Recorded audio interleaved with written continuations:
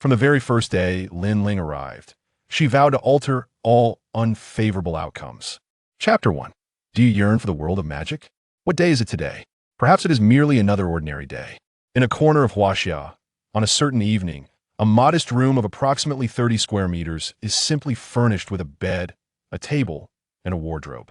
Upon the bed lies a young girl, just over 20, with her dark hair cascading around her. Her eyes are closed, and her expression is one of serene slumber. As her phone vibrates a few times, she opens her bleary eyes and checks her device. It is a notification regarding a change in her bank account balance. Her salary has been deposited, automatically deducted for rent and utilities, leaving her with just over 500 yuan. Feeling vexed, Lin Ling turns over, lying on her side, to continue her slumber. Were it not for the imminent threat of empty pots, would she truly be sleeping at such an early hour? Lying on her side, facing the window, Lin Ling instinctively opens her eyes. Outside, a shooting star streaks across the sky, and she squints, feeling her mood lift slightly. Her gaze drifts to a book resting on her bedside. After a moment of contemplation, she closes her eyes. The book emits a faint glow in the night. Harry Potter. When she opens her eyes again, Lin Ling is utterly terrified. She is enveloped in a gentle golden light, an unseen, soft force lifting her, allowing her to float in midair. Looking down reveals an obscured ground, while gazing upwards offers no clarity of the sky. Surrounding her are fantastical hues of luminescent colors, yet the backdrop remains dark. It appears that shooting stars are crossing the horizon, and if one were to encapsulate the experience in a single phrase, it would be a kaleidoscopic black. The ethereal light gracefully drifts towards her, merging into Lin Ling's being countless streams, certainly no fewer than several hundred. Simultaneously, she senses the energy surrounding her dissipating, and she gradually descends to the ground. The final green light rushes towards her. Unlike the preceding ones, it pierces fiercely into her body. Lin Ling experiences a tremendous shock, collapsing to the ground, her consciousness fading away. The blinding light before her awakens Lin Ling. She shields her eyes with her hand, leaving a narrow gap, then sits up. Her hands, they have shrunk, transforming from a pair of rough, tanned skin into delicate, fair, and tender hands. Through the opposite shop window, Lin Ling catches a glimpse of herself, two black braids, dark eyes. Still possessing an Asian visage, yet in stark contrast to her 20-year-old self, she appears a miniature version. She seems quite youthful, yet the exact age remains a mystery.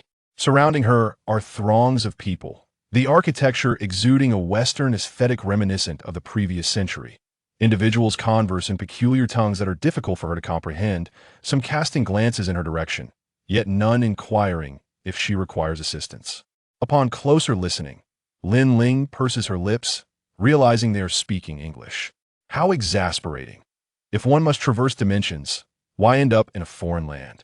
She internally grumbles, resignedly sitting on the ground. Ding-gling. The door of the shop before her swings open, its wind chime jingling. A boy, dressed in less than fashionable attire, emerges from behind the door. Lin Ling's gaze fixates on him, her heart momentarily jolting. The boy possesses a pair of striking emerald green eyes. As Lin Ling's gaze rises, she notices the lightning-shaped scar on the boy's forehead and his tousled black hair, her throat suddenly feeling parched. Tears brimmed at the edges of her eyes, ready to cascade down with the slightest inclination of her head. Lin Ling quickly wiped away her tears. "Do you need my assistance?" The boy, noticing Lin Ling's unwavering gaze upon him, hesitated for a moment before extending his hand.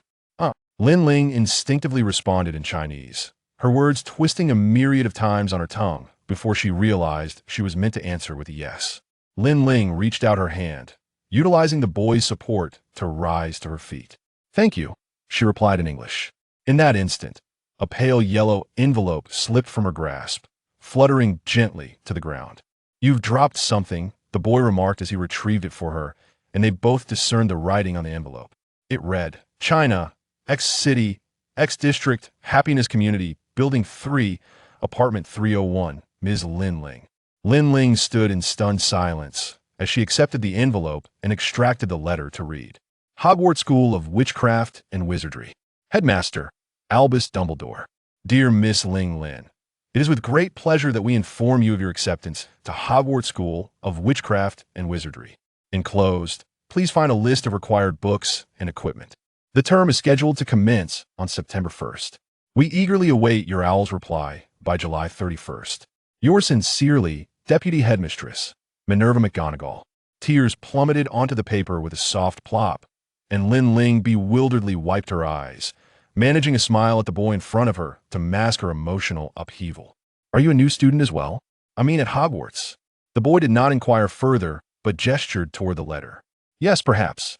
Lin Ling licked her lips and glanced once more at the parchment, confirming its contents repeatedly. Hello, my name is Harry Potter. It is a pleasure to meet you. Hello, I am Lin Ling, but you may call me Lin. She turned away to dry her tears, regaining her smile. I'm Chinese and not very proficient in English. I apologize. Not at all. You speak quite well, though I cannot speak for other Chinese individuals. Harry smiled warmly. I just purchased my wand and am mostly prepared. How about you? Have you gathered all your supplies, or is there something you lack? Lin Ling exhibited a puzzled expression, and Harry, too, appeared momentarily confused. He quickly adjusted his pace and repeated his question more slowly. Lin Ling then bent down to open her messenger bag, discovering several school robes at the bottom, each adorned with a name tag, alongside a handful of gold galleons and some silver sickles. Within the adjacent compartment lay a long, intricately designed wand. Lin Ling picked up the wand, gently caressing it. The grip was adorned with delicate patterns, and winding from the base to the tip were motifs of lily of the valley flowers, each blossom slightly indented at its center, seemingly awaiting fulfillment. Altogether, it was exquisitely beautiful. Is that your wand? It is stunning, Harry complimented. The wand emitted a subtle vibration, as if resonating in harmony.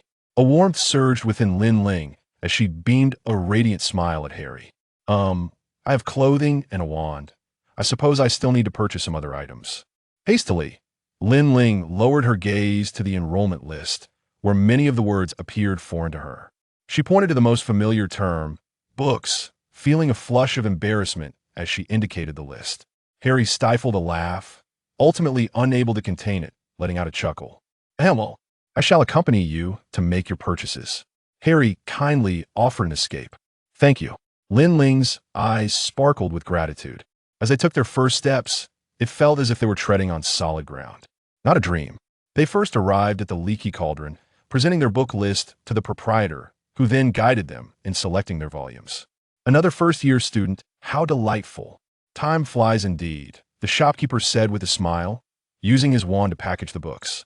Lin Ling fished out a few galleons from her bag and handed them to the shopkeeper before pushing the cart alongside Harry as they departed. Although this child was significantly younger than her, he surprisingly proved to be quite dependable. In her previous life, she was 20 years old, 9 years Harry's senior, yet the flow of time here was different. This was not her era. Ultimately, it was an indeterminate situation. Harry was not entirely aware of the locations of the various shops, but he could read, which gave him a considerable advantage over Lin Ling. Lin, we need to buy a brass scale. He pointed at the list, instructing Lin Ling on how to pronounce it. Brass scale. Lin Ling mimicked his pronunciation, achieving clarity. Upon entering the shop, Harry engaged in further discussions with the proprietor, who presented a mid-range brass scale, and Lin Ling finally matched the word to the object. So this was what it was. She noted it down, feeling an unprecedented eagerness to learn. After a whirlwind of activity, Lin Ling successfully acquired all her supplies. She clasped her hands together, her spirits lifted. Thank you so very much, Harry. Chapter 2. Do you intend to stay here? Not at all. Harry scratched his head awkwardly, glancing behind Lin Ling, suddenly excitedly waving. Hagrid. Hey Harry, where have you been? I was looking for you. Hagrid joyfully responded, approaching the two. Lin Ling looked up, her heart involuntarily filled with admiration, unable to suppress her astonishment at the sight before her. This was Hagrid, a towering figure and the keeper of keys and grounds at Hogwarts. Harry, realizing that she might not be proficient in English, intended to explain but found himself at a loss for words. That's all right, I understand. Lin Ling, with unwavering focus, introduced herself. Hello Hagrid, my name is Lin Ling. I am Chinese, you may call me Lin. Oh, I know. I distributed the acceptance letters to all the new students. I recognize you. You are the only Chinese student, a lovely young lady indeed. Thank you. Lin Ling pressed her lips together, feeling slightly bashful. Harry, this is your birthday gift from me. Happy birthday, Hagrid exclaimed, presenting a snowy owl with glee. Wow, thank you, Hagrid. This is truly amazing. Harry beamed as he accepted the cage, his spirits lifted. Lin Ling composed herself, contemplating her next steps. Her financial resources were limited, and she was uncertain about her familial situation. It seemed that finding accommodation posed quite a dilemma. However, given that she was a solitary entity, it appeared her circumstances mirrored her past life. Perhaps being alone would simplify matters. Lin Ling walked ahead, while Hagrid and Harry engaged in conversation behind her. Lin? Harry seemed to be addressing her. Lin Ling turned back, noticing Harry's expression. She had intended to admit she was lost in thought, but her limited vocabulary rendered her speechless. I was asking, where are you staying? Did you come to Diagon Alley by yourself? Harry inquired with a slower, more considerate tone. Lin Ling pondered briefly and nodded. Well, Hagrid's sentence remained unfinished as Harry interrupted. Does she not have any family with her? Harry asked hesitantly, delicately probing. She is an orphan, without parents. The orphanage where she lived is in China, across the ocean. She has traveled a great distance to arrive here. Without a place to go, Hagrid spoke in what he assumed was a hushed tone, yet Lin Ling overheard every word clearly. She caught the mention of being without parents. While she didn't grasp the rest, it seemed insignificant. Lin Ling nodded, feeling a strange sense of contentment. She was accustomed to this reality. In her previous life, her parents had relinquished custody after their divorce, pushing her into a corner, even taking matters to court. She had been the one to receive support from both sides and had run away to the orphanage, effectively abandoning her parents first. Perhaps this way, it wouldn't feel like abandonment. It wouldn't feel like being an inconvenience. With the monetary support from the orphanage, she lived frugally, presenting herself as sweet and endearing, which allowed her to remain there. After completing high school, her grades weren't stellar, so she took matters into her own hands and began working, waitressing, selling, even manning a front desk at an internet cafe. She juggled various shifts for 3 or 4 years, eventually securing a relatively stable life. The world of Harry Potter was one she had encountered in the reading corner of the orphanage, a realm that captivated billions, serving more as a sanctuary for her. A tranquil escape. Because this world was filled with beauty, the narratives painted by words imparted so much knowledge to her. She glanced back at the scarred boy. Just a fleeting look, yet it was profound enough to draw her gaze away. In a moment of reassurance, Lin Ling smiled inwardly. Hagrid settled Harry down and then informed him of a solution. Of course, Dumbledore has a plan. I'll accompany you back to your Aunt Petunia's. She will certainly agree to let Lin stay. Dumbledore? Lin Ling did not comprehend the entirety of the statement, only catching the name, which made her pause. Harry looked astonished and bewildered, stuttering with a hint of excitement. Really? Can my aunt really agree? What arrangements has the headmaster made? Leave that to me. Hagrid clapped Harry on the back, causing him to stumble slightly, and Lin Ling steadied him. With a puzzled glance at the two, Lin Ling followed them as they walked. The trio arrived at Privet Drive, approaching the Dursleys' residence. In summary, Hagrid engaged in a heated negotiation with the Dursleys, brandishing his little pink umbrella as a threat multiple times, mumbling something about Dumbledore while handing over some Muggle currency. Eventually, Petunia begrudgingly allowed them inside, her expression twisted in displeasure. Hagrid then departed, leaving Harry and Lin Ling exchanging glances. Petunia grumbled for quite some time, but Lin Ling barely absorbed a word, letting it flow in one ear and out the other. After a lengthy discussion with Vernon, they decided to accommodate Lin Ling in the small room beneath the stairs where Harry slept. Petunia tossed in a blanket before crossing her arms and leaving. Harry kindly cleared a space for Lin Ling to sleep. After all, being a child, she could manage anywhere. Lin Ling tidied up the other side of the room, stacking their belongings. That night, Lin Ling lay in bed, her eyes wide open.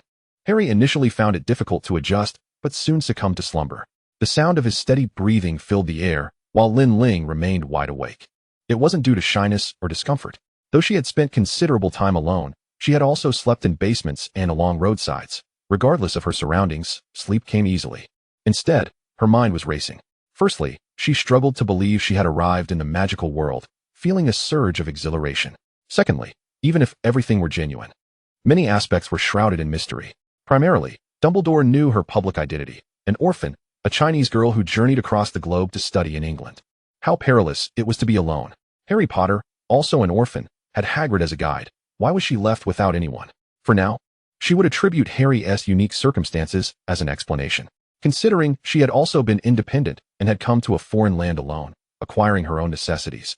It stood to reason she would have resolved her accommodation for the month of summer on her own. Why, then, had Dumbledore arranged for her to stay with Harry? Was it due to financial constraints regarding renting a place? Did he deem it unsafe for a child to be alone outside? Wasn't that contradictory to his earlier logic? Moreover, she was a being that had inexplicably materialized, traversing time and space, without anyone undertaking a long journey to seek education. Did Dumbledore know? How much did he know? Contemplating these matters, she concluded that Dumbledore was indeed astute, akin to a wizard of unparalleled foresight within the magical realm. Chapter 3. Time flowed serenely. If she had occupied the body of an orphan girl, it was impossible. Such a character did not exist in the original narrative. If she had emerged from thin air, what then was her identity? How much did Dumbledore know? She thought. Once she arrived at Hogwarts, she must engage in a thorough conversation with Dumbledore. He would undoubtedly possess extensive knowledge. As the leader of the Order of the Phoenix and the headmaster of Hogwarts, should she gain insight into the overarching plot, it would likely benefit their cause. If Dumbledore was indeed aware of her impending arrival, gaining his trust would be a straightforward endeavor. What fear could Voldemort possibly instill?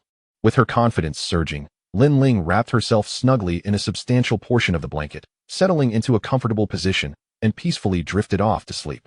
The following day, she awakened only when the sun was high in the sky, momentarily stunned, thinking to herself that it had been a long time since she had slept so soundly. There were no urgent tasks, no bosses or alarm clocks urging her onward, nor worries about making ends meet. Lin Ling finished her morning routine and stepped outside, only to realize that the tranquility of life had been maintained solely because Harry was shouldering the burdens alone. She peered out. The sun was resplendent in August, casting its warm glow. Harry stood beneath the sunlight, tending to the garden. "Good morning," Harry greeted, perspiration glistening on his brow as he approached Lin Ling. "Good morning." Lin Ling replied sweetly, then employed a customary Chinese greeting. "Have you eaten?" "Yes, I had breakfast long ago. I saved a portion for you in the kitchen," Harry said.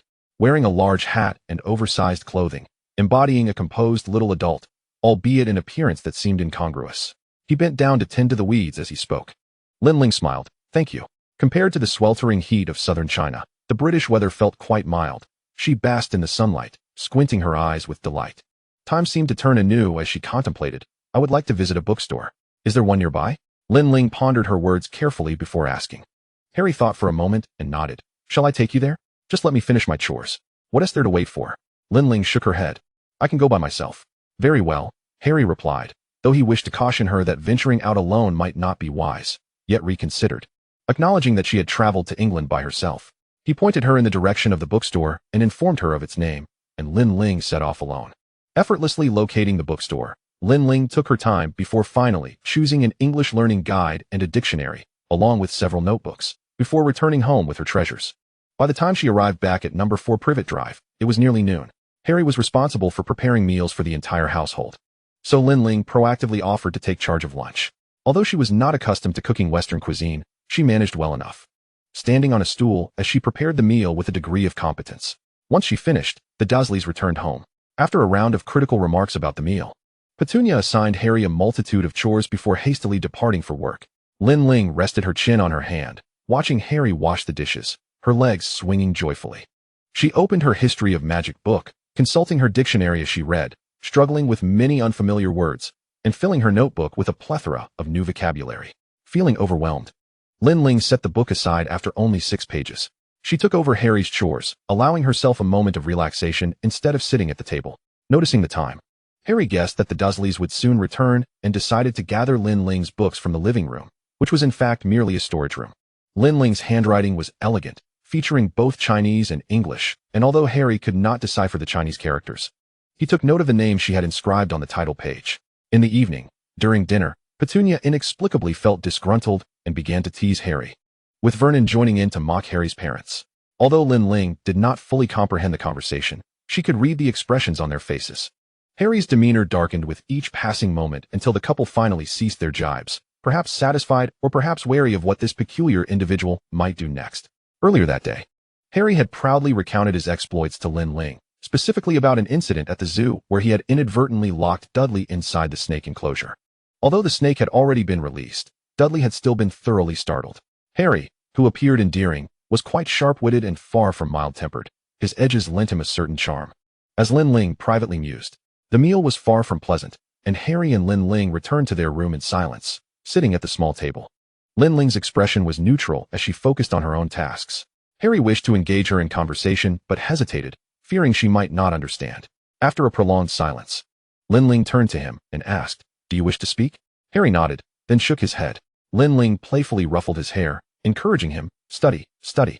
Harry rolled his eyes in response, finding her earnestness rather dull. He leaned in to examine Lin Ling's book, which was open to a page in History of Magic, and suddenly exclaimed, "Hedwig, what do you think of that name?" Lin Ling smiled warmly. "It's lovely, very nice." Harry reached out to pet his snowy owl, a glimmer of excitement in his eyes. Both Harry and Lin Ling looked forward to their school experience a month hence, prompting Lin Ling to diligently prepare her studies. Anxious not to fall behind due to her English proficiency, during this month, Lin Ling prioritized her studies while assisting with chores, and Harry taught her English daily, deriving considerable satisfaction from her progress. Meanwhile, Lin Ling stumbled upon something extraordinary. Seizing the moment while Harry was outside working, she retrieved her wand, which lay quietly before her.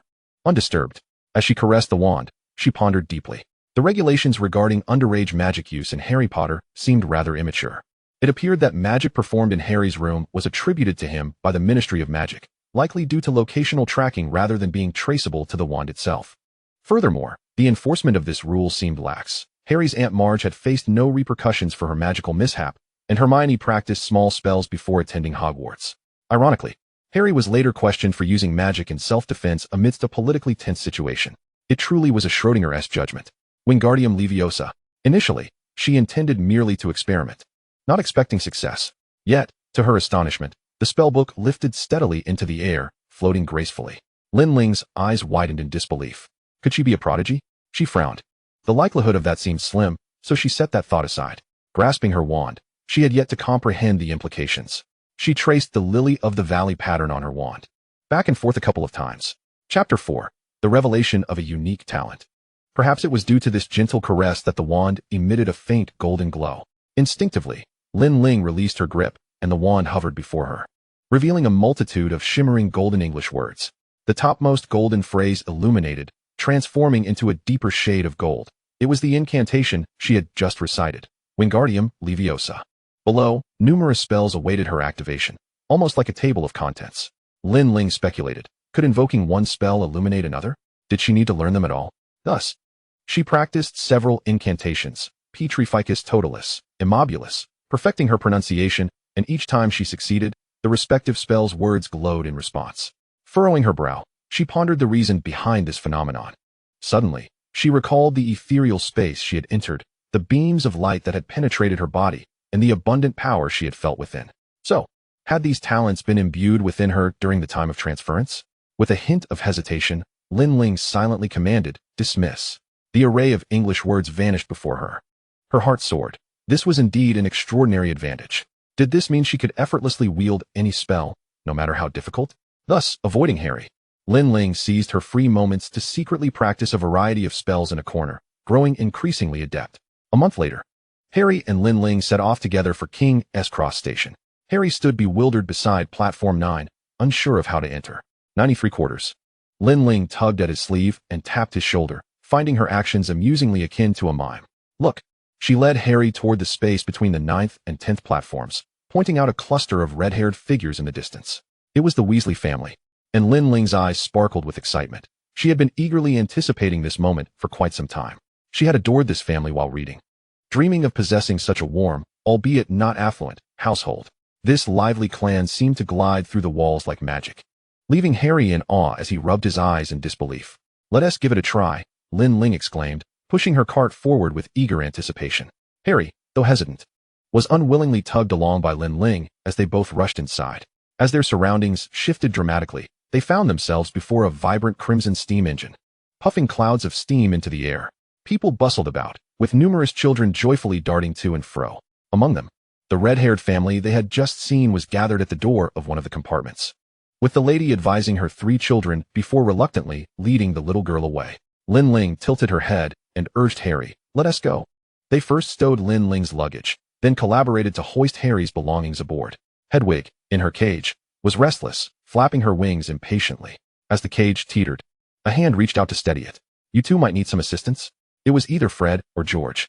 Lin Ling mused that she might never be able to distinguish between them, hoping that day would never come.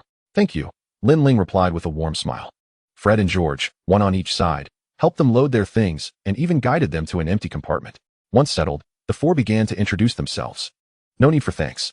I'm Fred Weasley, and this is George. We are identical twins. They spoke in unison for the last part. Hello, I'm Harry Potter. Harry prepared to shake hands in a friendly manner, only to have them seize his hands and shake them vigorously. Oh, did I hear correctly? It must be. They chorused, Harry Potter? Is there a problem? He asked cautiously.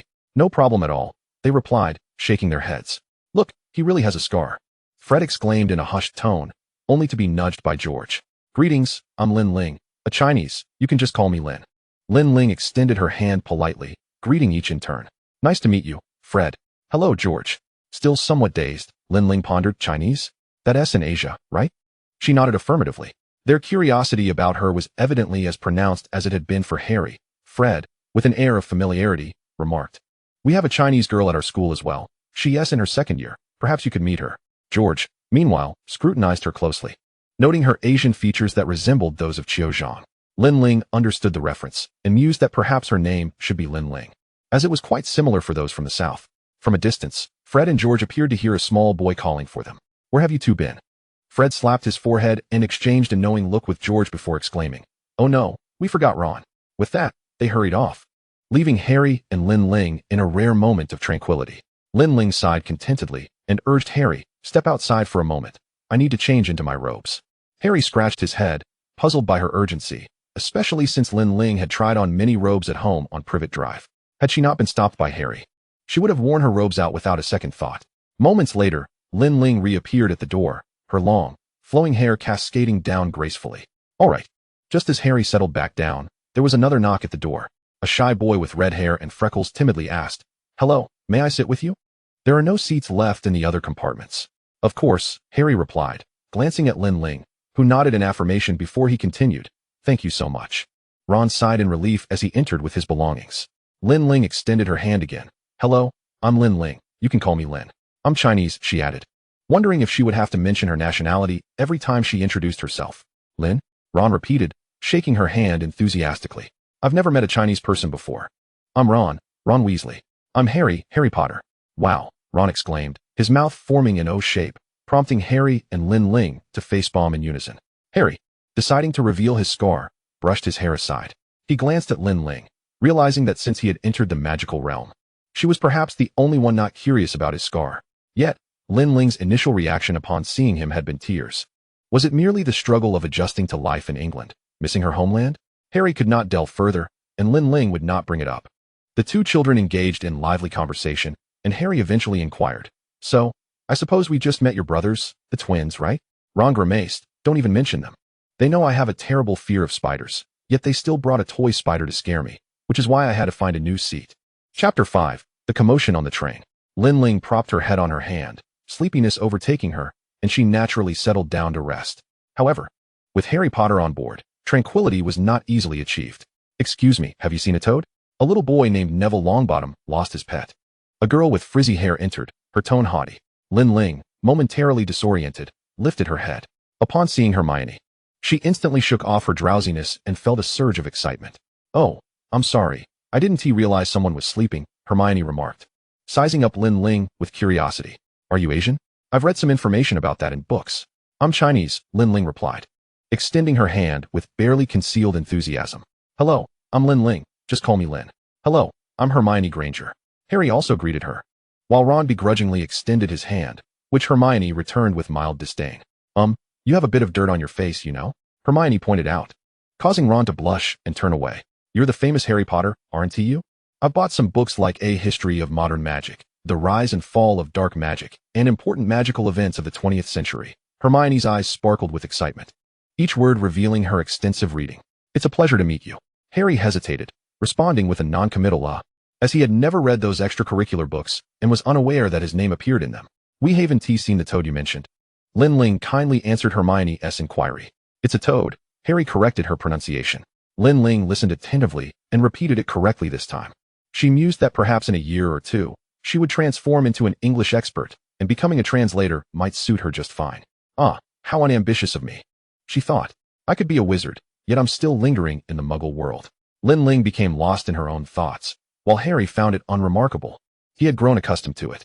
Ron, however, assumed she was simply shy, but as he got to know Lin Ling better, he would soon realize how misguided his initial impression was.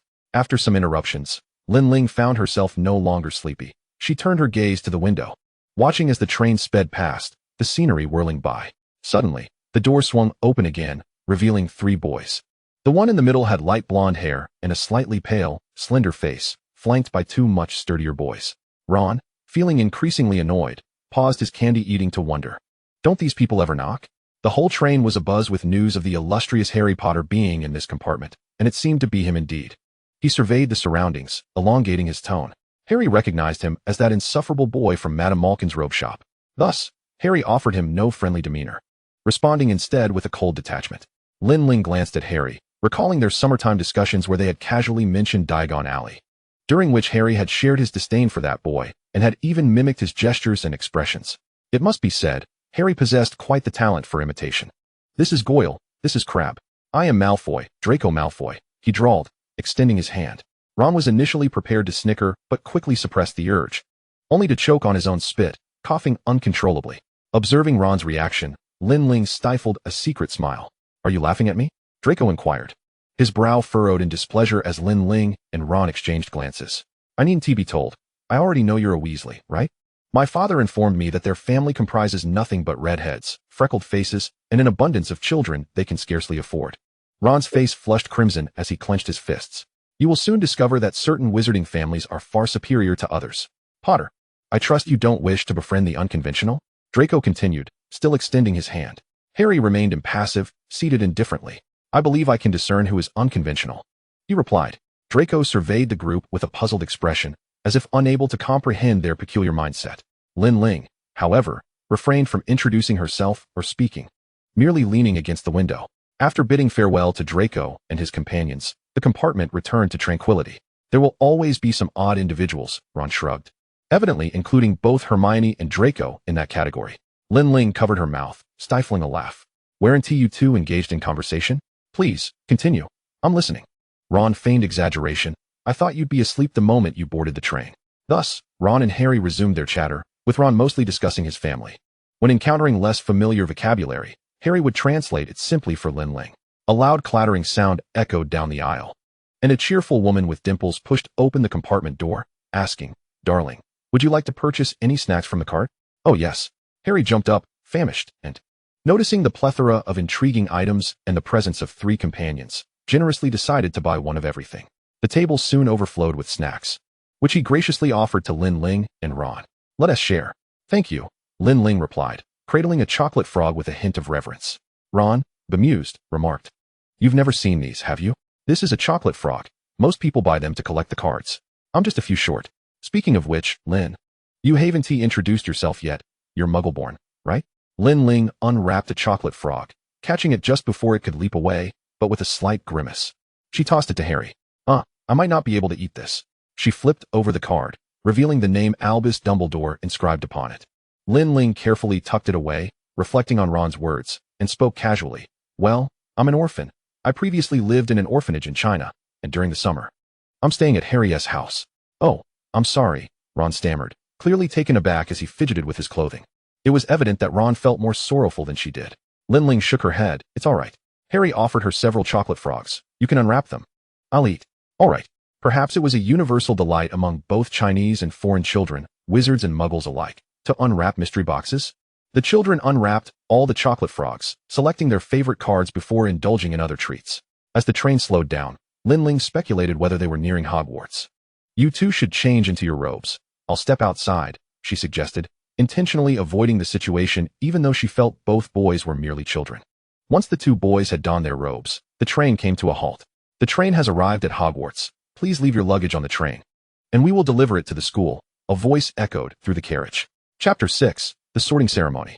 Harry was so nervous that his stomach churned, and Ron's face had gone pale. Lin Ling felt her hands and feet growing weak, noticing a thin sheen of sweat on her palms, cold to the touch. She thought to herself that she ought to have learned a warming charm by now, especially at this moment. Attempting to appear composed, she walked forward. The crowd jostled them onward, and the 3 were nearly pushed off the train, standing on a platform shrouded in darkness, with a chill still lingering in the night air. First years, gather here. Hagrid's booming voice resonated above them. Harry cheerfully greeted him, while Ron gasped in astonishment, mirroring Lin Ling's earlier reaction.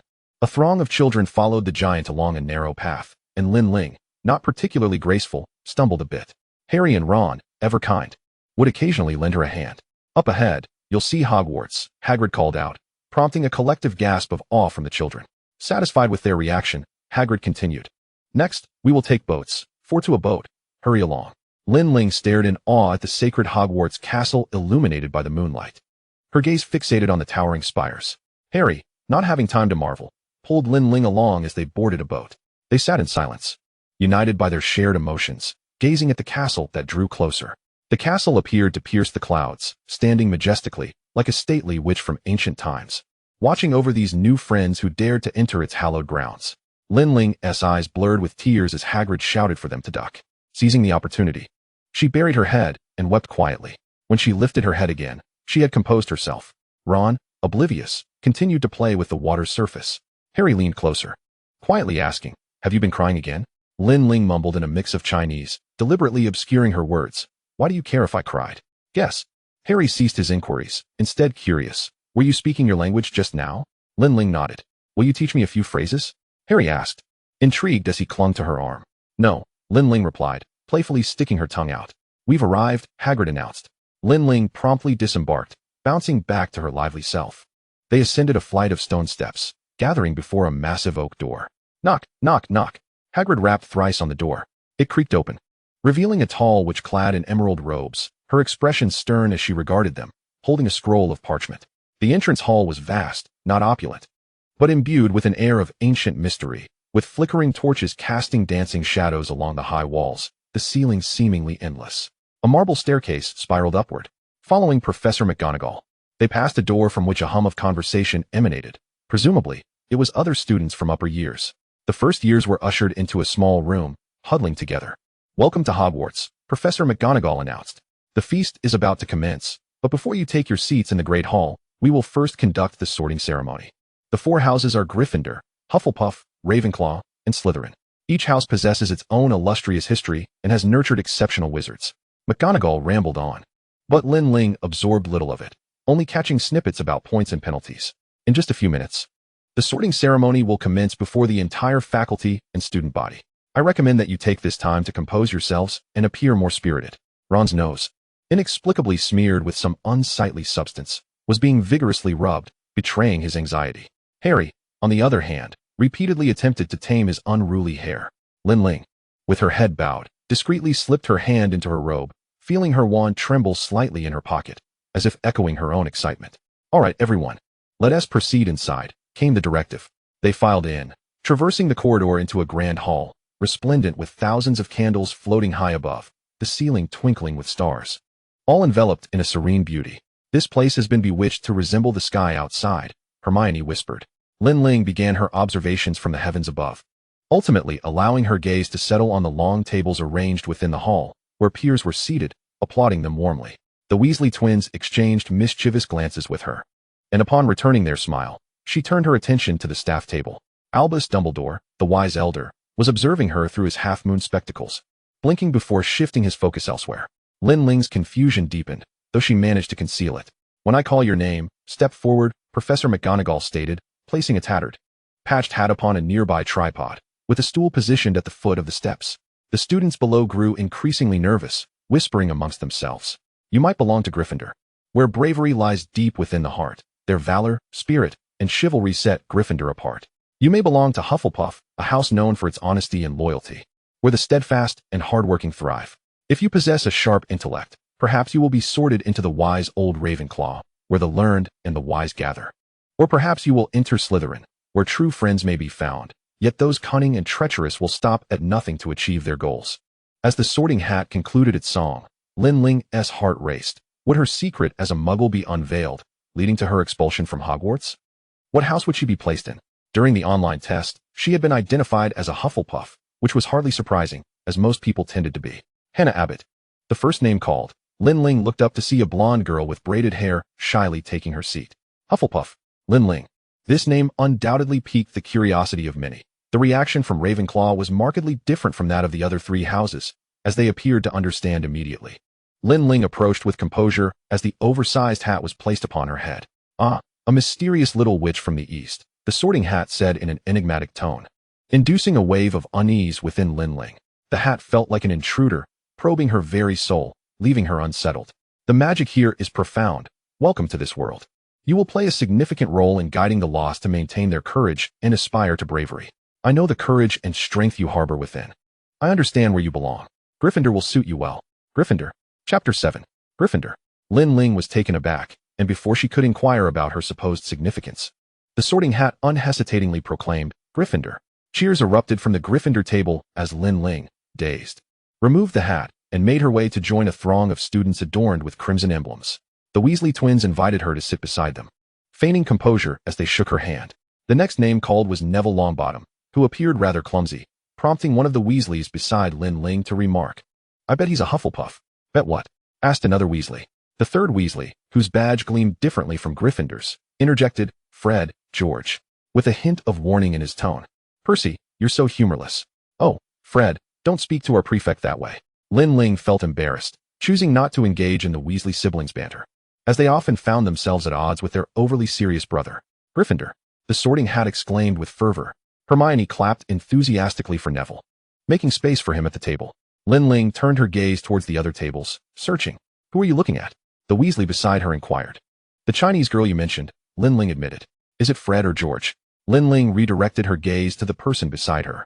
I'm George, the boy said, teasingly grinning as he discerned her thoughts.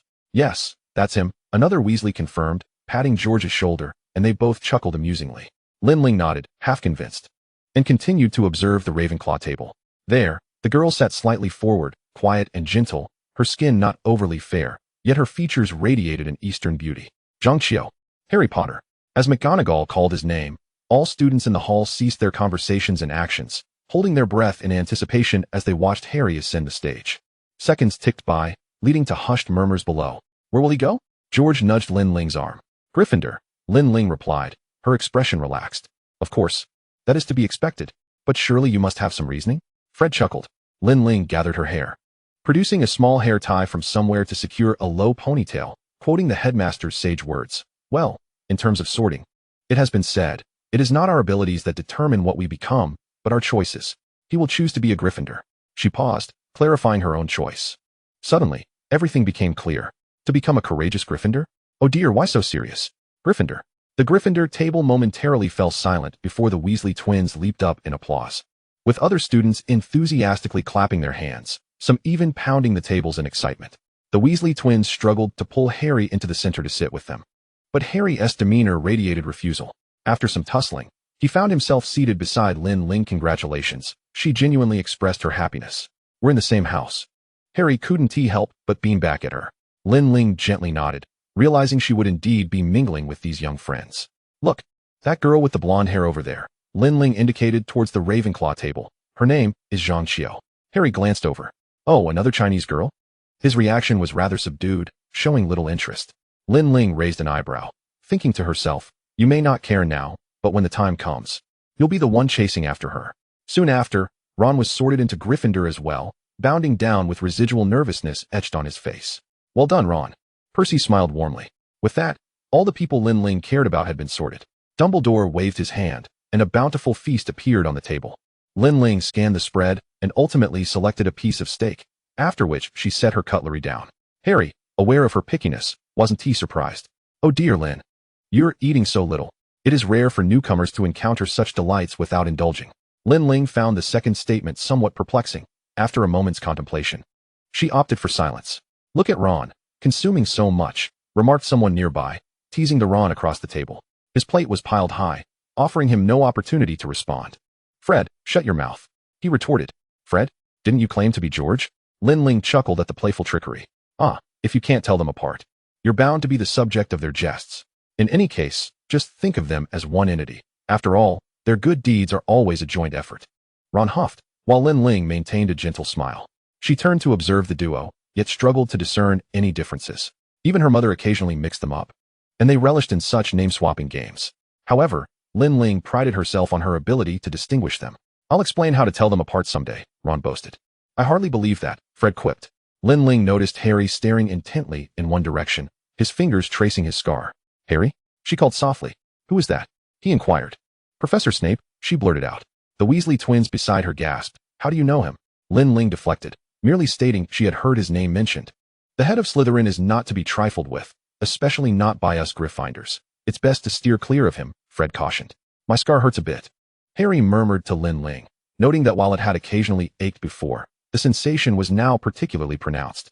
Observing the professor's cold gaze made Harry instinctively uneasy. Lin Ling remained silent, casting a discreet glance at Dumbledore. We will inevitably have a conversation, I'm certain. Lin Ling's thoughts swirled, and she lifted her cup of water, only to find it icy. She frowned and set it down. Why not drink? Fred inquired. It's cold water, Lin Ling replied. Chinese people are accustomed to drinking hot water. Harry pondered this and explained for Lin Ling. Back at the Dursleys, she had boiled her own water, which had puzzled Harry. Why drink hot water in the middle of summer? Lin Ling had to clarify that dietary habits differ between cultures. She nodded in affirmation of Harry's words. After the meal, Dumbledore rose to address the assembly, outlining several rules for the term. Lin Ling did not even glance up, regarding the speech with disdain. Although she did not comprehend much, she would remember. Even if I do remember, there is no obligation to adhere to such rules, Lin Ling inwardly scoffed. Finally, we shall now sing the school song. In whatever tune you prefer, prepare, sing. Lin Ling stood awkwardly, her toes curling against the ground as her brow furrowed increasingly. Behind her, the Weasley twins exuberantly belted out a funeral march. Chapter 8, Picky Eater. It took a full 2 minutes for everyone to sing the song in a disjointed manner, while the Weasley twins dragged out the final notes with glee. Dumbledore, wiping away tears of emotion, finally dismissed the gathering. The Gryffindor students followed Percy up the grand marble staircase, passing numerous portraits adorning the walls. Beside him, Harry yawned, while Ron rubbed his belly and ambled slowly. Lin Ling strolled leisurely, hands clasped behind her back, keeping pace with the crowd. Peeves the poltergeist blocked their path, and only after Percy invoked the name of the Bloody Baron did it grudgingly vacate. Peeves was notoriously mischievous, and most students found him beyond their control, best avoided. The only entity he truly feared was the Bloody Baron. Percy, ever diligent, introduced him to the group. Weavy arrived. He stepped aside, revealing a portrait of a plump woman in pink at the end of the corridor. Password, Dragon Dung. The woman bent in a curtsy and gracefully opened the door, revealing a rounded passageway. Percy climbed in first, and the new students followed suit, mimicking his movements. Upon traversing the passage, they entered the Gryffindor common room. Awash in shades of crimson and gold, with deep red walls imparting a warm, yet vibrant atmosphere. The edges were embellished with golden accents, adding a touch of opulence. The common room was filled with plush sofas and several tables, with a fireplace that was yet to be lit. Girls over there, boys follow me. By the way, girls can enter the boys' dormitory, but boys are not permitted in the girls' dormitory. It's best not to bring students from other houses into our Gryffindor common room. Lin Ling followed a group of girls into the dormitory, and to her delight, she discovered her roommate was Hermione Granger, although an additional bed remained empty. Perhaps they will fill it next year, Hermione shrugged. We met on the train, didn't we? You're Lin, right? I'm Hermione, remember? I do. Hello, Hermione. Lin Ling replied, her heart lightened. The room contained 3 four-poster beds, draped in deep red velvet curtains. Lin Ling chose the bed by the window on the left, while Hermione selected the one beside her. 3 desks were lined against the wall, all empty. The luggage has already been delivered, Hermione remarked, astonished. How marvelous, isn't it? Lin Ling merely echoed her sentiments, knowing that if Hermione realized it was the handiwork of house elves, she would be quite disheartened. Lin Ling busied herself unpacking, arranging her books neatly on the desk when she noticed Hermione's desk was piled high with books. Both required readings and extracurricular materials. You're impressive, Lin Ling complimented. And Hermione blushed slightly, her pride evident as she raised her eyebrows. Tomorrow we have transfiguration, charms, and herbology classes. Make sure to rest well. Hermione displayed her textbooks, placing them into her bag alongside a brand new quill and bottles of red and black ink. All right, you two. After freshening up, the two fell into slumber. The next day, Hermione rose promptly, while Lin Ling's ingrained early rising habits from her previous life influenced her as well. After getting ready, Lin Ling leisurely styled her hair into an elegant centipede braid, and together they exited, arm in arm. Is that all you're eating? Hermione questioned, bemused, as she observed Lin Ling with just a slice of toast and a glass of milk. Lin Ling initially contemplated frowning, but soon relaxed her expression. If I eat too much bread, I feel unwell. Perhaps I'm just not accustomed to it. In her previous schooling and work, many would grab a piece of bread to save time, but Lin Ling could only manage a few slices before feeling nauseous, unable to sustain it like others who relied on it as a staple. Moreover, in England, the options on the table were even less to her liking. It's all right. I won't go hungry, Lin Ling smiled, taking her time to enjoy her meal. In school, she had often lamented her inability to work early and earn a living. Now, as she began her professional life, she realized just how blissful the simplicity of school had been. It had been a long time since she had experienced such a feeling. That may not be wise. A gentle male voice chimed near Lin Ling's ear. Hello. I'm Cedric Diggory, a fourth-year Hufflepuff. Forgive my intrusion, but not eating enough and being picky can adversely affect your physical development. Your stamina and spirits will decline, which is not a good habit, especially for young ones. Lin Ling instinctively furrowed her brow, slowly digesting his words, as Harry, knowing she struggled with comprehension, would deliberately simplify his speech. It had been a while since she had encountered lengthy, complex sentences. Consequently, of Cedric's lengthy discourse, she only grasped his name, which filled her with an almost tail-wagging delight. Cedric? She observed the boy across from her, finding him handsome, with a straight nose and gray eyes that added a touch of depth to his features, with an air of elegance and grace. His encouraging words conveyed a profound sense of concern.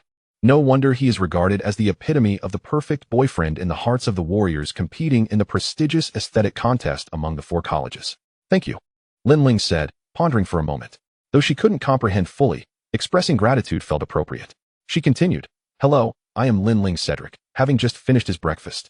Happened to overhear their conversation as he was leaving, sitting at the long table, with Gryffindor adjacent and merely a narrow aisle separating him from Lin Ling.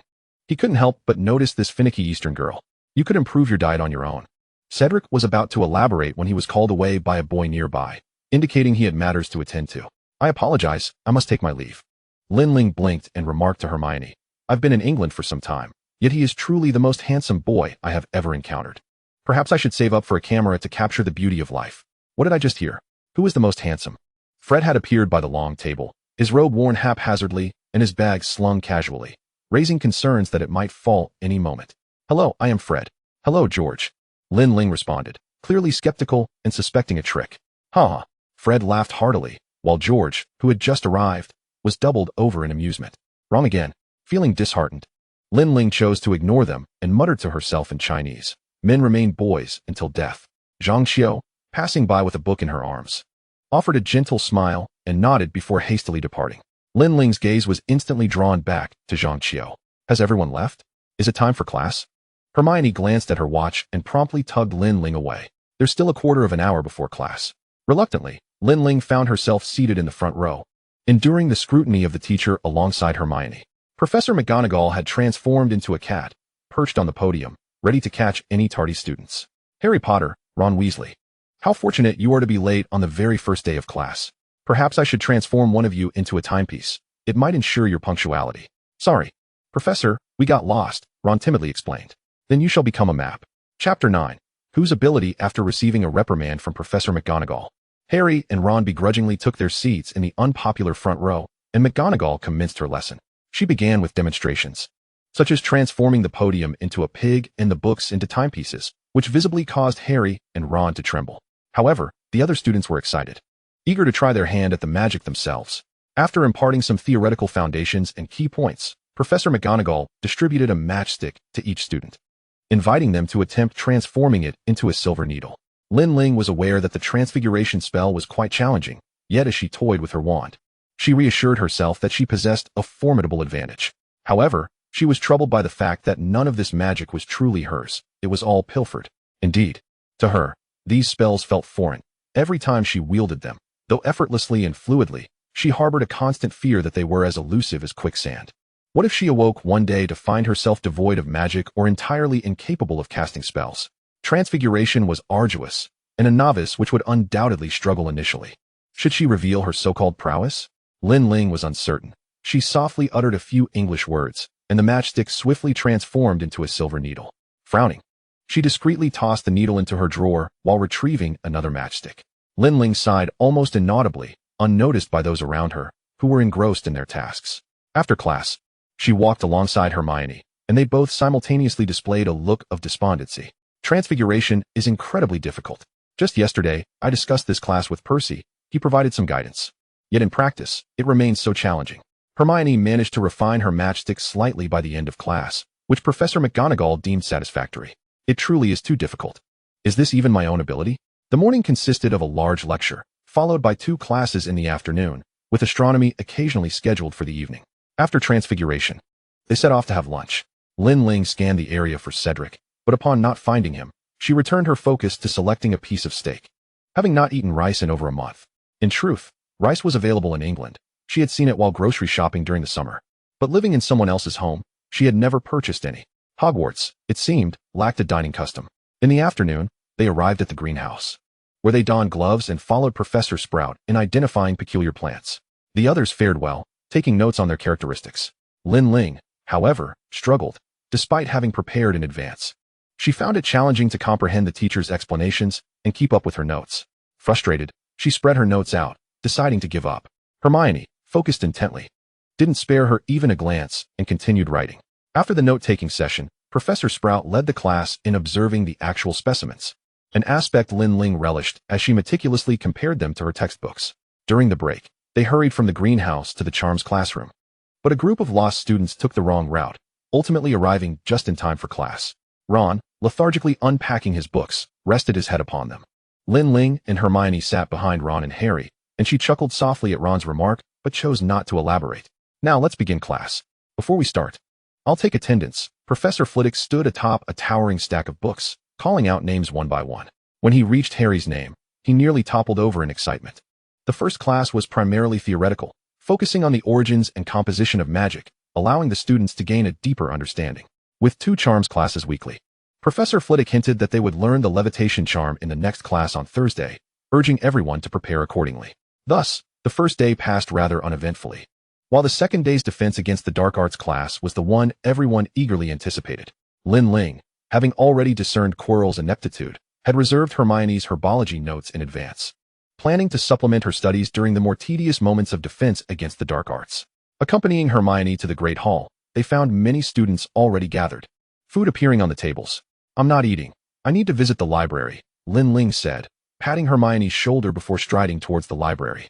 "Is it necessary to be so serious on the first day?" Ron muttered as he brushed past her, disbelief etched on his face.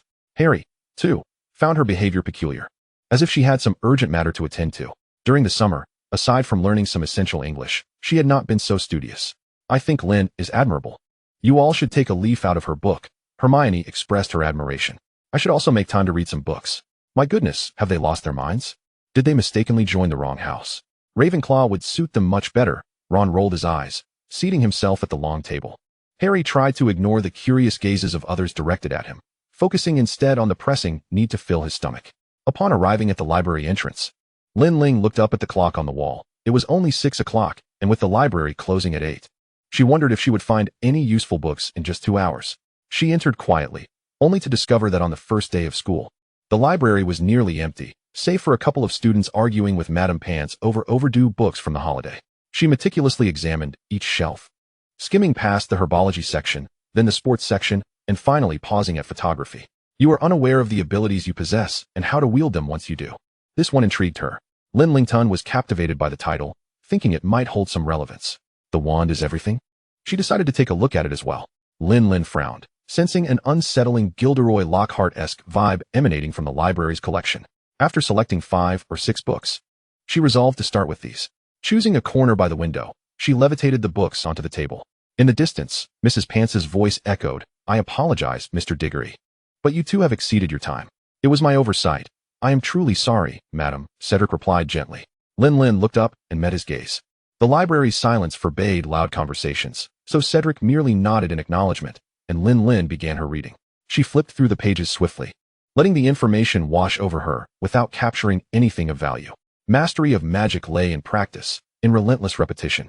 One should not arrogantly wield complex spells, but rather use them instinctively. Whatever thoughts arose in your mind, you should articulate them aloud. When casting spells, one must summon all their energy while maintaining a calm demeanor. Chapter 10, Caught. Lin scoffed at the airy prose, jotting down notes as she went. The book was not thick, and after 2 hours, she had managed to peruse it all. While the content was somewhat lacking in substance, she thought to herself, better than nothing. Mrs. Pants urged her to leave, as she was now the sole student remaining in the library. Complying obediently, Lin slung her backpack over her shoulder and exited. The curfew for 1st to 3rd years was 10 o'clock, while for 4th to 7th years, it extended to 11. There was still ample time. Yet Lin trudged down the stairs, feeling dejected, only to find the great hall devoid of food. She reluctantly ascended the stairs again, preparing to return to the Gryffindor common room. While reading Harry Potter, Lin Ling had failed to grasp the layout of Hogwarts, and now it seemed even more convoluted. The Gryffindor common room was located on the 8th floor. As she walked, she suddenly discerned an intriguing destination. Upon reaching the 8th floor, she veered sharply in a new direction, traversing the lengthy corridor and bypassing numerous portraits. I need a room to practice spells. I need a room to practice spells. I need a room to practice spells, she muttered anxiously, pacing back and forth. With a thunderous sound, a door appeared on the wall. Lin Ling pushed it open and was astonished by the sight within. She entered, closed the door, and carefully examined the room's layout. The interior was adorned with red drapes, featuring a large table laden with numerous spellbooks, alongside a wooden dummy for practice. In the corner lay a stack of unadorned black boxes. She seated herself and browsed through the books on the table, finding them far more useful than those in the library. She immersed herself in her reading, utterly focused. By the time she finished one book, the clock in the room had struck 11. Oh no! Struggling to gather the remaining books, she asked, "May I take these books with me? I will return tomorrow night." Uncertain of whom she was addressing, Lin Ling politely offered a few courteous remarks. Having already grossly violated school regulations, she cautiously peeked outside, finding the space empty. Good job, she thought. The Gryffindor common room wasn't far, merely requiring her to traverse a long corridor or ascend the stairs in another direction. She treaded silently upon the wooden floorboards. Ahem! A young male voice called from behind her. Lin Ling froze, torn between fleeing and turning to acknowledge him when he had already circled around to face her. What is a Gryffindor doing here? Percy frowned, his gaze fixated on Lin Ling's Gryffindor badge, his expression anything but friendly. We're all Gryffindors. Can't we be on friendly terms? Well, Gryffindor loses 5 points. You will report to Mr. Filch for your punishment tomorrow, Percy stated, lowering his eyes to jot something on his notepad, articulating each word deliberately. Please, can we reconsider? Lin Ling pleaded, clutching the books in one arm and instinctively grasping his wrist to halt his actions. Percy stared at her for 3 seconds before responding, I haven't even mentioned you yet. You violated school rules on your very first day, being out past curfew and attempting to bribe a prefect. All right, let us stick with that punishment then. Lin Ling released her grip, her heart aching profoundly. What book do you have there? Percy inquired, his curiosity piqued. Lin Ling showed him the cover, displaying simply a collection of spell practice books. Percy pondered for a moment, glancing behind her, but seeing nothing indicative of a practice room. He concluded she was merely studying theory. You are quite studious, he thought, his tone softening slightly. What year are you in? First year, Lin Ling replied, feeling even more embarrassed. Gryffindor loses 10 points. You will come to find me after class tomorrow. Percy finished writing, tearing off a piece of paper and warning her. Don't think you can avoid this. Prefects are not mere decorations. Lin Ling trudged back to the dormitory, not expecting to encounter someone even more terrifying. Hermione Granger stood there, holding a candle and staring intently at her. Good evening. Aren't you asleep yet? Lin Ling lamented, wanting to cry. Your roommate is absent. And it's past curfew. Do you think I can sleep? Hermione exclaimed, her concern palpable. I feared you'd be caught by Filch or some prefect. And losing points for Gryffindor on your first day for breaking school rules. Hermione continued, growing increasingly agitated. Lin Ling lowered her head, feeling Hermione's voice laden with worry and displeasure. Did you get caught? Hermione pressed. Lin Ling, hesitant to speak, found it odd that she was being reprimanded so sternly by an 11-year-old. In her heart, she felt little guilt for breaking school rules, particularly those of Hogwarts. However, to ease Hermione's anxiety, she simply shook her head. No. Hermione continued to admonish her for a considerable time about not violating school rules again, allowing Lin Ling to excuse herself to shower while Hermione took a sip of water. The following morning, Lin Ling awoke before Hermione, hastily washing up and preparing her books before heading out. She sat at the Gryffindor long table, anxiously scanning each newcomer. When they had yet to arrive, Lin Ling felt a wave of disappointment. In a corner of the Great Hall stood the 4 house hourglasses, and with the term newly commenced, there were barely any gems in sight, save for a few scattered green ones at the bottom of the Slytherin hourglass.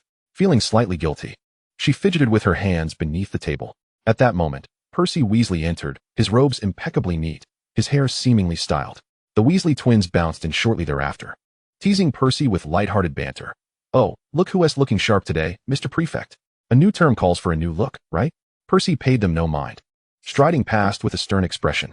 He chose a seat, and Lin Ling subtly moved to sit beside him, casually taking a piece of bread. You're that girl from last night, Percy remarked, instinctively furrowing his brow. Shoo, Lin Ling interrupted, ignoring Fred and George's curious glances. Let us keep our voices down so others don't overhear. Are you still worried about being embarrassed? Percy replied, momentarily speechless but ultimately saying nothing more, instead shooing his younger brothers away. As a newcomer, I am still quite young and naturally concerned about my reputation. Moreover, the more people who become aware of this matter, the worse it would be for Gryffindor. Lin Ling patted his shoulder, but he frowned and instinctively recoiled. It seemed that every time Percy had seen her lately, he had been frowning. Lin Ling, feeling a bit guilty, withdrew her hand and curiously inquired, "Prefect, will there be any points deducted for our second day?" "No," Percy replied after glancing at the hourglass of points. "It is only the second day. Gryffindor has not lost any points yet." Chapter 11. Earn points, earn points, earn points. How about this? If you refrain from reporting me, I will earn points for Gryffindor, and you can deduct them as you please. Does that sound fair? Lin Ling awkwardly proposed, articulating the plan she had prepared the night before. Percy considered it for a moment, deeming it illogical. There is a saying in China, to recognize one's mistakes and rectify them is a virtue unparalleled. We must provide everyone with the opportunity to amend their errors and adopt a forgiving mindset. Lin Ling blinked her large eyes. "What do you think?" Percy nodded, his expression softening somewhat, but he continued, "However, if you had not made a mistake in the first place, we would not be in this situation. Another saying in China is, to err is human. Who among us is free from fault? Everyone is capable of making mistakes, and that is entirely normal." She had just managed to retract her hand before patting Percy on the shoulder and cleared her throat. Upon hearing this, Percy set down his breakfast, shouldered his bag, and said, "All right, it's settled. Within a week, if you earn back 30 points for Gryffindor, we shall consider this matter resolved." Lin Ling tilted her head, processing the information. "Huh? 30 points? How did it escalate to 30 points? She widened her eyes, incredulous. Percy stood up, brushed off his robes, and wished her good luck. "If I catch you roaming at night again, you won't find it so easy. Why must he be so difficult to deal with?" She thought. Next year, when Cedric is the prefect in 5th year, he will surely be far more lenient than Percy. And now that I am in Gryffindor, I have to endure under Percy. "What did you say?" Percy asked uncertainly. It was only then that Lin Ling realized she had inadvertently spoken her thoughts aloud, and although her English was not particularly fluent, it seemed Percy understood her, for his expression darkened considerably. "I am not weak," she declared. "I will accomplish the task." Lin Ling brought her right hand to her forehead in a salute and took a piece of bread before leaving. She had not eaten dinner the previous night and felt quite hungry this morning. Percy scoffed as he walked away from her. A Gryffindor prefect, unable to compare to a Hufflepuff? Meanwhile, Fred and George, seated at the far end of the Gryffindor table, exchanged knowing glances, intrigued by the unspoken secrets they sensed. Percy was even sneering quietly. "Was that a sneer?" George asked. "A mockery," Fred teased. "I heard something about Cedric when Percy was muttering to himself as he left." "Cedric Diggory? That 4th-year Hufflepuff, right? He seems to be quite the model student. I wonder who is the better student between him and Percy." "I don't know. But you've stumped me," replied George, and thus the brothers found yet another target, hoping to uncover more points to tease Percy about. That morning, during defense against the dark arts class, Lin Ling sat quietly until she noticed Hermione's arrival. "Sit," she grinned, showing her teeth at Hermione. Hermione's displeasure had not yet faded. But Lin Ling retracted her grin, sending one annoyance away only to welcome another. "Why didn't you wait for me to leave?" Hermione asked, still irritated. Yet she did not forget to pass Lin Ling her notes from herbology, having simplified them knowing she might struggle with the handwriting. "Thank you, Your Majesty," Lin Ling replied, instantly grinning as she took the notes. Professor Quirrell, wearing his disheveled turban, entered the classroom, and the students began to whisper amongst themselves. As the lesson commenced, he took attendance and began lecturing from the first page. His voice trembled throughout, even during roll call, and the content of his lecture was utterly tedious. Soon lulling the students into slumber, Lin Ling initially paid attention, jotting down notes as she awaited an opportunity to answer questions and earn points, but none came. Quirrell was the most monotonous and peculiar teacher. When the class was finally dismissed, nearly everyone except Hermione had succumbed to sleep. The bell rang, and the students perked up. At lunchtime, while everyone was eating, a few owls delivered letters. "Oh, a letter from my parents," Hermione exclaimed as she paused her meal to tear open the envelope. She casually asked, "Lin, do your parents send any greetings?" At the table across, Harry immediately glanced at Lin Ling, observing her expression, while Ron covered his face and peeked through his fingers at her. Lin Ling noticed their reactions and found it amusing. With an air of calmness, she replied, "I do not have parents." Hermione's smile froze, and she stiffly turned to look at Lin Ling. "I'm sorry. It's all right. I am quite fine." Lin Ling assured her, speaking the truth, for she had long been capable of taking care of herself. "3 lovely little friends, You certainly consider others' feelings. Hagrid invited me to visit him on Friday afternoon." Harry waved a note joyfully, seemingly unable to contain his excitement. "But it's only Tuesday, isn't it?" Ron shrugged. "Oh, that means you can be happy for 4 days." Lin Ling laughed, cutting into her steak with knife and fork. Well said. Noticing her actions, Harry grinned and friendly reminded her, this should be your third day only eating steak, right? Indeed, Lin Ling nodded. I will switch it up if I grow tired of it. All right then. Harry took out a quill to write back to Hagrid. Are you eager to see Hagrid? You met him last time in Diagon Alley. Of course, why not? Lin Ling replied, having nothing else to do, and upon reflection, she felt increasingly excited. Thinking the Forbidden Forest was not far from there. In the following days, Lin Ling utilized her break time to read during the day and spent her evenings in the Room of Requirement until 9:58 p.m. During her return to the common room, she unexpectedly encountered Percy Weasley. He frowned, yet before he could speak, Lin Ling opened her pocket watch to show him, 10 o'clock. Just right. Get some rest, Percy stammered, momentarily at a loss for words, and had no choice but to bypass her to continue his patrol. Lin Ling's thoughts became clearer. She planned her next steps and methods to assist her endeavors, feeling quite organized. Although the Forbidden Forest was enticing, she decided it best not to provoke Percy for the sake of Gryffindor's points. The Room of Requirement had become as familiar to her as home. Meanwhile, in Transfiguration, Herbology, and Charms classes, Lin Ling was exceedingly proactive, raising her hand eagerly throughout the lessons, and her efforts had earned her 21 points. Does anyone have an answer to this question? McGonagall adjusted her glasses and noticed Lin Ling eagerly raising her hand. She offered a rare smile. Very well, Lin, go ahead. Her answer was correct, and Gryffindor was awarded 2 points. Professor, I have a question. McGonagall's mouth twitched slightly as she cleared her throat. Miss Lin, perhaps you should allow other students a chance. I believe Miss Granger would also be quite willing to respond. Hermione's hand was abruptly pressed down, and Lin Ling firmly asserted, no, she doesn't want to. Hermione's expression was filled with, what are you doing? Chapter 12, The Philosopher's Stone. In Charms class, employing the levitation charm, Lin Ling was the first to succeed. After several days of not having grasped a single question, Hermione pouted, while Lin Ling, counting her points, wore a beaming smile. It is Friday, and with the weekend approaching, if she cannot accumulate enough points within these 2 days, her score will remain incomplete. As they made their way to potions class, Hermione finally inquired, what has gotten into you these past few days? You seem so unusually enthusiastic. It's not that it's a bad thing, just a bit disconcerting. I'm perfectly fine. I possess a strong sense of camaraderie. I must contribute points to Gryffindor, Lin Ling declared, clenching her fists, the note detailing her endeavors firmly in hand. Suddenly, the paper was snatched away, and Fred appeared at their side, inquiring, what is this? Oh, Lin, you truly are remarkable. You've added so many points to Gryffindor over these past few days. George chimed in, feigning awe, while Lin Ling puffed out her cheeks. The two brothers, with their playful antics, seemed to be a constant source of wonder throughout the school. Give it back. Give it back. Lin Ling protested. No way. It's my blood, sweat, and tears. She exclaimed in her native tongue, but no one understood her. Percy, standing behind Fred, admonished them seriously, no fooling around in the corridors, hand it over to me. TSK, TSK, TSK, the prefect is angry, Percy remarked, clearly displeased. The two mischievous brothers made faces and scampered away. You can't run in the corridors, Percy shouted, striding after them. Lin Ling watched the Weasley brothers and their playful antics, her spirits lifted. Each encounter like this reaffirmed her belief that she was living in reality. Hermione, perplexed, could not fathom what amused Lin Ling as she tugged her away. Are you quite familiar with Percy? Hermione asked. Not really. We exchanged a few words at the start of the term. She couldn't let Hermione know that Percy had promptly reprimanded her on the very first day. Let us go. I swear I won't compete with you for answers today. Really? Really? Lin Ling mused that in Snape's class, there was certainly no need to vie for attention. If he didn't wish to call upon you, he wouldn't even spare you a glance. As expected. No matter how high Hermione raised her hand, Snape only circled around Harry. In previous classes, the Gryffindors had mostly shared lessons with Ravenclaw or Hufflepuff, but today was different. They were attending potions class with Slytherin for the first time under the supervision of the Slytherin head. The older Gryffindors were aware of what was to come. But for the first years, everything required considerable adjustment, especially Harry Potter.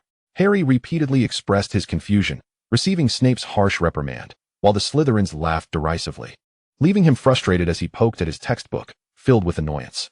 You will never truly comprehend the liquid that flows through one's veins, the enchanting magic that stirs one's heart and clouds one's will. I can teach you how to enhance your prestige, brew glory, and even stave off death. Snape's expression was one of yearning, tinged with melancholy. But Lin Ling thought, yet you have not succeeded in preventing death, neither for your mentor Dumbledore nor for yourself. Why didn't you jot down those questions? The room fell silent, save for the scratching of quills.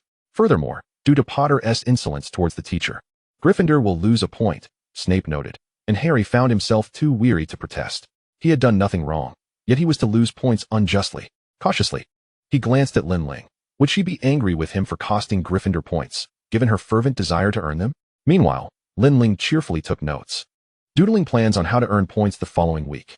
In essence, he could deduct his points, while she would earn hers. When it came to the practical segment, Gryffindor was in disarray, with numerous blunders occurring under Snape's watchful gaze. An 11-year-old found it quite challenging to remain composed in such an environment. Lin Ling, though she rarely participated actively, managed to complete her tasks, demonstrating considerable mental fortitude. Even with Snape looming behind her, she could crush the venomous fangs of the snake without faltering. Snape huffed through his nose, yet he did not award Gryffindor any points. Eventually, Snape prolonged the class, and by the time they reached the Great Hall, all the stakes at Gryffindor's long table had vanished. Lin Ling shamelessly managed to snag a piece from the neighboring Hufflepuff table, disregarding the plight of its students. The afternoon sun was warm as Lin Ling, Harry, and Ron made their way to Hagrid's hut, while Hermione turned back towards the library, claiming she needed to retrieve lost ground. Hagrid's hut was situated on the outskirts of the Forbidden Forest, facing south, boasting a pleasant view. Harry knocked on the door, and the sound of barking greeted them as Hagrid shouted, "Fluffy, back." He welcomed the trio inside, first embracing Harry, and then turning to Lin Ling, inquiring, "How are you adapting?" Upon noticing Ron, he added, "Another Weasley child? I'm quite weary of those twins. Sit down. Have you all had a good lunch? I've baked rock cakes for you. Feel free to help yourselves." Ron struggled to take a bite, glancing at the others before mumbling, "Lin, she didn't eat enough at lunch. Let her have some more." Lin Ling immediately feigned modesty, taking small bites and waving her hands dismissively. "How are you? Are you adjusting? How is Gryffindor? How are classes?" Hagrid asked Harry with genuine concern. "I'm adjusting. Gryffindor is wonderful. I really like it. Classes are fine. But I feel like Professor Snape dislikes me." "Ah, lad, you've hit the nail on the head." Lin Ling hid her smile behind the rock cake. Harry was bound to be targeted. "Why would Snape dislike you?" Hagrid asked softly, then shifted his attention to Ron. "How is your brother Charlie? I really like him. What kind of creatures is he studying now?" Harry directed his gaze to the table, which was cluttered with various items, yet a corner of a newspaper peeked through. Gringotts 4, winky face. He pulled it out, and Lin Ling leaned in to see. The investigation into the July 31st break-in at Gringotts was still ongoing. The goblins emphasized that nothing had been stolen. The treasures from the underground vault that had been searched had already been removed. Upon seeing the Daily Prophet, Lin Ling suddenly recalled the Philosopher's Stone and the main plot of the year. Let Harry ponder it himself. After all, he was a child who needed to grow. Chapter 13, Flying Lessons. By the second week, a new announcement was posted in the Gryffindor common room, drawing many boys to gather excitedly and chatter. Lin Ling, curious about the commotion, listened in. Their conversation revolved around flying lessons and Quidditch. Logically, everyone should have been looking forward to Quidditch. Yet their expressions were mostly ones of disdain or frustration. Lin Ling, intrigued, moved closer to see the name Slytherin. And then it dawned on her. Having classes with Slytherin was indeed the reason for their reluctance. "We will be adding a new class on Thursday afternoons, flying lessons, taught by Madame Hooch." Hermione, with a serious expression, stated, "I have no classes afterwards. I'm going to the library to find some relevant books. Are you coming?" Lin Ling shook her head. "I won tea, but good luck." Hermione nodded and hurried away. The class was met with great importance by everyone. Some were eager, while others appeared apprehensive. Physical education was her least favorite. She would just coast along. Lin Ling exited the common room, turned a corner, and made her way to the room of requirement.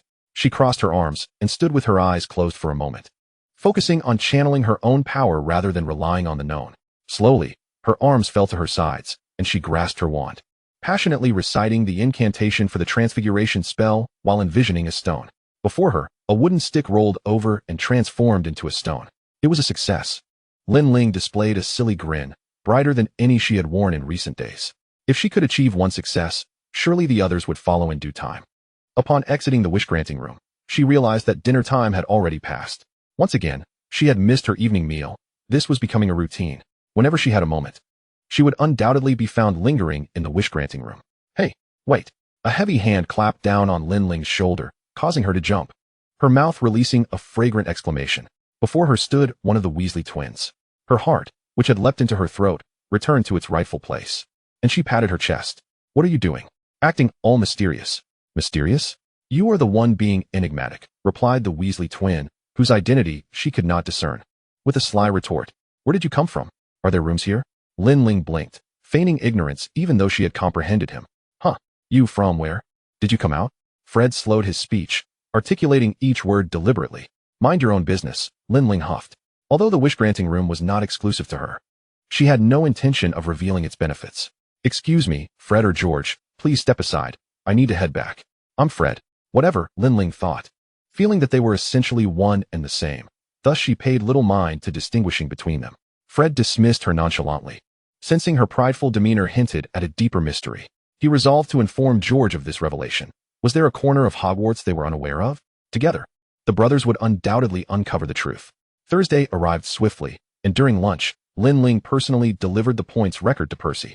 He paused for a considerable time before commenting. Not entirely sincerely, not bad. He continued, remember, you must never. Lin Ling interrupted him, effectively halting the curiosity of several eavesdropping listeners. An owl swooped down towards Neville, dropping a small package before flying away without a backward glance. Neville excitedly opened it, revealing a glass orb roughly the size of a fist, filled with white mist. This is a memory orb, he explained. My grandmother knows I'm always forgetful. It tells you if there's something you've overlooked. If it turns red, he suddenly blushed, the orb mirroring his embarrassment, then it means you've forgotten something. But what have I forgotten? Neville appeared increasingly perplexed. If you've forgotten, it suggests it's not important, right? Lin Ling bantered with a playful grin. Can I give it a try? Sure. Just as Neville was about to hand the memory orb to Lin Ling, it was snatched away by Draco Malfoy, who was passing by. He tossed the orb up and down, causing Neville to anxiously follow its erratic motion. Draco Malfoy, Lin Ling stated calmly as she extended her hand. I will count to 3, otherwise, I will inform Professor McGonagall. Just a bunch of Gryffindors who only know how to tattle, Malfoy scoffed. Yet, the threat of a complaint held weight with children. As Draco caught sight of Professor McGonagall approaching, he hastily threw the orb back to Lin Ling and darted back to the Slytherin domain. Lin Ling caught the orb, which began to glow red. It seemed that the orb's function was merely to amplify her anxiety, as she had previously been oblivious to any forgotten matters, and now she was compelled to question herself. She and Neville sighed in unison, exhaling a heartfelt sigh. In the afternoon, a group of Gryffindors gathered, calling upon friends to join them on the grassy expanse outside the castle. A gentle breeze accompanied the sun, adding a touch of warmth. The Slytherin students had already arrived, leaving dozens of brooms lying on the ground. For Lin Ling, brooms were not particularly enchanting, as they reminded her of a certain singer's song about Harry Potter soaring freely on a broom. Well, it was merely a fleeting thought. Madame Hooch, the flying instructor, arrived, her short gray hair and yellow eyes reminiscent of an eagle's gaze. All right, what are you all waiting for? She commanded sharply. Everyone stand beside a broomstick. Quickly. Time is of the essence. Lin Ling casually chose a broom, and Madame Hooch began her instructions. Extend your right hand and place it above the broomstick, she called out. Then commanded up, up. Everyone echoed. Harry's broom immediately leapt into his hand, but only a few brooms were so obedient. Hermione's broom merely rolled on the ground. While Neville's broom refused to budge, Lin Ling's broom, too, was disobedient, careening around her before finally jumping into her grasp. Harry Potter can fly on a broom. Sorry. Lin Ling mused internally. Now, when I whistle, you must kick your legs, leaving the ground. You need to kick hard, Madame Hooch instructed. Hold the broom steady. Lean slightly forward, and fall back to the ground vertically. Prepare yourselves. However, Neville was too anxious, fearing he might be left behind on the ground. Without waiting for Madame Hooch to finish her sentence, he propelled himself upward. Come back, child, Madame Hooch shouted, but Neville shot up like a rocket, albeit in a chaotic manner, unlike a rocket that follows a predetermined path. He gasped for air, shouting for help while clutching the broom tightly, terrified to let go. What a predicament for that child. Was it written that one could soar so high? Would falling truly pose no danger to his life? Chapter 14, The Seekers. Neville's clothing snagged, providing him some cushioning, but soon it tore, and the broom carried him downwards, prompting a collective retreat from the other students, fearful of being struck. Lin Ling stepped back as well, but in the next moment, she twisted her foot and was on the brink of falling when someone caught her. It was Hermione. Lin Ling turned and smiled sweetly. Thank you. She leaned against Hermione's shoulder. Hermione huffed, saying nothing further, instead righting Lin Ling before rushing to check on Neville. Neville had fallen hard, landing on his backside, holding his arm and wailing, likely bruised in numerous places after that harrowing experience in the air. Child, are you all right? Madame Hooch, too concerned to scold Neville for his impulsiveness, hurriedly took him to the hospital wing. Before leaving, she hastily issued a few hollow threats. I'm taking this child to the hospital wing. None of you are allowed to move. Return the brooms to their places, or else you will be expelled from Hogwarts before you even get to see the first Quidditch match. She rambled on, her words incomprehensible to Lin Ling, who pouted and set the broom down. Neville's face bore tear streaks as he limped away, cradling his backside, accompanied by Madame Hooch. Haha, what a clumsy oaf. Can't even control a broom, Malfoy sneered, his eyes darting to the memory orb that Neville had dropped, snatching it up eagerly. You better not insult people so casually. Lin Ling retorted, her expression cold, finding Malfoy exceedingly irritating. You wouldn't be fond of that big oaf, would you? Pansy Parkinson inquired maliciously. Give it back. Harry suddenly shouted at Malfoy, startling Pansy. Not a chance, Malfoy replied, mounting his broom and soaring to the treetops, declaring, I'll leave it up there for Longbottom to find. If you want it back, hop on your broom and retrieve it yourself. Oh wait, I forgot you grew up in the Muggle world and have never touched a broomstick. Harry called for his broom, which leapt into his hand, his expression resolute. Hermione attempted to intervene, but Lin Ling held her arm back. Regardless of the enmity that had been established, he would seize this opportunity to become the youngest Seeker in a century. Harry soared into the air with remarkable agility, the two of them confronting each other for a time in the sky. Ultimately, Malfoy tossed the memory ball, intent on causing mischief. Harry observed as the memory ball ascended into the heavens, only to begin its descent shortly thereafter. Leaning forward, he accelerated into a dive, the wind howling past his ears and tousling his dark hair, while the crowd below erupted into a cacophony of cheers. Lin Ling, unable to suppress her own cries of encouragement, he extended his hand, narrowly catching the glass sphere. Then, with a sudden jerk, he straightened his broom, executing a sharp turn in midair, adjusting his trajectory to avoid crashing to the ground, all while firmly clutching the memory ball. This was indeed the proper way to ride a broom. Lin Ling rubbed her hands together, eagerly welcoming Harry, as numerous Gryffindors chanted his name, as though celebrating the triumphant return of the Seeker who had captured the Golden Snitch. Harry Potter. Professor McGonagall rushed over, her skirts billowing, her pace urgent. Harry's face paled instantly, and Lin Ling couldn't help but chuckle inwardly at his reaction. You come with me. Professor McGonagall's expression was complex, but it undeniably conveyed excitement. Harry followed her away, leaving behind the gleeful Slytherins and the worried Gryffindors. Hermione stamped her feet, abandoning her broom. Great, you've landed Gryffindor in trouble again. You two are truly a handful. Who are the two? Lin Ling trailed behind her back to the castle, glancing left and right, only to realize that Hermione was referring to her as well. All right, I admit it, she shrugged, though there was no hint of remorse in her demeanor. Hey. Follow the headmistress, Lin Ling whispered, tugging at Hermione's sleeve. Professor McGonagall remained silent, hastily striding ahead, with Harry closely following behind. Hermione and Lin Ling were left far behind. Professor McGonagall paused outside a classroom, pushed the door open, and peered inside. I beg your pardon, Professor Flitwick, may I have Wood come out for a moment? Upon hearing this name, Lin Ling felt an eager anticipation, in stark contrast to Harry's stunned reaction. Before long, a tall and sturdy fifth-year student emerged, looking bewildered and at a loss. Come with me. Professor McGonagall led the three into a small room, where she earnestly addressed Wood. Wood, I have found a prodigious Seeker for Gryffindor. The expression on Wood's face transformed from confusion to delight. Really, headmistress? He dove 50 feet to catch a small ball. Professor McGonagall informed Wood, without falling or injuring himself, executing a remarkable aerial flip. It was truly extreme. Charlie Weasley could not accomplish such a feat. Wood now regarded Harry as if he were an undiscovered gem, a treasure hidden from the world. Potter, this is Oliver Wood, the captain of the Gryffindor Quidditch team.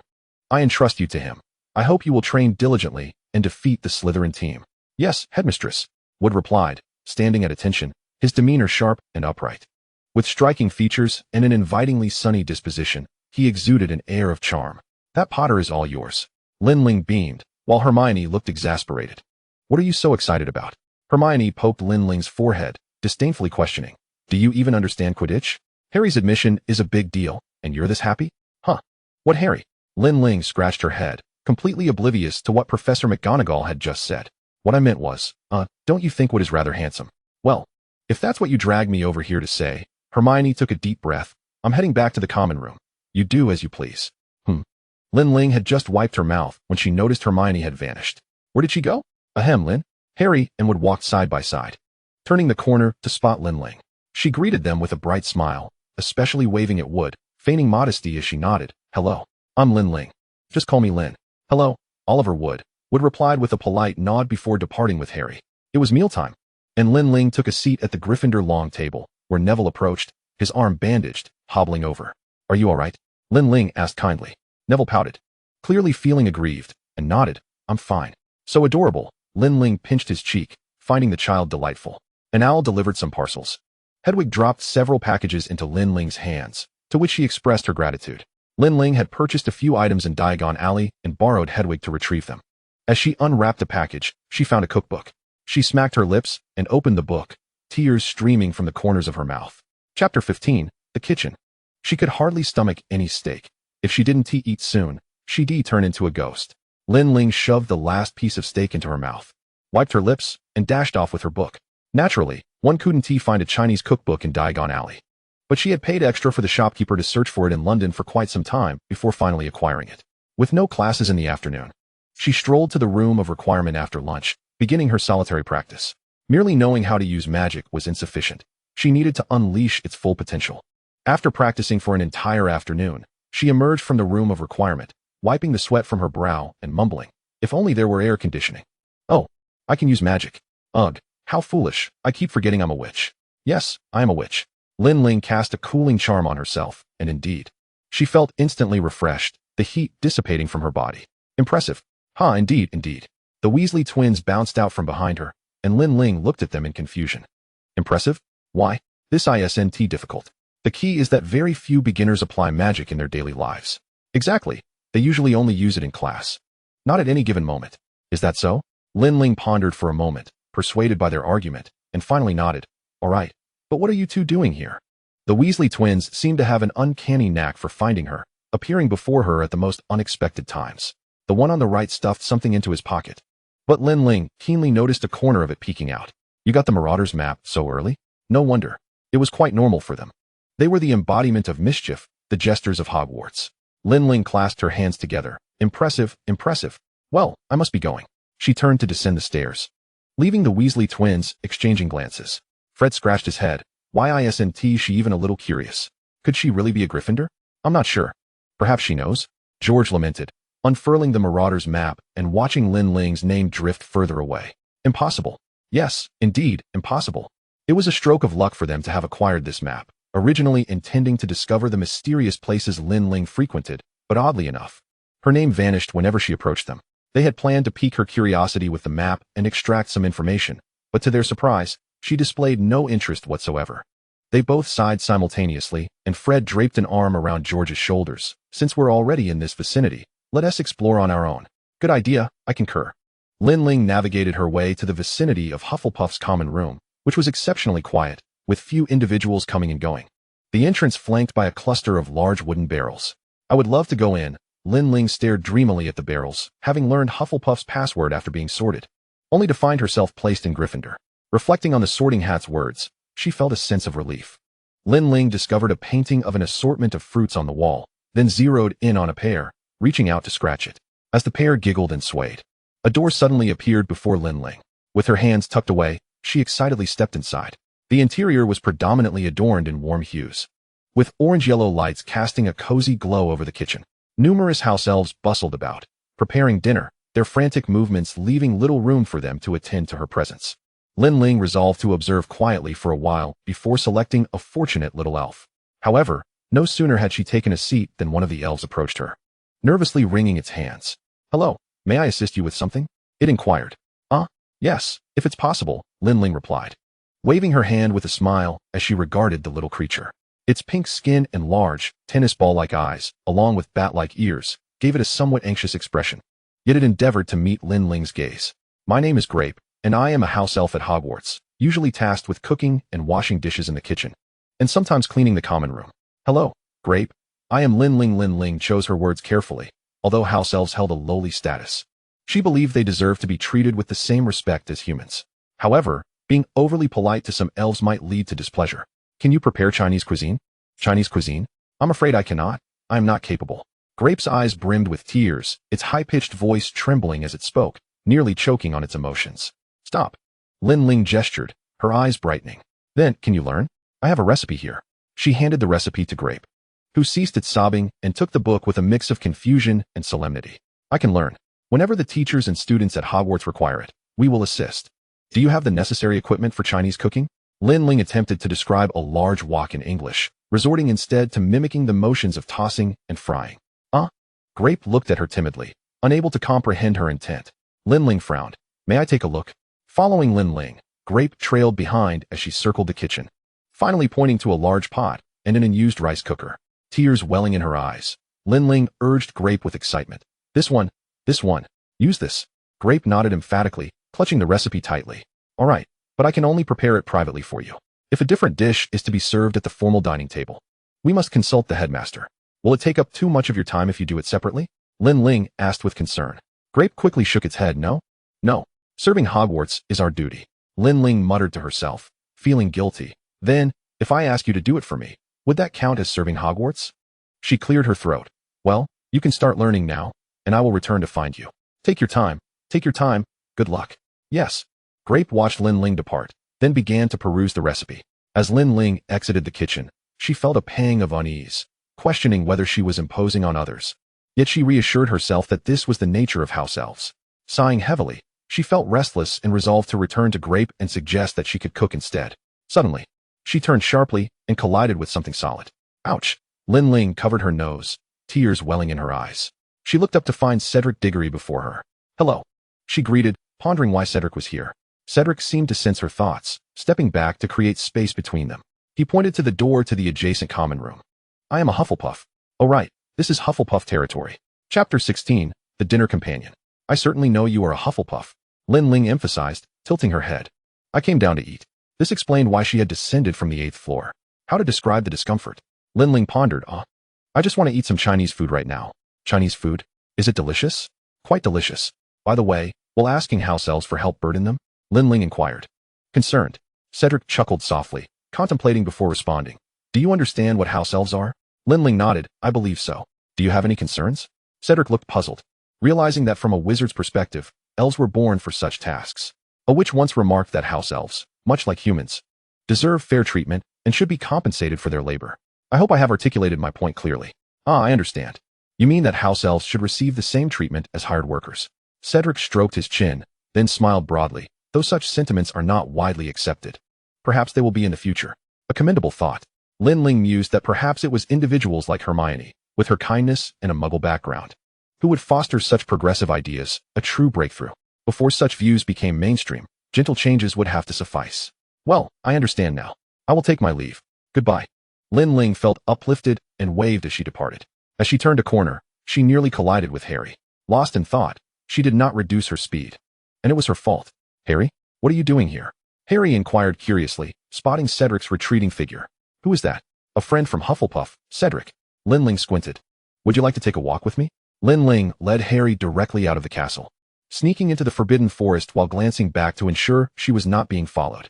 She stopped at the forest's edge, relieved she had halted early. Otherwise, Harry would have tried to stop her. At the forest's periphery, only harmless creatures like birds and rabbits roamed. In any case, Lin Ling wished to test her abilities outdoors. She aimed at a rabbit dashing away, stupefy. Success. Lin Ling joyfully trotted over to lift the rabbit, which was still lively and kicking. Stupefy, she exclaimed, pointing her wand at the rabbit's head, and to her astonishment, it collapsed lifelessly. Dumbfounded, Lin Ling stood frozen. What? I merely cast Stupefy, not Avada Kedavra. She exchanged bewildered glances with Harry. A few minutes later, they set up a makeshift spit over a large stone by the Black Lake, the flames crackling merrily. So fragrant. Lin Ling exclaimed as she skewered the rabbit and placed it over the fire. Is that really all right? Harry asked hesitantly, though his gaze remained fixated on the roasting rabbit. Lin Ling, serious and pointing to the side, replied, that area is grass, while I am on stone, wet and safe. She paused. Moreover, I can use fresh water like a spring. Will you eat it? Lin Ling noticed Harry's eagerness, teasingly placing the rabbit between them. Harry leaned in, but Lin Ling quickly pulled it back. Harry blinked, looking aggrieved. Oh right, without seasoning, this won't do. I need to borrow some from the kitchen. We can't eat it bland. Lin Ling nodded, playfully messing with Harry. She chuckled. All right, let's go. I'll take you to a good place. Extinguishing the fire with a wave of her wand, she pulled Harry along. Lin Ling led Harry back into the kitchen. Being only a first year, he had never been in a kitchen before. She enthusiastically introduced him to Hogwarts' kitchen. Miss Lin Ling, you have returned. Grape suddenly materialized, startling Lin Ling. In the kitchen, there was another person who turned around, cradling a heap of pastries and a roasted chicken in his hands. Hello, Cedric, it's good to see you again. Lin Ling's gaze involuntarily fell upon the array of food, and she marveled. Wow, Cedric is quite the foodie, can you imagine? There was a subtle sense of character dissonance. and feeling uncertain, she stole another glance. The character, who had been scarcely mentioned in the original work, intrigued her. She was eager to interact further, reminding her that everyone is indeed vibrant and alive. Cedric cleared his throat. I'm having dinner with my roommate. Ah, I see. Lin Ling noted as she observed Harry and Cedric exchanging silent glances. She introduced, this is Harry Potter, my good friend. Harry, this is Cedric Diggory, my friend from Hufflepuff. Upon hearing Lin Ling refer to him as a good friend, Harry broke into a broad smile. After a brief exchange of greetings, Cedric's gaze shifted to the roasted rabbit in Lin Ling's hands, and with curiosity, he inquired, what is that? Lin Ling responded naturally, it's a rabbit, what's wrong? Where did you hunt it? Cedric asked earnestly. Lin Ling paused for a moment, looking down at the grapes. Grapes, can you pass me some? She gestured as if sprinkling seasoning over the rabbit, and Grapes tilted her head in confusion. Seasoning, like cumin and chili powder, she explained. Harry, catching on, chimed in to assist Lin Ling, and she nodded, pleased. Grapes arranged seats for everyone, which amounted to sitting on wooden benches, with a large pumpkin serving as a makeshift table. Then, Grapes went off to fetch more items. Cedric's roommate was waiting for him, so he took his leave. Before departing, Lin Ling enthusiastically stuffed half a roasted rabbit into his hands, and Cedric left with his arms full. Grapes returned with 2 bottles of seasoning and 2 plates of food, one containing braised fish and the other spicy and sour shredded potatoes. She set the plates down, nervously twisting the fabric of her clothes. Did you make these? Lin Ling exclaimed in astonishment, genuinely touched by the effort. Grapes blushed, her face adorned with a suspicious hue. However, there were no chopsticks available, so Lin Ling grabbed 3 spoons, first handing one to Harry, then another to Grapes. Grapes was taken aback. Me? Of course. Don't you want to comply with my request? Lin Ling teased. No, Grapes would never refuse a Hogwarts student's command. Grapes hesitantly accepted the spoon, and the two began to eat. This isn't a command, she clarified. Grapes' Chinese cuisine was delightful, truly satisfying, though slightly flawed, especially in the absence of a bowl of rice. Grapes noted Lin Ling's suggestion and danced with joy after receiving much affirmation.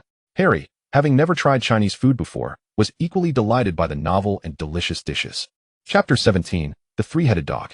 Lin Ling felt abundantly satisfied. Since her arrival in this world, or rather, since her family's disintegration, she had not experienced such fullness. She and Harry strolled back to the Gryffindor common room, where Ron was seated, some snacks laid out on the table.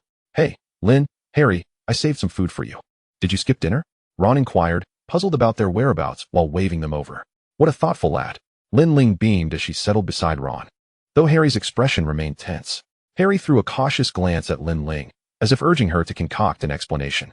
We had dinner in the kitchen, but next time, I'll take you with us, Lin Ling readily confessed. The kitchen? Hermione's head popped in, causing Lin Ling's heart to skip a beat. What are you two so cheerful about?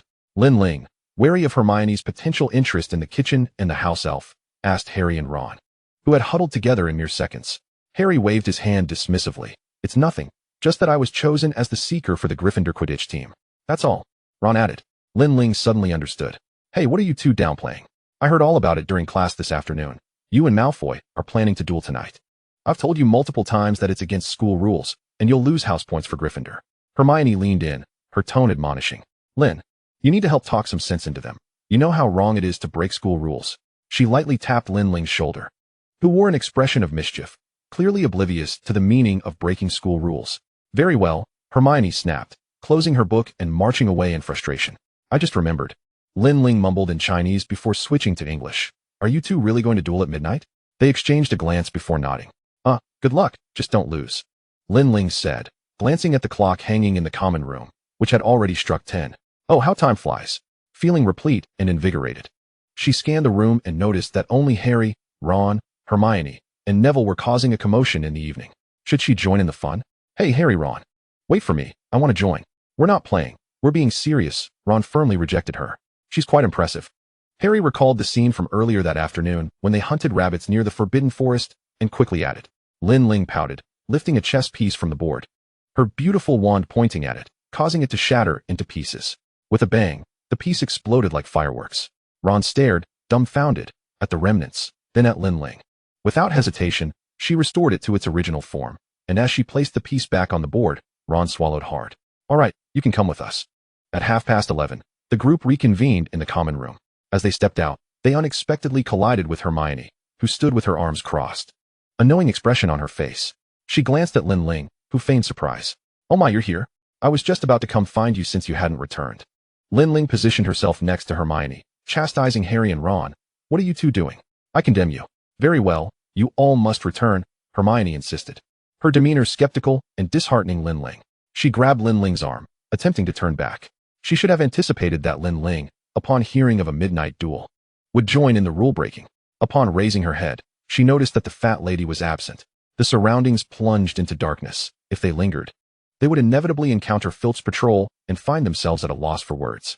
Hermione, exasperated, Lin Ling shook her arm. Come on, let's go with them. If anything happens, we can shield them. Very well. Hermione yanked her hand back, storming ahead in anger. A sudden voice startled the four. Hey, what are you doing? Just in time. I forgot the password. Let me in. Neville, apparently just waking up, stood up while rubbing his eyes. That won't work. The password is Pig's Snout, but the fat lady is out, and we can't get in. Don't leave me behind. I want to go too. I'm scared. Thus, the group set off in a long line, moving cautiously without lighting their wands, fearful of being discovered. In the trophy room on the 4th floor, there was no sign of Malfoy. Hermione quipped sarcastically, Look, he stood you up. Meanwhile, Filch's low, ominous voice echoed, Search for them. They must be nearby. The group took off running, trying to be as quiet as possible. And just as they turned a corner, they heard Filch enter the trophy room, darting past the pillars and racing down the elongated corridor. They were abruptly confronted by Peeves the Poltergeist. Lin Ling blinked, and before Peeves could utter a word, she brandished her wand and declared, Silencio. Peeves clamped a hand over his mouth, staggering about in a frenzy before vanishing into thin air. We must return, damn Malfoy, Ron exclaimed angrily. He deceived you and summoned Filch. You all look like fools, completely played. Hermione retorted, her tone sharp. Although Harry silently agreed, he was reluctant to admit it. Just as they were contemplating retracing their steps, Filch's devilish voice echoed once more. Hermione quickly turned to pull open the door behind her, but it wouldn't budge. Unceremoniously, she announced, Alohomora. They all squeezed through, and Neville, startled, slipped and clutched Harry's sleeve, urging him to look back, while Lin Ling tried to help him up. The enormous three-headed dog was likewise momentarily taken aback, but soon it began to howl ferociously. The four of them screamed in unison, while Lin Ling innocently glanced left and right. Outside, Filch had already vanished, and they hurriedly made their way back to the common room. The fat lady, still holding a goblet, inquired curiously, Where have you been? None of your business, Pig Snout, came the retort. The fat lady shrugged, allowing them entry. Once inside, Hermione immediately shook off Ron's hand, yet firmly grasped Lin Ling's, panting, I don't understand why I bother accompanying you. If you had any sense, you would have noticed that creature guarding something by stepping on the trapdoor. Well, Lin and I are off to bed. Otherwise, we might end up bitten or, worse yet, expelled. Ron swallowed hard. You might have misjudged what's worse. Harry and Neville remained silent, likely still recovering from the adrenaline rush. Lin Ling waved leisurely at the trio, only to be pulled back to the dormitory. What a richly eventful day, wouldn't you say? Chapter 18. A conversation with Dumbledore. Lin Ling and Hermione returned to their dormitory, where Hermione headed straight for the washroom while Lin Ling busily organized her textbooks for the day's classes. As she was packing her books into her bag, she unexpectedly noticed an envelope on the table. It was her admission letter, which she cherished like a treasure, slipping it between her textbooks. After a moment of astonishment, she retrieved the envelope. Under the warm yellow glow of the lamp, the address on the envelope dazzled Lin Ling. China, X City, X District, Happiness Community, Number 3. Room 301, Ms. Lin Ling. So, it turned out that Happiness Community was merely her rented residence, not an orphanage as she had presumed. This letter was sent to her former self. Lin Ling could hardly contain her excitement. She yearned to leap to the headmaster's office and share all the future events with Dumbledore. She tucked the letter into her bag, took a deep breath to calm her racing heart. After all, Dumbledore would surely be asleep now. She decided to seek him out after class tomorrow. That night, Lin Ling tossed and turned, not knowing when she finally fell into a deep slumber. The next day, she awoke early, brimming with energy, while Hermione, who had stayed up late the previous night, continually yawned. They made their way to the Great Hall, where Harry and Ron were already there, with Harry clutching a long package, both engrossed in a letter. It turned out to be merely the Firebolt 2000 from Professor McGonagall. Lin Ling had little interest in Quidditch, but her curiosity got the better of her, so she leaned in to take a look. Harry spoke in a hushed tone, barely concealing his pride. Professor McGonagall sent this to me, hoping I would train hard, but I must keep it secret before the match. So, you're the big boss now, how splendid. Lin Ling praised him like a child, then sat beside Harry. Hermione appeared quite forlorn, unable to fathom why she was the only one feeling groggy after the mischief of the previous night. Lin Ling turned her gaze to the staff table, where several professors were arriving quietly to partake in breakfast. Dumbledore wiped his mouth and exchanged a few words with Professor McGonagall before rising to leave. Seeing Dumbledore depart, Lin Ling lost her appetite. She sipped a glass of milk, greeted Hermione, and exited. The morning class was History of Magic, and as Lin Ling strolled leisurely, she soon spotted Malfoy confronting Harry and Ron in a standoff. "Good morning," Lin Ling waved. Malfoy's troublemaking was likely just about the broomstick, nothing of great consequence. And certainly not worth escalating. "I'll take my leave then. Today is Potter's last day at Hogwarts. I suggest you bid him farewell properly," Malfoy declared, his face alight with arrogance, as if fulfilling a long-held ambition. Lin Ling and Harry exchanged glances. She nodded. What a pity. Professor Flitwick hurried over, flanked by Crabbe and Goyle, as if dragged along. After listening to Malfoy's accusations, he smiled at Harry. "Indeed, Professor McGonagall has informed the headmaster, and Dumbledore has agreed. Special circumstances. Best of luck in the match." Flitwick offered Harry some encouragement, leaving Malfoy deflated and silent. Furthermore, no whispers leaked about Harry's entry into the Gryffindor Quidditch team, likely because Malfoy didn't wish for Harry to feel too triumphant. Once class was over, and still before lunchtime, Lin Ling ascended to the third floor, seeking out Dumbledore's office. After a series of twists and turns, she finally stood before a stone statue. "Air. Lemon drop?" Lin Ling tilted her head, and to her surprise, the door swung open, revealing a spiral staircase that began to ascend as soon as she stepped on it. Feeling slightly dizzy, she finally spotted a wooden door adorned with a knocker shaped like a griffin. Peering inside, she saw an elderly man with white hair and a beard sitting at a desk, with Fawkes perched obediently on a stand beside him. The man wore a blue robe and glasses with crescent-shaped lenses. Lin Ling suddenly felt shy and approached Dumbledore cautiously, greeting him. "Good day, Professor. Quite the coincidence. I sent it. I had a hunch you might come today, so I lingered in my office a bit longer. Otherwise, I might have already stepped out. Do you understand my speed of speech?" Dumbledore kindly inquired, gesturing for her to sit and enjoy some coffee. Lin Ling smiled brightly. "Absolutely. I came here with a question." "Well then, do share your story," he encouraged. "Me? Where should I start?" Lin Ling pondered. "I'm just an ordinary person, quite unremarkable, without any grand achievements." "Professor, when did you first learn about me?" Dumbledore closed the book on his desk, his gaze piercing as he noted the lack of defensiveness or apprehension in Lin Ling's eyes. After a moment of contemplation, he replied, "Sybil spoke to me a month ago, perhaps guided by her crystal ball, allowing me to glean some insights about you." Sybil Trelawney, the divination professor at Hogwarts, was known for her most accurate prophecies made in a trance-like state. Lin Ling leaned forward slightly, eager to connect. "Professor, may I be fortunate enough to know what you discussed?" "I'm afraid that would be inconvenient, Miss Lin Ling. Knowing too much might not be a blessing, but rather a source of distress," he replied. "I disagree, Professor. If someone told you they knew about the future, wouldn't you want to know?" Lin Ling took a sip of her coffee, avoiding eye contact with Dumbledore as she sensed a shift in his expression. Dumbledore was taken aback. The little girl before him was unmistakably direct.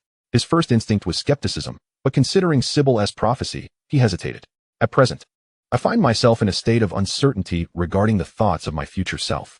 Were I to possess foreknowledge of what lies ahead, perhaps my perspectives would differ significantly, and I might even be gravely mistaken." Lin Ling struggled to comprehend the wisdom of the venerable elder before her. She felt perplexed. Yet she was resolute in her conviction that the decisions made by her future self would be erroneous, as would the thoughts accompanying them. "What constitutes right and wrong? I am not inclined to engage in such philosophical discourse. Rather, I wish to express my intent to assist the Phoenix Society. I am privy to Voldemort's secrets and am aware of his impending return." With determination, Lin Ling rose abruptly, her gaze unwavering. If Dumbledore remained unmoved by her revelations, she would take matters into her own hands. Dumbledore adjusted his slipping spectacles and fixed a penetrating stare upon Lin Ling, who, though he seldom spoke plainly, found himself believing her forthrightness to a degree. "Calm yourself, and let us converse further, shall we?" Lin Ling acquiesced and settled back down. Sorrow reflected in her eyes as she gazed at Dumbledore. If it could have been averted from the outset, why was it not? Chapter 19, Horcruxes. The prophecy made by Sybil foretold of an individual who would reverse the flow of time, journeying from a great distance to alter the tale's conclusion. As the lily of the valley blossomed once more, the sun shone brightly. Lin Ling tilted her head, slightly embarrassed. "I did not quite grasp your last statement. What does the valley's lily have to do with lilies?" Dumbledore clarified. "It is the name of a flower. Now, might I inquire what you know? Perhaps regarding the two matters just mentioned?" Dumbledore's eyes sparkled with curiosity. Lin Ling understood that he would not fully believe her, but even a shred of faith would greatly ease their future path. She could not directly mention the gaunt ring, for it would expose Dumbledore to fatal peril. Very well. Let us commence with Voldemort's return. If all proceeds as expected, he shall resurrect in 1994. The conditions for his revival are his father's bones. How does a servant fit into this? Lin Ling was momentarily taken aback, hesitating to meet Dumbledore's gaze. Dumbledore appeared puzzled. I cannot articulate my unease in English. Lin Ling confessed, fidgeting with her fingers. There are 3 conditions: the father's bones, the blood of an enemy, and the flesh of a servant. Yes, that is it. Dumbledore mused. I surmise that a Death Eater must provide the flesh. He possesses 7 Horcruxes. Lin Ling grimaced. Headmaster. I shall write these down and relay the information to you later, if that is agreeable. Dumbledore smiled. Of course, that is perfectly acceptable. I look forward to our next conversation. I anticipate it will be quite enjoyable. Upon exiting the office, Lin Ling's first course of action was to retrieve a dictionary from her dormitory, subsequently crafting a fitting translation, the vessel of the soul. Excellent. With a quill in hand, she leaned over her desk and inscribed her thoughts. I have 2 statements that will convince you of my extensive knowledge. Quirrell is no longer Quirrell. Voldemort has possessed him. The Philosopher's Stone is concealed within the school, intended for its protection and to guide Harry towards discovery and growth. Should you believe me, I have 2 conditions that you must agree to before I divulge further. First, you must take me with you when you seek these items. Second, I have yet to conceive a second condition. He divided his soul into 7 fragments, locating 7 vessels to contain them. As long as the vessels endure, the soul persists. The first fragment resides in his diary. The second is housed within the Gaunt family's ring. The third within Slytherin's locket. The fourth is Hufflepuff's cup. The fifth is Ravenclaw's diadem. The sixth is his serpent. And the final fragment, I cannot disclose at this moment. Lin Ling secured her notes and ventured to the kitchen in search of sustenance. Having conversed with Dumbledore, she missed lunchtime, yet with no classes in the afternoon. She felt quite at ease. Upon her arrival, Grape promptly prepared a seat for her and inquired about her meal preferences. Lin Ling contemplated briefly. Could I have the fish from last time? And do you have any rice? Absolutely. Grape assured her enthusiastically, patting his chest multiple times before departing joyfully. A boy with tousled golden hair stealthily entered, gently closing the door behind him. Captivated by his actions, Lin Ling turned to observe him as he cheerfully greeted her. Waving his small hand, hello? I am Dick Dunn. Hello, Lin Ling replied, feeling somewhat flustered by his familiarity. I am Lin Ling. You may simply call me Lin. Oh, it is you. Cedric mentioned you. I am his roommate, the one who shared half a rabbit with us last time. Do you remember? He smiled, his eyes crinkling like crescent moons. The rabbit was delicious. Thank you. As long as it was tasty, that is what matters. We shall share another meal again sometime. Lin Ling held her cup of water, wondering why the kitchen was so easily accessible. Why are you sneaking in here? Shoo. I fear they will find out and crowd in to eat. I prefer to dine alone. He gestured for silence while diligently searching for food. As they engaged in light conversation, the kitchen door swung open once more. The house elves, accustomed to a flurry of visitors, paid no heed to the influx. The newcomer cleared his throat, prompting Lin Ling to stifle a laugh, while Dick instinctively concealed his food. The arrival was Cedric, who wore an expression of as expected. He first shot a bemused glance at his roommate before noticing the cheerful laughter emanating from Lin Ling. A girl with dark hair, clad in Gryffindor robes, held a teacup. Her hair styled into an elegant bun adorned with a hairpin inscribed with Gryffindor's name. Grape presented her with a plate of fish and a bowl of rice, which she received with delight, praising the meal after the first bite. Hi, Cedric greeted Lin Ling, who waved casually in response, leisurely picking at the fish bones while continuing her meal. Cedric suppressed a chuckle as he seized Dick, and the two of them playfully tussled away. After finishing her meal, Lin Ling lavished praise upon Grape before finally departing. Truth be told, Gryffindor was rather distant from the kitchen. Each visit was inconvenient. Yet one could view it as a pleasant post-meal stroll to aid digestion. Lin Ling returned to the office and handed Dumbledore the first note. After a period of contemplation, Dumbledore regarded Lin Ling with a sense of admiration. I concede that you are correct. You are aware of my intentions, and I am willing to place my trust in you. His plans were known only to him, and the mere fact that Lin Ling could articulate them was no small feat coupled with Trelawney's prophecy. He was inclined to believe that Lin Ling was indeed the one capable of altering the course of the story. Perhaps having an ally was akin to divine assistance.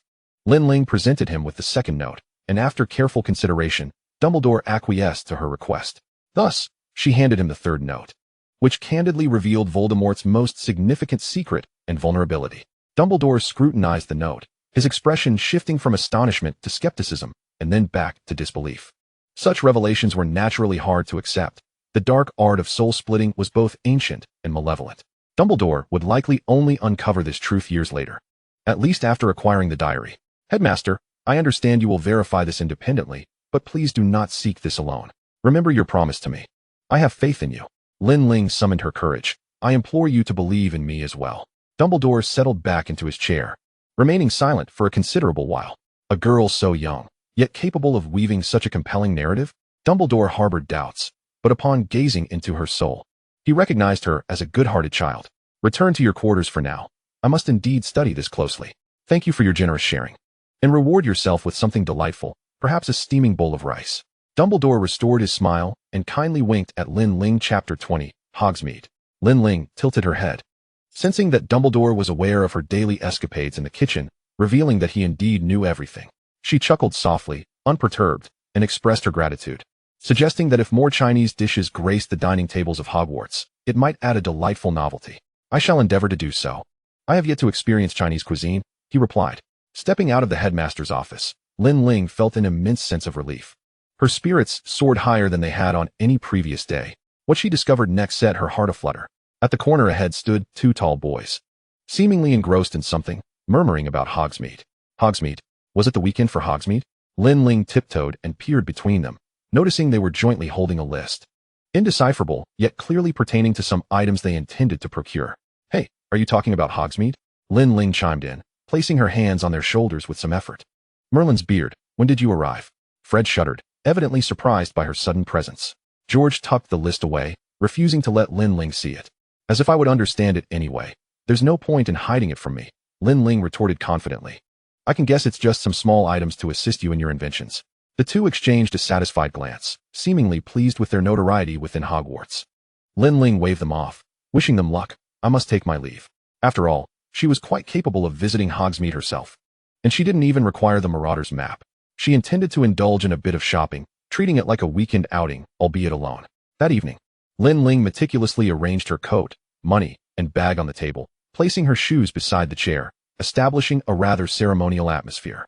Hermione, brushing her hair, furrowed her brow and inquired, do you have something planned for tomorrow? Halloween seemed to be a few days away. I'm not celebrating Halloween, Lin Ling shrugged. I have my own activities. Do not seek me out tomorrow. I see. Mysterious, mysterious. Hermione nodded resignedly, unsure of what her charming roommate was up to. A thought that left her somewhat anxious, for Lin Ling's demeanor was not as demure as her appearance suggested. One could never predict what her friends might undertake. Early the next morning, Lin Ling rose to prepare herself, styling her hair into a braided twist and donning a coat of vibrant yellow and red, which flowed gracefully with her movements. Slinging a crossbody bag over her shoulder, she tiptoed out, careful not to wake Hermione, who was still in slumber. Lin Ling had risen exceptionally early. Hogwarts had yet to awaken, and the castle was enveloped in an eerie silence. Descending to the 4th floor, she navigated the labyrinthine corridors until she located the statue of the one-eyed witch, as described in the original text. After confirming her suspicions several times, she circled around to the back of the statue and parted it. Tapping her wand against the statue's rear, it revealed an entrance large enough for her to pass through. With a deep breath, Lin Ling ventured into the dark passage, unsure of what lay beneath her feet, so she relied purely on her instincts, striding forward with purpose. As she traversed the lengthy, shadowy corridor, she reflected on the myriad experiences she'd read about versus her own, finding them distinctly beautiful and different. The thought resurfaced in her mind. Time seemed to stretch indefinitely until she finally reached the end, where she pushed against a movable door, quietly opening it. She cautiously poked her head out, ensuring no one was around before she slipped out entirely. She found herself in a cellar, presumably abandoned, and upon descending the stairs, she arrived behind the counter of Honeydukes, just as the proprietor was opening up, preoccupied with a large box and oblivious to her presence. Some shops in Hogsmeade remained closed. As Lin Ling had arrived too early, amused by her surroundings, she decided to take a moment in Madame Putafoot's tea shop. Realizing she had forgotten breakfast and felt a twinge of hunger. I didn't expect any young witches to arrive this early. After all, students usually come at the same time. What do you intend to eat? Madame Putafoot asked with a smile, her curiosity piqued as she gazed at Lin Ling. A 4-inch strawberry cake and a glass of lemonade. Please, Lin Ling replied, adding, is the lemonade available hot? Of course, if that is your preference, Madame Putafoot nodded, refraining from inquiring about Lin Ling's means of access. Recognizing that everyone harbored their own secrets. Peering out the window, Lin Ling noted that some shops were already adorning themselves for Halloween, with Honeydukes displaying advertisements featuring pumpkins, though the details were not entirely clear to her. Her cake and lemonade arrived promptly, and she savored them leisurely. Just as she was finishing, students began to flood into Hogsmeade. After settling her bill, she pushed open the door to exit. Someday, she would open her own shop, naming it Ling Ling Tea House, and with a chuckle, she glanced around before entering a second-hand store. Inside, an array of magical items was displayed, all at surprisingly affordable prices. After browsing a couple of times, she spotted an older yet relatively intact camera. "What are you looking at?" Lin Ling turned to see Cedric standing beside her, also eyeing the camera. The handsome Cedric instantly brightened her mood. She pointed at the camera, which sat quietly on display. "I wonder how this one fares." Lin Ling pondered, uncertain of which type of camera would be best to purchase, yet this one seemed quite reasonable. Summoning the shopkeeper, she engaged in a brief negotiation and successfully acquired the camera along with several developing potions. Despite having no prior experience with photography, she had always felt it was an endeavor reserved for the affluent and leisurely.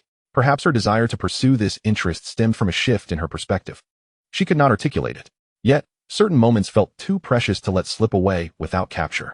As the two exited Devon's and Band's shop, Lin Ling excitedly fiddled with her newly purchased camera. "Hey, Cedric," she called out. Hearing her, Cedric turned to look at her. Click. "I believe my first photograph will turn out splendidly," she said innocently, batting her eyelashes. Would Cedric be upset with her spontaneous whim? Surprisingly, Cedric played along, smiling slightly. "Then I must thank you for making me look so good." Chapter 21, Cedric. Satisfied, Lin Ling tucked the camera back into her bag. "What are your plans next?" "I'll wander a bit longer, then meet my roommates for lunch." "Wait, I just realized you're a first year. How did you manage to come to Hogsmeade?" Cedric finally grasped that Lin Ling's presence here was somewhat unusual. Lin Ling blinked innocently, shifting the topic at the hint of guilt. I'm headed to the elegant wizarding robes shop." She pointed towards the clothing store across the street, eager to excuse herself. "Wait a moment." Cedric stepped closer, his tall stature blocking her path. He greeted a couple of passing professors. "Good morning, Professor McGonagall, Professor Dumbledore." "Good morning, Cedric," McGonagall acknowledged with a nod, her gaze not lingering. Meanwhile, Professor Sprout beamed. "Oh, Cedric, out on a date, are we?" Cedric paused for a moment before nodding, a sheepish smile adorning his face. Once the professors had walked past, he stepped away from Lin Ling. Tears brimmed in Lin Ling's eyes as she grasped his hand and shook it gently, exclaiming, "Benefactor, thank you. How could there be such kind-hearted individuals in this world?" If the future head girl or student council president were to be elected by vote, she would undoubtedly cast her precious ballot for Cedric. "Don't mention it, and let's not make it a habit. Take care on your way," Cedric replied with a resigned smile. Hearing this, Lin Ling slipped into the elegant wizarding attire shop, waving goodbye to Cedric through the window. Cedric nodded and turned away. After pausing for a moment, Lin Ling began to browse the shop. She had two objectives for her visit to Hogsmeade. First, to purchase a camera, and second, to express her gratitude to Dobby with a small gift. Although no mere trinket could truly convey her feelings, she still wished to give something back. After perusing the items, she found nothing suitable for the little elf size, so she commissioned the shopkeeper to create a custom sweater and also bought a grape-shaped badge. Enchanted by the shopkeeper to shimmer enchantingly. With few customers in the store, the shopkeeper skillfully wove the sweater using magic. "If I were to weave it entirely by magic, it would take about an hour. You can return shortly to collect it," he boasted, clearly proud of his magical prowess. "I'll take a stroll nearby," Lin Ling replied, feeling assured as she left for the nearby Three Broomsticks pub. True to its reputation, the Three Broomsticks was bustling with Hogwarts students. Upon entering, Lin Ling found herself surrounded by her peers, fitting in seamlessly. However, the crowd was overwhelming, and her keen eyes spotted Percy Weasley among them. Disheartened, she cast a wistful glance at the butterbeer and quickly turned away, lowering her head. For some reason, she felt intimidated by Percy Weasley. At the joke shop, she playfully waved at Fred and George Weasley through the window, seizing the opportunity to dash away before they could react. Passing by a restaurant, she noticed Cedric dining with a few of his roommates. The boy named Dick even invited her to join them, but without a second thought, Lin Ling shook her head with an awkward smile and walked away. After exploring the area, she returned to the clothing shop, where the shopkeeper had completed the sweater. She paid for her purchase and stepped outside, only to be captivated by a striking red beret that echoed Gryffindor colors. She decided to buy the hat as well, returning home laden with her treasures. By the time she arrived back at Hogwarts, evening had fallen. Leaning against the railing, she admired the sunset, its golden rays illuminating her face and making it difficult to keep her eyes open. In the distance, the Quidditch pitch seemed to be alive with Gryffindor's practice. As she squinted to see better, someone tapped her shoulder. Hermione stood beside her, holding a stack of books. "Goodness, who is this?" "Our busy bee. Let me guess. Did you break some school rule today?" "Don't move," Lin Ling replied, blinking as she raised her camera and snapped several photos. Hermione, recovering from her surprise, covered her face and exclaimed, "What are you doing?" "Photography," Lin Ling said innocently, grinning. As she fiddled with the camera, Hermione leaned in for a closer look. Under the sunset's glow, Hermione's curly hair and the wall behind her complemented each other beautifully, creating a picturesque atmosphere. "Your technique is quite good," Hermione remarked dryly. "May I see?" Lin Ling generously handed the camera to Hermione, who leaned over the railing, enjoying the breeze with her eyes slightly closed, feeling a gentle sense of tranquility. After perusing a few flattering photos of herself, Hermione stumbled upon a picture of Cedric.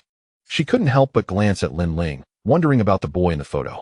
Though she did not know him, she surmised he must be someone important to Lin Ling. Hastily, she returned the camera to Lin Ling, clearing her throat. "It seems you really haven't been breaking any rules behind my back. As for why you kept it from me, perhaps it's just your little secret. It's time for dinner. Shall we go eat?" Hermione changed the subject. "Sure," Lin Ling replied cheerfully, realizing she was quite hungry. Perhaps it was due to her increased appetite from having second servings lately. "Oh wait, I need to visit the kitchen for Dobby." "Dobby is?" Hermione asked, puzzled. Lin Ling hesitated, feeling guilty. A house elf. A plan began to form in her mind, an association that could be built from the ground up in 3 simple steps. First, make Hermione Granger aware of the existence of house elves. Second, enlighten her on their status. Third, ensure that her perspective would be one of disdain towards the treatment of these beings. In the span of a single evening, the remarkable Spew Association was born. Excellent. Miss Granger, Hermione thought deeply, refusing to eat dinner. The thought that our daily meals are extracted from their labor leaves me utterly devoid of appetite. I've read that house elves have a very low status, subjected to their master's whims, with no personal freedom whatsoever, while Hermione fervently absorbed knowledge about house elves. Lin Ling presented her gift to Dobby, explaining it was a Halloween present. Dobby had no grounds to refuse and shyly accepted it when no other elves were watching. For 2 days, Hermione wandered about in a daze, and just as she was on the brink of starving herself, an unexpected event transpired. On Halloween, Ron and Hermione were paired together for their charms class, but a disagreement ensued. After class, Ron complained to Harry. Honestly, she acted like a nightmare. It's no wonder no one likes her. Hermione and Lin Ling happened to be walking behind them. Upon hearing this, Hermione clenched her book and pushed through the 2 boys, only for Harry to notice she was in tears. Lin Ling chose not to call out to Hermione, knowing that doing so in front of so many people might only worsen her mood. Harry awkwardly remarked, "Maybe she heard what you said." "So what?" "She never had many friends to begin with," Ron replied uneasily, his voice faltering. Lin Ling shook her head and squeezed through the boys, reproaching Ron.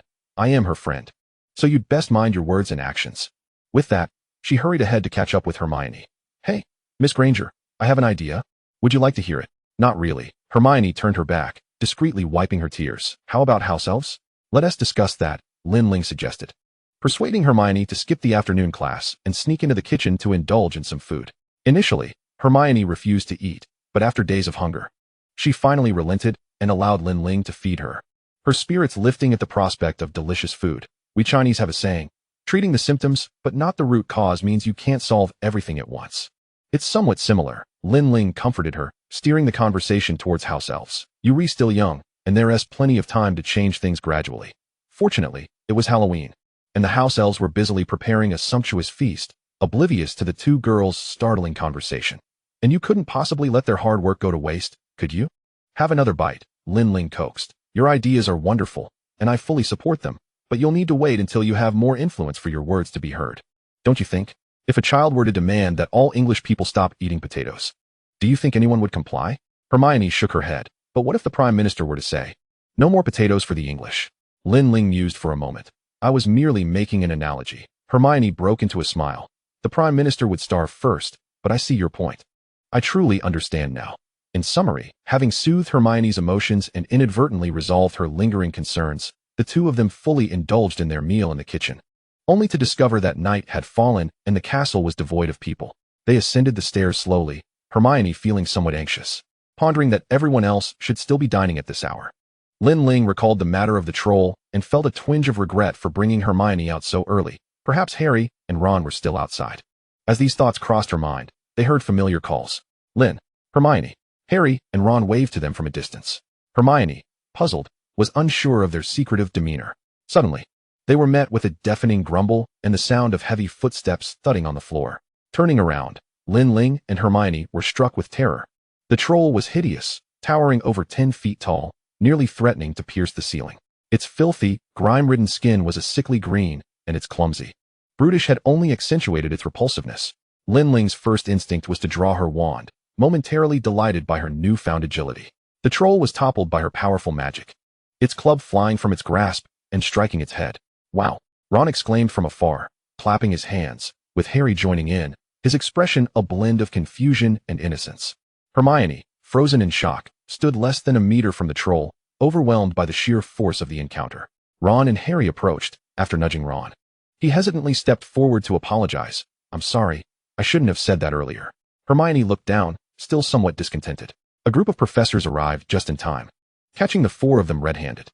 Professor McGonagall's gaze fell upon the four students adorned with Gryffindor badges, and she rolled her eyes before glancing at the fallen troll, trembling at the thought of what might have transpired had it not been subdued. "You lot." Professor McGonagall pointed shakily at them, momentarily at a loss for words. Snape, bending down to inspect the troll, initially ruled out the four first years as culprits. Surely, no student possessed such power. Professor, I wasn't feeling well, so I was absent from the Great Hall. They were worried about me and came to find me. If anyone should be blamed, it's me, not them." Hermione bravely took responsibility, though she was reluctant to divulge her embarrassing experience, opting for a small fib instead. "Well, in that case, consider yourselves fortunate. Each of you earns 5 points for Gryffindor. Now, return to Gryffindor Tower. The students are enjoying the Halloween feast in the common room." Professor McGonagall decided to shield them from further inquiry. Snape, prepared to ask who had felled the troll, found himself thwarted as the four slipped away too swiftly. Silence enveloped the four as they made their way back, Ron itching to compliment Hermione, but too shy to speak. Lin Ling, stifling a giggle, turned to Harry and inquired, "You knew we were missing and came to find us, didn't you?" Ron, anxious, noticed Harry's fixed gaze ahead, deliberately avoiding eye contact, making Ron feel he had misspoken. Hermione lowered her head, her lashes casting shadows over her cheeks. Ron, too, averted his gaze, his mouth puffed out. "A bunch of children," Lin Ling chuckled, patting Hermione on the shoulder. "Let us go back for dinner. I'm already full from the kitchen." Hermione hurried to catch up with Lin Ling, feeling awkward about walking alongside Ron and Harry. Ron's eyes widened in disbelief. "You've already eaten?" "Hey, we're still starving. We worried for ages." Harry chuckled, the previously tense atmosphere lightening as they seemed more harmonious. Upon returning to the Gryffindor common room, they were greeted by a feast of delectable food, allowing them to finally exhale in relief. Having already dined, Hermione and Lin Ling decided to head straight to bed. Before departing, Hermione quickly muttered a thank you, while Lin Ling winked at Harry. After a soothing bath, Hermione lay in bed, her earlier fright making her drowsy. Yet, just before drifting into sleep, she groggily asked Lin Ling, "How did you take down the troll in one move? That hardly seems fitting for a first year." Lin Ling was still formulating a plausible excuse when she heard Hermione's steady breathing. She had fallen asleep. Lin Ling smiled softly, her gaze tender. Chapter 23, The Quidditch Match.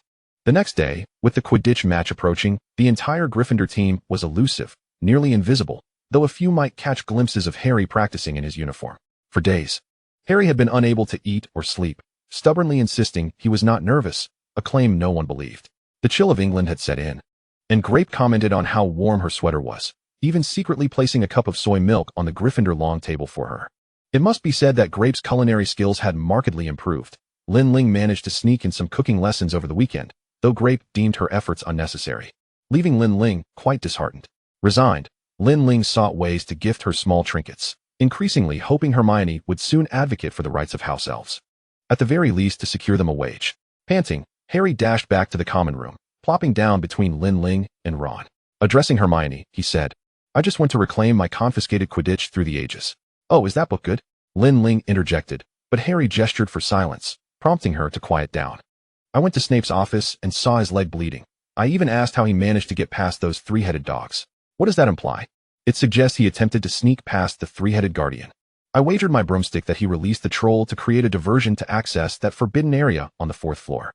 P.S. after whatever it is that Hagrid took from Gringotts." Wait.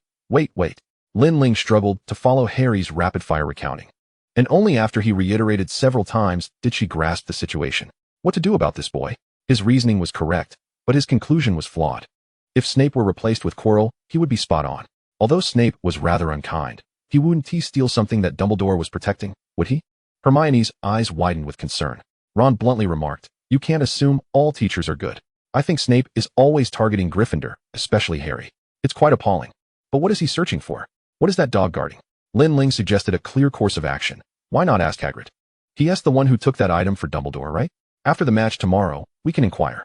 Harry's stomach churned at the thought. He suddenly recalled that in mere hours, he would be competing, and the anxiety surged back into his throat. He swallowed hard. I think we should head back and rest.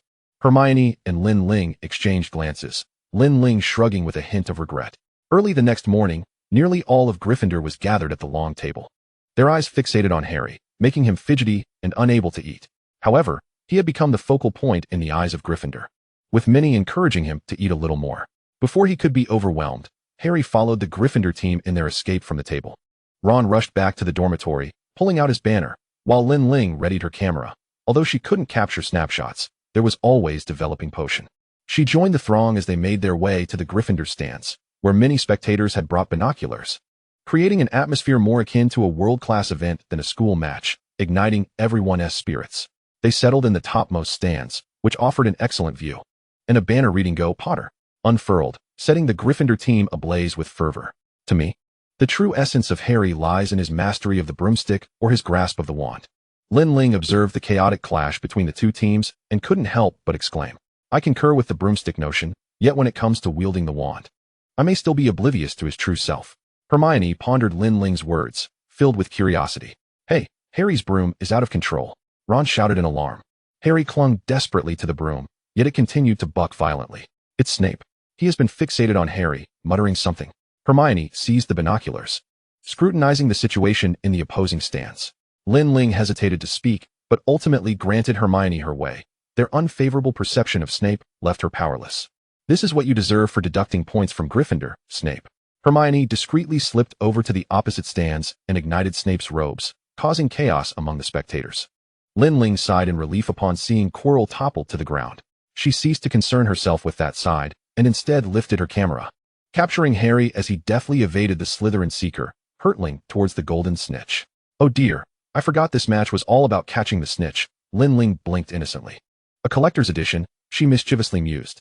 Gryffindor triumphed beautifully in the match, and Harry emerged from the celebrating crowd, enveloping Ron, Hermione, and Lin Ling in a warm embrace.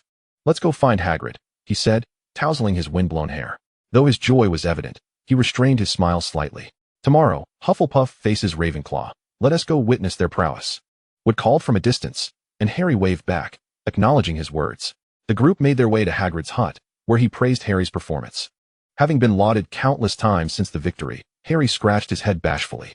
He shifted the conversation. Hagrid, Snape is trying to harm me, Hermione told me. Nonsense.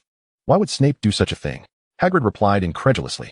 Because he aims to steal something by using that three-headed dog as a guard. How do you know? Fluffy was acquired from a pub. I lent him to Dumbledore for safekeeping. The four exchanged glances but chose not to interrupt Hagrid, allowing him to continue. Hagrid soon realized.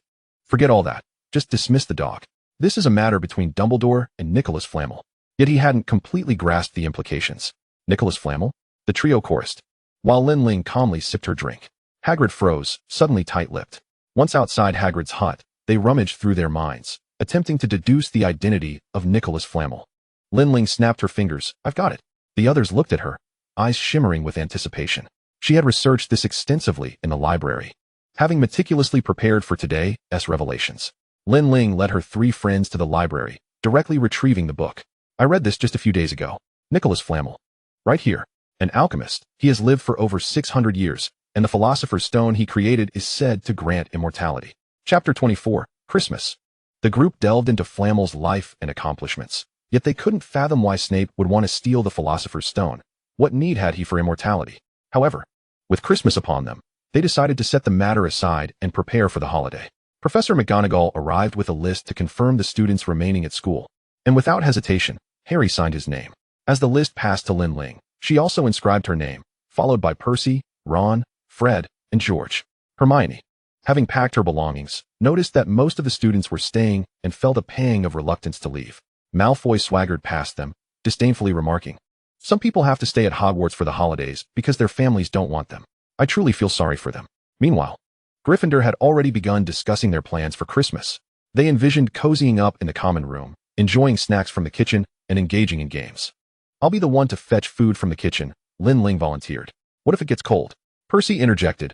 I'll accompany you and cast a warming charm. George, let us prepare some games, Fred added. Percy attempted to interject. I never said I wanted to spend it with you all. Hey, is anyone even listening to me? You can play, but don't break the rules. Mr. Weasley, sometimes it's all right to relax, Professor McGonagall remarked, rolling up her parchment with a rare smile. Wishing them an enjoyable time. So what shall we do? Harry and Ron eagerly awaited instructions. Fred feigned exasperation, teasingly prolonging their anticipation before declaring, setting up the venue. Noting that no one was paying him any attention, Malfoy nudged Goyle. Let us go. What are you standing there for? Goyle finally snapped out of Gryffindor's discussion, dazedly nodding and pushing Malfoy's luggage along. Hagrid entered the Great Hall, dragging a large Christmas tree, while Hermione skillfully dodged it, reluctantly saying, I'm off now. You all enjoy your holiday, and keep an eye on Snape. Her voice dwindled until only a few could hear her. Merry Christmas. Lin Ling embraced her. That evening, Christmas had yet to arrive. They were merely enjoying a modest gathering. Harry and Ron, experimenting with unfamiliar decorative magic, attempted to adorn the Gryffindor common room walls with tiny lights and glitter. However, as novices, they miscalculated the amounts, resulting in a shower of glitter cascading onto their heads. They exchanged glances and erupted into uncontrollable laughter, unable to straighten up. Fortunately, Lin Ling was quick to dodge the fallout, feeling a bit exasperated as she called out. If you ruin my carefully styled hair, you won't see the sun on Christmas. Tomorrow will be cloudy and snowy. I fear no one will see the sun. Fred shrugged. I've prepared several sets of wizard chess and exploding snap, he added. George, lend a hand. This chess set is rather unruly. Forget it. I see you two can't manage, especially you, Ronald Weasley, Percy asserted pompously. Ron sighed in defeat. Shall we go grab some food, Harry? Lin Ling turned to him. What does everyone want to eat? Harry asked the group. They all chimed in with various dish names until Lin Ling felt overwhelmed, having remembered none of them. All right, let us just go look. Upon exiting the Gryffindor common room, the temperature plummeted, prompting Lin Ling to instinctively cast a warming charm on herself, leaving Harry astounded. Assuming Harry might want one too, she offered to cast the charm on him as well. How did you discover the kitchen? Many people haven't heard of it, Harry inquired, recalling their previous visit when he hadn't asked. I've only been a few times. It was a serendipitous find, keeping it low-key, Lin Ling replied, pride evident in her demeanor. I have friends in the kitchen. As she stepped inside, the house elves eagerly presented her with an array of dishes, as if they had anticipated her arrival. Harry smiled. You really didn't mention coming in advance? No, of course not. They must just adore me, Lin Ling replied with a sense of conviction. Yes, you're quite popular. Everyone likes you, Harry responded dismissively, preoccupied with recalling what everyone wanted to eat. Percy whispered to me to grab a few more pieces of treacle tart. Although Harry didn't understand why Percy wanted so much, he complied.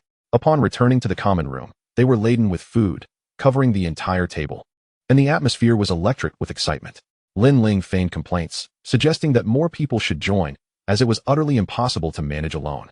There's enough to eat until the holiday ends, George blurted out confidently. That's an exaggeration, Percy scoffed. George's keen eyes spotted the black pudding, and he happily grabbed it, even sharing a piece with Fred. It turned out that Percy's two younger brothers had a fondness for it. Who would have thought that despite his seemingly stern demeanor, he genuinely cared for his siblings? Lin Ling discreetly nudged Harry, who also noticed the Weasley brothers' straightforward interactions and felt a twinge of envy. Who among you excels at wizard's chess? Fred inquired, tossing a set of chess pieces playfully at Percy, teasing, you'll surely enjoy this. Percy, though indeed fond of games, was woefully inept at chess. After hearing the rules, Lin Ling quickly grasped the game, and George eagerly invited her to play with Percy. Initially, she suspected George had ulterior motives, but she was pleasantly surprised by Percy's lack of skill. She was grateful that George had paired her with someone less adept, allowing her to fully relish the gaming experience. After Percy made a series of misguided moves, he realized the game was going awry and wished to retract his moves. But it was too late. Lin Ling gleefully won round after round. As she noticed Percy becoming increasingly engrossed, she repeatedly waved her hands, signaling her desire to stop. However, with the urging of the crowd, she found herself playing throughout the evening. The following morning, Lin Ling awoke to find it was already noon. Confused for a moment, she noticed a stack of gifts at the bedside, which surprised her. Hermione's parcel was exquisitely wrapped, containing a plethora of chocolate frogs, which Lin Ling decided to place on her bedside table to unwrap later. Harry had also sent her sweets, which she cherished for nibbling during classes, so she resolved to put them in her backpack. Ron had gifted her a sweater, with a note stating it was knitted by his mother, wishing her a warm winter. Lin Ling took a deep breath, stifling her tears. Cedric had also sent a gift, possibly in gratitude for the photographs Lin Ling had shared. Each of her friends received identical gifts, photographs capturing their moments together. Cedric's included a snapshot of him looking back at her on a street corner in Hogsmeade, along with an image of him during a Quidditch match. His card expressed sincere thanks, and his gifts included a pair of silver chopsticks and a yellow scarf. Lin Ling was enamored with the chopsticks and decided to use them at her next meal, having not utilized chopsticks in ages, having relied on forks and spoons instead.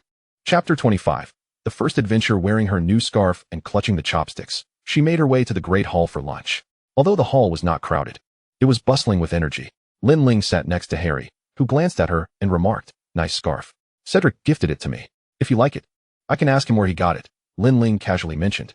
"No need to know," Harry replied, shaking his head and sipping his drink. "Look what I have." Lin Ling proudly displayed the chopsticks, capturing the attention of those around her. "In our country, we eat with these." She demonstrated how to pick up food, prompting everyone to try their hand at it. The chopsticks made the rounds, with only Ron successfully managing to grab a piece of meat, while the others struggled. Lin Ling glanced up towards the teacher's table, where Dumbledore was sipping a drink, winking at her while raising his glass as if signaling something. Curiously tilting her head, Lin Ling decided to approach Dumbledore after finishing her meal. She found herself distracted throughout the meal, even missing Harry calling her name several times. Once Dumbledore left the table, she whispered to Harry, "I'm done, I'll head out first. Are you joining us for a snowball fight later?" Harry quickly inquired. "You all go ahead. I'll come back to play later," Lin Ling replied, feigning calmness and trying to slow her pace. She made her way to the back door of the entrance hall, where Dumbledore awaited her in the shadows, clad in a vibrant red robe that exuded festive cheer. "Merry Christmas," Dumbledore nodded. "To you as well," Lin Ling responded directly. "Is there something you wish to discuss?" Dumbledore, accustomed to her forthrightness, replied, "I have delved into many books regarding the Horcruxes you mentioned, and indeed, such methods exist. Do you know their locations?" Lin Ling pondered. The diary remained at Malfoy Manor, requiring Lucius Malfoy to pass it on. The Slytherin locket should still be at the Black family estate, awaiting Sirius's release. The Hufflepuff cup was in Gringotts, while Nagini could only be summoned upon Voldemort's resurrection. Two remained. The Ravenclaw diadem was in the room of requirement, and Marvolo Gaunt's ring resided at Gaunt's shack. Lin Ling blinked, her expression pleading, "Take me with you, please." Dumbledore's furrowed brow softened slightly as he playfully gestured for her to proceed. They arrived at the room of requirement, where Dumbledore reflected, "When I was a student, I never discovered the room of requirement this early. I certainly didn't discover it myself," Lin Ling murmured, shaking her head. "Well then, let us think of the Ravenclaw diadem and walk back and forth 3 times. The moment Lin Ling completed her thought, the door to the room of requirement swung open. Dumbledore raised his hand, illuminating the space. The summoning charm had no effect. Lin Ling shrugged, realizing she had to search on her own. After about an hour of searching, Dumbledore's voice echoed from another corner, "I believe this is it." He held up a jewel-encrusted diadem, and Lin Ling approached. Reading the inscription at the base, "The wisdom of the wise is humanity's greatest treasure." "Yes, this is indeed it," Lin Ling affirmed. Dumbledore nodded, placing the diadem into his bag, then conjured an identical one to toss among the pile of items. Lin Ling silently applauded his cleverness. Experience truly bore wisdom. "Do you need a break? Or shall we seek the ring next?" Lin Ling teased, "I wonder if you could resist trying on Gaunt's ring." "Well, perhaps we should bring Professor Snape along," she suggested, biting her lip. "That will not be an issue," Dumbledore replied, somewhat surprised yet accommodating. Thus, Snape was reluctantly dragged into work on Christmas Day. His expression darkened, while Dumbledore remained cheerfully unfazed, leading Snape to believe that his smile concealed ulterior motives. "Mighty Headmaster, I presume you have a compelling reason to summon us on Christmas Day to endure the cold, especially alongside a first-year Gryffindor," Snape inquired, his tone laced with sarcasm. "Lighten up, Severus. What a delightful experience to be out on Christmas Day," Dumbledore retorted. The three exited Hogwarts Castle, making their way toward Hogsmeade, where the snow lay several feet deep, making progress arduous. Dumbledore appeared in high spirits, but he said little. Upon reaching Hogsmeade, they prepared to use apparition. Lin Ling trembled as she grasped Snape's wrist, striving to ignore his displeased expression. She barely registered Dumbledore's incantation before she was whisked away, spinning as if on a dizzying roller coaster. Coughing, Lin Ling found herself sprawled in the snow, unceremoniously retching, tears streaming down her face. Snape, displaying his impatience, produced a vial of an unknown potion and tossed it to her. Lin Ling, not caring whether it was toxic, drank it down. Instantly, she felt invigorated and clear-headed. "If you're feeling better, we should proceed. It's just ahead," Dumbledore remarked, stroking his beard with a calm demeanor. Gaunt's shack was in a state of disrepair, with many tiles missing from the roof, though the surrounding trees were plentiful, stripped bare by winter's chill. A dead snake was nailed to the door, and as Lin Ling entered, she wrinkled her nose in distaste and sidestepped it. This was the Gunther Manor. Dumbledore was elucidating matters for Snape, who nodded, his expression turning grave. The room was thickly coated with cobwebs, devoid of any place to set foot. Dumbledore possessed his own methods for seeking, and Lin Ling merely followed in his wake, soon discovering the ring. Lin Ling watched him anxiously, while he fixated on the ring, a sudden yearning glimmering in his eyes, an expression she had never witnessed on Dumbledore before. Snatching the ring from him, Lin Ling promptly placed it into a pre-prepared box. Her expression tense, Dumbledore remained oblivious, and Snape, furrowing his brow, drew his wand and cast the spell Stupefy. Dumbledore regained some composure after a significant pause before responding with a smile of gratitude. However, that smile quickly morphed into a bitter one, as he could not maintain a cheerful demeanor and turned his gaze downward, walking away in a somber manner. The group returned to Hogwarts, where Lin Ling nestled beside the fireplace in the headmaster's office to warm herself, the ring safely ensconced in its box, untouched. Snape conducted a physical examination on Dumbledore, concluding that all was well, which prompted a sigh of relief from Lin Ling. She had neither worn the ring nor had prolonged contact with it, so there should be no issues. Dumbledore retrieved the sword of Gryffindor from the sleeping Sorting Hat, caressing the blade while gazing intently at the ring. "Do you also experience such wavering resolve?" Snape remarked derisively from the side, clearly disdainful of Dumbledore's recent actions. Dumbledore nodded, casting several protective spells around them before raising the sword to strike the ring. With a swift motion, the ring was severed. Chapter 26, The Mirror of Erased. The severing of the ring indeed made the crown much easier to handle, and Lin Ling quietly sat by, observing. Afterward, Dumbledore completely forgot to invite them for tea and simply dismissed them. Although it was now late at night, Lin Ling found herself unable to sleep.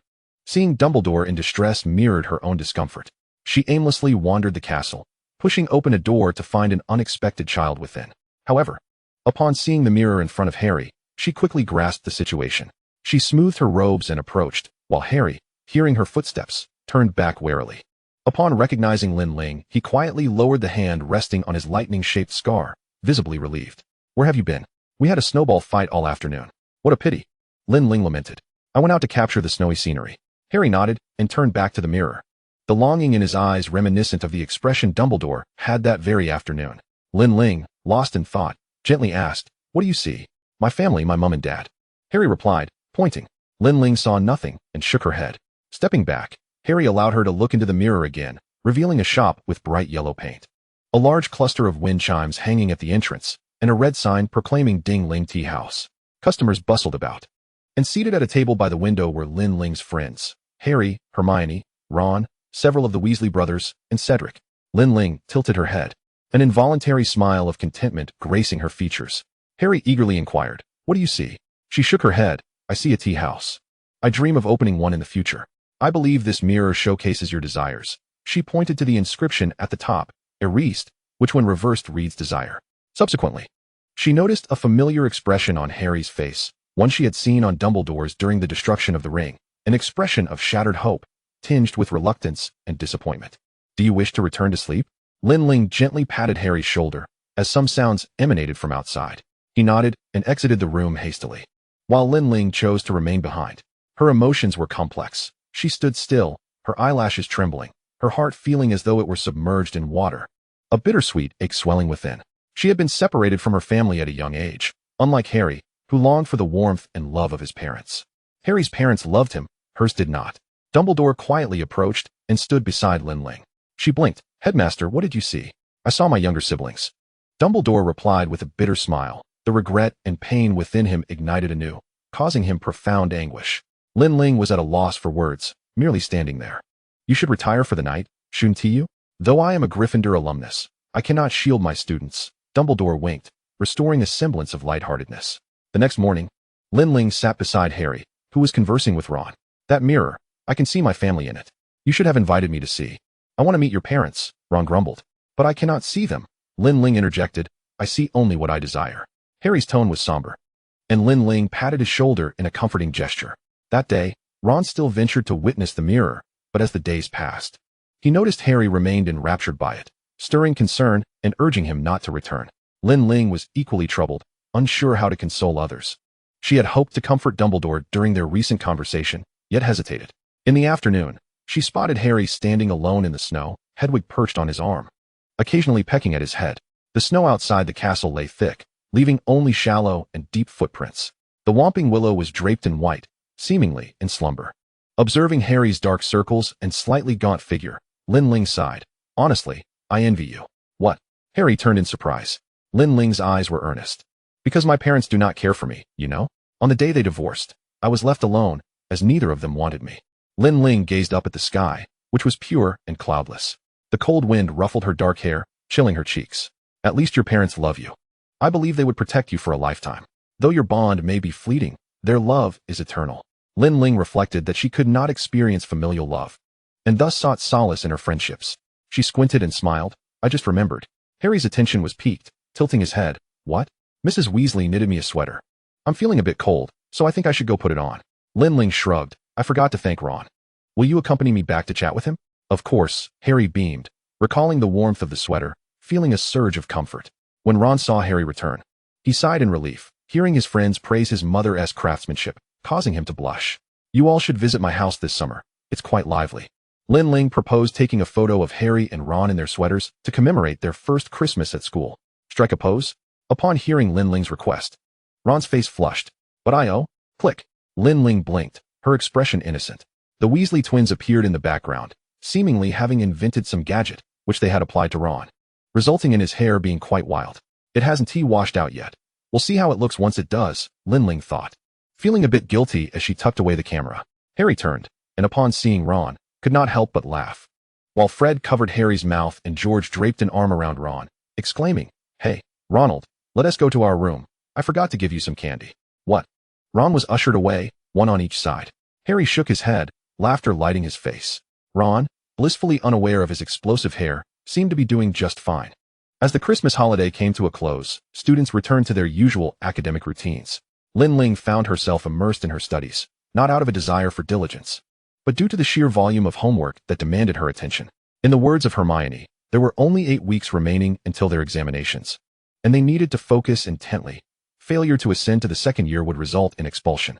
Lin Ling shrugged, her gaze fixed on her work, diligently completing assignments. Truth be told, her motivation for studying stemmed solely from a wish to mitigate language barriers, rather than a genuine enthusiasm for the curriculum. However, with Hermione's relentless encouragement, she dared not slacken her efforts. What about Harry? Hermione inquired during a moment of respite. He's off training. Hufflepuff just won against Ravenclaw, didn't they? And Slytherin also triumphed over Ravenclaw, leaving both Slytherin and Hufflepuff with 1 point each. In a couple of days, we'll be competing against Hufflepuff. If we win this match and the one against Ravenclaw in June, we'll secure 3 points and clinch the championship. Winning the Quidditch Cup would greatly benefit the House Cup, especially since Slytherin has claimed it for 7 consecutive years, Ron exclaimed, animatedly discussing Quidditch. On the day of the match, Lin Ling felt considerably more at ease. When Hermione inquired about her relaxed demeanor, she replied without a second thought. I don't have any homework to do. Isn't that delightful? Hermione rolled her eyes.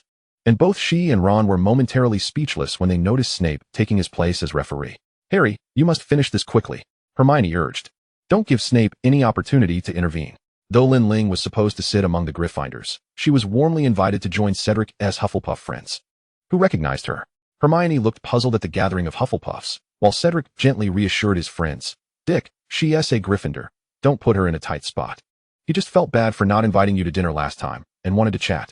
It's all right. I'll sit in the middle, Lin Ling responded, unfazed, and greeted the Hufflepuff students with a smile. Hermione suddenly connected the dots, recalling the photograph from Lin Ling's camera, and understandingly patted her shoulder. We'll head up now and save you a spot. With that, Hermione took Ron's hand and led him away. Harry was caught up by Wood, who pulled him along while muttering about being lost in thought.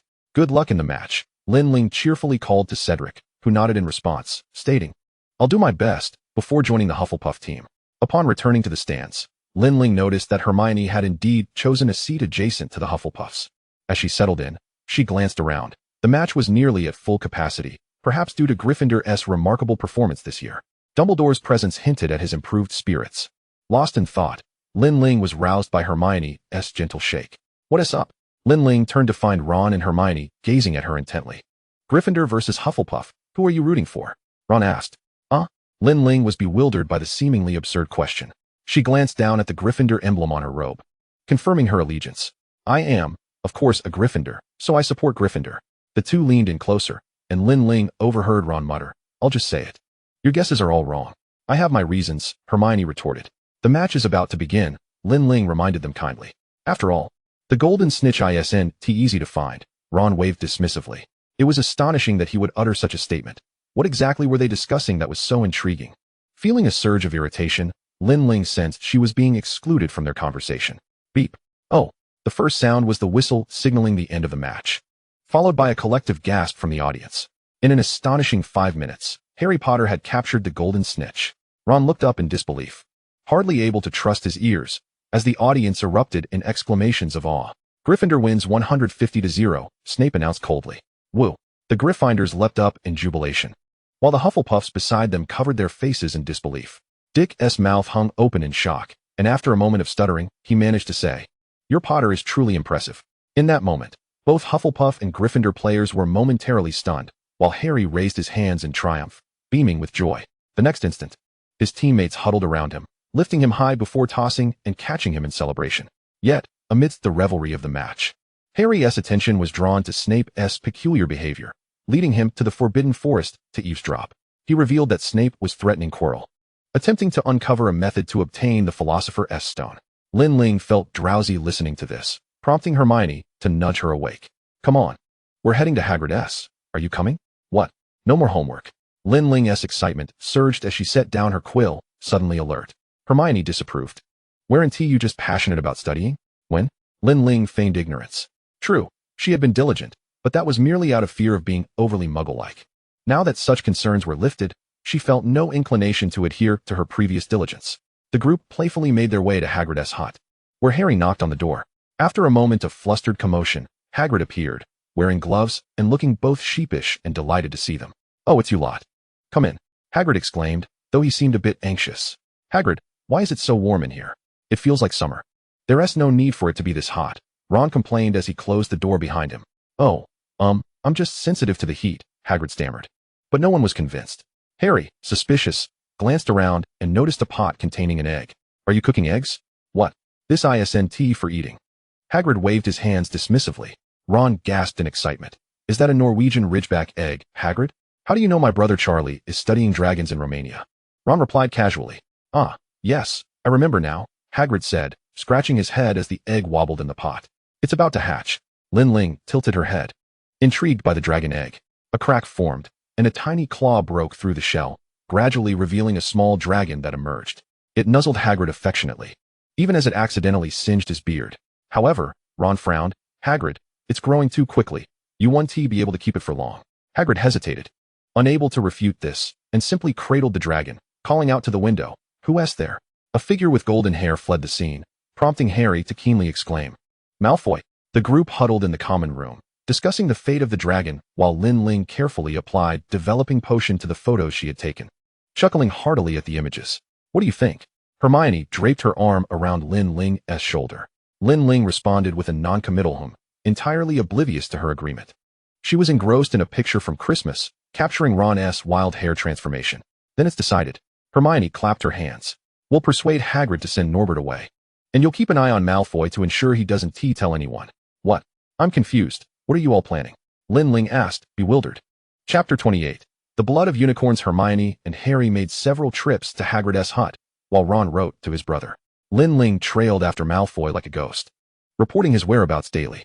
In the morning, he played a prank on Neville and, conveniently, lifted the curse from him.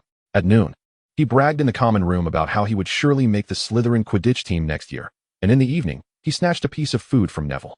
Very well, there's no need to dwell on these matters. His behavior is entirely typical. Should he exhibit any unusual conduct, please inform us then, Hermione interjected, halting Lin Ling's words. Furrowing her brow, she continued, I must have a serious talk with Neville. He needs to stand up against Malfoy. Ron nodded in agreement, asserting that he was stronger than a dozen Malfoys and should not be constantly bullied. Lin Ling followed suit, asking, have you managed to persuade Hagrid? Indeed, he has agreed, came the reply. Charlie concurred as well, stating that his friend would arrive at the highest tower this Saturday at midnight, hoping they would bring the dragon along. Honestly, why not arrange it directly in the headmaster's office? Lin Ling questioned, observing their silence before adding, isn't that a rather amusing jest? However, her mind was preoccupied with concern for Norbert, feeling restless until he was safely relocated. Hermione shook her head, lacking the inclination for humor. A palpable anxiety enveloped them, fearing the consequences of being reported and losing points. It was a crucial time, with Gryffindor currently in the lead. Relax, Lin Ling reassured them, while tending to Norbert. Ron was bitten on the finger, and by afternoon, it had swollen considerably. He lay in the hospital wing, groaning, as Hermione scolded him, and Harry poked at Ron's hand, causing him to cry out in pain. Lin Ling picked up a book on dragon care, flipping through its pages, when she found a letter from Charlie addressed to Ron. You have been exceedingly careless. This book must be returned, lest it be discovered, she admonished. Oh, I nearly forgot, Ron whimpered, his eyes brimming with tears. Rest now. Later tonight, Lin Ling and Harry will see Norbert off. Hermione rose, giving a few instructions before the trio departed. As night fell, Lin Ling and Harry lugged the box, clutching the edge of the invisibility cloak to prevent it from slipping. Exhausted, she pondered why she had voluntarily taken on this task, concerned that Harry might be caught by McGonagall. Upon successfully transferring the Norwegian Ridgeback to Charlie's friend, Harry inadvertently left behind his invisibility cloak. Lin Ling, unable to straighten her back from fatigue, pointed to the ground, stating, Your invisibility cloak, I have toiled for so long merely to remind you of that. Realizing his oversight, Harry quickly retrieved the cloak. The two quietly descended the stairs, passing Filch and Percy, walking boldly past them, and while Filch remained oblivious, Percy seemed slightly suspicious. Yet they soon slipped away. After bidding farewell to Norbert, the four celebrated with a toast, finally feeling a sense of relief. Their next focus would be diligent revision and keeping a close watch on Snape. Quirrell's complexion had grown increasingly pale, suggesting he was becoming more deeply ensnared. Lin Ling suddenly recalled something and felt a pang of regret. How could she have forgotten the events in the Forbidden Forest? Had Harry, Hermione, and Neville not lost 50 points, they would not have been punished to venture into the Forbidden Forest, nor would they have encountered Voldemort drinking unicorn blood, leading to the deduction that it was he who sought the Philosopher's Stone. Lin Ling sighed, drawing their attention, but she merely shook her head, dismissing her concern. With a burden on her mind, she found it difficult to concentrate while revising. After sipping a cup of tea, inspiration struck her. She casually inquired, It's quite exhausting to study. Tomorrow is Saturday, and I thought I might visit Hagrid and see how he is faring. Would you care to join me? Ron and Harry, both weary from their studies, readily agreed. Hermione surveyed their progress and nodded. I think that's a splendid idea. We've been revising swiftly and can tackle herbology next week. Upon arriving at Hagrid's hut, they were warmly welcomed, and after some idle chatter, Lin Ling glanced out the window, sensing an unsettling atmosphere in the Forbidden Forest. How did you discern that? She asked. There has been a great deal of commotion among the creatures lately. A few unicorns have been injured. Upon investigation, I found they had been drained of blood, causing quite a stir. Could it be werewolves?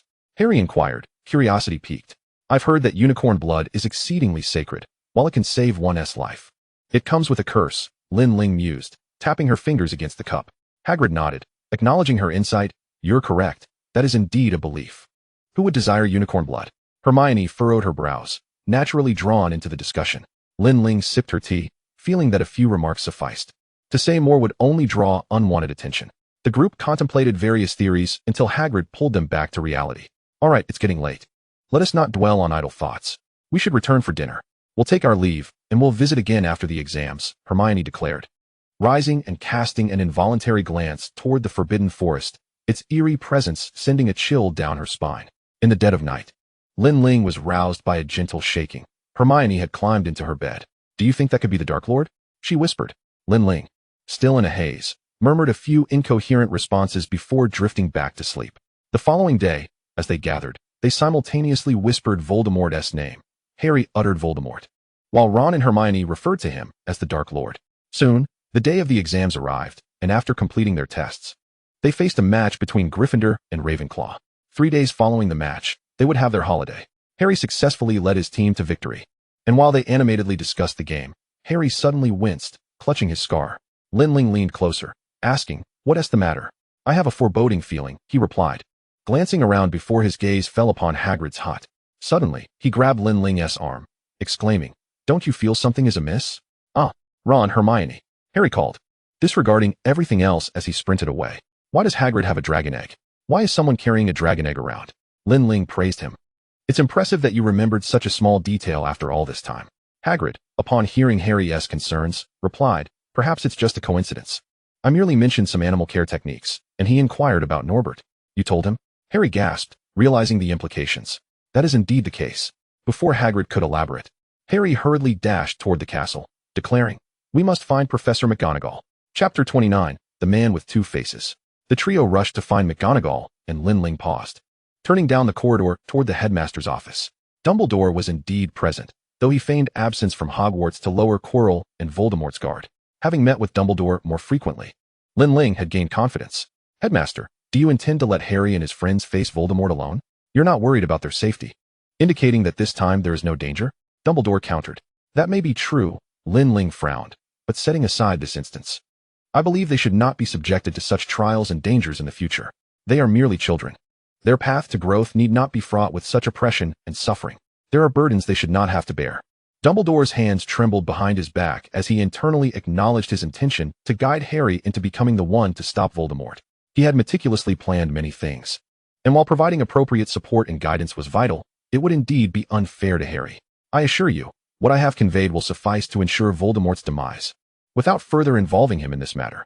Lin Ling's gaze was clear as she continued, "You admire him, do you not? For his sake, allow him to experience a peaceful and happy life." Lin Ling then retraced her steps back to the fourth floor forbidden area, where the three-headed dog lay in slumber. Without hesitation, she leaped down, only to be ensnared by the devil's snare, flames roaring around her. The surrounding devil's snare loosened its grip, and Lin Ling fell to the ground. Upon rising, she moved forward, where a multitude of flying keys flitted about above the chamber. However, the door to the room stood ajar. They had successfully passed this challenge, and the door remained unlatched. Lin Ling continued onward, catching up with Harry and his companions. They found themselves standing upon an enormous chessboard, its pieces shattered, indicating that they had also triumphed in this trial. "How did you get here? I mean, where have you been?" Harry had assumed she would not arrive, a notion he now regretted. "I went to find Dumbledore, but he wasn't there. I left him a note, and he will come immediately upon his return." Lin Ling replied with a straight face, her fib convincing enough for the two, who nodded in agreement, praising her cleverness. However, Ron remained silent. He had already fainted. Lin Ling assessed the situation and declared, "I'll take him back. You two can continue on." This statement relieved them, for they could not abandon Ron, could they? "Be careful," they cautioned. Lin Ling nodded, casting a levitation charm that lifted Ron into the air. Though he bobbed up and down, he appeared stable. The two held their breath. Harry mused that if Ron were to awaken and discover how he had returned, he would likely faint once more. On the way back, Lin Ling spotted Dumbledore. Momentarily taken aback, "Headmaster," she exclaimed, "I must go see him, mustn't I?" Dumbledore smiled and added, "I hope we can discuss your plans in detail then." "Thank you. Do you need a hand?" he inquired, glancing at Ron. Lin Ling shook her head, effortlessly carrying Ron along. After emerging from the fourth floor, Lin Ling escorted Ron to the infirmary. Madame Pomfrey administered a potion that revived him, yet Lin Ling noted his pallid complexion, suspecting he was mostly awakened by the dreadful concoction. After all, the very scent of the potion made everyone in the room feel queasy, let alone Ron, who had been forced to consume it. Percy frowned as he fed Ron the potion, while Lin Ling pinched her nose. Ron quickly regained consciousness, sitting up abruptly and coughing heavily. "Wow, congratulations on waking up," Lin Ling applauded, only for Fred and George to catch her jest and join in the applause. Tossing confetti in the air, Ron rubbed his eyes, noticing the crowd around him. Harry, Hermione, Lin Ling, Neville, and his three brothers, Fred, George, and Percy. "Oh," Ron stuttered, glancing at Harry, the mysterious figure. Dumbledore dealt with him.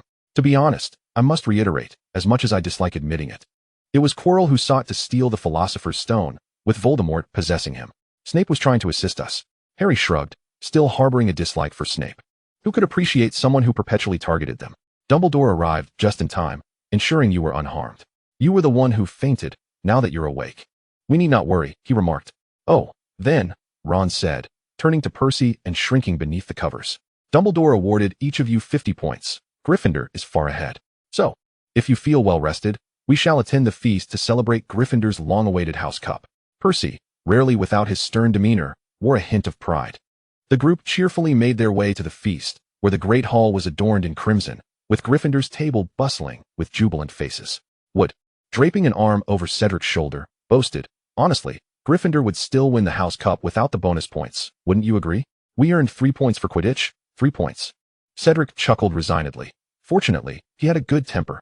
Otherwise, a different Quidditch captain might have resorted to fisticuffs with Wood. This year had been particularly tough for Cedric, as he had been swiftly defeated by the opposing seeker within mere minutes, almost branded with shame. "Indeed, you make a valid point," Cedric replied. prying Wood's hand away and passing it to Fred and George. He may be a bit carried away. Keep an eye on him, will you? Lin Ling watched the entire exchange, nearly in tears from laughter. She reassured Cedric, "You were fantastic too, weren't you?" Hufflepuff's Quidditch team came in second. "Of course. I know I'm great," Cedric humorously retorted, feeling a touch proud as he anticipated the upcoming holiday. "Happy summer. See you in school resumes." Settling back at the Gryffindor long table, Dumbledore began addressing matters regarding the holiday. Suddenly, Harry inquired of Lin Ling, "Where will you go this summer?" "I don't know." Lin Ling frowned. She intended to find a job and was considering seeking employment in Diagon Alley. Harry scratched his head, feeling despondent. He lacked the confidence to invite Lin Ling to his home, for he had no home to speak of. He was already struggling there. Feeling unworthy of bringing a friend to stay, Ron, munching on food, mumbled, "Come to my house. I have a sister. You two can share a room. Or I can squeeze in with Fred and the others. You can have my room."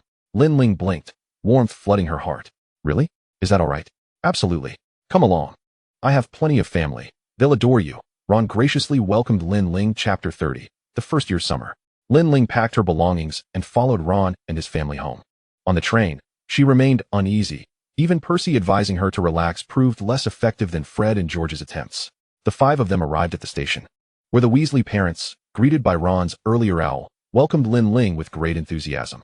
Mrs. Weasley immediately enveloped her in a hug, taking Lin Ling's luggage and weighing it. "Is this all, dear?" "It's not much," Lin Ling replied, forcing a perfect smile. "Thank you, Mr. and Mrs. Weasley, for allowing me to stay over the summer. And thank you for the lovely sweater from Christmas. It was so comfortable and warm." "That's wonderful," Mrs. Weasley beamed, growing increasingly fond of Lin Ling, pulling her closer.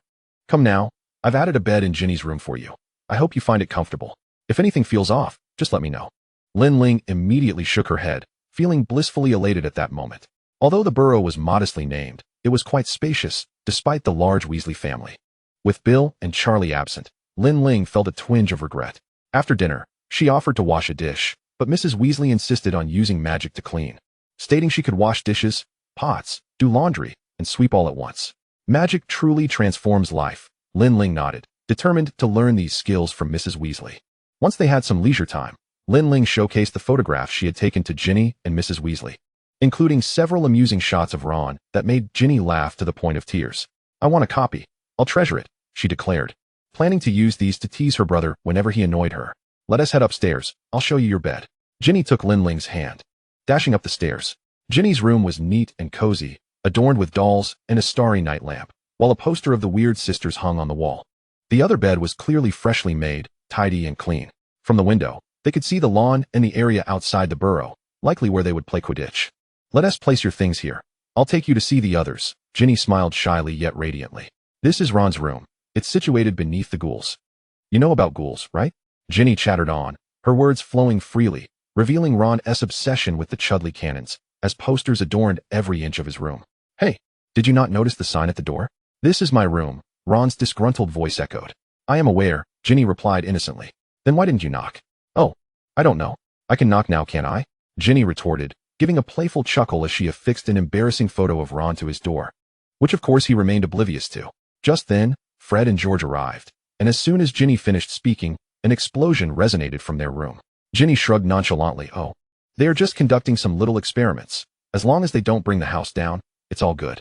Accompanying her, Lin Ling ascended to the second floor where Percy resided. She knocked on the door and entered only after receiving permission.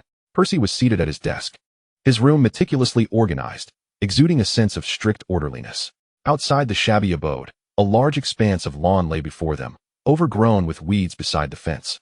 And Ginny pointed out the many gnomes that populated the garden. Nearby, a shed housed a car, and Mr. Weasley was tinkering with it, parts strewn everywhere.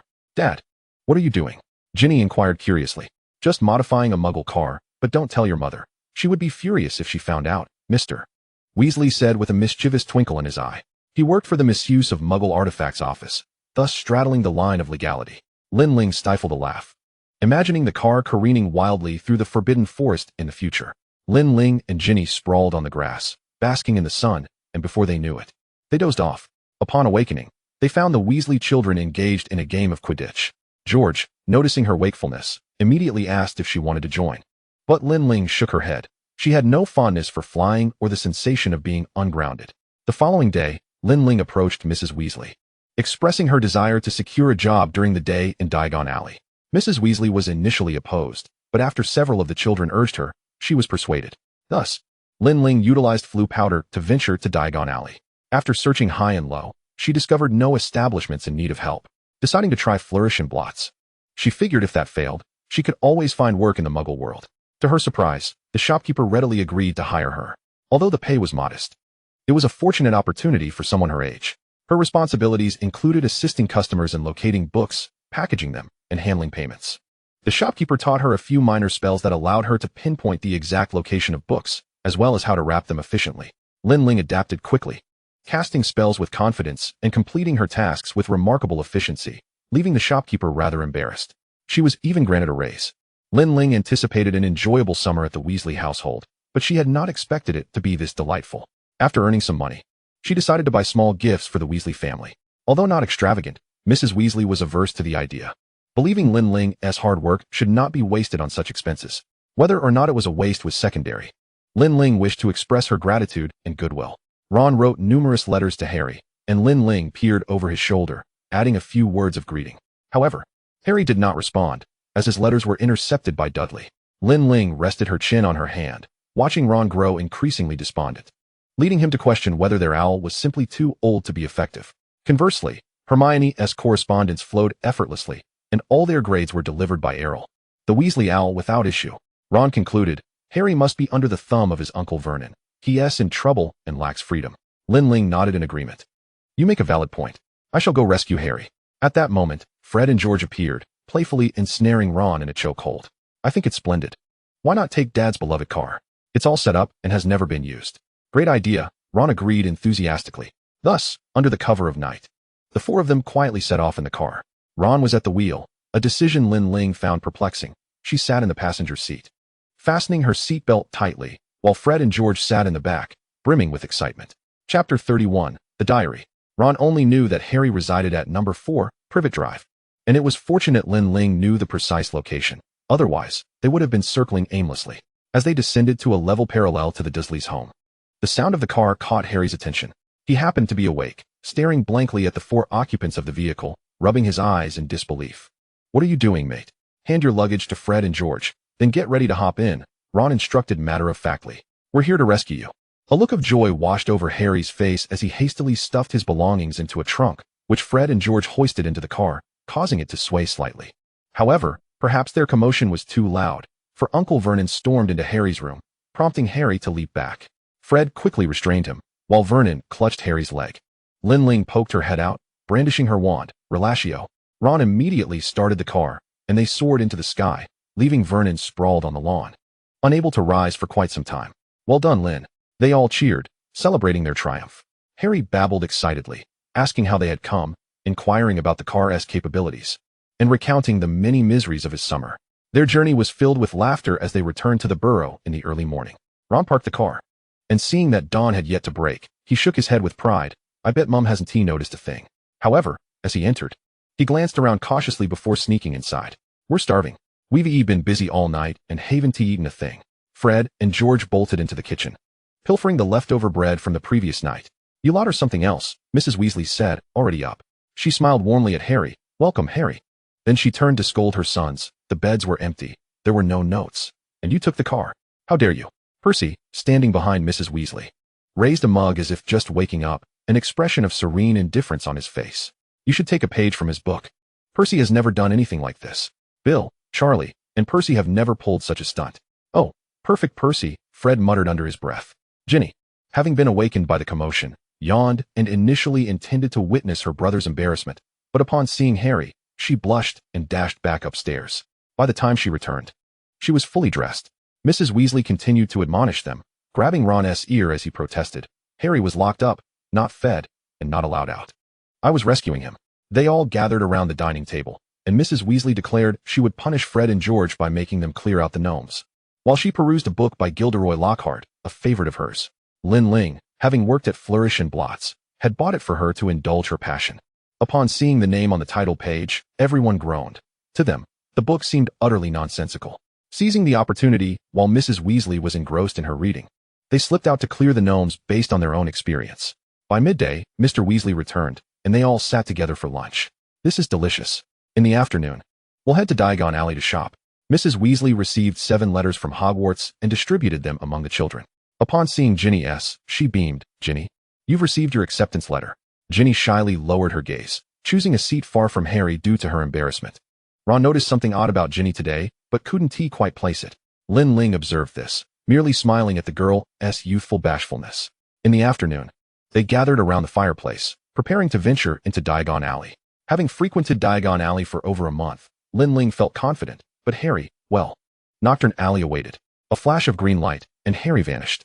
The remaining individuals exchanged bewildered glances, questioning whether he had truly mentioned Diagon Alley. Surely, I heard him correctly. A cacophony of voices erupted as one person after another spoke, but Mrs. Weasley managed to restore order, exclaiming with a headache, "All right, next, Lin Ling." One by one, they were to arrive. Once everyone congregated at the entrance of Flourish and Blots, it became evident that Harry was indeed missing. Mrs. Weasley, in a frenzy of worry, fearing for Harry's safety, formed pairs to search for him. Lin Ling, casting her gaze about, spotted a signpost leading to Knockturn Alley. She took a few steps down the street, where most wizards donned dark robes, exuding an air of menace. Perhaps it would be best to return another time, she mused, recalling Dumbledore's letter from the summer, pouting slightly as she ventured forth. As she turned onto a narrow side street, she unexpectedly encountered the Malfoys. Lin Ling stepped back, softly apologizing. "I beg your pardon, I didn't see you there." Draco rolled his eyes in disdain, refusing to acknowledge her presence. "Your classmate?" Lucius inquired.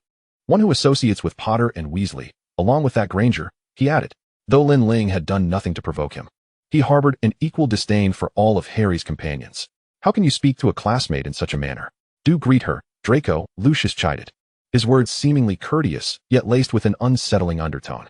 Suppressing her distaste, Lin Ling returned Draco's greeting out of courtesy. To her surprise, Lucius graciously extended an apology on Draco's behalf and even offered her a brief embrace. This is no place for young witches and wizards. It would be prudent to return home early. His sinister smile nearly made Lin Ling retch. She feigned a smile as she bid farewell to the father and son, only diverting her gaze once they were out of sight. Removing her backpack, which she had merely draped over her belongings, she discovered a somewhat tattered black diary within. Wiping it clean, she noted it bore the date of 50 years prior, signed by T.M. Riddle. Lin Ling let out a low whistle, smiling as she tucked the diary into her backpack. "Thank you, Lucius Malfoy," she thought. "I will ensure it is properly disposed of." Little did Lucius realize the significance of the diary entrusted to him by Voldemort, which he hastily sought to relinquish. "Lin, what are you doing here?" A disheveled Harry appeared alongside Hagrid. Lin Ling glanced regretfully at the front of the shop, then smiled. "We've all been searching for you." Mrs. Weasley was quite anxious. "You must have misread the location." "Indeed, arriving in such a peculiar place and encountering equally peculiar people, I saw the Malfoys, and they were quite strange." "My instincts are not promising," Harry added. "Your instincts tend to be quite accurate, do they not?" Lin Ling affirmed. Chapter 32, Parseltongue. Lin Ling, Harry, and Hagrid exited Knockturn Alley and returned to the entrance of Flourish and Blots. By this time, everyone had gathered, and upon seeing that Harry was unharmed, Mrs. Weasley embraced him tightly. To alleviate her distress, Lin Ling suggested, "Gilderoy Lockhart is coming today to promote his new book. We could get a signed copy and a photo." "That topic is hardly a distraction," Fred and George sighed in unison. Initially, Lin Ling had requested a day off from the shopkeeper to procure school supplies. But seeing the shopkeeper so busy, she volunteered to assist for a while longer. Consequently, it was Lin Ling who packaged everyone's books, and Harry, impressed by her meticulous work, offered her praise. Thus, he remained oblivious to the handsome man observing him from the side. Lockhart's eyes twinkled as he seized Harry, exclaiming, "Ah, the illustrious Harry Potter. Here to seek my autograph, are you? Don't be shy, come for a photo." Lin Ling shook her head with a smile, continuing to assist others in finding their books. "I'd like to purchase these books. Would you be so kind as to help me find them?" Cedric handed her a list, and she accepted it, glancing at the contents. "Of course, no problem at all." As Lin Ling raised her wand to summon the books, she casually repaired a page that Draco had torn from a book as she passed him. "Be mindful, tearing pages incurs a fine, my classmate." "That will be a total of 3 galleons," she said, handing the books to Cedric, somewhat surprised by the quantity he was purchasing, and simultaneously sensing a foreboding about their upcoming studies. "Thank you," Cedric replied politely, walking alongside a middle-aged man, who turned out to be Amos Diggory. At this moment, Harry had been rescued, and after exchanging a few words with the shopkeeper, Lin Ling prepared to leave. Since Lucius Malfoy had relinquished the diary, he refrained from lingering around the Weasley family, and after a few barbs exchanged, the Weasleys departed Diagon Alley with less than cheerful expressions. Another letter from Dumbledore arrived, and Lin Ling felt somewhat overwhelmed. This time it contained a portkey. She asked Ginny to keep it a secret and, in her presence, activated the portkey. Ginny rubbed her eyes in disbelief. The portkey transported Lin Ling directly to the headmaster's office, and as she steadied herself, she was greeted by Dumbledore. "Ah, my dear. It has been a while," he smiled. "How was your holiday?" he inquired. "Quite enjoyable." Lin Ling nodded, then furrowed her brow. "Do you have something troubling you?" Dumbledore asked. Lin Ling nodded. "I found Voldemort's diary." She presented the diary. "However, I suddenly find myself uncertain about what to do next. Hogwarts has a chamber of secrets belonging to Salazar Slytherin, wherein a basilisk resides, and looking directly into its eyes can lead to death. The diary can only be destroyed by the basilisk's venom, although Gryffindor's sword should suffice as well. Yet, if the basilisk is not dealt with, I fear future dangers may arise. Naturally, I do not wish for Hogwarts to become perilous." Dumbledore concurred with her assessment. Lin Ling raised an eyebrow, refraining from responding directly, and continued, "But that chamber can only be accessed by a Parselmouth, and as of now, it has not been reopened. I wonder if it might be wise to ignore the chamber altogether. If it remains unopened, surely it poses no threat?" Dumbledore, however, did not share her sentiment, stating, "In that case, danger will always linger." "Indeed, of course. Is there anything particularly unique about this diary?" Dumbledore inquired further. "It contains a portion of Riddle's, Voldemort's, memories, allowing for conversation. The more emotion one invests in the dialogue, the easier it is for Riddle to exert control. Riddle manipulates the user of the diary to open the chamber. Naturally, Riddle is a Parselmouth." Dumbledore nodded in understanding. "I see. Then, let us keep the diary here for safekeeping. And when I devise a method to access the chamber and confront the basilisk, I shall inform you." Lin Ling eagerly nodded, expressing no dissent. "I am pleased that you trust me," Dumbledore smiled. "I am equally glad that you trust me. You didn't even use legilimency." Lin Ling winked playfully. "Of course. I cannot simply employ that on my students. Would you care to join me for a meal?" Dumbledore invited. Lin Ling glanced at the clock, noting that only a short time had passed, and nodded. "Certainly. I would like to indulge in some Chinese cuisine, my treat." Dumbledore accompanied her out of Hogwarts, which was devoid of students due to the summer break. "Chinese cuisine, you say? I have indeed visited China. There is a lovely establishment in London that we could try." "The Muggle world?" Lin Ling's eyes brightened as Dumbledore led her to a street in London. "Cool. I'd like to learn about that," she exclaimed. "However, you must pay close attention during your studies. It can be quite perilous," he cautioned.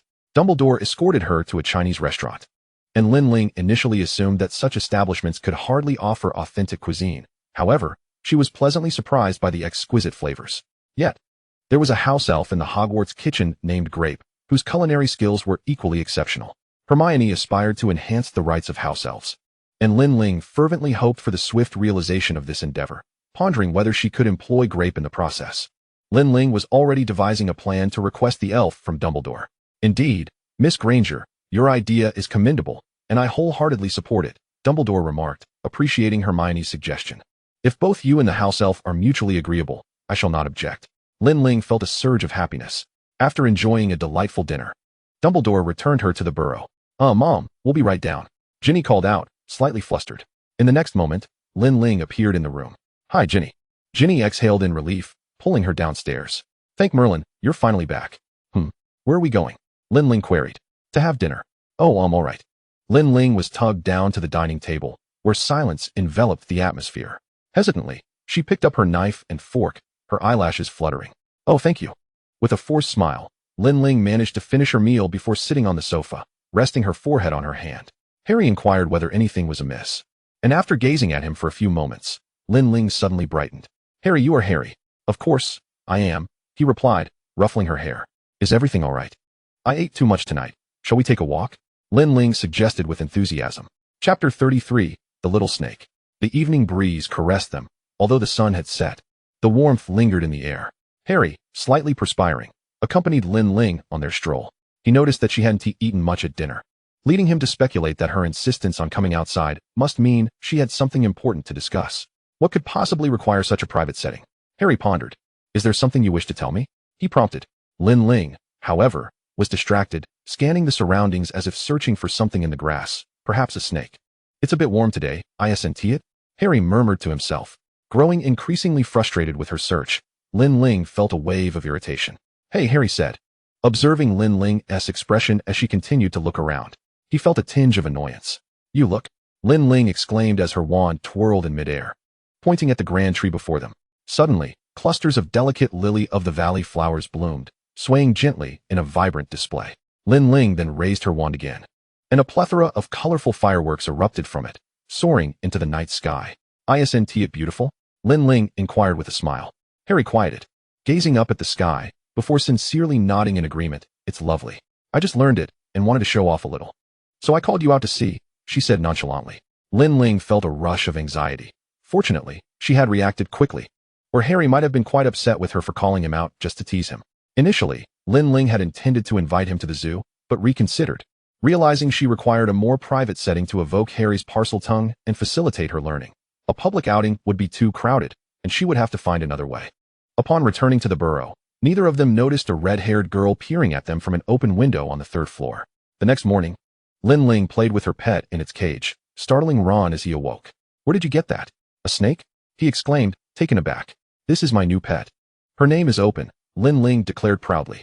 Early that morning, she had ventured to Diagon Alley to purchase a non-venomous green snake, and the kind shopkeeper had even gifted her a cage. She had cast a strong locking charm and a repelling charm, fearing the snake might escape. It was evident how much she had sacrificed to learn this particular phrase. Are you joking? Ron replied, wide-eyed. I had no idea you had such a peculiar interest. Scabbers, Ron's pet, cowered within his collar, reluctant to venture out. Although Scabbers was not a true mouse, he had grown accustomed to his identity as one. You frightened Scabbers, Ron said, taking a step back as he observed the snake flicking its tongue. Lin Ling shrugged. All right, I'll cast a few more locking charms. Otherwise, we should lock Scabbers up too, lest he be devoured. Are you cursing him? No, of course not, she reassured. Scabbers must have his freedom. He won't come out to play with that snake around. Don't be ridiculous, Lin Ling pouted, not intending to release the snake. After waiting and waiting, they finally awaited Harry, who appeared with dark circles under his eyes, indicating a restless night. What's wrong? Lin Ling asked, blinking. Look at my new pet. I just bought her. Harry and the glossy green snake exchanged glances, the snake tilting its head, mirroring Harry's own inclination. Did you decipher the code? Lin Ling leaned closer, and Harry turned to her, glancing at her eyelashes. You have quite a unique taste. Her name is Open, Lin Ling replied, her face alight with anticipation. Harry, perplexed, merely echoed, yes, Open is truly lovely. Without utilizing Parseltongue, Lin Ling pondered, somewhat vexed. Could it be that Harry's inability stemmed from the piece of Voldemort's soul residing within him? If that were the case, would she always have to wait for Harry to involuntarily respond? She sighed, and Harry, misinterpreting her sigh as disappointment over the pet's reception, earnestly consoled her. In truth, snakes are quite admirable. They instill a sense of security. If you're ever bullied, you could unleash it from your sleeve to bite someone. Lin Ling stifled a giggle. You possess a unique sense of humor. In any case, Lin Ling decided to keep Open, and on September 1st, when returning to school, she encountered a minor mishap. Her snake was left outside the platform, and when she attempted to re-enter to retrieve it, she discovered the platform was sealed off. In that moment, she recalled Dobby. Feeling a surge of impotent rage as she silently lamented, Dobby, just wait. Oh dear, Mrs. Weasley said, bewildered. What is going on? Why aren't you going out? Harry and Ron had yet to enter. Mr. Weasley suggested, let us speak with the station master. You children should board the train. Lin Ling nodded, and, linking arms with Ginny, boarded the train. Ginny appeared somewhat anxious, prompting Lin Ling to reassure her that everything would be fine, and they would arrive at school without incident. They found a compartment already occupied by a girl with softly curled, light golden hair, exuding an ethereal quality. Hello, may we sit here? Lin Ling asked, blinking. Luna Lovegood smiled politely. Of course, please do. Her ethereal voice was enchanting to the ears. I'm Lin Ling, pleased to meet you. I'm Ginny Weasley. Delighted to meet you both. I'm Luna Lovegood, she said with a friendly nod, gazing out the window as if no one could penetrate her world. After a brief silence, Ginny, curious about Luna, asked, Are you both first years? I'm in my second year. In Gryffindor, Luna replied. I'm a first year, Ginny responded amicably. While Lin Ling's thoughts strayed to her snake. If it were lost, she would have to purchase another. Upon arriving at Hogwarts, the new students prepared for the sorting ceremony, and Lin Ling, feeling rather bored, simply observed. Once the sorting concluded, Dumbledore announced this year's defense against the dark arts professor, and after dinner, everyone dispersed. As Lin Ling walked back to Gryffindor, Percy was leading the new students, imparting some rules, while she wandered aimlessly. Harry and Ron approached from the distance, bearing an air of relief as if they had narrowly escaped a dire situation. Lin Ling tilted her head, realizing they were indeed celebrating prematurely. Tomorrow, Mrs. Weasley would certainly not let them off the hook. Your pet, Harry remarked, lifting the cage. And they just happened to catch a glimpse of it outside the platform. He had even gone out of his way to bring it back for her. And though they were reluctant to open it, they could not abandon it to its fate. Lin Ling was deeply touched.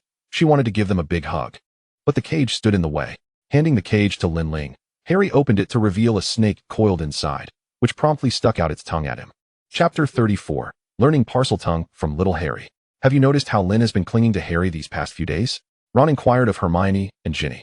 Ginny, a new roommate of Hermione and Lin Ling, had been assigned to this dorm due to an uneven distribution of students in their grade, and all three were quite satisfied with the harmonious atmosphere. Lin Ling and Ginny had already spent the summer together, so there was no adjustment period. However, the only thing Hermione and Ginny disapproved of was the snake. Lin Ling pouted, devising a plan to leave the snake with Harry in hopes that he would grow closer to it and inadvertently speak Parseltongue. Hermione and Ginny exchanged glances, and Hermione said to Ron, "Could it be because her pet is with Harry?" Ginny merely pressed her lips together, saying nothing. Lin Ling yawned, offering no comment. "Oh right, I haven't mentioned him. He clearly dislikes snakes, and he knows that Scabbers is afraid of them, yet he agreed to take care of it. I am going to cut off communication with him for 3 days." Ron looked at Scabbers with concern. The rat had indeed become thin. "All right. What treasures does your wretched rat possess? How's that apology letter to your mother coming along? Don't forget how you howled about it a few days ago," Ginny said disdainfully. "I am, of course, writing it," Ron mumbled, reiterating what he had said countless times before. "It's strange, suddenly we can't access the platform." All right. Just focus on your homework," Ginny interrupted. Harry, panting, ran over and took Lin Ling's hand, leading her to a place while still holding the opened cage.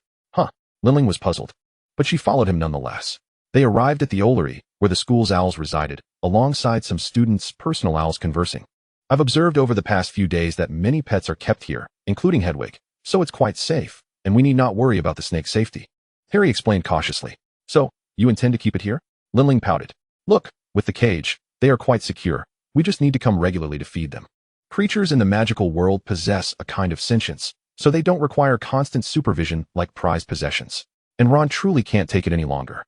"That's true, but how do you know the snake has sentience?" Lin Ling blinked, her eyes sparkling with excitement. "You might not believe it, but I can communicate with it." "I believe you," Lin Ling exclaimed, seizing Harry's hands, a glimmer of light seeming to shine from behind her. "Could you demonstrate it for me?" How could she possibly doubt it? She had been eagerly awaiting this moment. Of course. Harry stared blankly at their clasped hands. "Open, how are you?" Lin Ling listened intently to Harry's pronunciation, then quietly mimicked it. "Open, do you want to stay here?" After Harry asked, his expression suddenly darkened. He grimaced at Lin Ling, saying, "It says it's afraid of owls." Lin Ling was speechless. It made sense. Owls could swoop down from the sky and snatch the snake away, making them its natural enemy. The snake would undoubtedly be frightened of it. Although there were cages and protective spells, the psychological fear could not be easily dispelled. "It's all right. Once I open the Chamber of Secrets, you will have fulfilled your purpose." Lin Ling offered an encouraging glance, but the snake curled up, ignoring her.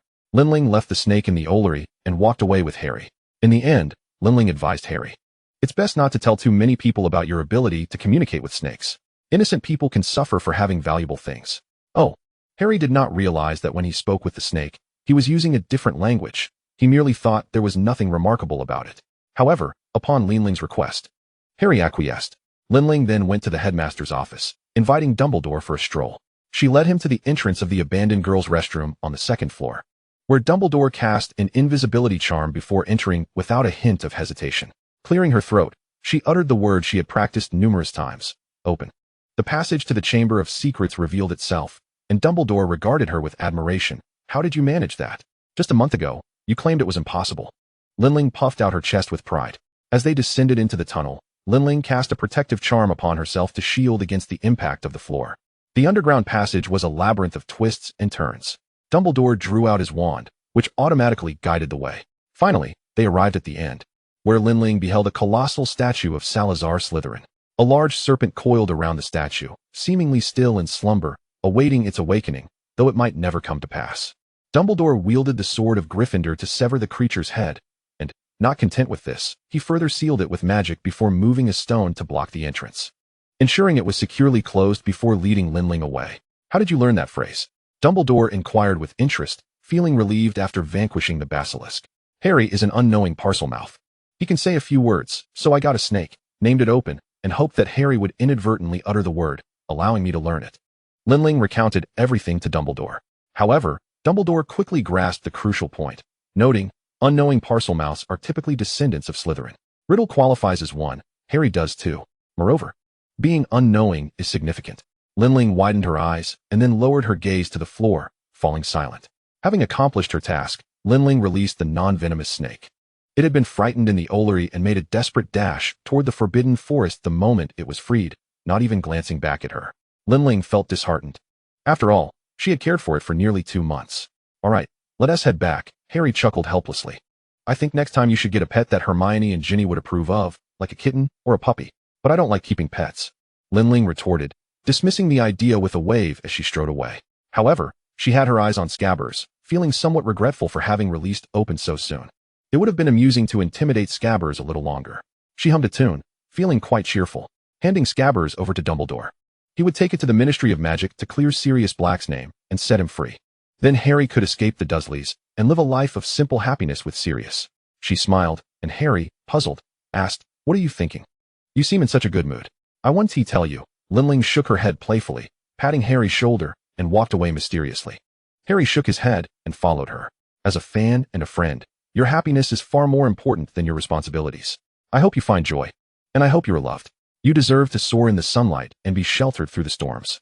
If someone changed many unfortunate things, don't you think she deserves a reward? Of course, Harry replied earnestly, despite his confusion. Chapter 35, Wormtail. Hermione noticed that Lin Ling had been exceptionally proactive lately. She reviewed her textbooks multiple times, listened attentively in class, and raised her hand to answer questions. Although Lin Ling had previously engaged in discussions during the last academic year, she confessed that it was due to the deduction of points from Gryffindor that she had made a pact with Percy to make amends. On this occasion, she did not contravene any school regulations. Rather, she was unexpectedly obedient and remarkably proactive. Previously, she had mentioned rewarding herself, leading her to frequent the kitchen on several occasions. Strangely, Lin Ling's demeanor softened towards everyone. She greeted Malfoy with a nod and smiled graciously at Snape, even cradling Crookshanks and stroking its fur. The Gryffindor Quidditch training resumed, which brought immense joy to Harry, who had recently been tormented by Lockhart and Colin Creevey. Finally, a distraction was at hand. However, Harry's spirits plummeted when they encountered the Slytherin team on their way to practice. Their training grounds had also been commandeered, with Malfoy taking center stage, exuding arrogance. Just before Malfoy could utter a slur against Hermione, Lin Ling snapped her fingers, casting a silent spell. Seeing Malfoy rendered speechless, the Gryffindors erupted in laughter, mocking him. His face turned crimson, unable to utter a word. "Draco, perhaps you should return to the headmaster," someone suggested. "Indeed, Professor Snape will not let you off lightly." "But we didn't cast a spell," they protested. "You saw it. No wands, no incantations. Perhaps he simply ate something that rendered him mute." Lin Ling chuckled, and the Slytherins departed in a huff. Gryffindor's morale soared, as if they had won the Quidditch match. Suddenly, Lin Ling sighed, marking her third such exhalation. The people around exchanged glances, prompting Hermione to inquire on behalf of the group. "What is it?" "I miss my pet." "What?" Everyone seemed momentarily baffled. "My snake. I long for it dearly." Lin Ling feigned a look of anguish. Ron shrugged. "Isn't it a bit late to be missing it? It's been a month. It just suddenly struck me. I feel so lonely," she lamented, tears streaming down her face. Seeing her genuine distress, Ron panicked, glancing at Harry and then at Hermione. Utterly at a loss. "I too wish for a pet by my side," she cried out, clutching her heart. "Please, don't cry. I could lend you Crookshanks for a few days. He is a pet, after all." "Really?" Lin Ling stole a glance at Ron, who nodded in affirmation. "Thank you. My eternal friend." She grasped Ron's hand, which he awkwardly withdrew, fearfully hiding behind Fred, muttering, "She's lost it." That evening, Crookshanks was unceremoniously tossed to Lin Ling. "Cage and all." Ginny asked Ron why he included a cage, and he cryptically replied, "I fear she might frighten Crookshanks into a faint. She's been rather peculiar lately." Lin Ling took Crookshanks to lie on the lawn, strolled by the Black Lake, gazed at the stars from the astronomy tower, and even attended the Quidditch match between Gryffindor and Slytherin with him. "Look how well she treats Crookshanks." Ron nodded in satisfaction. "So she really took him to stargaze?" "I assume she went during curfew." Hermione pointed out the essence of her rule-breaking. "Oh well, Hermione Granger seems to have abandoned those rules herself," Ron countered. Lin Ling yawned widely, finally awaiting Dumbledore at the astronomy tower. "Headmaster," she yawned again, her fatigue causing tears to well in her eyes. Dumbledore had come to fulfill Lin Ling's second request. A few days prior, she had asked him to accompany her in capturing an animagus. Noticing the mouse cradled in her arms, Dumbledore inquired, "Is this what you referred to?" "Yes," Lin Ling nodded, lifting Crookshanks. Sensing the shift in atmosphere, Crookshanks attempted to flee. Yet Dumbledore effortlessly confined him. "Shall we proceed to the headmaster's office, Miss Lin Ling?" Upon reaching the second floor, they encountered Cedric, who paused in surprise, his gaze sweeping over Lin Ling. After a moment, he greeted the headmaster. "Good day, sir." "Oh, merely encountered a disobedient student by chance." Dumbledore smiled slightly. Cedric felt a pang of sympathy for Lin Ling, but realized he could not assist her this time. Nodding apologetically, he stepped aside to allow them passage.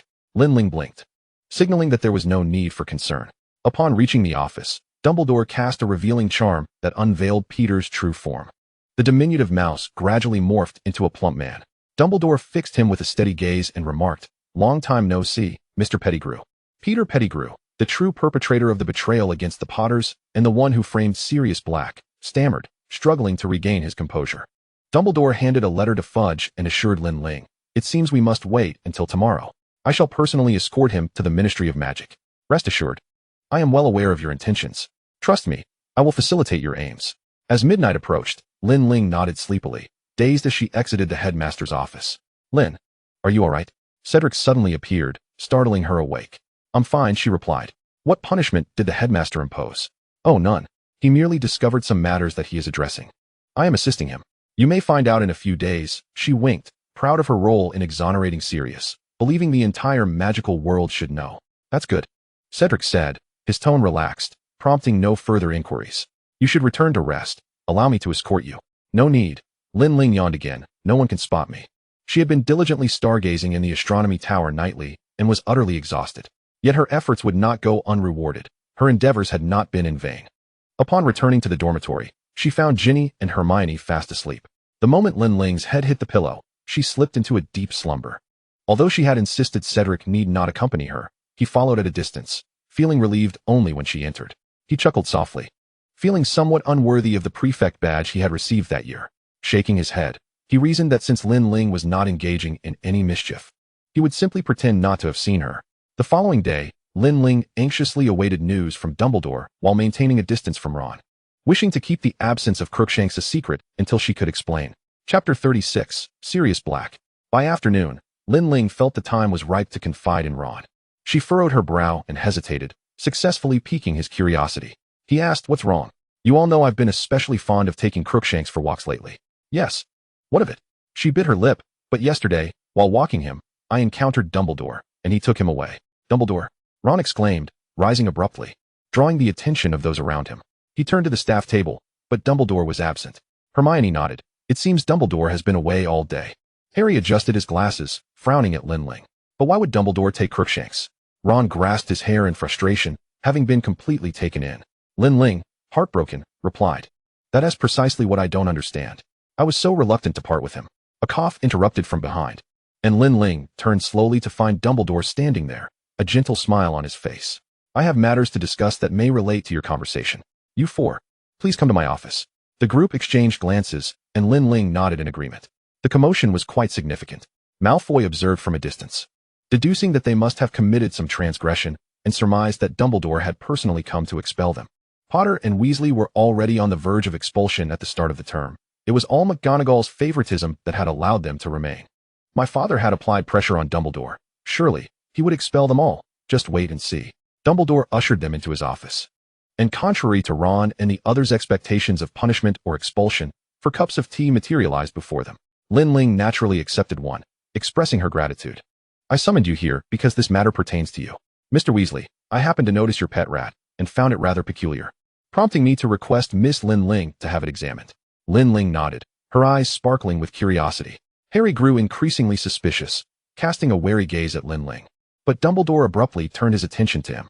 "Mr. Potter, this matter also involves you." "Me? Are you familiar with animagi?" Hermione tilted her head. Animagi are wizards who can transform into animals while retaining their magical abilities. This magic is exceedingly difficult to master and challenging to control. The ministry mandates that any wizard who successfully becomes an animagus must register, or they are deemed illegal. Professor McGonagall is an animagus. "Correct," Dumbledore smiled, his demeanor turning serious once more. "Upon examination, Mr. Weasley's rat is indeed an animagus, an unregistered, illegal animagus. That means he is not a rat at all, but rather a wizard?" Ron gasped, unable to fathom Dumbledore's words, yet this was Dumbledore speaking. Furthermore, he was once a student at Hogwarts. You may have heard of him, Peter Pettigrew. I seem to recall. Ron tried to recollect. Oh, my father mentioned him, saying he was a hero for resisting Sirius Black and was killed. But he did not die?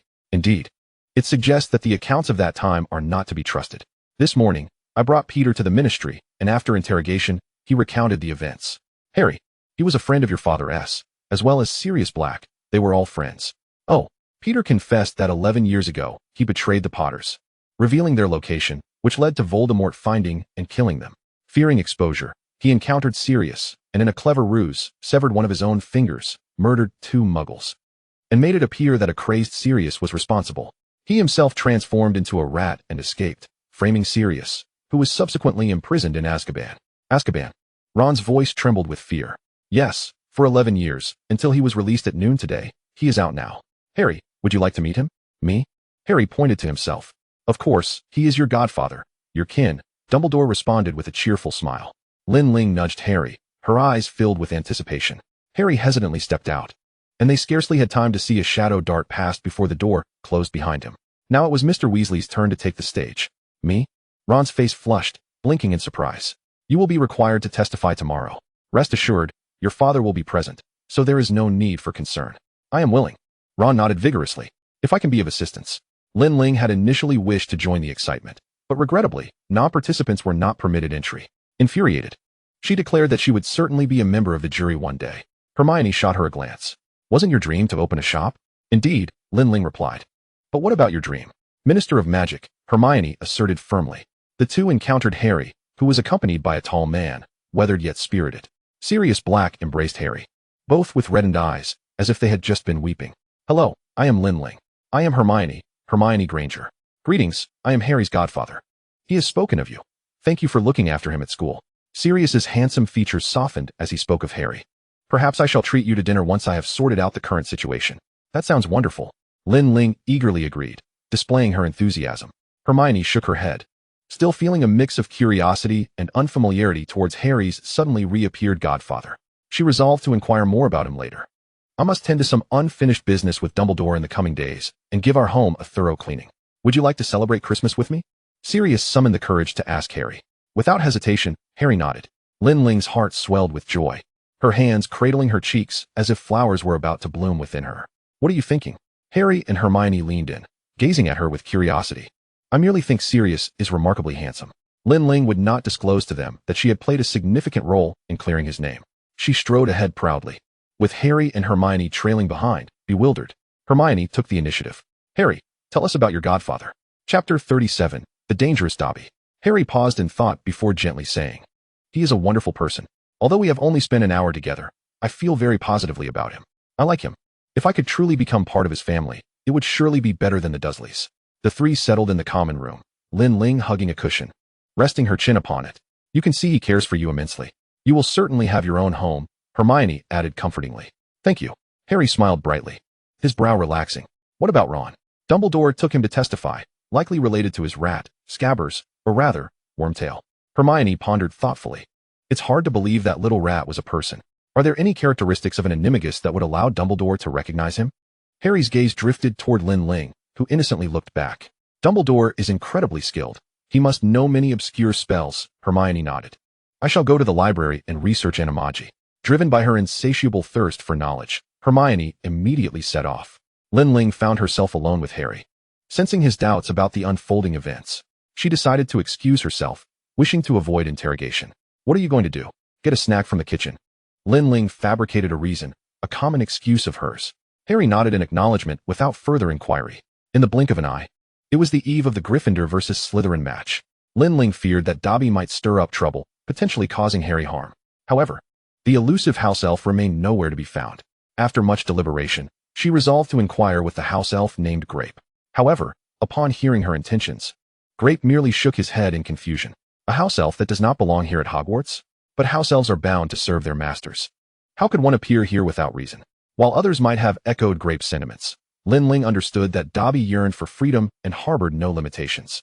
She described Dobby's characteristics, hoping that if they encountered him, they would inform her. Yet with the match looming the next day, it seemed Harry's fate was sealed. The following day, Gryffindor and Slytherin faced off, and Lin Ling scanned the stands, observing both teams preparing on the field, poised for the referee's signal to commence the match. In the distance, in a corner of the audience section, a figure captured Lin Ling's attention. She hurriedly maneuvered past Ron and Hermione, hastening down the staircase. As the match commenced, she marveled at how fiercely the Gryffindor team took to the field. Lin Ling sprinted, inwardly cursing the individual who had established the anti-disapparition charm at Hogwarts, for it left her breathless. Upon reaching the 4th floor, she paused, ensuring that Dobby on the 5th floor remained oblivious to her presence. After taking a moment to compose herself, when Harry appeared before the spectators, Lin Ling swiftly seized Dobby. Startled, Dobby flinched, whisking Lin Ling away from the stands. They tumbled onto the grass by the Black Lake, where both Lin Ling and Dobby stared wide-eyed at one another. "Dobby, we need to talk." Lin Ling felt a surge of indignation. Why was Dobby permitted to flit about Hogwarts using magic at will? "Who are you, and how do you know Dobby?" Dobby's high-pitched voice broke the silence, and Lin Ling, exasperated, gave him a silent glare. "Listen, Harry Potter is quite safe at Hogwarts, and there is no danger here. You are the most perilous one. Believe it or not, Lucius Malfoy's plan has been thwarted by Dumbledore, who has resolved all matters. This is what Dumbledore informed me, and he sent me to find you. Otherwise, how could I possibly know so much?" Dobby ceased his struggles, believing Lin Ling's words, and began to ponder. Stupefied, Lin Ling exclaimed urgently, "Do you believe me?" Dobby hesitated. Lin Ling rubbed her temples and swiftly added another binding spell. "When dealing with house elves, one must act quicker than them, otherwise, one risks defeat." Denying Dobby a chance to react, she ensnared him on the grass. "I will release you after the match concludes. By the way, Dobby, you possess quite a talent. Is there something you would like to eat? After the game, I shall treat you." "No, you wicked woman. You are bullying Dobby." Dobby protested. Lin Ling feigned ignorance, frowning. "Go back and observe your master's reactions. You will discern that he is particularly enraged. With Sirius Black's exoneration, Hogwarts has not become more perilous. He must be anxious. Has he not acquired quite a bit of dark magical artifacts recently?" Dobby, unable to contain himself, began to bang his head against the grass. Lin Ling provided him with a cushion to make it more comfortable. "Gryffindor wins, 180 to 30, Lin Ling declared. "Dobby, you may leave now. I hope the next time I see you, you will be free." She snapped her fingers, releasing Dobby, who vanished in the next moment. Did you see Harry's use of the bludger-repelling charm? It was spectacular. After the match, Ron continued to reminisce about the recent game with his companions. Harry, dragging his broomstick, appeared somewhat fatigued yet elated. "I initially intended to rush straight in, but then I suddenly recalled that move, so I employed it. It seems to have been effective. Doesn't it?" "Extremely so." Malfoy's nose was practically crooked from rage. Harry and Ron fervently debated, while Lin Ling and Hermione walked ahead. Hermione appeared deeply perplexed, and Lin Ling tilted her head but refrained from questioning her. If Hermione wished to comprehend or needed assistance, she would voice it herself. Suddenly, Sirius approached briskly. Harry embraced him, and their camaraderie was evident.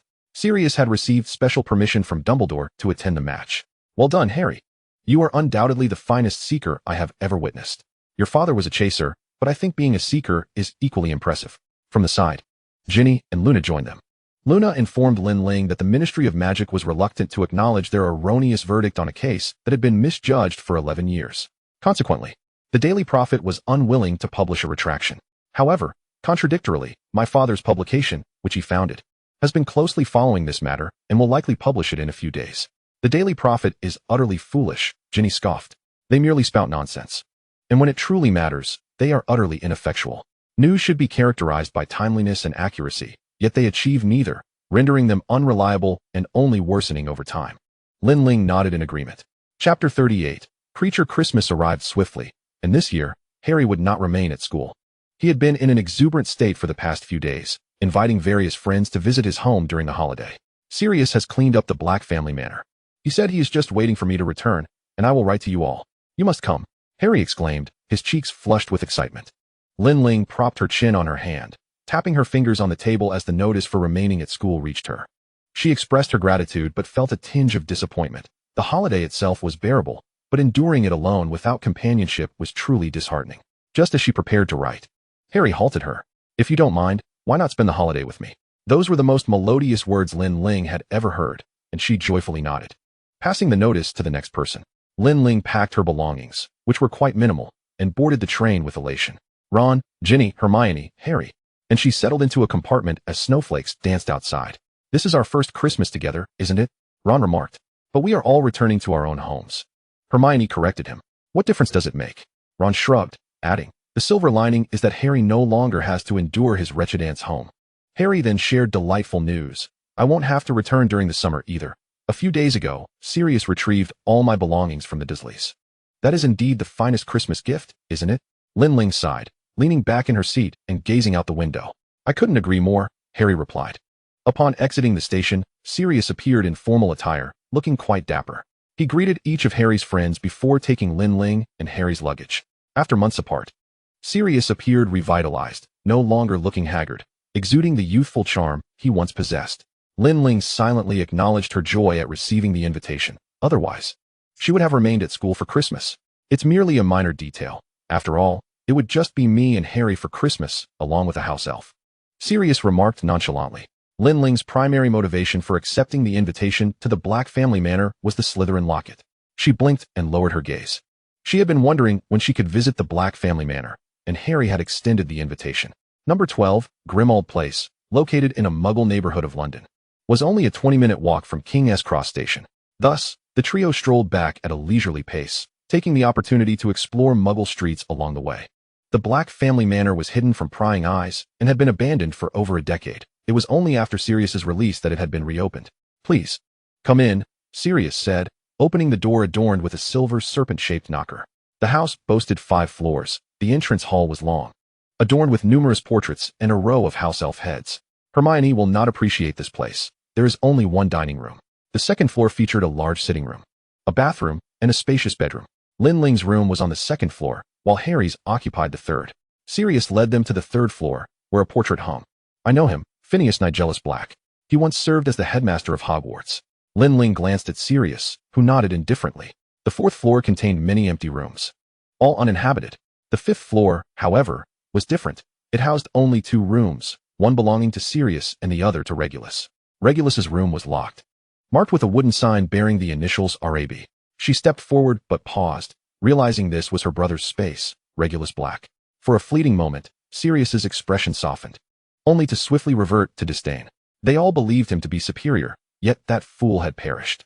Sirius and Harry were discussing certain matters concerning their family, predominantly filled with contempt. Meanwhile, Lin Ling found herself preoccupied with other thoughts. She felt like she was burdened with the responsibility of guiding a group of oblivious children. Creature alone knew where Regulus's locket was now hidden, yet he harbored a profound disdain for Muggleborns and also disliked Sirius. Would this course of action yield any results? If she were to inform Sirius and have him command Creature, it would certainly be a forceful resolution, albeit one that required divulging a multitude of truths to Sirius. Moreover, this would expose Lin Ling's extensive knowledge, a notion that filled her with trepidation. With a heavy heart, Lin Ling resolved to seek out Creature, as he too must desire to fulfill Regulus's mission. She gathered her belongings and descended to the living room on the second floor, where an owl was circling outside. Due to the frigid weather, all the windows were shut tight. Lin Ling opened a window, and the owl delivered a newspaper titled Sing Against the Grain, along with a letter marked AD. Upon noticing her name as the recipient, Lin Ling carefully stored the letter away. She handed the newspaper to Harry, whose eyes widened at the front-page story detailing the clarifications surrounding Sirius's incident. Sing Against the Grain had laid out all the facts with utmost clarity, complete with a reference number from the Ministry of Magic, making it evident that the information was credible. Sirius leaned in closer, and the two of them read together. I'll go find something to eat. Lin Ling had noticed upon entering that Creature resided on the lower ground level, with the kitchen located there as well. She paused at the entrance, opening Dumbledore's letter. As was customary, Dumbledore had provided a key, along with a name, Phineas Nigellus Black. A spark of determination ignited within Lin Ling. The lighting in the basement was dim, and she could barely discern a short figure. Tentatively, she called out, Creature? A pair of dull gray eyes fixed upon her, filled with suspicion and contempt. I know Regulus. You are not to speak the young master's name so casually. Filthy mudblood. Creature seethed. I know why he perished, and I am aware of the last command he entrusted you with. Creature overturned pots and pans, his chest heaving with a mixture of anguish and rage. You lie. The young master has never laid eyes upon you. This does not contradict, Lin Ling insisted. Believe me, I can destroy that locket. You cannot, but I possess the means. She lowered her voice, attempting to coax him. Creature continued to tremble violently, banging his head against the wall, perhaps constrained by some unseen force. Lin Ling took 2 steps back, clearing the area to prevent Creature from injuring himself further. Let us not linger on that topic for now. Rest well. When you are recovered, we shall talk. Lin Ling feared that she might push him beyond his limits, feeling a pang of frustration in her heart. Chapter 39, Lupin. During dinner, Lin Ling found herself somewhat distracted. However, Sirius's unveiling of his Christmas purchases reinvigorated her spirit. She hung streamers in the living room, while Sirius had procured a Christmas tree. Harry and Sirius adorned the tree with various decorations. Sometimes, employing Muggle methods can be quite delightful, Sirius remarked. Isn't it more fulfilling to hang them up by hand rather than mindlessly waving a wand? I beg to differ. I believe if Muggles were to witness the ease with which one can hang decorations without manual effort, they too would find it wondrous and gratifying, not to mention labor-saving. Lin Ling retorted as she waved her wand to reach the higher branches. Harry nodded in agreement, recalling, when I first met Hagrid, he used that little pink umbrella to turn Dudley into a pig, and I found it utterly magical. The first time I knocked on the bricks in Diagon Alley, my life changed forever. Lin Ling wiped away a tear, touched by his words. Have you drunk before you've even sipped? Sirius quipped humorously. Speaking of which, I did purchase some alcohol. Would you care to try? Are you encouraging minors to drink? Lin Ling chuckled. Sirius shrugged. I'll drink alone. If my friends were still here, they would have joined me. Realizing he had misspoken, he quickly added with a grin, there were 4 of us, one named Remus Lupin. Each time we indulged, he would caution us, and we rarely drank too much, likely due to his influence. Where is he now? Lin Ling inquired curiously, aware that Lupin was alive, yet unaware of his whereabouts. I do not know, Sirius replied, shaking his head with a bitter smile. After I escaped, I attempted to find him, but to no avail. The power of the media is formidable. Lin Ling gestured toward the newspaper. If he reads some of these articles, he might come looking for you. A glimmer of hope sparked in Sirius's eyes as he pondered this possibility. The following morning, Lin Ling awoke, yawning as she ambled outside. The living room was brimming with gifts, and Harry squatted beside them, looking puzzled. Lin Ling approached to inspect the tags, letting out an exclamation of surprise. In the pile on the far right, there were 26 gifts. A collection of birthday and Christmas presents from Sirius to Harry, compensating for 13 years. He truly is remarkable, isn't he? Lin Ling thought with envy, giving Harry a thumbs up. Harry, unable to contain his excitement, began unwrapping one gift after another. Lin Ling joined in as well, having only listed 12, Grimmauld Place as her address, which resulted in the owl delivering both her and Harry's gifts to the second floor. Upon unwrapping Cedric's gift, she felt a twinge of astonishment. Firstly, she had never disclosed her address to Cedric, and secondly, they had not interacted much recently. Who sent this? Harry asked, noticing Lin Ling's silence. She was holding a beautiful 4-leaf clover hairpin that seemed enchanted, shimmering as it caught the light. Cedric, Lin Ling murmured. Oh, such a gentle soul. I must ensure he survives. I cannot allow him to perish in 4th year. But how can I persuade him not to participate? This is a rare honor that Hufflepuff hasn't experienced in a century. Seeing her lost in thought over the hairpin, Harry rummaged through his memory. Wasn't he the seeker for Hufflepuff? I faced him last year. I think the match ended in 5 minutes. Indeed, he is a formidable seeker. Last year, Hufflepuff placed 2nd, Lin Ling affirmed. Harry was taken aback, realizing that the champion was sitting right in front of her while she praised someone else. Moreover, he was the captain of the Hufflepuff Quidditch team and also their prefect. Even though he was not in Badger House anymore, she still held hope for their success. Oh, Harry nodded, falling silent, a hint of gloom settling over him. After unwrapping all her gifts, Lin Ling quickly pinned a letter to Cedric, expressing her apologies and gratitude. She had not anticipated receiving a gift from him, and the realization that she had not prepared one in return left her feeling somewhat guilty. It seems I am missing a gift, she teased Harry. Harry cleared his throat and retrieved a gift from behind him, pushing it toward her with both hands. Since we all live under one roof now, I thought it best to give it to you in person, but I left it out last night. I feel it might be awkward to present it face to face, Lin Ling mused, imagining the scenario with a slight grimace. Harry had gifted her a small trinket that, when tapped, displayed the time and weather, illuminated with a second tap, and transformed into a necklace with a third. The shopkeeper mentioned there was a hidden feature, but I am unaware of what it is. Fred helped me purchase it in Hogsmeade. He said he had bought too many things and forgot. Harry shrugged, thinking that he would inquire when he had the opportunity to visit Hogsmeade another day. Lin Ling tucked the small trinket into her pocket. Creature arrived, bearing breakfast, and Lin Ling noticed that his demeanor had softened considerably compared to yesterday. At the very least, he left without uttering a word. Sirius had also awakened, slightly late due to the previous night's indulgence in alcohol. A series of knocks echoed from outside. Few were privy to the means of entry into the Black family home, and all 3 turned their gazes toward the door. Sirius concealed his wand behind him and walked to open it. Upon swinging the door wide, Sirius was momentarily taken aback before he embraced the visitor with abandon. It was a weathered man, clad in somewhat tattered yet clean attire. While it might not seem dignified to others, it was the most respectable appearance he could muster within his means. "Moony, where have you been all these years?" Sirius exclaimed, holding him tightly, finally convinced that he was not dreaming. The person he had spoken of just yesterday was now before him. How could one not feel exhilarated? Lin Ling approached to greet them, and it was evident that Lupin was a gentle man, as reflected in his eyes. "I've sought numerous jobs over the years, but due to my furry little problem, it has proven quite challenging. However, being dismissed from one position merely leads to another, so it's no great matter." Lupin took a sip of water. "I saw an article about you yesterday, and I could hardly believe it. It took me all night to muster the courage to seek you out. I misjudged you 11 years ago, and for that, I am truly sorry." A smile graced his lips, his gaze filled with nostalgia. "I have been burdened by my hatred for you all these years. It has pained me immensely. It's all in the past, mate. I'm genuinely pleased to breathe fresh air again, and to see you," Sirius replied, observing the two reminiscing about their school days. Lin Ling, initially listening intently, spotted Creature ascending the stairs and blinked at Harry. "I'm going to step outside for some fresh air." "Oh," Harry responded, somewhat puzzled. But he refrained from asking further. "Shall we play in the snow later?" "Sure." Chapter 40, The Locket Box. She ascended the stairs. Creature was absent on the 3rd floor. Absent on the 4th, but on the 5th, he stood silently before Regulus's door. "Creature," Lin Ling called gently. "You mentioned wanting to take Creature to destroy that thing?" The moment Creature uttered those words, he appeared to be in anguish once more. Seeing Creature collapse and roll on the ground, she reached out to grasp his hand. "Creature, are you all right?" she called softly, her tone urgent. Logically, Creature's task was to destroy the locket box. Why then did that statement summon punishment upon him? Lin Ling was perplexed, deep in thought.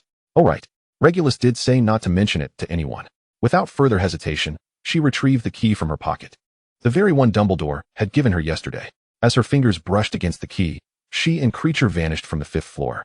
Lin Ling failed to notice that the gift she had inadvertently placed in her pocket earlier had fallen to the ground. When they landed, Lin Ling winced, holding her waist, mentally chastising herself to ensure she stood firm during their next landing. The headmaster's office was empty. Lin Ling glanced around and sighed, recalling last Christmas. She had also been working alongside Dumbledore, searching for Ravenclaw's diadem in the room of requirement and locating a ring at the Gaunt residence. Today was yet another day brimming with tasks. She knocked around the office and spotted a large bell on the desk, one she had not seen before.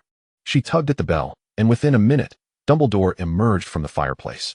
"Merry Christmas, sir." Lin Ling tilted her head to look at him as he smiled faintly. "Merry Christmas. This is Creature from the Black family," Lin Ling acknowledged as Dumbledore sought out the portrait of Headmaster Black in the office. He appeared to be feigning sleep. But after several calls from Dumbledore, Fawkes suddenly let out a cry, waking all the portraits, who then began to call out for Headmaster Black, compelling him to open his eyes. "Oh, Merry Christmas," he said nonchalantly, turning to the individuals in the office. He recognized the young girl but squinted at the house elf. "This little elf currently serves Sirius Black, does he not?" Dumbledore inquired with a smile. Creature, though reluctant, nodded, defiantly adding, "My master is Regulus Black." He bowed respectfully to Phineas Black. Dumbledore addressed Black. "I may need you to utter a word, as we require Creature's assistance with a small task." Phineas Black appeared unimpressed. "Is that all?" "It is quite important." "Very well, Creature. I command you to cooperate with Professor Dumbledore and Lin Ling." Lin Ling interjected. "And Lin Ling. Do as they say." Once Phineas had spoken, he vanished from the portrait. Dumbledore nodded, offering apologies to the other portraits, which resumed their slumber or went about their visits. Lin Ling sighed and crouched down to ask Creature. "Creature, can you speak now?" Creature's eyes brimmed with tears as he tremulously produced Slytherin's locket box. "My young master. He was commanded by the Dark Lord to acquire a little elf, and my young master allowed me to go. I was taken to that dreadful place by the Dark Lord, who ordered Creature to drink from the pool, the burning pain searing in my stomach." He choked on his sobs, large tears falling to the floor. "I thought I would perish, but I recall my young master commanded me to return, and I somehow did." Dumbledore spoke softly. "Take your time, no rush. Later, my young master discovered something was amiss, asking me what I had been forced to do. He then took me back to that terrifying place. He drank from the pool and handed me the object before collapsing, dragged under by whatever lurked beneath the waters. I must go back. I must destroy this thing, and I cannot tell anyone, especially not my master." He cradled his head, revisiting the most painful memories, his heart being crushed. "Creature cannot destroy this thing. I cannot fulfill my young master's final task. We will help you complete it. We will assist your young master. We all know he is a hero," Lin Ling reassured him, her hand gently patting Creature's back. Slowly, Creature extended the locket box towards her. Lin Ling accepted it and handed it to Dumbledore. He nodded, opening the locket box, releasing a plume of dark mist. Without hesitation, Dumbledore shattered the locket box. Kreacher finally lost his composure and began to weep uncontrollably.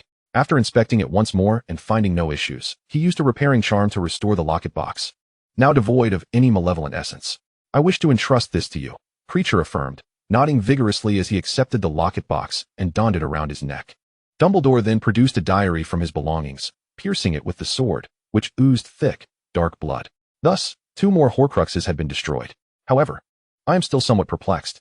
Could you show me the memory from 11 years ago?" Dumbledore inquired gently. "Certainly," Kreacher replied obediently after his tears subsided. Appearing somewhat changed from before, Dumbledore extracted a silvery strand from Kreacher's mind and placed it into the pensieve. Lin Ling pursed her lips, thinking that Sirius should definitely see this. "Of course, he can," Dumbledore chuckled, retrieving a small vial and dividing some of the memory into it. "Feel free to take it. Just say it was entrusted to you." Lin Ling blinked. "Of course, that is not a problem at all." Dumbledore, with a sense of resignation, remarked on the burden of his numerous accolades, feeling somewhat embarrassed. "Without you, I could not have accomplished this with such ease." "Well then, my dear sir, until we meet again after the holidays, I wish you a joyous Christmas." Lin Ling smiled and waved. Then turning to Kreacher, she added, "Please take me back. Thank you." Upon her return, she discovered someone squatting in the corridor on the 5th floor. Sensing a surge of magical energy, Harry turned around. "Hey, Lin Ling," he greeted, a hint of unease in his voice. "Where have you been?" "I haven't been anywhere, just wandering around," she replied, her heart racing. Harry spread his hands, revealing the gift he had given her, and Lin Ling instinctively checked her pocket, only to find it empty. "No wonder. I went to Hogwarts, to the headmaster's office." Lin Ling confessed reluctantly. Harry furrowed his brow. "To the headmaster's office? But why?" "Dumbledore asked me to deliver this to Sirius." Lin Ling placed a small vial in Harry's palm, looking at him innocently. "He sought me out, so I merely had a brief chat with him." Yet Harry remained skeptical. "But why would he need to find you during the holidays?" "Perhaps," Lin Ling mused with a hint of mischief, "he simply enjoys my company as a student." Chapter 41, The Annoying Lockhart.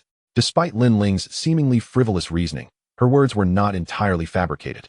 Harry glanced at the vial in his hand and nodded. "I will make sure to deliver it." That evening, Kreacher prepared a sumptuous Christmas feast. Though he still held disdain for Sirius, his demeanor was markedly more spirited than before. While Sirius appeared less vibrant than he had in the morning, Lin Ling sipped her orange juice, discreetly observing his expression. She had anticipated that she should have waited a couple of days before having Harry give it to him.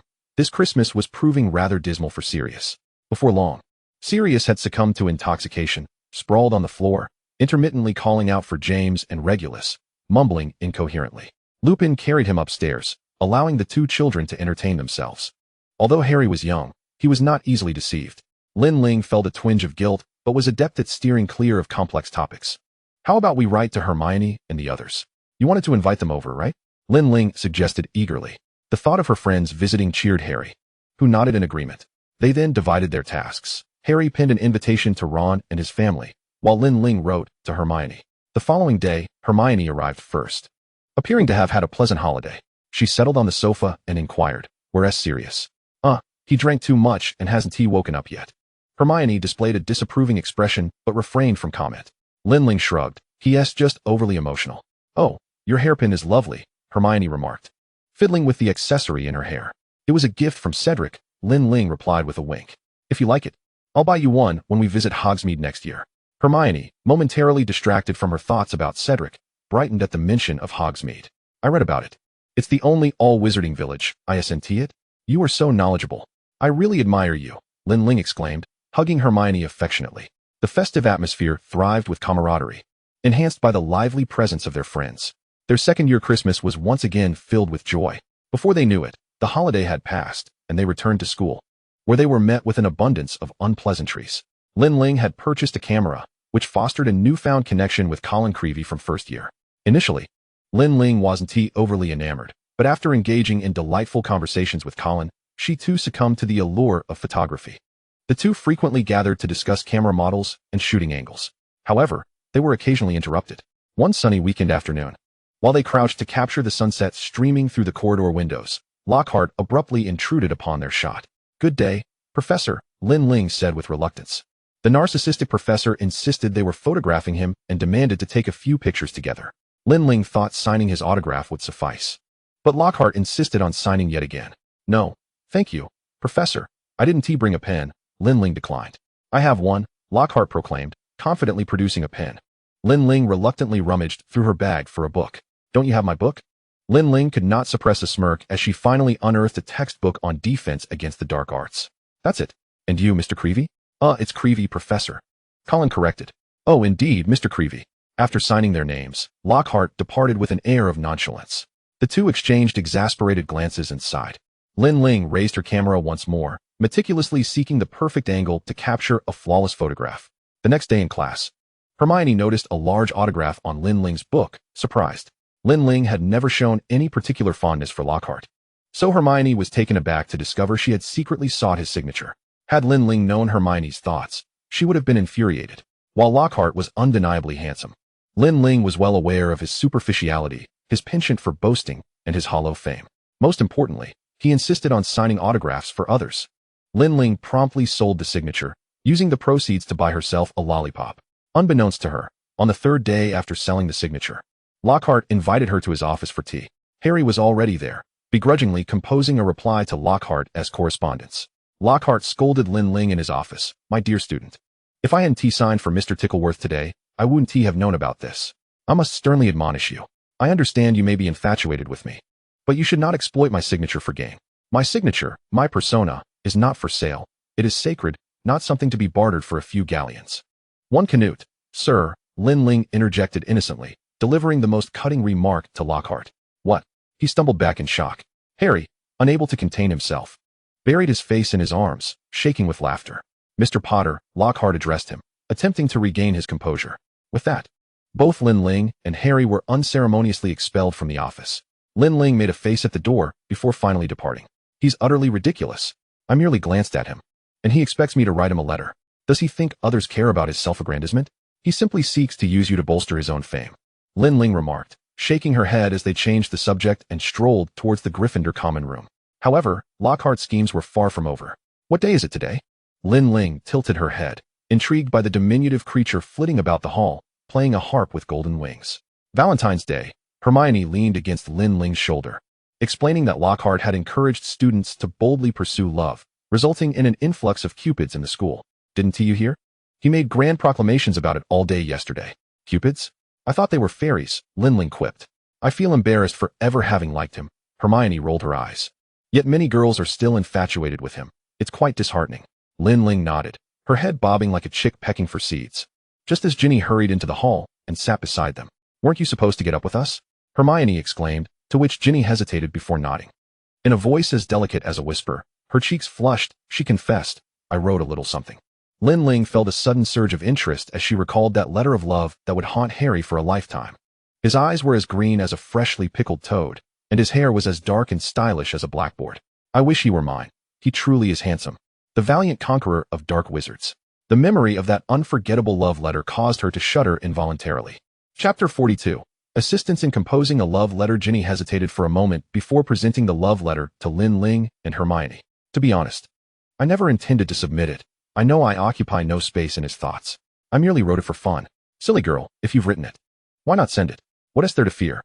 Hermione shrugged. Besides, Harry's mind is rather singularly focused. He simply hasn't noticed any romantic inclinations.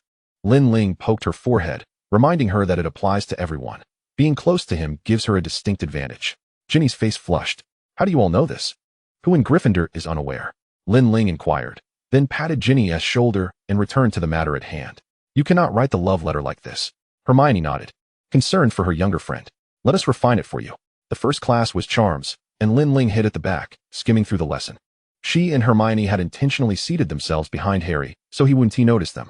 Hermione, unwilling to daydream in class, left the entire responsibility of rewriting the love letter to Lin Ling. She pondered whether to draw from the Book of Songs or Shakespeare's sonnets. Alas, her memory faltered. She seemed unable to recall a few verses, twirling a quill in her fingers, though she could not manage a feather quill. She had specially bought a fidget pen. She silently recited Jianjia, wondering what came next. Who will demonstrate the expansion charm? Professor Flitwick called out. Lin Ling? He beckoned. Lin Ling snapped back to attention and stood up. Clearing her throat, she performed the expansion charm on the demonstration object. This was covered in the last lesson, and he is now calling on students for a demonstration. Very well, Gryffindor earns 2 points, he announced. Hermione turned her head, astonished. You were so distracted and still knew what he was asking? Just a traditional skill of Chinese students, Lin Ling replied with a proud smile. Thinking it might be better to replicate modern Western poetry since translating Chinese to English is no easy feat after class. They borrowed a Muggle poetry anthology from the library and began to peruse its contents. The eyes of my beloved are certainly not like the sun, Lin Ling mused. Too profound. I just smiled while parting from you. It's too melancholic. What kind of love do I have for you? She pondered, and Hermione leaned in, her eyes lighting up. This one looks quite good. They copied the page using a duplication spell and left the library. When Ginny received the poem, she expressed her heartfelt gratitude to them and transcribed the love letter in the dormitory at noon. What kind of love do I have for you? Allow me to tell you, I love you to the utmost limits my soul can reach. As if feeling the end of life and the grace of God in the darkness, Harry was intercepted in the corridor by the diminutive Cupid, who adamantly refused to let him pass. This scenario was unfolding throughout various corners of Hogwarts. However, it was during the class change, and the crowd gathered was particularly large. The object of the love letter was none other than the renowned Harry Potter, prompting an unspoken agreement among the onlookers to stop and watch. I love you. As the most fundamental need under sunlight and candlelight, I love you. With the faith of my childhood, I love you. As one loves the saints above, I love you. With my daily breath, smiles, and tears. Amidst the crowd, Ginny began to feel the sting of embarrassment. Harry's books lay scattered on the ground, and he seemed utterly disconnected from himself. If only I could transform into a mouse like Peter and scurry far away, he thought. What is happening? Percy rushed over to disperse the crowd. Harry was immensely grateful, quickly gathering his books before making a hasty exit. That evening, the three of them squeezed onto Lin Ling's bed to analyze the reasons for their failure. I think that love letter was quite good. It was so sincere. Could it be that Harry dislikes being surrounded by so many people? Fame was never his intention. But I never anticipated Cupid would deliver during class change, Ginny replied glumly. I took Lin's advice and specifically chose to send it at night. The three fell into contemplation, reaching the conclusion that it was all Gilderoy Lockhart's fault. Hermione, wishing to divert Ginny's attention, began, What about you? Did you have such an ordinary day today? Me? Lin Ling was perplexed. What more should I have done? I thought you liked Cedric. Hermione had not finished her thought, but both Lin Ling and Ginny understood. But I thought you liked Harry, Ginny interjected. What on earth are you all thinking about? Lin Ling sighed, deciding to continue their conversation late into the night. Since they were not tired, they opted to stay awake. Come on, Hermione, you go first with your reasoning. The first picture in your camera is of Cedric. That was because I had just bought it. I was merely trying it out. You're always seen having meals with Cedric in the kitchen. That's not true. We just happened to meet. You exchanged Christmas gifts. I saw you personally handing him one last Christmas. I exchanged gifts with you and Ginny too.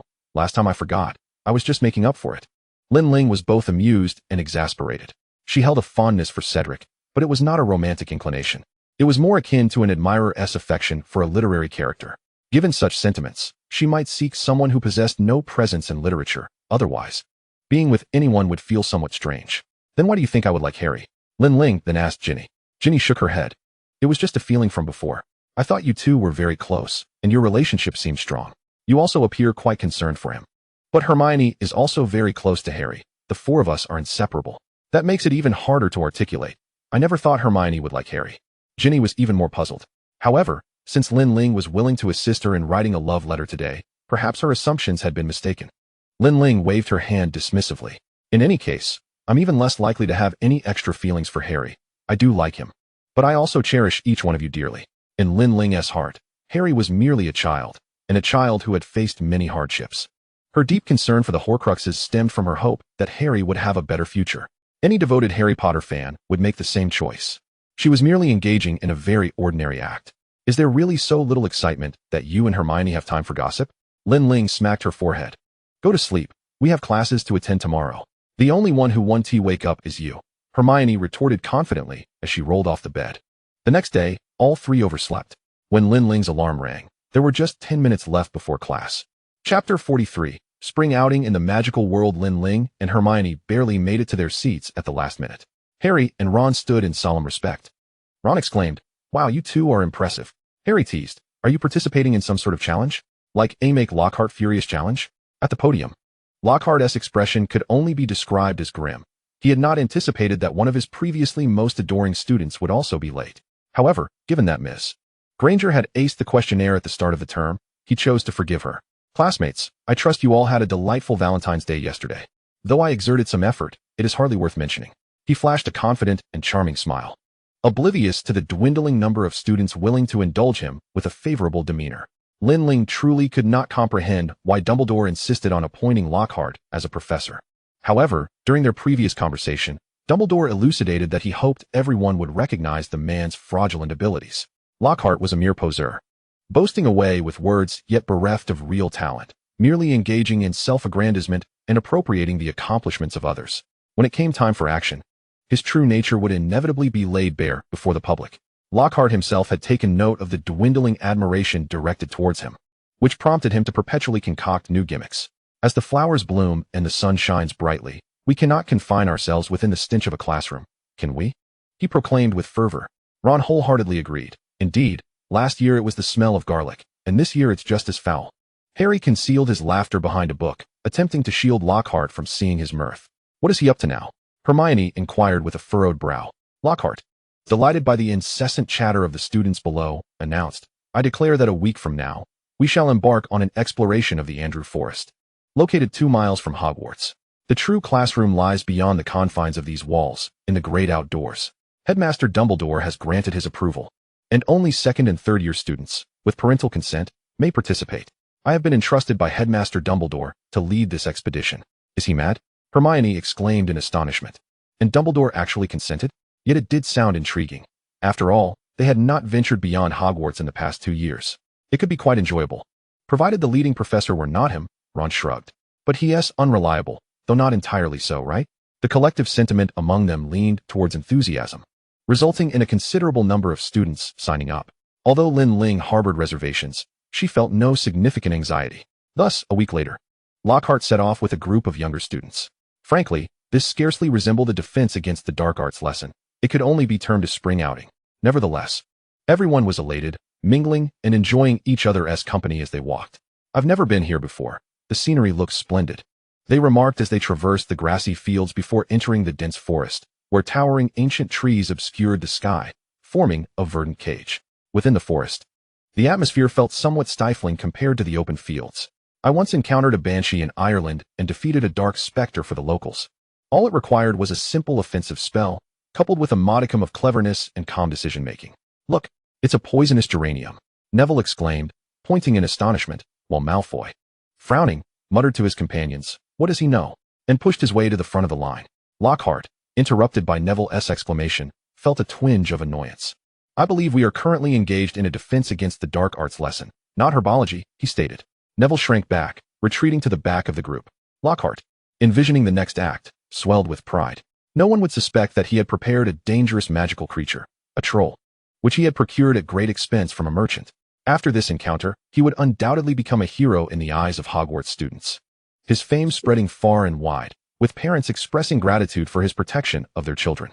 Lockhart deliberately led the students in that direction. Professor, are we going to have something to eat? A student raised their hand to inquire. Indeed, it is noon. We are in the wild, and we can use various indicators to tell the time. Remember what I wrote in my book, Wandering with Werewolves? My stomach just growled. I suspect it's time for lunch, the student added, prompting a chorus of laughter from those around. Lin Ling produced a small trinket that displayed the time, confirming it was already afternoon. She tilted her head, thinking that Lockhart was indeed quite unreliable. The students formed small circles, sharing the food they had brought. We had similar activities at my Muggle school, one student shared. Lin Ling reflected that her last outing with classmates had been in elementary school. She, Hermione, Harry, and Ron sat together, with Ron enthusiastically recommending a newly released snack. This candy has 3 layers of flavor and is delightfully soft. Really? Share some with me. Hermione replied. I brought sandwiches. She asked, would you prefer my sandwich or Harry's donuts? Ron pointed towards the strawberry-flavored donuts. Here you go. Wow. Ron leaned over, noticing a small circle where someone had brought a pot and was cooking, the aroma wafting enticingly and drawing envious glances from others. Lin Ling thought to herself that it would be simple enough to roast a bird if she needed to. Resting her chin on her hand, she surveyed the surroundings, noting the eerie silence devoid of birds. It's too quiet. I expected to see some magical creatures, but all I see are plants I don't even recognize. Ron shrugged. The unsettling tranquility led Lin Ling to ponder that perhaps the absence of smaller creatures indicated the presence of something far more formidable. Hey, everyone get up. There is something dangerous here. Lockhart suddenly shouted, rushing to the forefront. Lin Ling cast a cold glance, her forehead lined with exasperation. That was a tall, grotesque creature, grunting as it aimlessly shuffled forward, staggering into the midst of the students. It's merely a ghoul. There's nothing to fear, Professor, a student pointed out, with those from wizarding families nodding in agreement, finding Lockhart's alarm excessive. Who would fear a creature that merely consumes insects and grunts? Chapter 44, Lockhart's Departure. Don't you remember the books I've published? I once mentioned a highly aggressive, malevolent creature, akin to a ghoul, but much more intelligent. That would be the troll. The name struck fear into some students, who began to hesitate and subtly retreat further from Lockhart's mentioned troll. Fear not, children, I shall protect you, Lockhart proclaimed. Steeling himself, disperse. The troll, caught off guard by the attack, fell to the ground. The students erupted into applause for Lockhart, who turned to face them, bowing gracefully. No need for applause, but if you must, make it louder. With a clap, Lockhart was knocked over, performing a 720-degree spin in the air. The students were stunned, staring at the unexpected turn of events. Lockhart trembled internally, questioning why the unfolding drama deviated from his script, as the merchant had assured him about the troll. The troll approached Lockhart, who desperately attempted to cast a counterspell, but to the troll, it felt like mere tickling. In a panicked flurry, Lockhart cast a spell of total oblivion. The troll paused, scratching its head in confusion, seemingly processing the situation. Lockhart, disheveled, rose to his feet, disregarding the broken wand lying on the ground, and fled in haste. He ran swiftly, vanishing from the students' view. The troll, regaining its senses, turned to face the students. Run! The students, taken aback by Lockhart's abrupt abandonment, finally began to flee. Ron, halfway through his escape, noticed a few still hesitating and rushed back to grab Hermione. Let us go. Harry also reacted. Lin Ling sighed, retrieving her wand from her pocket. Thunderbolt explosion. The troll was struck down, and Lin Ling continued forward, invoking, shatter into dust. Amidst a cacophony of flesh and blood, the man-eating giant was cleaved into several pieces, droplets of crimson staining the earth. The group came to a halt, their frantic escape interrupted as they paused to observe. Let us return to the school to avoid any further mishaps, Lin Ling proclaimed with authority. We shall divide into our 4 houses, forming 4 lines to walk side by side. Remember to keep track of those around you, lest you go astray. We will retrace our steps back to Hogwarts, but we have no idea how to navigate, came the lament. If you are willing to trust my guidance, Lin Ling declared, raising her wand, which radiated a luminous glow to illuminate their path. Let us proceed, we have no alternative. The Gryffindor students, being the most eager, quickly decided to follow Lin Ling's lead. Though the Hufflepuff students were somewhat skeptical, they too chose to accompany their classmates. Malfoy, reluctant to align himself with Lin Ling, hesitated but ultimately trailed behind the main group, maintaining a few paces of distance. The atmosphere within the procession grew increasingly subdued as they walked for an undetermined duration until the students at the forefront began to stir with excitement. Look, there are no more trees ahead, just grassy fields. Their pace quickened, and the students burst forth from the forest. A few swift Slytherins had already dashed far ahead when they suddenly halted, forming a circle around something. What is that? Someone questioned. Perhaps a ghoul? Came a jest. But as they drew closer, they realized they were encircling none other than Lockhart. Behold, Lockhart has abandoned us to rest here. Someone exclaimed. What Lockhart? This is a ghoul. Another retorted, rolling up their sleeves. Initially, it was one person who struck him, soon followed by many others who joined in delivering kicks to Lockhart. Ouch! Ouch! I am your teacher, he protested. You won't be for long. My father will have Dumbledore expel you, he cried, collapsing in a daze. Amidst the throng, a particularly forceful student cast a spell, but thankfully, being only in their 1st or 2nd year, there was little lasting harm. Once the beating ceased, Malfoy directed Goyle and Crabbe to hoist Lockhart up and drag him towards Hogwarts Castle. The scene was quite the spectacle when they encountered Professor Snape, who hesitated before asking, "What is this?" "We demand to see the headmaster," they replied. "The headmaster is in the Great Hall," Snape remarked casually, inadvertently stepping on Lockhart's foot before striding away without a backward glance. The group made their way to the Great Hall, where Dumbledore looked puzzled as he adjusted his glasses. "What is the matter, children?" They began to recount the chaotic events surrounding Lockhart, piecing together the fragmented narratives. Dumbledore pushed up his spectacles, perplexed. "This shouldn't have happened. I had ensured that most creatures within that forest were driven away. How could there be a man-eating giant?" "I understand now. I will handle it. Please set Professor Lockhart down," he instructed. With a thud, Lockhart was unceremoniously dropped to the ground, his consciousness already slipping away. By the end of the semester, having lost a defense against the dark arts professor, Dumbledore pondered deeply and ultimately sought out Remus Lupin. He had considered Sirius Black, but his temperament was ill-suited for the school environment, particularly with his nemesis present. Lupin, a gentle yet capable wizard, had some physical ailments. But Snape was willing to offer assistance. As long as you don't bring that foolish, incompetent Black into the mix, he quipped. Does it even matter who the headmaster chooses? Meanwhile, Lupin efficiently prepared to assume his role, while parents of students lodged complaints against Lockhart. In a twist of fate, Lockhart's notoriety surged overnight as many parents criticized his lack of substance behind his fame. Lockhart packed his belongings and departed, with numerous publishers withdrawing his works, leaving him without prospects and forcing him to wander, hoping to fabricate tales from others' experiences to resurrect his career, a futile endeavor. Lupin took on the defense against the dark arts position with dedication, contrasting sharply with Lockhart's exaggerations, teaching students with a gentle approach. This stark difference quickly endeared him to the students, who eagerly anticipated his lessons. With the Gryffindor and Ravenclaw match approaching and final exams looming, Harry found himself overwhelmed by the duel pressures. One morning, he trudged to the Quidditch pitch in a dreamlike state, only to be pulled into the library for revision upon leaving the field. Ron declared him a sweet burden, asserting that even if he collapsed on the pitch, he would do so with a smile. Lin Ling stifled a laugh. That is not something to boast about.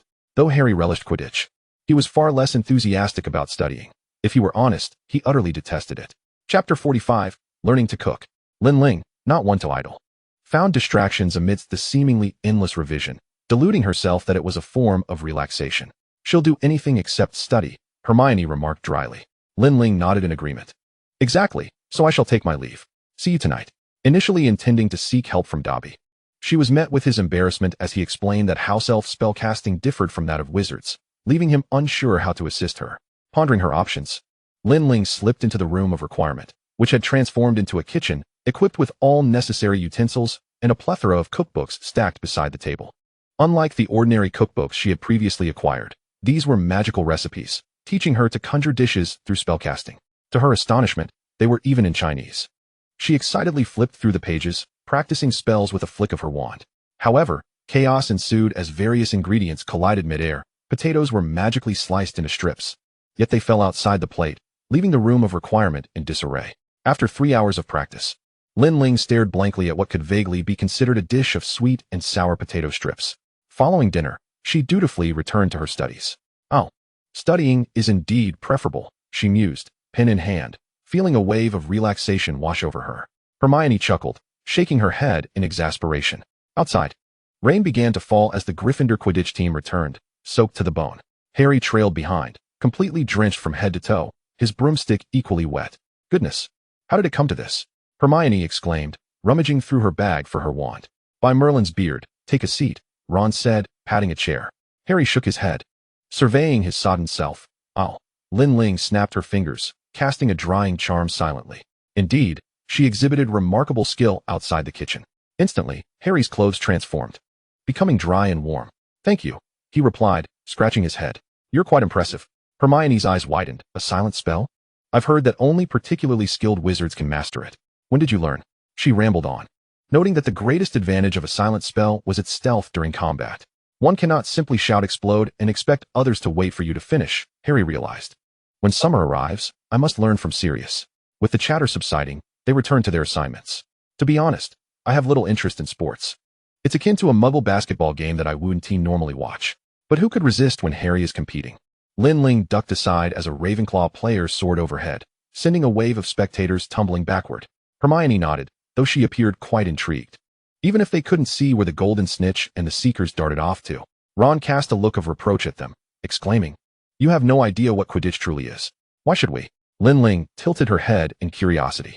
However, Ginny seemed genuinely interested, as she perused such books daily. Hermione acknowledged Ginny's interest with a nod, prompting Ginny to lift her head and blink. Lin Ling shared a knowing smile, recalling how Ginny had once confided in her about riding her brother's old brooms in secret during her childhood, managing to escape detection. It was no wonder that Ginny and Harry were both avid Quidditch fans. It made sense that they would bond over it. Lin Ling rested her chin on her hand, her gaze unconsciously searching for Harry Potter on the field. With a splendid feint, Harry Potter caught the golden snitch, bringing Gryffindor to a thrilling victory with a score of 230-80. Congratulations to Gryffindor for clinching the Quidditch championship of the academic year with a triumphant 3-point lead. The Gryffindor stands erupted in cheers, colorful streamers bursting forth to cascade down upon everyone's heads and hands. This marks Gryffindor's second consecutive championship. Might we hear some words from our MVP, Harry? Lin Ling inquired, feigning seriousness as she shaped her hand like a microphone. I believe the lady journalist could benefit from a more professional piece of equipment. Harry leaned in jestingly. She waved her hand dismissively, asserting that her makeshift microphone was far more reliable than that Rita Skeeter. Unbeknownst to him, Lin Ling patted Harry's shoulder and sighed dramatically. The exam schedule had been tightly packed. The second-year students completed their tests in just 3 days. With nothing to occupy their time post-exams, they began to indulge in idleness. Lin Ling immersed herself in the room of requirement for several days, honing her culinary skills until she finally prepared a feast of aromatic and delectable Chinese dishes. Inviting Harry and the others to savor her creations, she produced paper and pen to solicit their feedback, keen on noting the preferences of her English friends. Hermione eagerly offered a plethora of suggestions, even proposing improvements, listing them with varying degrees of recommendation. Enthusiastically, she seized Lin Ling's pen, speaking while writing. As Lin Ling leaned in to observe Hermione's fervor. Meanwhile, Harry and Ron savored the dishes, showering praise upon her efforts. "What are your plans for the summer?" Ron asked, munching on a dish while swaying his head curiously. Lin Ling smiled at his adorableness, replying, "I'll be working, saving some funds. I wish to open a small shop after graduation." Fred and George mentioned wanting to save up to open a shop in Diagon Alley as well, Ron chimed in. "Though it's just a joke shop, isn't it?" Harry interjected, "Would you like to stay at my house, Lin?" "While I would be delighted, it seems rather inappropriate. I stayed at your place on Privet Drive before my first year." Lin Ling counted on her fingers. "And during Christmas. That's different. Number 12, Grimmauld Place, and number 4, Privet Drive are not the same." Harry retorted, "At least you won't be sleeping in a cupboard here with me and Sirius. You all lived together before." "You never mentioned that."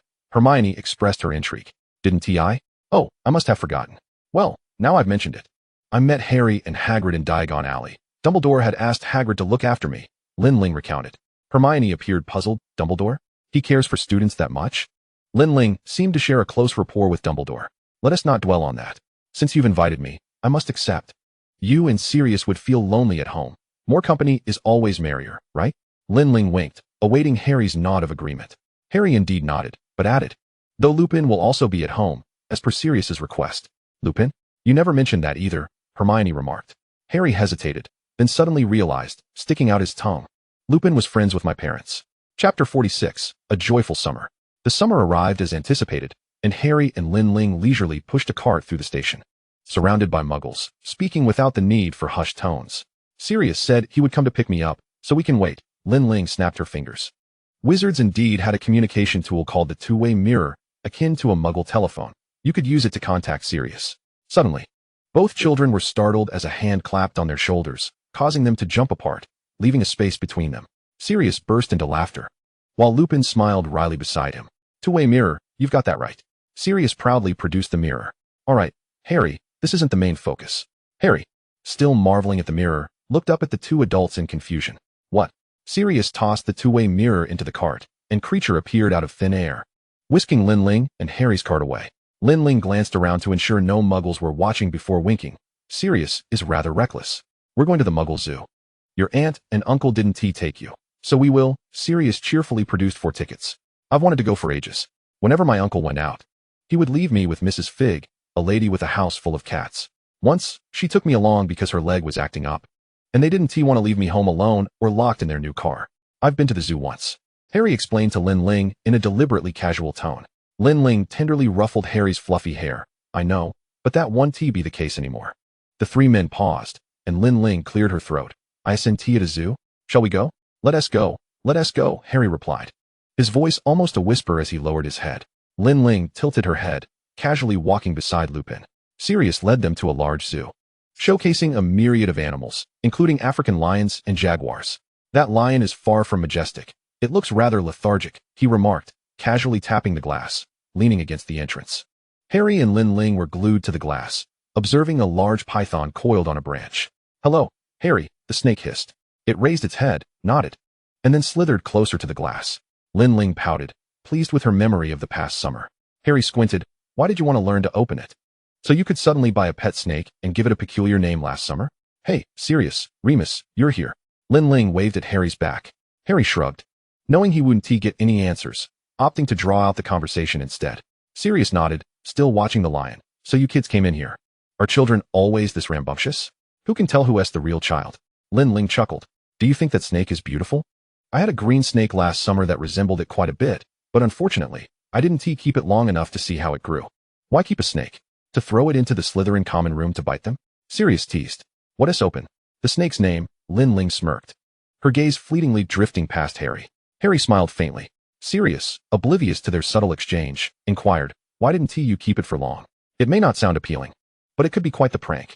Lin Ling hesitated, realizing, because I'm fickle, I became infatuated with Ron's pet rat. She suddenly recognized she shouldn't mention Scabbers in front of these boys, especially Harry Potter, who would likely catch on and question her upon their return. Thanks to Lin, who took the charming creature out to play, Dumbledore discovered the enigmatic identity of the creature, revealing it to be Peter, who had been deceased for many years. This ultimately led to Sirius being exonerated. Harry patted Lin's shoulder, remarking on Dumbledore's greatness. Dumbledore? How could he have recognized the Animagus? The three of us had encountered him in our Animagus forms at school, yet he never noticed the presence of additional animagi, Sirius pondered, scratching his chin in confusion. Lin fell silent, realizing she shouldn't have diverted the conversation with another topic, as it might lead to two subjects neither party wished to discuss. Well, Dumbledore always manages to accomplish everything. He is omniscient and omnipotent, Lin said with an awkward laugh. Harry's demeanor turned serious as Lupin patted his back, suggesting they should move ahead, having lingered long enough. They all nodded in agreement, and before departing, Harry bid farewell to the large serpent in Parseltongue. Sirius pulled him close. Astonished. You speak Parseltongue? That can't be right. How can the child of James and Lily possess such a skill? Sirius, being from a family of wizards, seemed to know things that others did not. I don't know. I just discovered I could do it when I was young. Is it really that difficult to learn? Harry replied. It's not just difficult. It's practically a lost art. It's said that only the descendants of Slytherin can speak it. I'll look into it. Sirius said nonchalantly. No big deal, it's pretty cool. You should teach me sometime. Noticing the seriousness in Harry's eyes, Sirius tried to offer comfort. The group resumed their playful banter as they wandered to other places, spending the entire day together and indulging in some muggle junk food, each carrying a cup of cola as they returned home. Upon entering the house, Lupin and Sirius changed their shoes and headed upstairs, while Lin and Harry followed. She shook her head, clutching her icy cola. Once they reached the second floor, she placed the cola on the dining table, intending to retreat to her room. Suddenly, her wrist was seized. Harry grasped her wrist and swiftly pushed the door open, entering the room before locking it behind them. Bang! Sirius and Lupin turned, puzzled. Harry? Lin? We're going to talk about Quidditch. Harry answered loudly. Just as Lin was about to speak, her mouth was covered. She looked at Harry with exasperation. The swift action was characteristic of a skilled seeker. Lin gave a thumbs up, but Harry mistook it for her attempting to move, pinning her hand down. Thus, they sat across from each other, Harry with one hand over her mouth and the other pressing down on her hand. Chapter 47. To confess or conceal. Don't cast any spells. Let us just have a proper conversation, Harry said. Lin nodded, and Harry released his grip. In silence, Lin's mind raced, uncertain of how to begin. Harry frowned, equally at a loss. They both spoke at once. Lin shrugged, gesturing for Harry to go first. After a moment of contemplation, Harry inquired, I believe you possess a wealth of knowledge and skills. She paused, her breath hitching, and feigned calmness, her gaze resolute. Perhaps it's because I am clever. Really? Sometimes your actions are rather peculiar, though I don't find it bothersome, Harry quickly clarified, and Lin nodded in agreement. Is he really in second year? Soon to be in third? Does he truly need to know so much? Moreover, she was reluctant to disclose her origins, deeming them too strange. Dumbledore and I are working on some matters together, one of which requires your Parseltongue to assist. The pet snake I bought last time was also for some help. I apologize, Lin explained, choosing her words carefully. Harry nodded, somewhat confused. If you need assistance, just tell me directly. I will do my utmost to help. His sincerity was evident. Perhaps some things are better left unknown, as knowing them can become an unwarranted burden. That's the norm, right? Friends help each other. And we all go through that. Harry smiled. You know I'm a parcel mouth? How did that happen? I don't know, Lin shook her head. You mentioned you could communicate with snakes. That's not something ordinary people can do. Isn't Sirius looking into it? He might uncover the reason. As long as it doesn't affect you. If it does affect me, does the pain in my scar count? Harry tilted his head and asked. But the scar and Parseltongue shouldn't be connected, right? I suspect my head is just acting up again. Other than that, I'm physically fine. Lin immediately became anxious. When does it hurt? Last time was at the start of first year, and then again during Christmas. The pain intensified fivefold that night. Feeling as if my forehead was on fire. I got up to wander at night, and you saw me that evening, Harry reminded her. Lin nodded slowly, biting her lip. I remember that night. You and Dumbledore destroyed Ravenclaw's diadem and the Gaunt family ring. And the Christmas during second year, when you went to see Dumbledore. So I forgot to tell you, Harry said, though in truth, he was not accustomed to sharing bad news with friends, fearing it would cause them worry. Her complexion paled slightly as her gaze fixed on Harry, who blinked in response. She understood now, feeling a mix of embarrassment and shock. Could there be a connection between the Horcrux shards? Would Voldemort sense it? Would the destruction of these Horcruxes alter his actions? Lin, can you tell me if there's anything I can assist you with? Harry asked curiously. Lin instinctively shook her head. After a moment, she thought, one day, I will tell you everything. Is that all right? I need to consult Dumbledore. She blinked, and Harry nodded obediently. You don't feel pain at other times, do you? She asked with concern. Not really. Just those few instances of extra pain that are memorable, Harry grimaced, furrowing his brow. Noticing Lin's troubled expression, he quickly added, actually, it's not that bad. I'm feeling wonderful now. I could eat 2 roast chickens in one breath. Lin smiled. It's late. What are you still eating for? Let us see what Sirius and Remus are up to, go out for a bit, and then head to bed. We've played enough during the day. Harry chuckled, his eyes brightening. All right. Lin followed behind, sticking out her tongue. She hadn't said much, surprised at how easily Harry could be soothed. Despite enduring the pain brought by the destruction of the Horcruxes, Lin shut her eyes briefly, feeling a pang of sorrow. Ultimately, during the summer of their 3rd year, she should tell him everything. The Triwizard tournament in the 4th year would bring Voldemort's resurrection. It couldn't just end there. If the Horcruxes could sense each other, the situation would become unmanageable. Voldemort might even create new Horcruxes. But with Voldemort in his current state, neither alive nor dead, cursed by a unicorn, surely he lacked the strength. Had her perceived perfect plan also been riddled with flaws? Was she truly so ineffectual? Lin bit her lip, burdened with thoughts as she trailed behind Harry. As they ascended the stairs, she stumbled. Harry, sensing her distress, reacted swiftly, catching her. Lin smiled sheepishly, momentarily diverting her thoughts. Harry grasped her hand as they ascended, finding Sirius and Lupin in the study, surrounded by a sea of books. Upon seeing them, Sirius dramatically tossed his hair. We were just looking for something. It's no problem, very relaxed. All right, Harry chuckled. Shall I help you search? No need. Sirius firmly refused, and Harry nodded lightly. Lin then excused herself to take a shower, retreating to her room.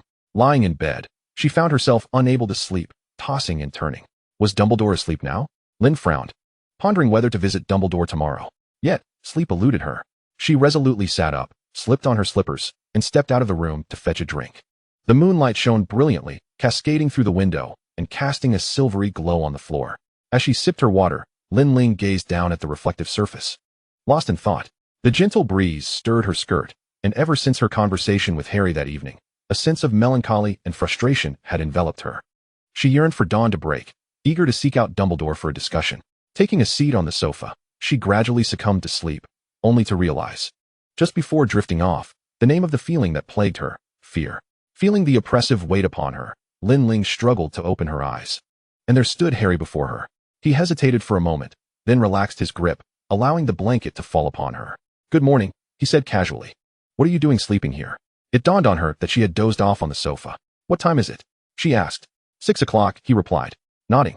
She declared, I'm going to find Dumbledore. Find Dumbledore? Is this about your affairs again? Harry inquired, puzzled. Lin Ling affirmed with a slight hum and dashed to the bathroom to brush her teeth. As she brushed, she mumbled indistinctly toward Harry, I'm going to see Dumbledore. But you mustn't tell Sirius and Remus. Harry, somewhat perplexed, nodded. All right, I'll keep it a secret. Is it something urgent? Do you need to go now? It's extremely urgent, she replied, wiping her mouth and retrieving her wand from her room before vanishing in an instant. Chapter 48, Unease. Is it really that urgent? Harry pondered, lowering his gaze. Just then, Sirius descended the stairs, noticing Harry clutching the blanket. Although curious, he casually asked, what are you doing standing here? Is Lin Ling up yet? No, she is still being lazy. Harry chuckled quietly, thinking that she wouldn't hear the gossip behind her back. Let her sleep well. Do you want breakfast? Are you hungry? Not really. I'll wait a bit, Harry replied, shaking his head. Sirius, could you teach me some spells? I feel that I'm lacking in many areas. Sirius burst into laughter. Of course you are. Look at your age. Children your age don't know much at all. When we were your age, the most familiar trick we had was a fist. But it's still important to learn. It's quite necessary. Is it really necessary? Harry asked sharply. Sirius considered this, then simply asked, what do you want to learn? Harry felt disheartened. Everyone seemed to be keeping secrets from him. And he felt utterly powerless. Let us start with the most practical spells, the ones you use most often. Lin Ling seated herself directly in front of Dumbledore's desk, waiting for him to arrive. In such a hurry, is there something amiss?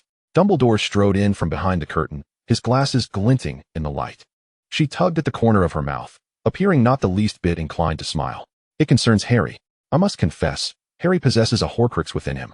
When he was a year old, Voldemort attempted to kill him, but Lily Evans rebounded the curse with a force that inadvertently allowed the Horcrux to enter Harry's body.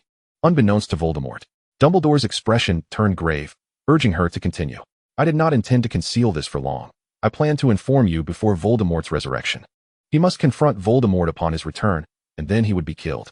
After a moment of silence, Dumbledore asked, will he die? No, he will survive. And the Horcrux will be destroyed by Voldemort himself.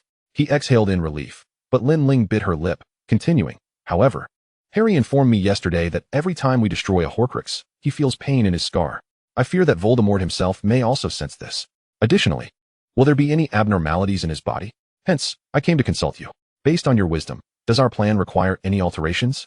Dumbledore nodded, I see. I may need to ponder this. After a while, he finally asked, I've been wanting to ask you this for some time. I could have refrained from asking before, but I fear I may have to now. How do you know all these stories? Lin Ling looked surprised, evidently unprepared for such a question from Dumbledore. Indeed, he was unaware of her origins, and it was remarkable that he had trusted her for so long. Now that it involved Harry, he had to be more cautious. You can see for yourself. I believe witnessing it firsthand is more convincing than mere words. Her spirits were somewhat low, yet she leaned forward obediently. Dumbledore hesitated. Very well. Don't be afraid. He pointed his wand at Lin Ling, to which she offered no resistance. He sighed inwardly. Moments later, Dumbledore had perused Lin Ling's memories. A book? He mused. When I first arrived in this world, I felt the same way. Yet, with each spell I cast, and every morning I awakened to see the Gryffindor curtains, I realize it is all real. Engaging with every friend, recounting to you, Harry, and Hermione, every person I've interacted with. This allows me to distinctly discern reality from illusion. It is precisely because I understand that things do not remain immutable as they do in stories, but are influenced and changed by human actions. That the trajectory of the future can also shift. This is what I fear the most. She paused for a long moment before concluding her thoughts. Dumbledore understood, solemnly affirming. Yes, I comprehend. I assure you, I will investigate thoroughly and then inform you of how to resolve this. You need only await my message. For now, let us set aside the matter of Horcruxes. All right, I trust you. After all, things can hardly get worse, right? From what I see, everything is fine.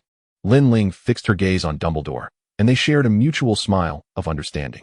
If you wish to be productive, why not help me peruse some books? Just these few, he replied, summoning several books about Horcruxes to neatly rest on the desk. Just these few? Before Lin Ling could voice her question, she was taken aback by the next batch of books. Massive tomes, thicker than bricks, landed on the desk in clusters, as Dumbledore continued to summon more. By the time he returned to the desk, a wall of books had formed, separating him from Lin Ling. Feeling suddenly drowsy, she contemplated escaping. But Dumbledore pressed a few books into her arms. The weight settled heavily, prompting Lin Ling to brace herself with her knees against the books. Dumbledore waved his hand, handing her a key. Read these over the summer. My expectations are not high. See you at the start of term. All right then. By the way, are all the memories you viewed real events? For instance, after my death, did Voldemort seek the Elder Wand? Dumbledore hesitated to inquire, as the space began to warp. Lin Ling blinked, swiftly realizing he meant Grindelwald. Absolutely. That incident was entirely real. You can review it multiple times. In an instant, darkness enveloped her, and Lin Ling had no time to observe Dumbledore's expression. She clicked her tongue in regret, and after a dizzying swirl, Lin Ling found herself back in the Black family home. Hey, Harry, she called softly, peeking her head out. Harry, seated on the sofa, turned his head at the sound, while Sirius, with his back to them, waved his wand as if narrating something. He nodded at her, gesturing her to join them. Lin Ling bent down and slipped into the room, setting the books down. When she emerged again, she was decidedly more brazen. Lin, good morning, Sirius remarked, noticing nothing amiss as he settled down. Would you like to join us in learning? Good morning, Lin Ling replied, her curiosity piqued. What are we learning? We've covered a few spells this morning, and Harry has been doing quite well. How about the Patronus charm? Sirius proposed, an excellent idea sparking in his mind. They both nodded in agreement. Lin Ling was intrigued. She had attempted the Patronus charm before, but had not yet succeeded in manifesting it. She too was lost in reverie, contemplating the visage of her Patronus. Sirius cleared his throat and commenced expounding the theory behind the Patronus charm. Chapter 49, The Patronus. As Sirius elucidated the principles of the spell, Remus sat nearby, occasionally interjecting with clarifications. Ultimately, they both demonstrated the charm. Sirius's Patronus manifested as a large dog, while Remus's took the form of a wolf. Harry, perplexed, inquired sharply why a wolf. Perhaps I have an affinity for furry creatures. Remus deflected, and Harry pursed his lips, reluctantly acquiescing to his explanation. He felt a twinge of frustration, undeniably so. Lin Ling cautiously observed Harry, aware that he would certainly be displeased to discover that everyone harbored secrets from him. After some reflection, she surmised that she and Dumbledore would likely disclose everything to Harry by year's end, as he would need to confront certain truths by then. How can we perform the Patronus charm? Lin Ling queried, though it was somewhat rhetorical. Sirius snapped his fingers and advised, think of something joyful, and you shall cast the Patronus charm. Joyful things, Harry murmured. Lin Ling fidgeted with the hem of her clothing. Close your eyes, she urged. On a sun-drenched afternoon, lying on the soft grass beside Hogwarts Castle, the gentle breeze caressed her as she closed her eyes. The sounds of students chatting filled the air, and the sun bathed her face in warmth.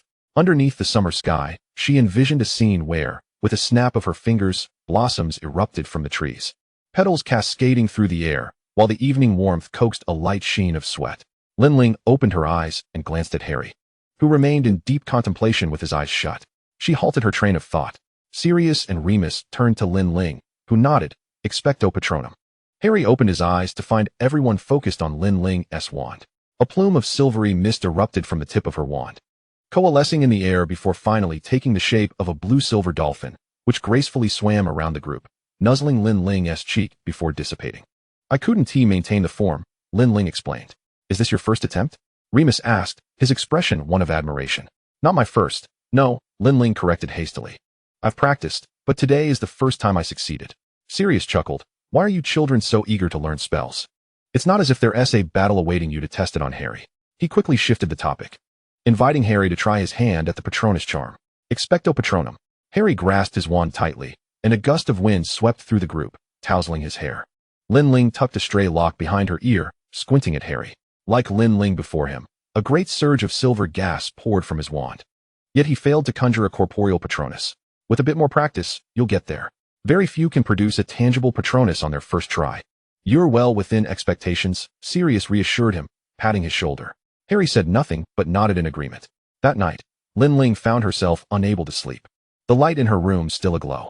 Sitting on her bed with a hefty tome, over 800 pages, resting between her legs, she had read only 20 of those pages. Outside, she could hear the soft patter of footsteps, muffled but still producing the occasional creak of the wooden floorboards. Lin Ling promptly closed her book, seized her wand, and nimbly leapt off her bed, making her way to the door. She twisted the doorknob slightly before flinging the door open. Harry, what are you sneaking around for at this hour? Relieved, she peeked at Harry, who waved dismissively. Nothing. He clutched a spell book and his wand, appearing somewhat sheepish. Just practicing spells. Lin Ling tilted her head, inadvertently bumping it against the doorframe. Ow. Are you all right? Harry suppressed a laugh as Lin Ling grimaced and shook her head. Her eyes darted. You carry on with your practice. Just don't let Sirius and Remus find out. Are you practicing on the lawn? Why aren't you asleep? Lin Ling returned to her room, lifting her large book to resume reading. Petrificus Totalis. Harry aimed at a large wooden post. Lin Ling lay beside him, engrossed in her book, stifling yawns. Wake up, wake up. Harry gently nudged her. Lin Ling blinked sleepily, her eyes glistening with fatigue. In a daze, she cast a repairing charm, restoring the post to its original state. Harry yawned contagiously. You should just go to sleep. I can't sleep. She waved her hand dismissively, but succumbed to another yawn. There's still so much to read. Reparo. Expecto patronum. After practicing other spells, Harry began to focus on the Patronus charm that had occupied his thoughts throughout the day. Expecto patronum. Expecto patronum. With each incantation, Lin Ling finally drifted off to sleep. After countless attempts, Harry's Patronus began to take on a vague corporeal form, and he contentedly stowed his wand. Noticing Lin Ling, the dark-haired girl sprawled on the grass with her hair in disarray, her eyes tightly shut and lashes thick. The necklace around her neck, a Christmas gift from Harry, peeked out, while her book had slipped from her grasp. Harry leaned closer, brushing a strand of Lin Ling's hair aside, and gently extracted the book from her hands. Lin Ling murmured softly, but did not awaken. Harry stole a glance at the book's cover. He knew he shouldn't, yet some inexplicable force compelled him to take a quick look. In a hurried glance, Harry quickly tossed the book aside, grasping the necklace and pressing it to reveal the time, 2 a.m. Lin, wake up, wake up. He gently shook Lin Ling, kindly reminding her. You should head back to your room to sleep.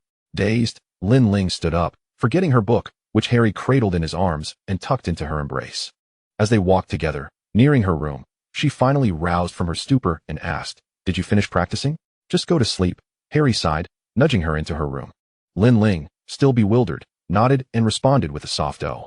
Lying in bed with the book still clutched in her hands, Lin Ling soon drifted off once more. Harry returned to his room and quickly succumbed to slumber as well. The following day, Harry awoke close to noon, while Lin Ling had been up for some time. Sitting at her desk with a throbbing headache, she couldn't tell whether it was the result of her recent musings, but regardless of how late she slept, she always managed to rise on time the next day.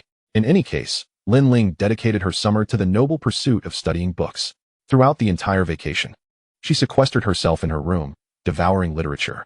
Dumbledore's bookshelf was indeed extraordinary, and Lin Ling had perused much of it, gaining considerable insight. Chapter 50, July 31st. On July 31st, Lin Ling packed up all of her books and returned them to Dumbledore, along with 3 pages of her reading reflections. Then, she placed the carefully selected gift she had procured for Harry at his doorstep. Taking a few steps back, she descended the stairs, where Sirius and Remus were crowded in the kitchen on the lower level. Lin Ling entered the room, finding them in the midst of preparing a grand cake.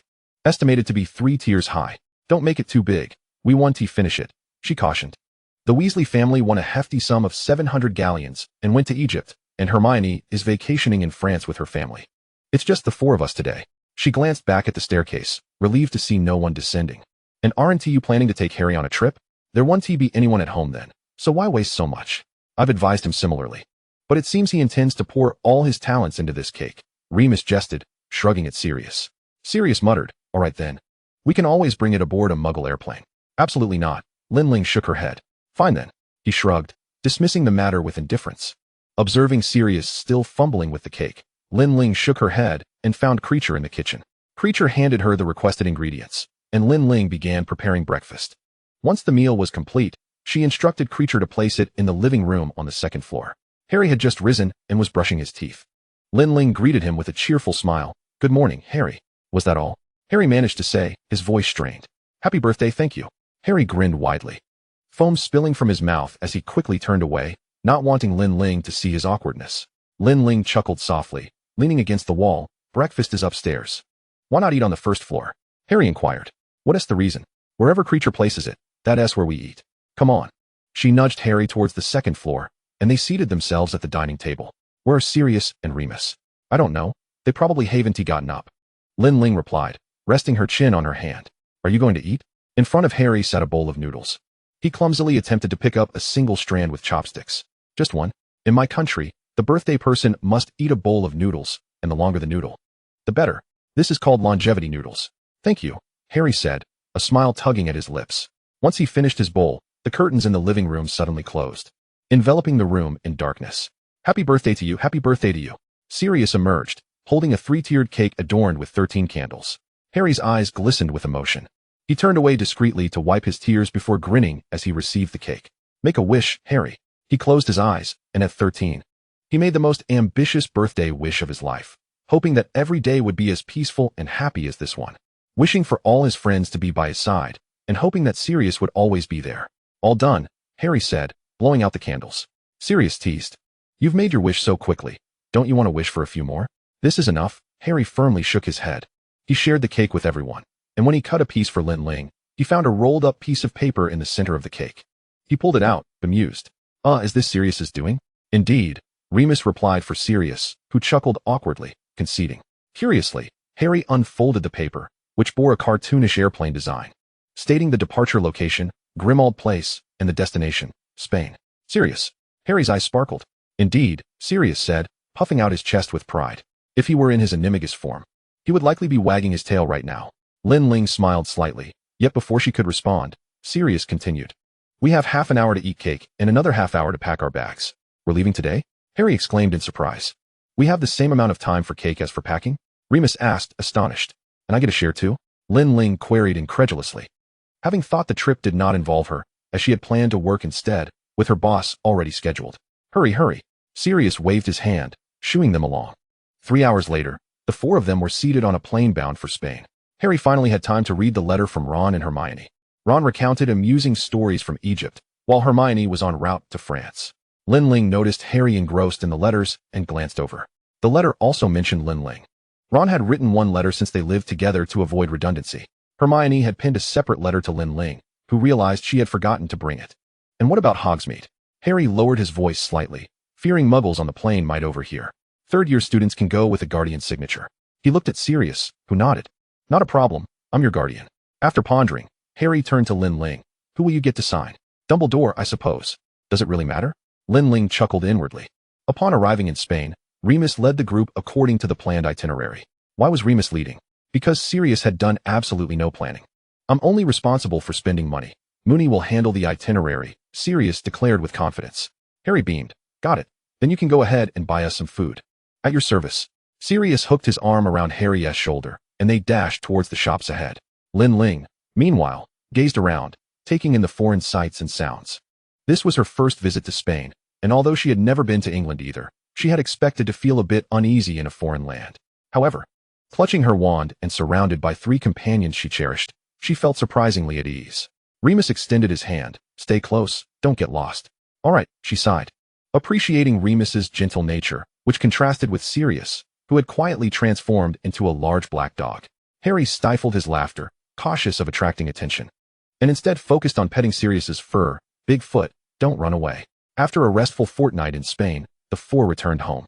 Chapter 51, The Monster Book of Monsters. Upon returning from Spain, Lin Ling, Harry, Ron, and Hermione arranged to visit Diagon Alley to purchase supplies for the upcoming school year. Hagrid sent a square package. It's from Hagrid. He sent it after we had already left Grimmauld Place, Harry explained. What is it? Lin Ling asked, holding a cup of hot water. Why don't you open it and see? She hadn't yet grasped the severity of the situation. As Harry unwrapped the package, the book quivered and lunged towards them. Lin Ling quickly jumped back, barely managing to set her cup down in time. Hot water splashed from the cup, scalding her fingers. Ouch! She and Harry crouched on the sofa, watching the monstrous book bounce around on the floor. Lin Ling glanced down at her reddening fingers and finally recalled Hagrid's appointment as their care of magical creatures professor. All right. Harry took the cup and set it on the table. Are you all right? I'm fine, she replied, though perhaps not entirely convinced. We need to find a way to stop it. Gently stroke its spine, Lin Ling advised, tentatively touching her burned finger. Harry obediently followed her instructions, firmly grasping the spine of the monster book of monsters and stroking it a few times. The book quieted, and Harry sighed in relief. Lin Ling shook her head. Hagrid is always so unpredictable. Speaking of which, if this book is so difficult to handle, the owner of Flourish and Blots must be having a tough time. School starts in 15 days. I could go help.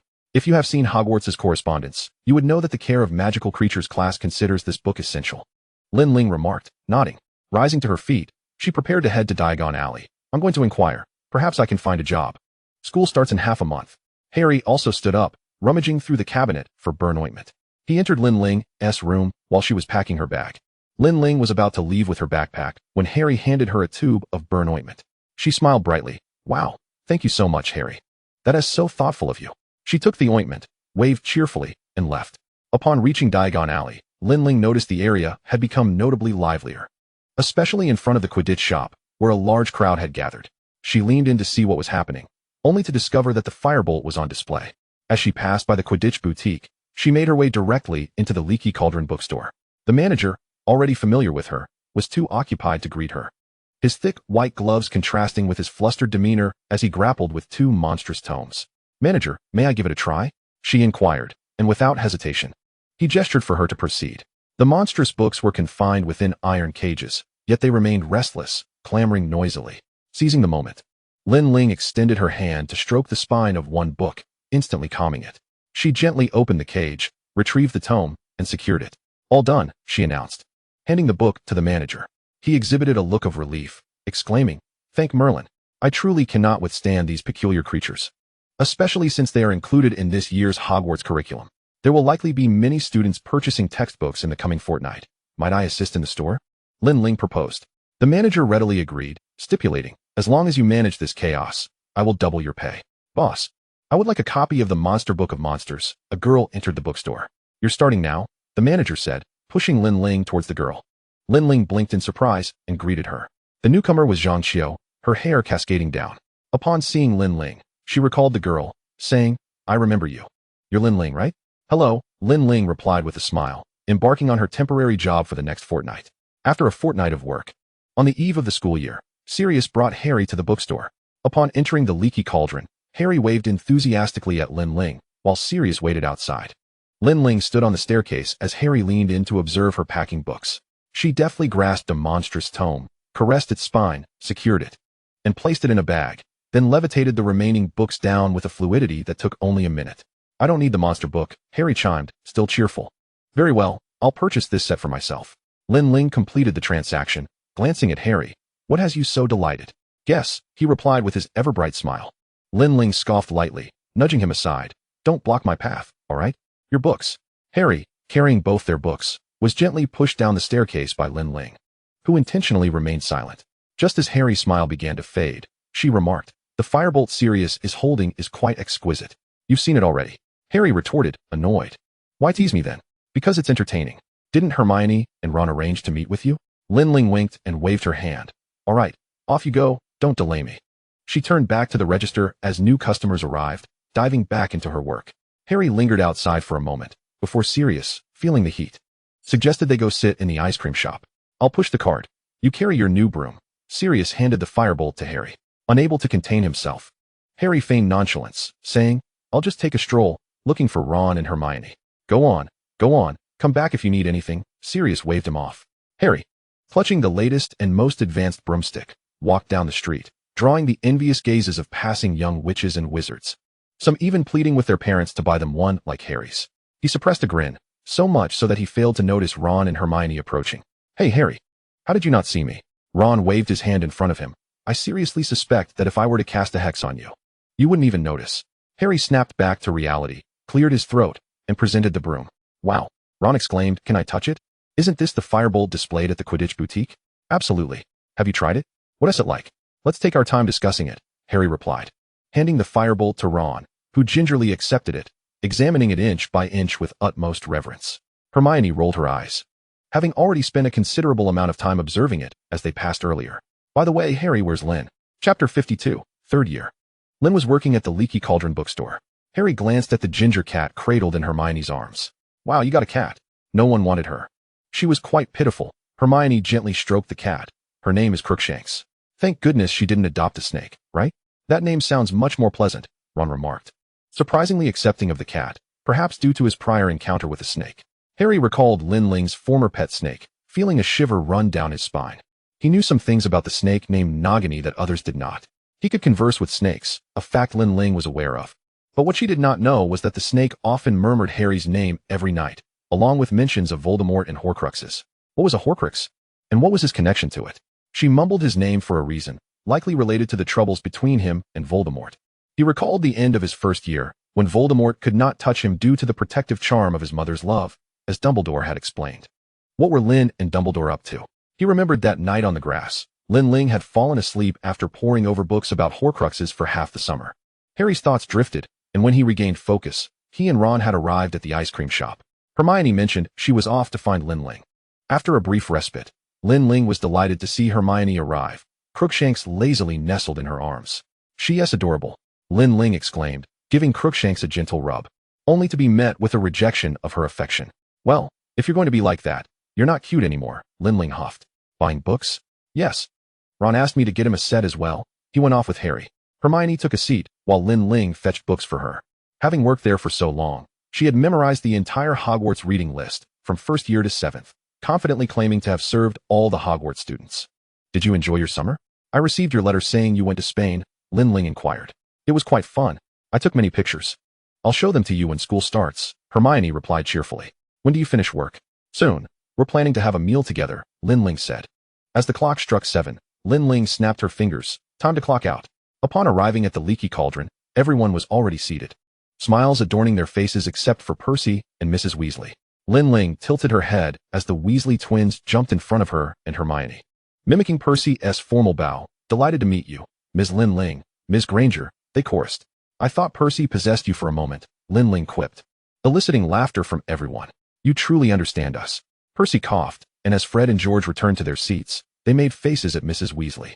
Hermione and Lin Ling began to grasp the atmosphere. It seemed everyone was teasing Percy again. Percy has become the head of the student council. Mom is overjoyed. Ron whispered to them. Lin Ling nodded. That is quite good. But then she pondered whether this meant he would be less likely to break school rules. She wasn't one to relish breaking rules herself, and with a self-assured nod, she sipped her tea. The following morning, the group reconvened outside the Hogwarts Express, where Percy, suddenly adjusting his hair, flushed a rosy hue. Lin Ling cast a curious glance at Ron, who explained, "That's Percy's girlfriend." "Hi, Penelope." Percy puffed out his chest, inadvertently revealing his badge. Upon hearing the term girlfriend, Harry turned to Lin Ling, who, along with Hermione, stifled a giggle. Noticing Harry's gaze, Lin Ling met his eyes and asked, "What?" Harry shook his head, while Lin Ling shot him a bemused look before resuming her whispered conversation with Hermione. Percy strutted about like a proud rooster, and Ron quipped, "You better not let him hear you, or Gryffindor will lose 100 points before the term even starts." As the adults loaded the trolleys onto the train, they urged the children to board. The four friends soon found a compartment, which was exclusively theirs. "Is Remus not joining us?" Lin Ling inquired. Harry recalled that he seemed to have no need for the train, as they had opened a fireplace connection to the Defense Against the Dark Arts professor's office just the previous morning. "Then why are we stuck on this train for so long?" Lin Ling sighed, lamenting her hunger. "Honestly, have I ever let you go hungry?" Harry chuckled in response. Lin Ling pondered for a moment. "Well, I am hungry now. Shall I look for the trolley attendant?" Harry offered, rising to open the compartment door, only to be met with the unwelcome sight of 3 familiar faces. He hesitated, then swiftly shut the door before Malfoy could utter any derisive remarks. "Ouch!" Malfoy's muffled voice came from outside, but within the compartment, they were laughing heartily. Lin Ling leaned against Hermione's shoulder, giggling and clutching her stomach. "I'm no longer hungry, huh?" Did the door hit him? I hope it leaves him bruised. Ron chimed in. "Have you all signed the Hogsmeade permission slip? Is it really that much fun?" "It's nice to occasionally venture beyond the confines of Hogwarts." Hermione broached a new topic. "George and Fred told me some stories, though I'm not too clear on the details. But it sounds like a blast. We should all visit Honeyduke's together." "What is Honeyduke's?" Ron asked eagerly. "A candy shop," he added with delight. Upon arriving at their destination, everyone boarded the carriages drawn by the invisible Thestrals. They soon reached the entrance of Hogwarts Castle, and as Lin Ling disembarked, she cast a Lumos charm to illuminate her path. Upon entering the Great Hall, Professor McGonagall called Hermione away, leaving the others somewhat perplexed. It was only when they reached the Gryffindor table that Lin Ling remembered. How could I forget? Forget what? She appeared a bit disheartened. Hermione had signed up for every class this year, yet she hadn't mentioned it to Lin Ling, who sulkily took her seat, her wounded feelings bubbling beneath the surface. She was upset and decided not to save a place for Hermione. However, after the sorting ceremony concluded, Hermione returned, seemingly in high spirits. "When we get back, I have something to tell you," she said to Lin Ling, who instantly brightened and made space for her. Chapter 53, Trelawney. On the first morning of the school year, everyone received their new timetables. In their third year, students could choose several elective courses, with a minimum of 2 and no maximum. Though typically no one selected all of them, except for Hermione. Ron produced the 4 friend schedules and handed them to the girls. "Hermione, is your timetable a jumbled mess? 9 o'clock for divination, 9 o'clock for Muggle studies, 9 o'clock for arithmancy. I know you're exceptional, Hermione, but how can you possibly be in 3 classrooms at once?" Ron questioned, pointing at the schedule. Hermione exchanged a knowing glance with Lin Ling. "Of course, I won't be in 3 classrooms simultaneously," she replied, taking the timetable from Ron. "But, Ron, where's my schedule?" Lin Ling suddenly interrupted. Ron then fished out her timetable. "What classes did you choose, Ron?" she asked. "Just like Harry. This way, we can attend classes together," Ron beamed. Lin Ling shot a wistful glance at Hermione, who sheepishly shook her head. "Hey, do your classes align with ours?" "They should. I only chose care of magical creatures, divination, and arithmancy," Lin Ling replied, selecting 3 courses, which kept her busier than Harry and Ron, but not overwhelmingly so. "Our first class is divination," Harry noted, as the Great Hall emptied. "Let's go." The group made their way to the North Tower, but they struggled to find the correct path. Lin Ling nudged a nearby portrait, which featured a knight.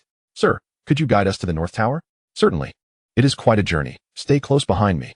The 3 friends gave Lin Ling a thumbs up, and she smiled triumphantly. The knight hurried ahead, darting in and out of various frames, and they struggled to keep pace with him. "I must say, after 2 years at Hogwarts, this school still feels utterly enchanting." Ron puffed, out of breath. They finally reached the top, where Ron sat on the stairs. The knight had vanished, his voice echoing down the stairwell. "Farewell. If you need anything else, just summon Sir Cadogan." They stepped onto a small platform, where their classmates had already gathered. Before them stood a trapdoor, a clock, and a brass plaque reading Sybil Trelawney. Lin Ling whispered the name. Clearing her throat, she felt a twinge of nervousness. The trapdoor swung open, revealing a ladder that descended, and silence enveloped the room. "You go ahead, you first," Ron said with a grin. Harry nodded, showing no reluctance as he led the way. Lin Ling followed closely behind. observing the classroom's ambience. To be honest, she felt a bit anxious.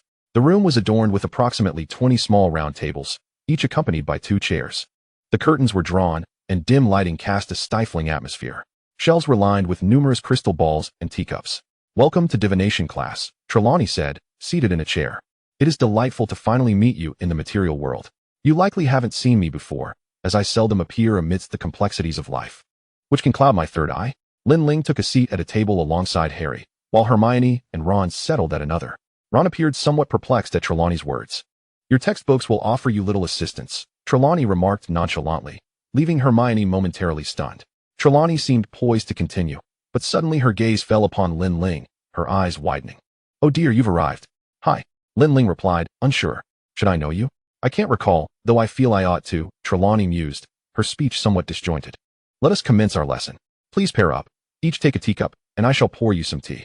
You will drink until only the tea leaves remain. And then I will teach you how to interpret the shapes." Trelawney began the lesson, oblivious to the trio's focused attention on Lin Ling. Lin Ling muttered, "Don't look at me like that." She felt a slight relief as her tension eased. After finishing her tea, Lin Ling felt a wave of drowsiness wash over her. She exchanged cups with Harry, staring at the design in her cup, which bore no resemblance to a black dog. She thought, making something up. "A boot. You'll have good fortune."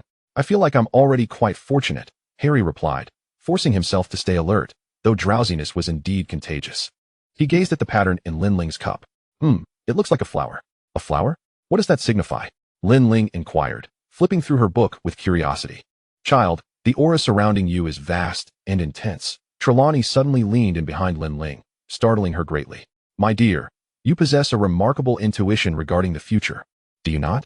Yet, it is curious that you are ill-suited for divination, given your formidable perception."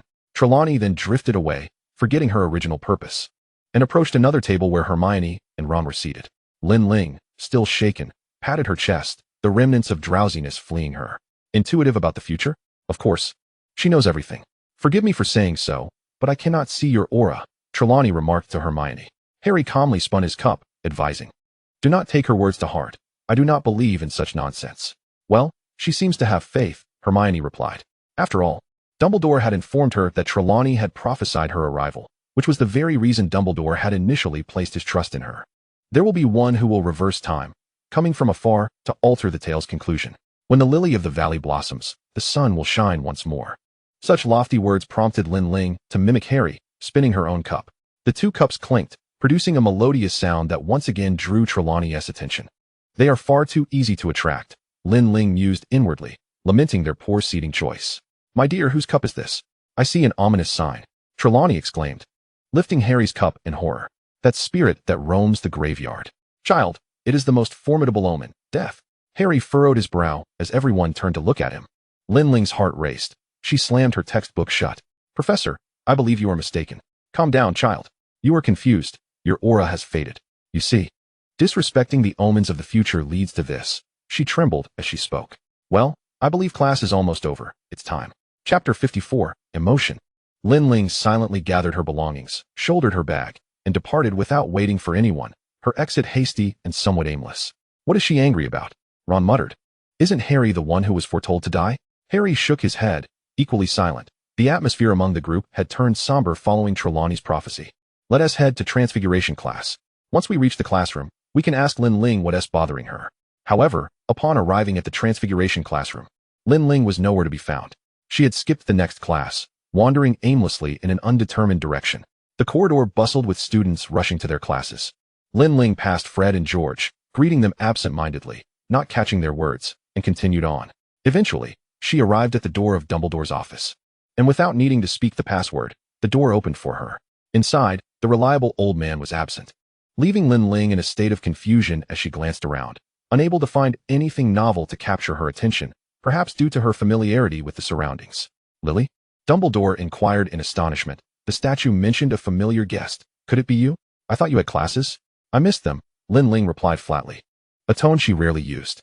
"Have some hot cocoa," Dumbledore suggested, having perceptibly sensed her emotional turmoil and prepared a warm drink to alleviate her distress. In the Transfiguration classroom, Professor McGonagall had just executed a spectacular transformation, yet the students remained silent, their attention clearly elsewhere. "What is the matter? It seems your minds are not on me," McGonagall queried. We just finished divination class. Hermione raised her hand, explaining the situation to McGonagall. McGonagall smiled slightly. I am not one to gossip about my colleagues. But you may not know that Professor Trelawney predicts death for one student each year, and all those students have turned out fine.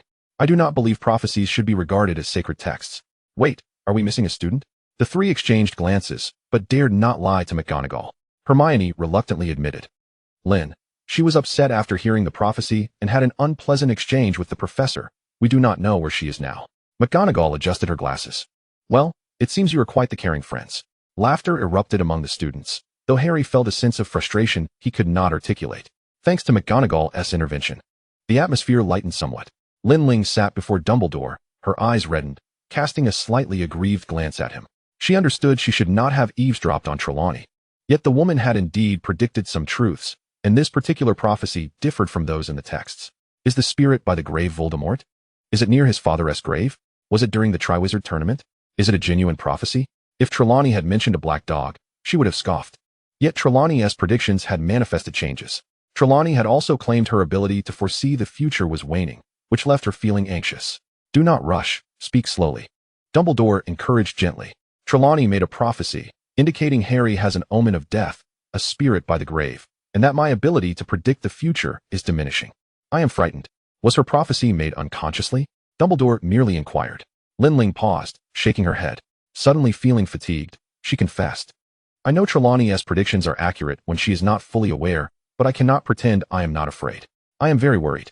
I apologize, Headmaster. I need to leave for a while. She trudged away from the office, feeling somewhat dizzy. Dumbledore did not have the chance to speak further. He remained in deep thought for a long while.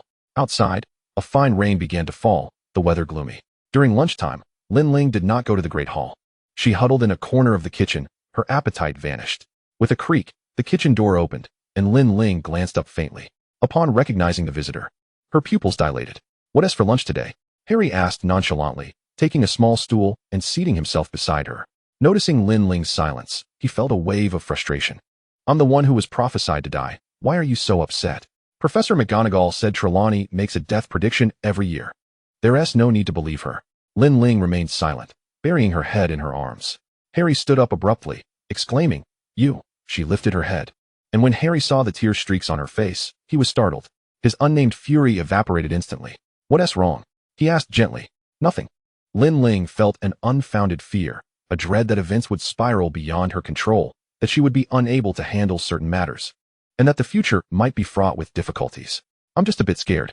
Harry sighed, a peculiar sensation stirring in his heart. Did Lin Ling fear for his life?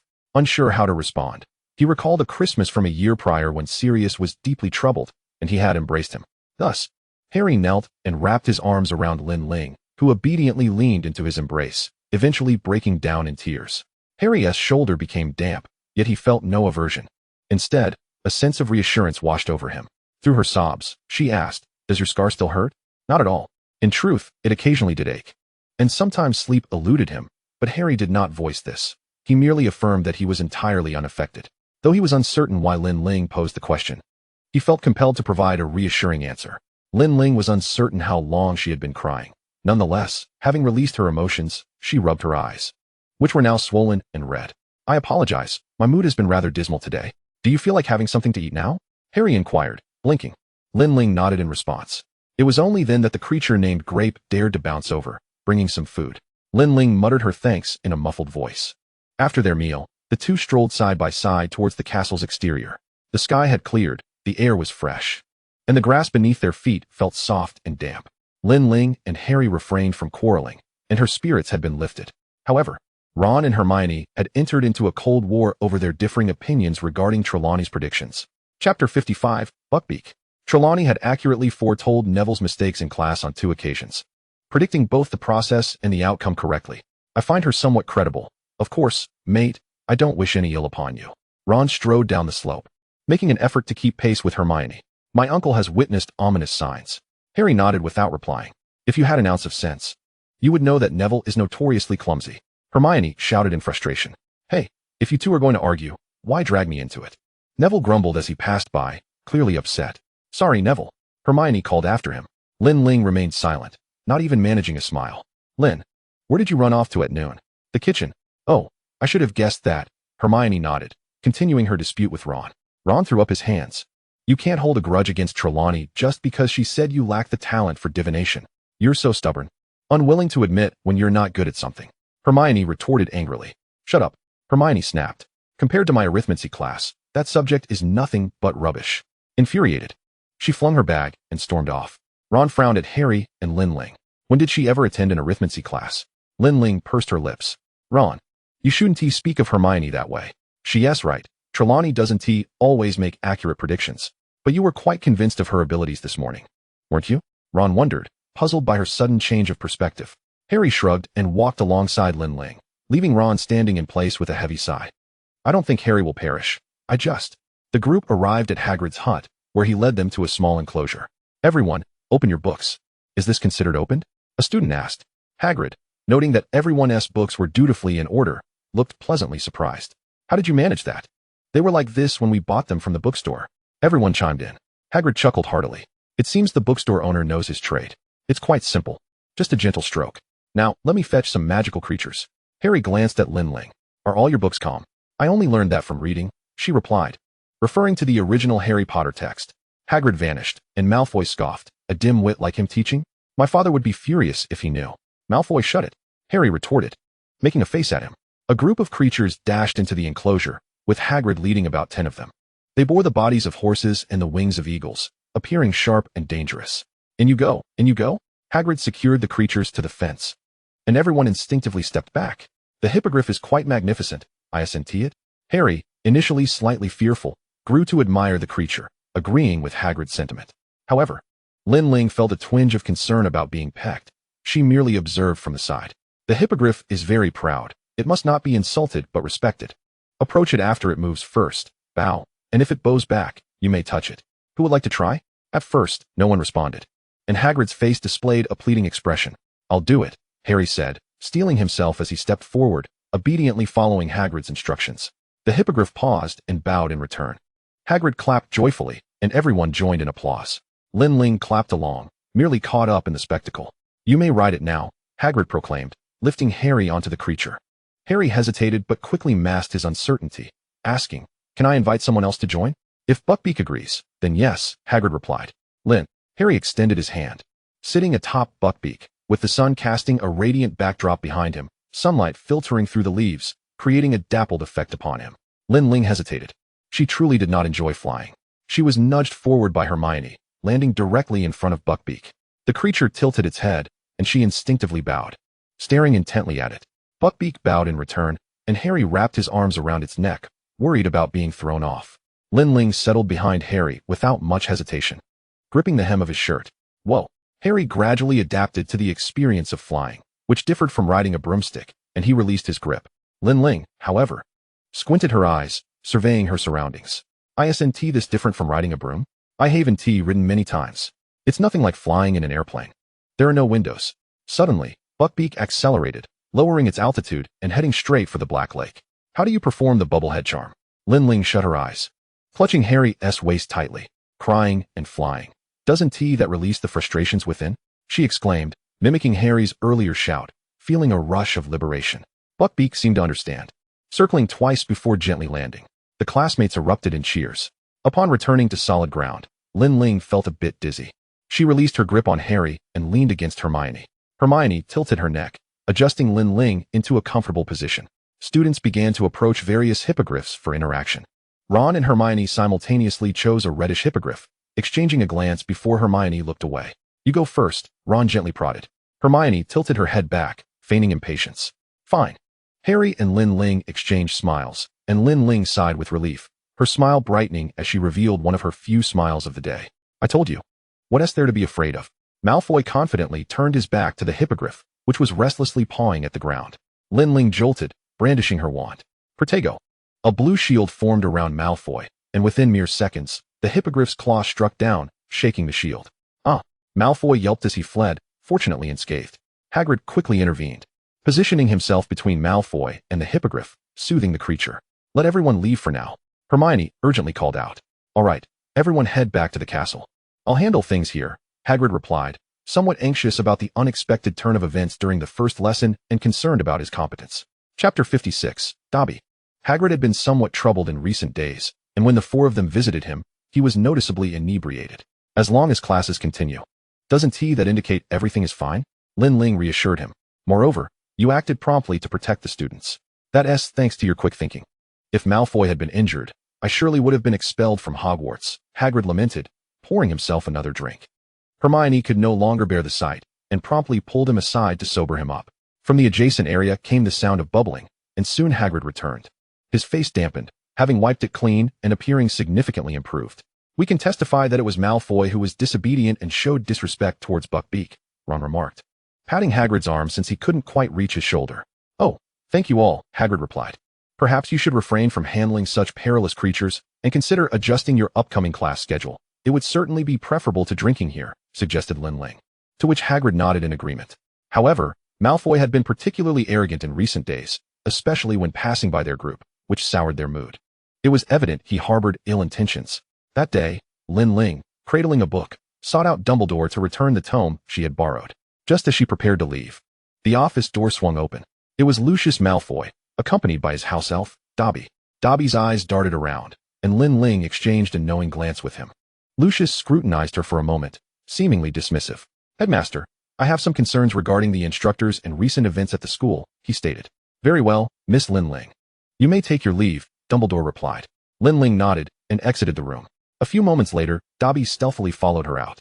In truth, he was a rather extraordinary house elf, possessing thoughts and behaviors distinctly different from others of his kind. I shall wait for your master and guide him down this path. Lin Ling told Dobby, who merely circled a nearby column without acknowledging her. She smiled slightly as Dobby slipped back into the headmaster's office.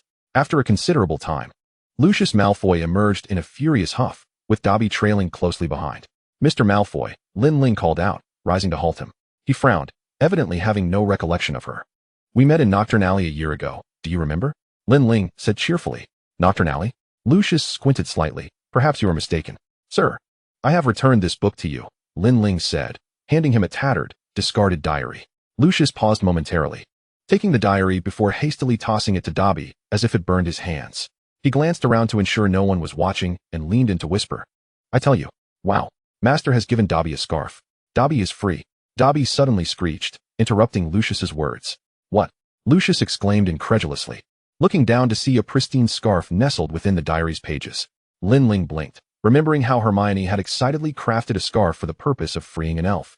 Despite the fact that time was scarce for her, without a word, Lin Ling vanished before the two, leaving only the diary behind. Lucius was incensed, kicking the diary aside, finally grasping why it had not caused a stir at Hogwarts previously. You, sir, I believe I heard the headmaster calling for me. I must go in, Lin Ling said politely, excusing herself despite the rudeness of interrupting. Lucius failed to utter a complete sentence. He lingered outside for quite some time before storming away from Hogwarts in a fit of rage. Upon entering the headmaster's office, Lin Ling was greeted by a smiling Dumbledore. Mr. Malfoy wouldn't even sip a cup of tea. Would you care for some? No, I would prefer water, Lin Ling replied, rummaging through Dumbledore's desk. Are you here concerning Hagrid?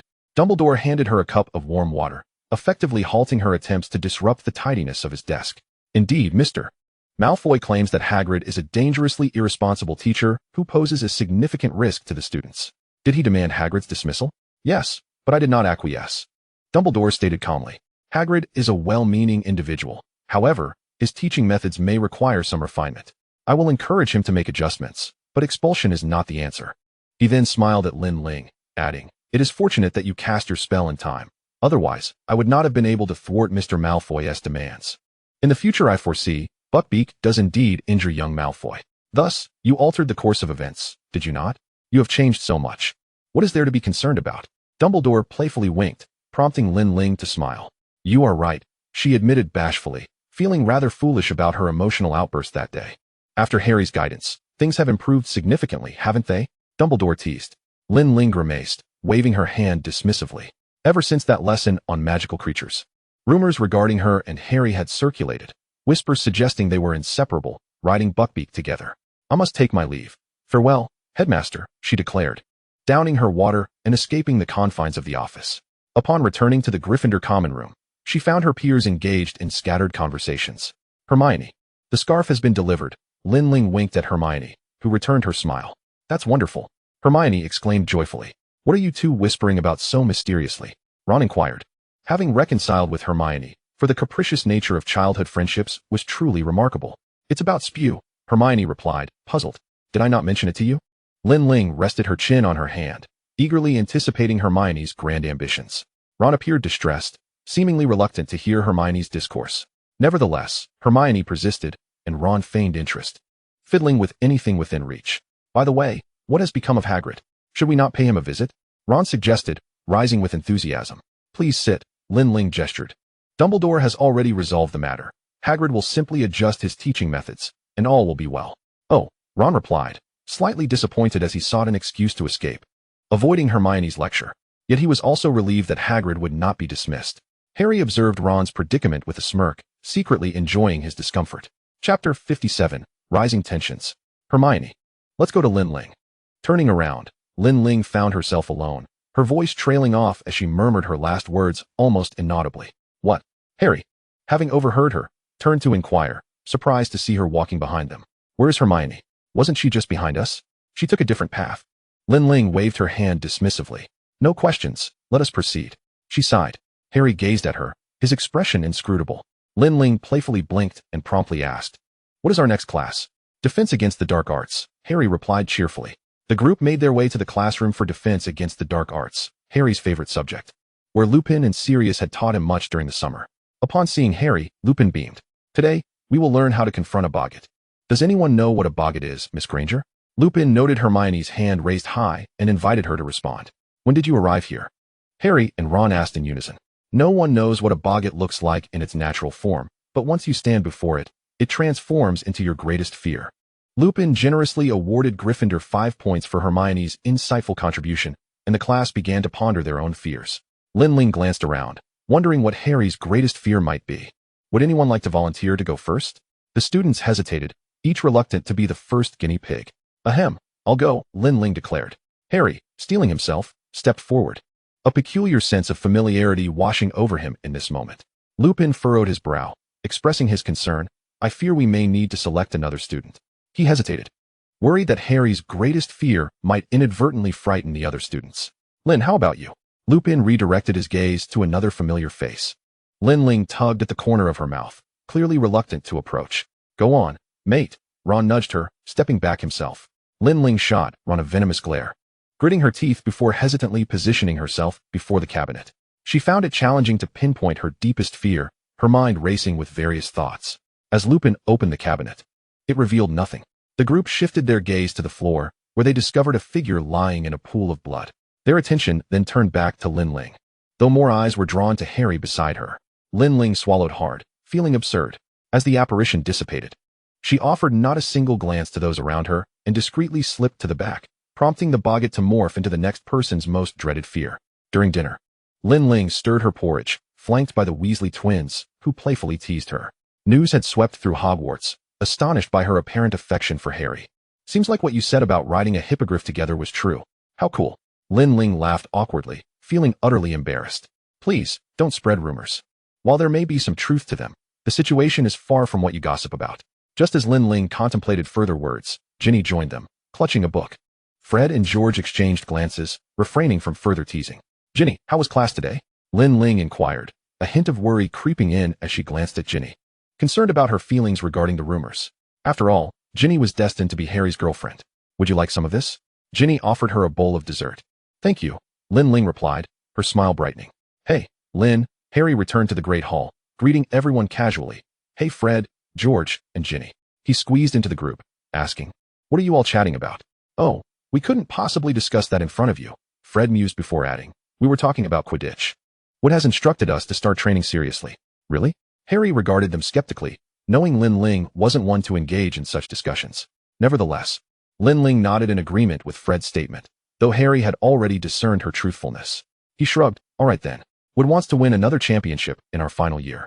It would bolster our competitiveness when applying for teams. In the common room, Hermione and Ron were fervently discussing the upcoming Hogsmeade trip. As everyone returned, the conversation grew. Fantastic. We're going to Zonko's joke shop. We need to stock up. Lin Ling appeared notably more composed, resisting the urge to show off as she listened to their chatter. Amidst their conversation, they didn't neglect their homework. Lin Ling and her friends were working on their astronomy assignment, which required them to create 2 star charts. She vaguely recalled the shapes of the stars she had observed that night, flipping through her book for reference, and successfully completing the charts. After securing her homework, she retired to her dormitory for the night. The next morning, she was roused by Hermione, still groggy as they embarked on their journey to Hogsmeade, without any guardians. Her permission slip was personally signed by Dumbledore. Professor McGonagall, having collected the slips, called out to her, "Last time you skipped class, did I ever punish you?" Headmistress." She stammered, suddenly feeling guilty as memories of that day resurfaced, her eyes locking with Harry's from across the room. Dumbledore believed students deserved some understanding. Perhaps, but I don't quite share that view just yet. Nonetheless, I hope you enjoy your day. Professor McGonagall replied, somewhat resigned. Goodbye, Professor McGonagall. Lin Ling beamed as she dashed off, hopping into the carriage where seats had been saved for her. What was Professor McGonagall saying? Why did it take so long? Lin Ling asked, waving her hand dismissively, not wishing to dwell on it. Why criticize you? Is it about that time you skipped class? Lin Ling swiftly covered Hermione's mouth, urging her to remain silent. Upon reaching Hogsmeade, Ron clamored to visit Honeydukes, prompting Lin Ling to tug at him. You're going the wrong way. They turned a corner and indeed found Honeyduke's shop. Wow, how did you know? Ron exclaimed excitedly as he rushed inside, while Hermione shook her head and followed him. I want to check out other shops. You all have fun, Lin Ling nudged Harry. After some deliberation, Harry surprisingly said, I'll join you. Lin Ling, taken aback, nodded. All right then, I want to go to the Dervish and Banj's shop. Let's head there first. She led Harry effortlessly to the shop's entrance. How do you know the way so well? Do you come here often? Harry asked casually. Lin Ling froze momentarily, then grinned. Oh, you seem to guess everything right. Well, I may have visited quite a few times in secret. In secret? Hogwarts has hidden passages that lead to Hogsmeade. If you're interested, I could show you. Lin Ling replied nonchalantly, examining the items on the shelves. Harry followed suit, picking up items that piqued his interest. No, I can come here openly. Why should I sneak around like a thief? How wonderful that you don't have to act like a thief, Lin Ling replied cheerfully. Thank you. They arrived at a display case filled with numerous trinkets. These are all set to be cleared out. They're being replaced. The shopkeeper approached, inquiring if they needed assistance. This looks familiar, Harry said, lifting a necklace. The shopkeeper, smiling, explained, I crafted these pieces a couple of years ago. They can transform into little figurines, serve as necklaces, or even tell time. I enjoy making multifunctional gadgets. It's quite fun. Is this the one? Lin Ling asked, pulling a necklace from her collar. That's it. By the way, I did set a hidden function when I made it. The shopkeeper snapped his fingers. Is it activated? I'm not sure. I had someone else buy it for me, Harry replied, shaking his head. The shopkeeper gestured for them. Remove the necklace. Let me adjust it for you. Lin Ling, with her hair down today, found it a bit challenging to take it off. She tilted her head, moving her hair to one side, and the shopkeeper remarked, Young man, help the young lady out. Don't be foolish. You won't catch her if you keep standing there like a statue. Lin Ling was momentarily speechless, quickly removing the necklace before Harry could assist. Here you go, sir. She thought to herself that if she said anything more, she might never return to this shop. Harry stood there, somewhat dazed, as the shopkeeper casually fiddled with the items and retrieved a pull tab, transforming the trinket back into a necklace. Oh right, whoever purchased it. That person will be the one it connects to. Connects? They both inquired in unison. Yes, didn't I mention it? Now that you've confirmed it, I'll let you know that this hidden function is a connection. The wearer's condition can be sensed. Give it a try. Let us see if this thing works. The shopkeeper clapped his hands. For instance, if the necklace is separated from the wearer by more than 5 meters. Lin Ling held the pull tab, stepped outside the shop, and after a moment returned. There's no alarm. Is it broken? It shouldn't be. The shopkeeper cleared his throat. The pull tab only functions when held by the owner.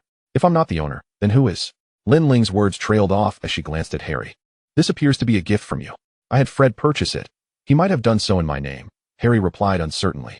The shopkeeper sighed in relief. Then do give it a try. The wearer should remove the necklace 5 meters away while you hold this pull ring firmly. As soon as Lin Ling stepped out of the shop, the pull ring in Harry's hand emitted a crimson glow. Perfect, it's not broken, the shopkeeper exclaimed with delight. Now, may I assist you with anything else? Lin Ling pondered. Is there really a need for this hidden feature? It certainly complicates matters. Once the pull ring was produced, the necklace could no longer revert to its small trinket form. It was no wonder they needed to be phased out and replaced. Here, take it. It's of no use to me anyway. Lin Ling waved her hand dismissively. I initially came to this shop to look at cameras, but I found nothing appealing. Harry tucked the pull ring into his pocket and nodded. Shall we explore other shops? Are you in the mood for some food? Sure. Let us go to Madame Putafoot's tea shop. Lin Ling patted Harry on the shoulder affectionately. Upon arriving at Madame Putafoot's, they found several couples seated inside. Madame Putafoot approached to take their orders, while Lin Ling engaged her in casual conversation. Harry, feeling overlooked, held his teacup and observed the other patrons. A couple from Ravenclaw was cozily intertwined, the girl resting her head on the boy's shoulder, who had his arm wrapped around her. Harry found it puzzling why they chose to sit on the same side, crammed into a corner. Another couple at a different table was kissing, the boy raising a poster to shield their heads. After finishing his tea, Harry noticed remnants of leaves at the bottom of the cup and abruptly recalled their divination class.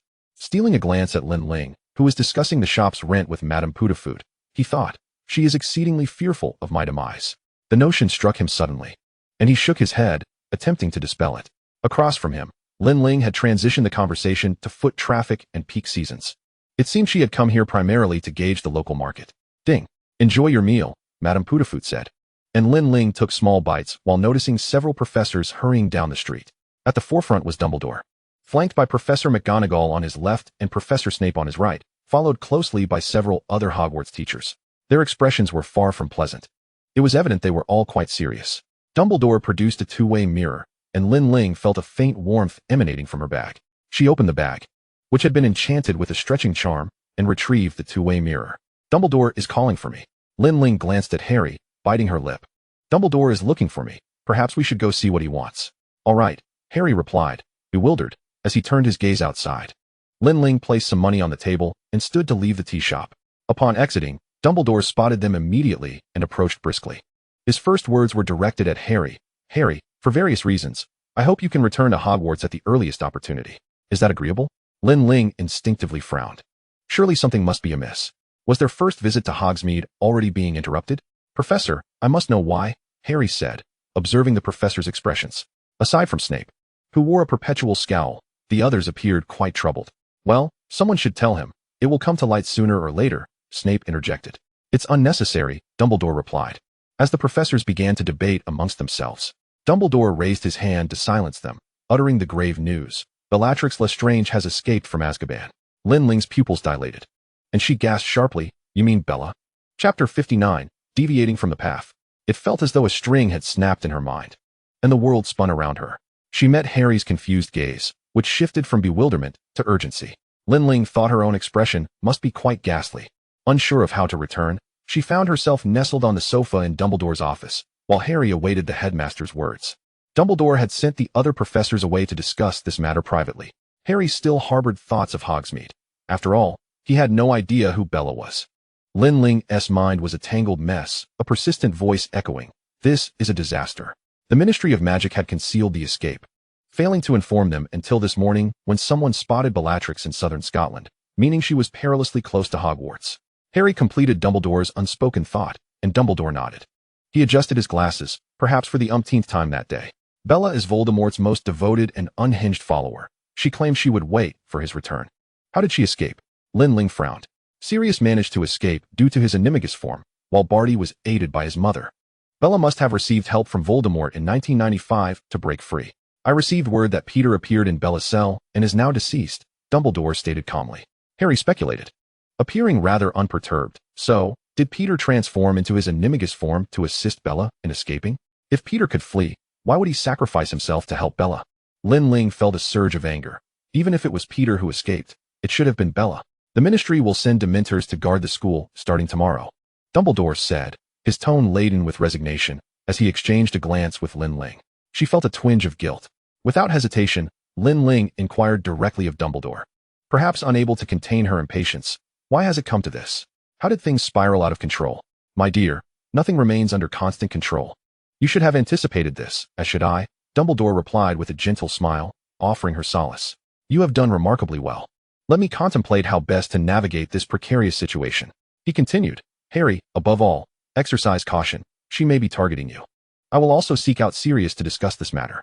I must inform you that Bellatrix is Sirius's cousin and the one responsible for his death." Lin Ling added silently in her mind. After exiting the headmaster's office, it was still early in the day.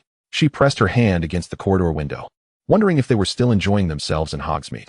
"Surely they are," Harry mused, a hint of regret in his voice, yet his mood was not entirely bleak. Lin Ling, feeling a touch melancholic, suggested, "Shall we return to the common room? Don't you want to grab a bite?" "We hardly ate anything at the tea shop before running into Dumbledore," Harry urged, attempting to infuse cheerfulness into his tone. After a moment of silence, Lin Ling managed to smile. They crouched in the kitchen, exchanging glances with Dobby. Harry Potter. What an honor it is to see Harry Potter again, Dobby exclaimed joyfully, wearing the scarf knitted by Hermione. Lin Ling thought she ought to invite Hermione over to see Dobby. He was dressed in a new outfit, which he claimed to have purchased with his wages. Mr. Dumbledore has accepted me and agreed to pay me. I have 1 day off each week, Dobby announced gleefully. It's nothing like when I was at the Malfoy house. I am so happy for you, Harry remarked, recalling that the last time he had seen Dobby was long ago on Privet Drive. At that moment, Dobby was dressed in tatters, appearing scarcely better than a prisoner. However, Dobby seemed unconcerned as he glanced around and noticed that the other house elves were keeping their distance, with his hands tucked into his pockets. Dobby exuded a confidence that suggested he felt he should not be demanding wages or requesting rest. Others deemed him greedy, a disgrace to house elves. Do you think so? Certainly not. Dobby shook his head with assurance, for he was quite content this way. Harry and Luna exchanged a smile, and Luna relaxed as she met Harry's eyes, which sparkled with clarity. When is your Quidditch match? She inquired. At the beginning of November. It's only a few days away. Luna nodded thoughtfully, aware that Dementors would be lurking near the Quidditch pitch by then. By the way, I've mastered the Patronus charm. Would you like to see it? I think it looks rather beautiful, Harry said, suddenly recalling something, a smile gracing his face. Absolutely. A silver stag sprang forth, prancing around Luna and nuzzling her neck. Luna turned her head to Harry, who felt a bit awkward. He cleared his throat and recalled his Patronus. Upon returning to the common room, Luna and Harry discovered that Hermione and Ron had already arrived and seemed to be discussing news regarding Bellatrix. I can hardly believe it. The Ministry has kept such a significant issue under wraps until now. Their negligence is astounding, Hermione exclaimed in disbelief. But Hogwarts is so secure, surely Bellatrix cannot enter? Luna furrowed her brow, not sharing the sentiment that the safest places were Gringotts and Hogwarts. Suddenly, the door to the Gryffindor common room swung open, and Neville gazed at Harry with an incredulous expression before hesitantly stating, Harry, it seems there's a dog outside looking for you? A dog? Ron exchanged a glance with Hermione. Is Bellatrix here? Harry sighed and glanced at Ron before stepping outside, followed closely by the others. Neville stood there, bewildered, still questioning whether he had truly seen a large black dog holding a note in its mouth, upon which was inscribed Harry's name. Upon exiting, they spotted a black dog wagging its tail, which, upon seeing Harry, turned and sprinted away. They followed it to the room of requirement, where the dog transformed. Sirius? Hermione gasped. I should have guessed it was you, Ron said, clearly pleased. But what brings you here? Harry recalled Bellatrix, suspecting that Sirius had come for this reason. Chapter 60, The Order of the Phoenix. Harry, I just came from the headmaster's office, and I wanted to speak with you for a moment before I left. He said quickly, stay safe at school, but don't be too subdued. Just make sure to protect yourself, all right? That woman, Bellatrix, is a lunatic. I don't want to see her. We might be quite busy soon due to her situation. If you need to reach me, I'll respond through the two-way mirror. All right. Harry pondered for a moment before asking, will you be attending the Quidditch match? As much as I would love to, Sirius hesitated. But we likely won't see each other again until Christmas. Very well, see you at Christmas.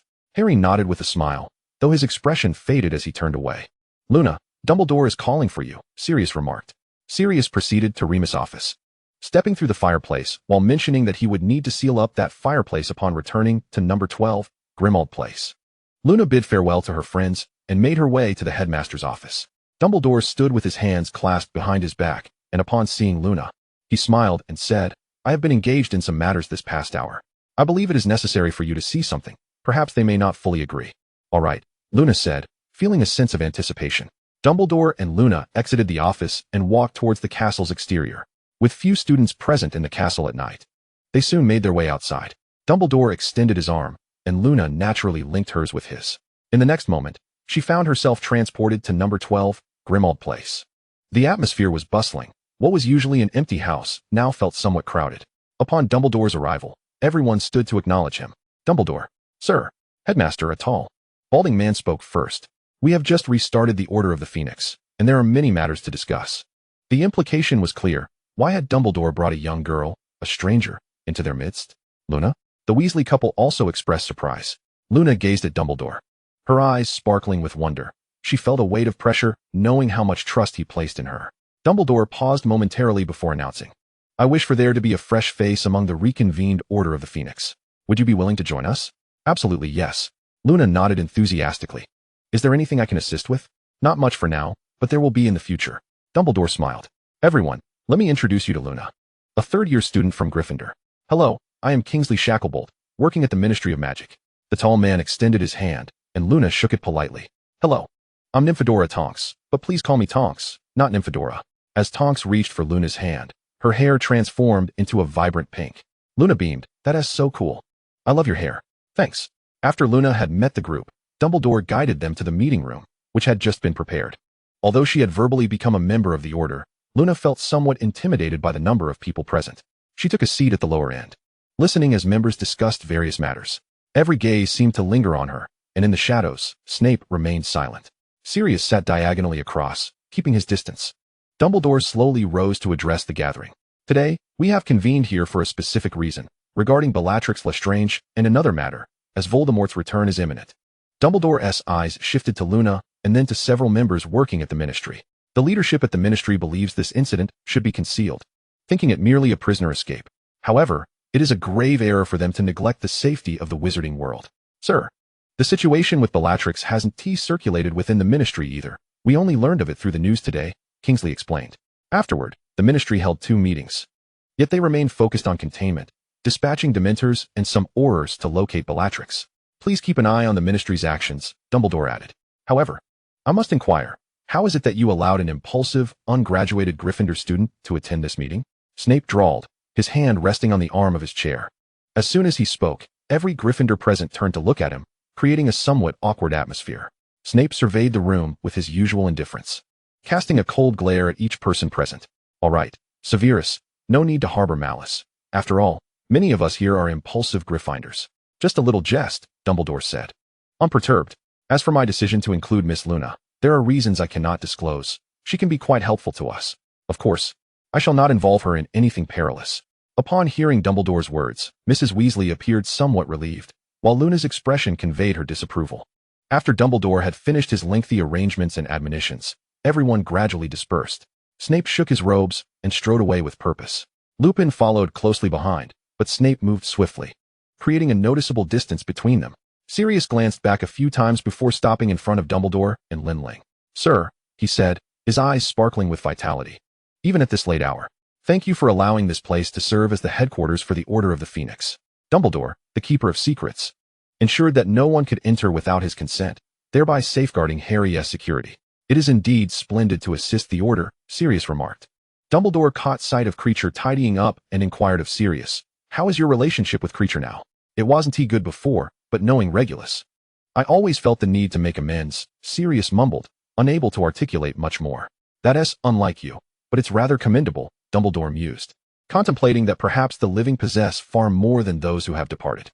As Lin Ling prepared to follow Dumbledore out, Sirius called out to her. When is the Gryffindor Quidditch match? The day after tomorrow, she replied with a smile, and Sirius winked at her. Chapter 61, Daily Life. By the time Lin Ling returned to Hogwarts Castle, it was already 4 o'clock. She had not slept all night. Her thoughts were somewhat muddled. Yet she fancied herself quite alert. She pulled the necklace from beneath her clothing, glancing at the time. A fascinating little trinket, Dumbledore remarked casually. Yes, it was a gift from Harry, Lin Ling replied, her eyes crinkling in a smile as she bid farewell to Dumbledore at the office door. You know, Dumbledore suddenly said. Your earlier words sounded a bit boastful. Lin Ling returned to her dormitory, took a shower, and collapsed onto her bed, just as she thought she had fallen asleep. She was awakened by Hermione, who dragged her out for meals and classes. After Transfiguration class, Lin Ling slumped over her desk. Professor McGonagall, surprisingly not irked by her drowsiness, wore a slight smile, perhaps anticipating that Dumbledore had not foreseen that a midnight meeting was not an ideal time. I was a bit out of sorts during class today. All right, Miss Lin Ling, if you can manage to rest well, I shall refrain from assigning you double homework. Lin Ling barely opened her eyes and, after exchanging goodbyes, quickly slipped out. She skipped lunch to catch up on sleep. In the afternoon, as she sat in the divination classroom, she finally felt a bit more alert. Hermione and Harry were whispering to each other, while Lin Ling and Ron were paired for a divination exercise. Hermione turned to glance at her now and then, and even Harry did the same. What are you two whispering about? Lin Ling queried suspiciously, attempting to exchange glances with Ron. Why are you looking at me? Ron asked, flipping through his book. Maybe don't look, Lin Ling sighed, casually weaving a few predictions for Ron. As the Quidditch match commenced, Harry, equipped with his firebolt, prepared to enter the field, casting his gaze towards the stands. He was no longer the timid boy he once was, but rather composed and self-assured. Lin Ling, Ron, and Hermione occupied the highest tier, With a large black dog seated beside Lin Ling, Harry's eyes lit up as he spotted Sirius, who had claimed he was too busy to attend, sitting in the stands watching him compete. Harry smiled as he mounted his broom and soared into the sky. Lin Ling glanced at Sirius beside her, suppressing the urge to pet his head. Have you completed the tasks Dumbledore assigned you? There seemed to be quite a few. Wasn't he to come back and watch Harry? Sirius replied, his tail wagging slightly. Why don't you transform into a human and watch openly? Afraid of being recognized? Perhaps. What if I were accused of neglecting my duties? As if the members wouldn't recognize your animagus form. Especially sitting here, you might as well sit beside Snape. Then no one would suspect you were serious. That's a splendid idea. Oh, how I wish I hadn't said it. Even in his canine form. Lin Ling could sense Sirius's eye roll directed at her, and she stifled a laugh. Throughout the match, Sirius was exuberant, leaping and spinning with vitality. When Harry caught the golden snitch, Sirius dashed down. By the time Lin Ling and the others descended, Harry and Sirius were already deep in conversation. Sirius mentioned he had been very busy with numerous responsibilities. I enjoy keeping busy. It's far better than doing nothing at home. I prefer wielding my wand. But what I'm doing now doesn't even require it, so don't worry. Sirius exchanged a few casual words before departing from Hogwarts. Harry, unable to venture to Hogsmeade, sat with Lin Ling in the Great Hall, watching as others made their way outside the castle. Goodbye, Harry, Ron said. Hermione turned to Lin Ling. Aren't you going to Hogsmeade? No, I can go whenever I please. Lin Ling yawned, feeling utterly drained. I'm heading back to sleep. You've just woken up. Why would you sleep again? Hermione disapproved.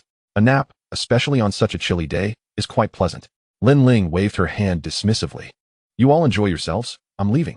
All right. Hermione frowned, sensing something amiss. Once everyone had departed, the castle felt rather desolate.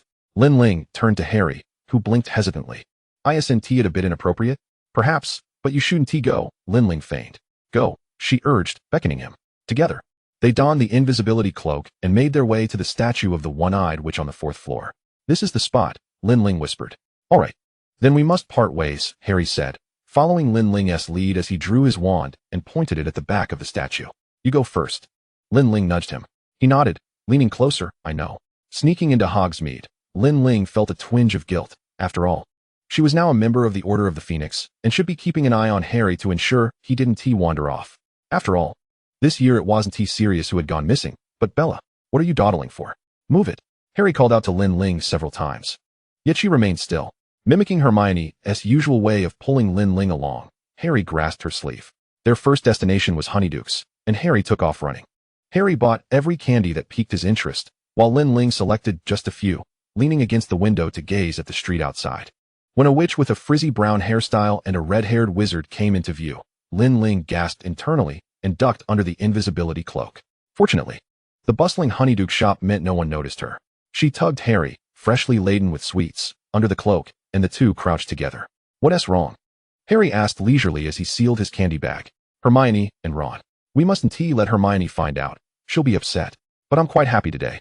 Even if it's a secret, it's a different kind of experience, Harry said as he once again tugged at Lin Ling's sleeve. And they followed behind other customers as they exited. They chose a different direction from Hermione and Ron and wandered off elsewhere. When I used to sneak in, I would just buy something and leave, but today we're two sneaking in together. We can actually talk, Lin Ling pointed. I think that shop looks nice.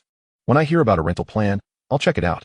I want to open a restaurant someday. Surely there are many wizards who haven't tried Chinese cuisine? You cook very well. I remember, it was delicious. Wizards might just love it, Harry encouraged. I'll need to work during my spare time to save up. If I don't have enough by graduation, I'll find a job for a couple of years until I have enough to open my shop. Lin Ling squinted her eyes. Scotland was rather chilly at the end of November. She cast a warming charm for the two of them. And you? What do you wish to pursue in the future? A Quidditch player, of course. I adore playing Quidditch. Chapter 62, The Golden Cup. As December arrived, the campus life appeared to settle into a more mundane rhythm. Bella had been silent, and gradually, everyone began to forget about the matter. The chill of England intensified, prompting students to don thick garments and gather around the fireplace to complete their assignments. Christmas was just a day away. On the eve, everyone was busily packing their belongings in preparation for the festive season. They finished their packing and boarded the Hogwarts Express. This year's snow was abundant, far more than in previous years. Lin Ling eagerly rested her chin on the table, gazing at the enchanting wintry landscape outside the window. Ron had dozed off, while Hermione was engrossed in her book. Harry grinned and suggested, how about a snowball fight tomorrow? Sure, Lin Ling replied nonchalantly. You always agree, yet you never show up. I wonder where you vanished to, Harry lamented, and Lin Ling offered a sheepish smile. Harry began counting on his fingers. In our first year, I mentioned a snowball fight with George and the others. You agreed, yet disappeared. Last year, at the Black House, I proposed a snowball fight, and you vanished again. I swear, I'll definitely be in the snow outside the Black House tomorrow, Lin Ling declared, raising 3 fingers. Harry nodded begrudgingly. Well, I suppose I'll take your word for it. Hermione's page-turning slowed as she cast Lin Ling a knowing glance, but Lin Ling was rummaging through her bag. When the train came to a halt, everyone gathered their belongings and disembarked. Sirius and Lupin had been waiting for some time. After receiving Lin Ling and Harry, they swiftly returned to number 12, Grimmauld Place. This Christmas felt somewhat different from Lin Ling's last visit. Previously, the house had been bustling with people during the meeting, with cups piled on the table. Now, it seemed devoid of visitors, likely because the members of the Order had gone home for the holidays. Let's tidy up and prepare for dinner, Lupin gently suggested. After dinner, Sirius discreetly informed Lin Ling that Dumbledore would be looking for her the next day. Again? On Christmas? Lin Ling glanced at Harry, who was heading upstairs, hesitatingly nodding. This Dumbledore, always working overtime during holidays. Why not bring Snape along? Why summon her, a mere child? How long would this errand take? Lin Ling mused, retrieving a two-way mirror from her room and calling out Dumbledore's name. He appeared in the mirror, still clad in his pajamas. Why are you sleeping so early? Aren't you supposed to be working? Right now would be ideal. Professor, can't we have a day off tomorrow? Lin Ling asked earnestly. Dumbledore seemed momentarily at a loss. He remembered her first encounter with him had not been marked by such casualness. All right, we can postpone it for a couple of days. No, I meant tonight. Lin Ling pondered. Are you taking me to find the Golden Cup? A quarter of an hour later, Lin Ling and Dumbledore materialized in a corner of Diagon Alley. Dumbledore wore a cheerful smile, as if nothing could dampen his spirits. I initially intended for you to take a break today and come tomorrow, but plans change. Spontaneity can be delightful. Exactly. Wouldn't it be better for you to finish your business today and enjoy Christmas tomorrow? Lin Ling, not wanting to divert the topic, directly inquired, how do we get in? The Golden Cup is in Bella's vault. Disillusionment charm, a rather simple maneuver. Dumbledore raised his hand, casting the charm upon both of them. Years ago, when Harry and the others went to Gringotts to retrieve the Golden Cup, it had taken considerable effort, even transforming into Bella to negotiate with the goblins. Yet now, Dumbledore boldly led her into Gringotts, surrounded by goblins, who remained oblivious to the 2 additional individuals. Dumbledore then cast a Confundus charm on the goblin in the center. The goblin closed the ledger, grabbed a set of keys, and headed toward the vaults. Where are you going? Another goblin called out. Aren't we supposed to have already inspected today? Oh, right, the goblin replied, returning to its seat. Dumbledore stroked his beard, surprised to discover they actually conducted inspections. We'll have to wait until someone comes to withdraw money to follow them. But who would come to Gringotts the day before Christmas? Lin Ling covered her face. Someone will. Dumbledore cheerfully replied. Do you know the Imperius Curse? No problem, Dumbledore nodded. I'll enter shortly, and you can follow. After saying this, he left Gringotts, cancelled the disillusionment charm, and re-entered. The goblins noticed him and leaned forward. I've come to retrieve something, Dumbledore stated calmly. It's been a while since we've seen you, Mr. Dumbledore. The goblin gestured for him to proceed, requiring no identification. You're quite impressive. Why didn't you mention it sooner? Lin Ling blushed, quickly following behind. Just around the corner. Lin Ling cast the Imperius Curse on a goblin. The goblin halted, changing directions. Lin Ling cancelled the disillusionment charm and trailed behind the goblin. Will there be the thief's downfall? Lin Ling inquired. Dumbledore explained, under normal circumstances, Gringotts does not activate its security measures, so there won't be the thief's downfall. Just proceed as usual and keep your wand at the ready. Lin Ling nodded. What if it's a special circumstance? If Voldemort senses the destruction of a Horcrux, he would undoubtedly inform Bella to protect the vault containing the Golden Cup and keep a watchful eye on Bella's vault. However, since Gringotts had no security, if they successfully located the Golden Cup within the vault, wouldn't that indirectly indicate that Voldemort was unaware of the fate of his Horcrux? Upon arriving at Bella's vault, the goblin pressed its hand against the door, opening it with goblin authority. Faint. The goblin collapsed. Bella had cast duplication and fiendfire spells on the contents of the vault. Lin Ling's hand accidentally brushed against an artifact, and instantly, her finger blistered with a severe burning sensation.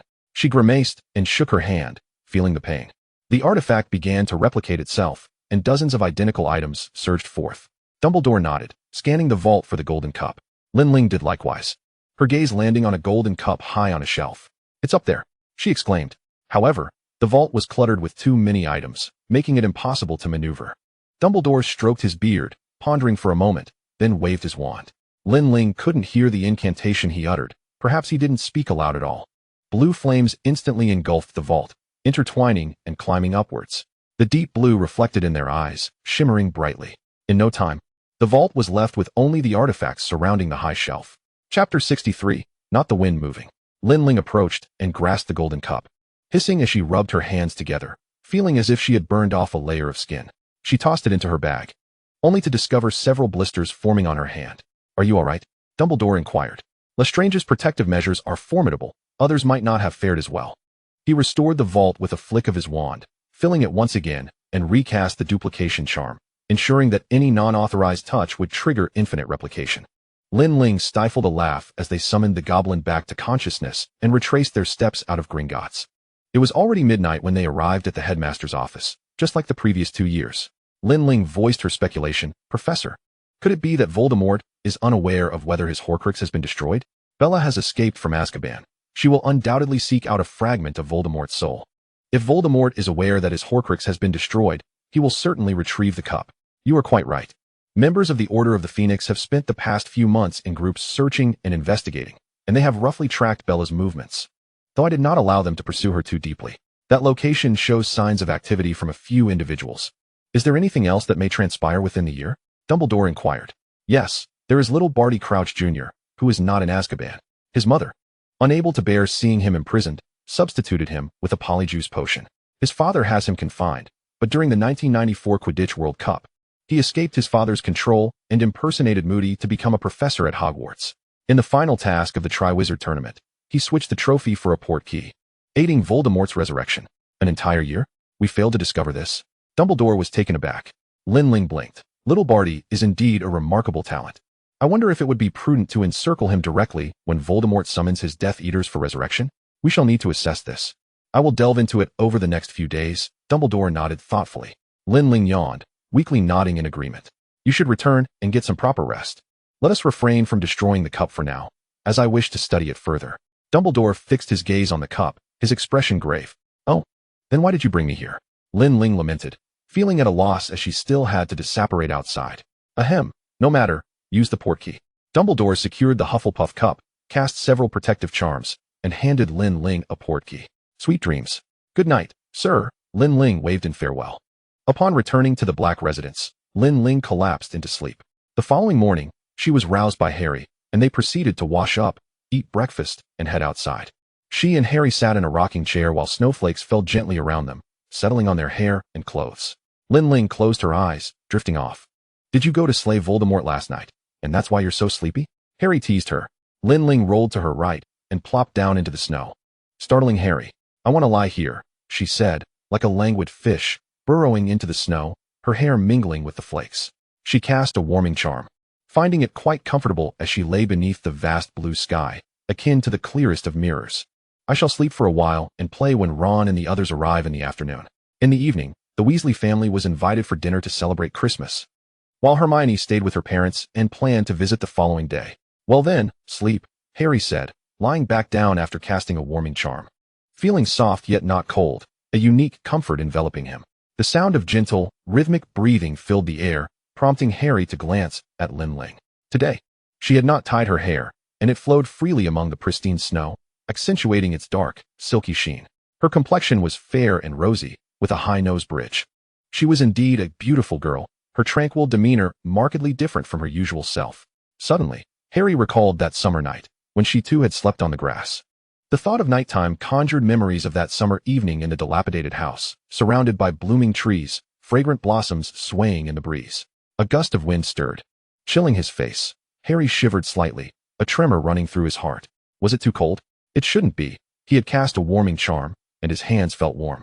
Sirius strolled by, clutching a bundle of decorations, and if he had a free hand, he would have scratched his head in confusion, wondering what they were doing outside in such frigid weather. Lin Ling sat upright, stretching her arms. She nudged Harry beside her. "How come you fell asleep too? Get up and play. I want to build a snowman." Harry rubbed his eyes, feeling somewhat drowsy. She smiled, gathering snow and compacting it together. "I shall create a large one, then a medium-sized, and finally a small one. You build the body. I will help with the head." They spent the entire morning constructing a family of snowmen. Lin Ling draped her towel around one and fashioned a wand from snow to place in its hand. "Is this you?" Harry asked. "Is it beautiful?" "Quite the eyesore. Don't run away." I challenge you to a duel. Stop. Harry Potter. The two bickered playfully as they entered the house, only to find a large gathering of people in the living room. Merry Christmas? Ron extended his hand, exclaiming, my friend. It's been ages. We only parted ways yesterday, if I'm not mistaken, Harry replied, embracing him, the chill from outside causing Ron to shiver. Have a cup of hot tea, children, Mrs. Weasley said. Lin Ling greeted everyone, and they all squeezed onto the sofa to chat. Once indoors, Lin Ling removed her hat, scarf, and gloves, lifting her teacup to sip. What happened to your hand? Harry asked, concern lacing his voice. Everyone turned to look at Lin Ling's hand. She glanced down, recalling the blisters from the cup she had touched yesterday, realizing she had neglected to apply ointment. It was just a small accident, she said lightly. Your hand is swollen to such an extent, and you call it a small accident? Harry's tone was tinged with urgency. He was certain she had no marks on her hand the day before, and she must have burned herself while out at night. Seeing that everyone was focused on her, Lin Ling licked her lips. I'll go fetch the healing ointment. Where is it? In the storage room on the 4th floor. Right? I'll accompany you, Harry said, setting down his teacup without a moment's hesitation. Lin Ling lowered her gaze, staring at her fingers. Ron leaned back on the sofa, glancing back and forth between the two, while Ginny held her teacup, lost in thought. Fred and George whispered conspiratorially, and Percy perked up his ears to listen. Unaware of the others' actions, Lin Ling and Harry rummaged through the storage cupboard, Lin Ling interjecting, not this one. Oh, not that either. How about this one? Found it. Chapter 64, Contact. Lin Ling took the healing ointment and patted Harry on the shoulder, thanking him. As Harry received the item, an inexplicable sense of loss washed over him. In the afternoon, everyone ventured outside for a snowball fight, dividing into two teams, Lin Ling, Ginny, and Fred on one side, and George, Harry, and Ron on the other. Before the game commenced, Lin Ling tied her hair back, noticing that Harry was standing there, dazed. A sudden impulse struck her. She swiftly scooped up a handful of snow, forming it into a ball, and with a satisfying splat, launched it at Harry's face, leaving him dazed as he wiped the snow away. Everyone burst into laughter at Harry, who, in turn, grinned foolishly. Throughout the game, Lin Ling expertly executed various tactics, employing diversionary maneuvers and stealthy strategies. Ultimately, she swiped a massive snowball from Harry's stack and delivered it to her teammates. Exhausted from play, they all lay together. And Lin Ling remarked, as I said, casting a warming charm while lying in the snow is truly delightful. It truly feels different from lying on grass, Ginny agreed. Feeling sleepy. Let us take a nap. Lin Ling closed her eyes. Mum's here, Ron shouted suddenly, causing everyone to spring up instantly, standing at attention as if nothing had happened. It's time to eat, children. Mrs. Weasley approached, and upon seeing all the kids behaving, she nodded with satisfaction. They exchanged glances before entering the house in small groups. In the evening, they gathered together for a sumptuous Christmas dinner, and Lin Ling, feeling tired, retired to her room early to sleep. Upon waking the next morning, Lin Ling discovered Hermione had already arrived. Fred, George, Ginny, and Ron were present. And Tonks sat on the sofa, sipping tea, while Lupin sat beside her. Hermione blinked in surprise, wondering why there were other people in the Black residence. Oh, I see. Lupin furrowed his brow. Sirius has entrusted this house to Dumbledore as the headquarters. Headquarters? Hermione seized upon Lupin's words, her gaze darting towards Tonks. Tonks cast her eyes upon Lin Ling, who in turn looked back at Hermione. Ah, it's essentially the Order of the Phoenix, the group founded by Dumbledore to combat Voldemort. Merlin S. Beard, Fred, and George exclaimed with excitement.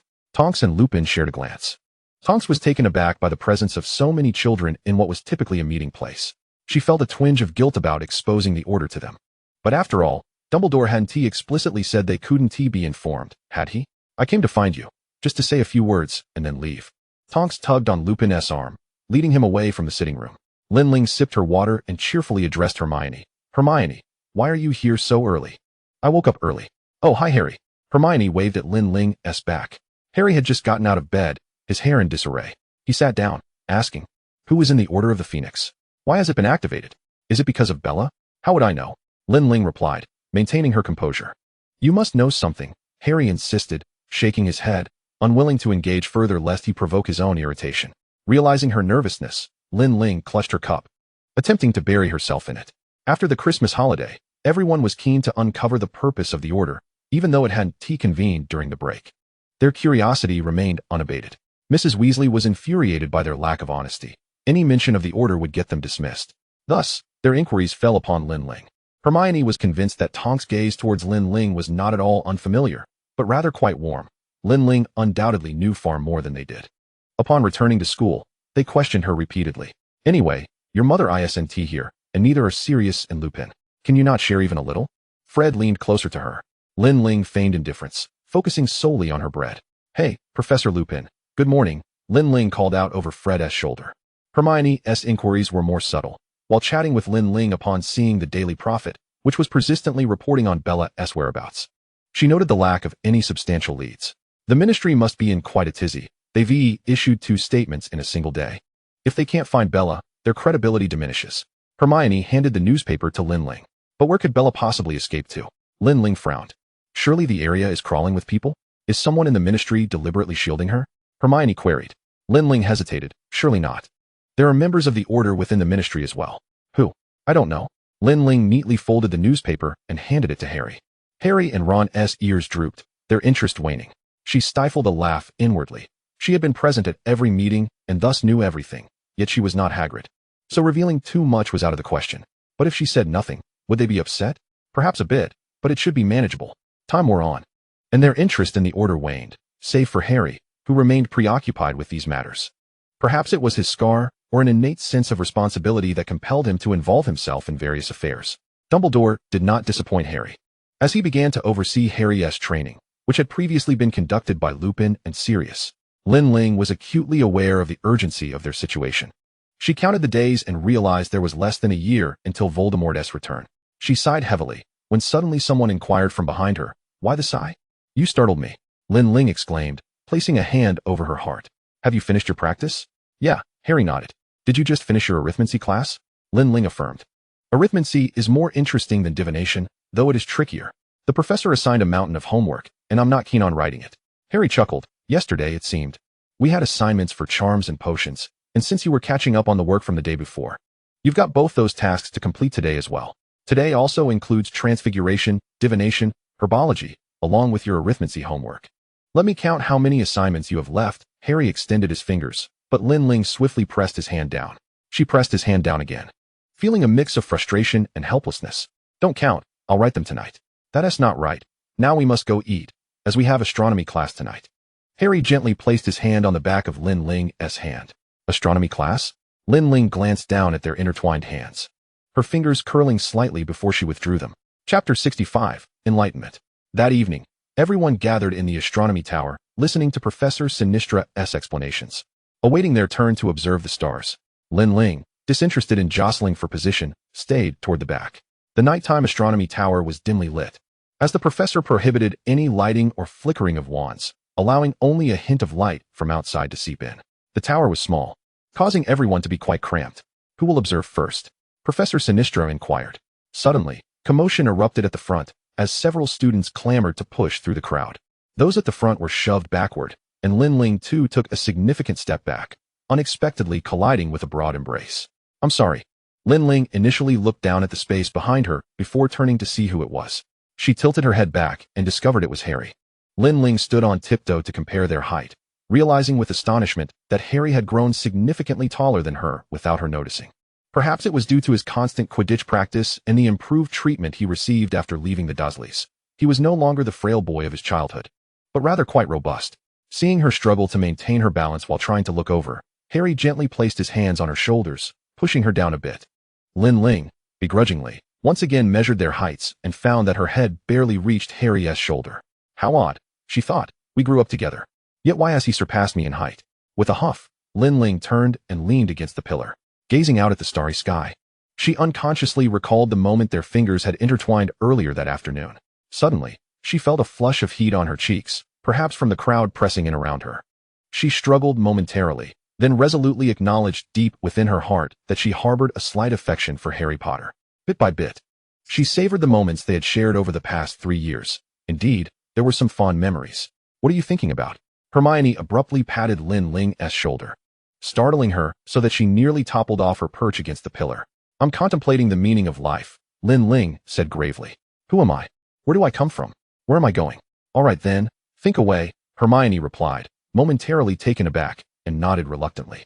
For several days thereafter, Lin Ling secluded herself in the dormitory, diligently completing her assignments. Do not ask her why she didn't write in the common room. Having just finished one round of assignments, the impending final exams loomed, and the professors had collectively assigned even more work. More pressing than the assignments were the matters concerning Moody. With the summer approaching, Barty Crouch Jr. would be escaping to replace Moody during the Quidditch World Cup. Dumbledore took Lin Ling to Moody's home, where Moody was seated, drinking. Upon their unexpected arrival, one of his magical eyes whirled about, confused. Headmaster Dumbledore. Moody set down his flask and rose to his feet. I have some matters I would like to discuss with you. Dumbledore, with a gentle smile, seated himself beside Moody.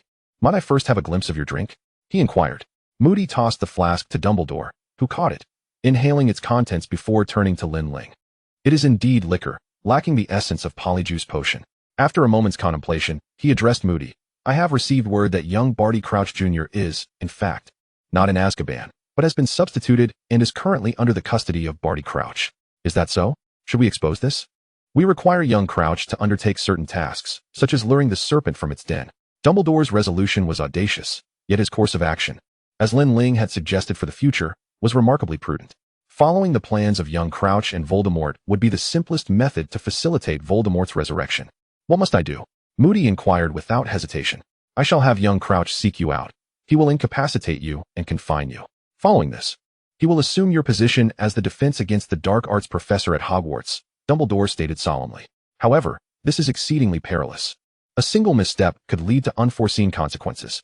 Indeed, yet we must take this gamble. I fear no danger, even if Crouch were to end my life. I would not object, Moody assured.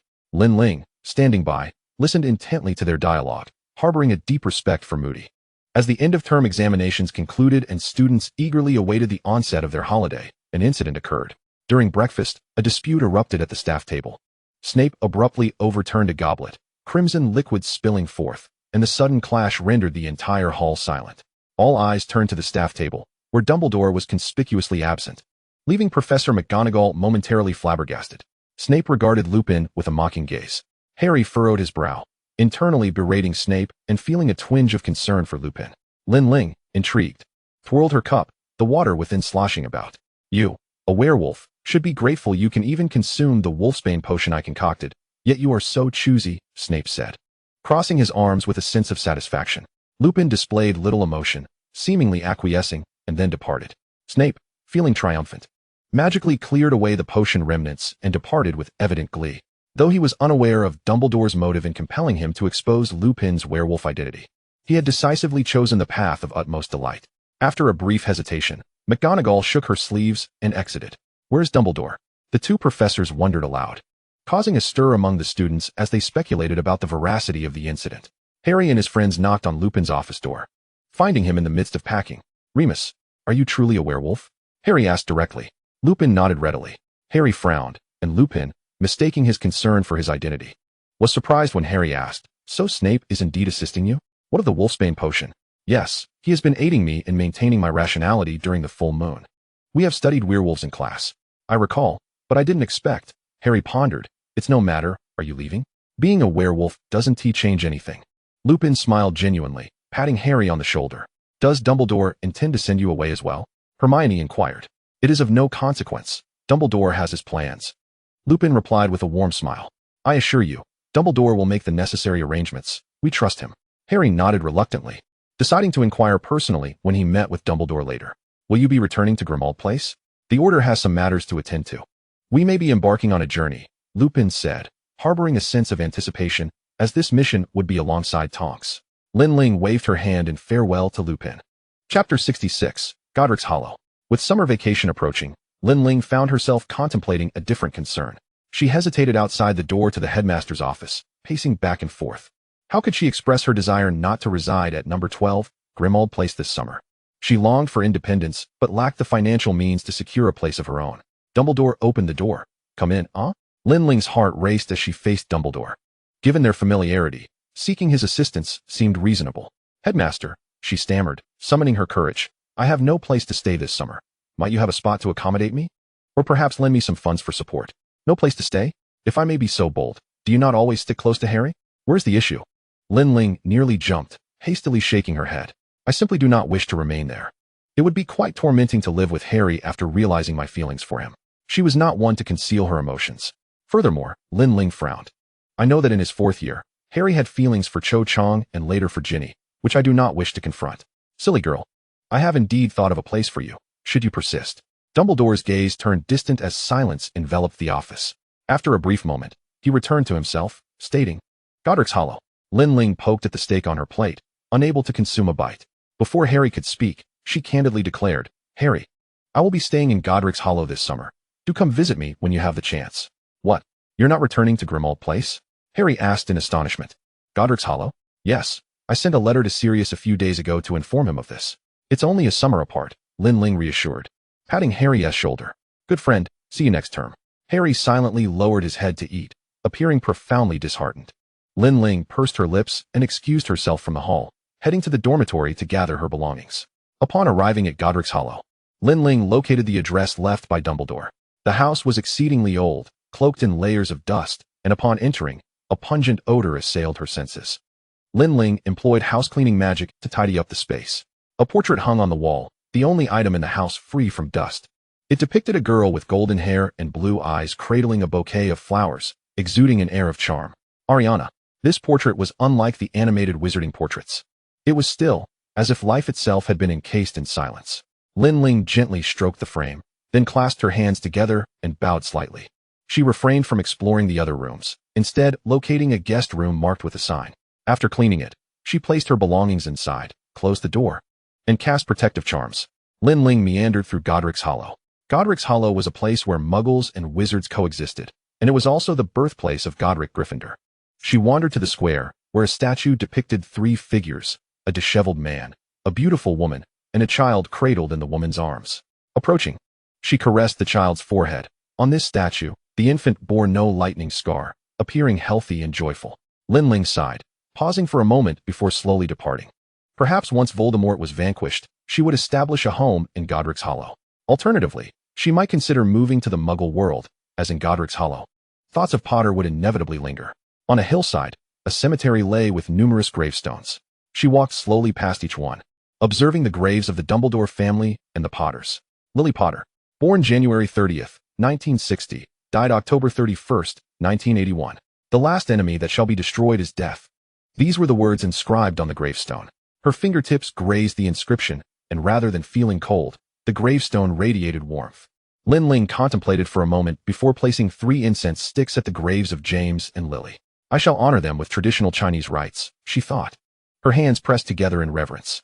Departing from the cemetery, she strolled along the rows of houses, passing one that stood only half intact, the other half marred and broken. A sign indicated that it was the ruins of the Potter family home, a poignant memorial against violence and war. Next to the Dumbledore residence was the house of Bathsheba Bayat. She hoped that she had not yet fallen victim to Nagini. She had no intention of checking, as she would rather not engage with the elderly, except for Dumbledore, who hardly resembled an old man. However, Bashida's house was open, and an old woman sat with her back to the door, exuding an air of eeriness. Hello? Lin Ling called out cheerfully, not approaching. Bathsheba slowly turned her head, nodding in greeting, which only heightened Lin Ling's unease. Squinting, Lin Ling slipped her right hand into her pocket, subtly grasping her wand. While surveying the interior layout of the house, I haven't seen you around here. When did you move in? Bathsheba suddenly spoke, her voice clear and considerably more normal. I just arrived, intending to stay for a while. Why don't you come in? Is it that you dislike me? Perhaps everyone thinks I am too old and prefers to keep their distance, right? She poured herself a cup of tea, her posture stooped. Not at all, Lin Ling replied, smiling as she approached the threshold, pausing to glance down for a moment before stepping over the threshold. Please, sit, and keep this lonely old woman company, she said with a kind expression. Lin Ling accepted the teacup Bathsheba offered, expressing her gratitude politely. Her gaze drifted to the wall behind Bathsheba. You have many things hanging on your wall that I have never seen before. Would you like to take a look? Bathsheba turned her head, following Lin Ling's gaze toward the wall. No shadow of the killing curse. Lin Ling tightened her grip on her wand, casting a spell toward Bathsheba. Caught off guard, Bashida's arm was sliced, blood spilling forth. She reacted swiftly, turning to unleash a shattering curse. Although Lin Ling had flipped the table for cover, she was still knocked back by the residual force, crashing against the countertop. The back of her head, neck, and spine collided with the unforgiving edge of the counter, sending a jolt of pain through her. She gritted her teeth, suppressing any sound. After lying low behind the counter for a moment, Lin Ling heard footsteps approaching. The instant the footsteps halted, 2 voices echoed simultaneously. Shatter. Pierce. Lin Ling spat blood, her body trembling. Seizing the opportunity amidst the clash of spells, She rolled to the other side and dashed upstairs, continuously casting spells downward. Numerous incantations collided, wreaking havoc on the interior of the house. Displeased with her cumbersome disguise, her opponent tore it away, revealing her true form. Chapter 67, Peril. Bellatrix Lestrange. Bella ascended to the second floor, almost immediately spotting Lin Ling. Combat seemed to be instinctively etched into her very being. The moment she laid eyes on Lin Ling, a killing curse was unleashed. Lin Ling ducked behind a table and then slid out from beneath it. Disarm, Lin Ling commanded, directing a red beam from her wand. The green curse hurtled toward her, and she barely evaded it. No shadow of the killing curse. Lin Ling found herself at a loss for spells, invoking whatever came to mind. Instinctively casting what she believed to be the most powerful incantation. An intense, silent duel ensued, and feeling overwhelmed, she slipped into a room on the second floor. Had she known it was the mad Bella, she would have avoided a direct confrontation, even if it was just next door. Bella followed her in, casting another dark curse. Lin Ling conjured a shield charm, but was still pushed back 2 steps. Gritting her teeth, she hurled herself toward the window. The glass shattered, and she tumbled heavily outside. Hiss! Lin Ling felt as if her very insides were being shaken loose, pain radiating throughout her body. Bella leaned out of the window, her face alight with excitement. Despite being drenched in blood with barely a part of her unscathed, she seemed oblivious, wholly focused on the fight. Disarm. Hearing that familiar voice, Lin Ling froze. Harry's wand was aimed at Bella, his peripheral vision locked on Lin Ling. Bella, taken aback by Lin Ling's unexpected ally, lost her wand. Enraged, she fumed. Both of you are ambushers. Lin Ling scrambled to her feet, swiftly snatching Bella's wand and stowing it in her pocket, then unleashed another shattering curse aimed at Bella's arm. She clasped Harry's hand tightly, guiding him as they apparatted away. However, they only managed to distance themselves a mere 1,000 meters. They collapsed onto the grass, still holding hands. Lin Ling pretended to casually release her grip.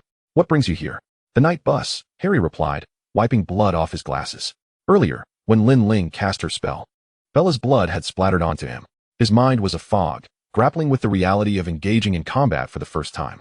Most alarmingly, when he had arrived, Lin Ling was lying on the ground, covered in blood. Fear gripped him like never before.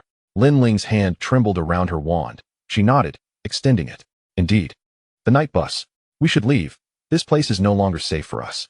Bella, you picked up her wand. She may have accomplices here. Perhaps a large snake or something. We should return and inform Dumbledore. With a loud thud, the night bus halted before them. Stan Shunpike leaned down, holding a notepad and pen. Names. Neville Longbottom. Oh, right, you just got off, didn't you? Yes, Harry mumbled. Hannah Abbott, Lin Ling added casually. The two boarded the bus, and Stan finally noticed the blood on their faces, particularly the injuries and blood covering Lin Ling, causing him to recoil in shock. Is everything all right here? Harry ignored him as they moved to the back of the bus, where no other passengers were present. Lin Ling turned to Harry. Where's all the blood on my face? Let me help you clean it. Before she could refuse, he snatched a tissue, casting a spell to dampen it. The cool, wet sensation against her cheek made Lin Ling's ears flush crimson, her face contrasting sharply with the pallor she had displayed during the fight. With Harry so close, she found herself at a loss for where to look, her gaze darting around nervously. That should do, Lin Ling said, pressing his hand down. Clearing her throat, she remarked. I never expected Bella to be here. How do you feel? I was outside, and I shouldn't have provoked her so carelessly. I should have feigned ignorance. How badly are you hurt? Harry inquired. As they conversed, Lin Ling replayed the earlier combat in her mind, feeling a sense of frustration. Harry's fingertips grazed her neck, where 2 thin, red lines marked her skin. Lin Ling stepped back slightly, feeling awkward. Fortunately, I struck first. She was more severely injured, likely unable to use her right arm effectively. Yet, she is truly formidable. Despite her injuries, she cast so many spells. It was as if she felt no pain, simply attacking relentlessly. You arrived just in time. We hadn't fought for long. It was merely a warm-up, she boasted. In truth, the earlier skirmish had left her in shock. Having brushed perilously close to death, during the fight, there had been no time for fear. Now, however, anxiety surged within her like a tide. A tempest surged within her abdomen, and her limbs felt somewhat feeble. Lin Ling grasped Harry's shoulder, her head bowing slightly. Strands of hair slipped from her back to her chest, prompting Harry to gather her hair. Do you have a hair tie? Lin Ling offered him one, and Harry fashioned a low ponytail for her. Harry's heart pounded fiercely, each beat resonating in the stillness, until he finally spoke. That necklace, it sensed something.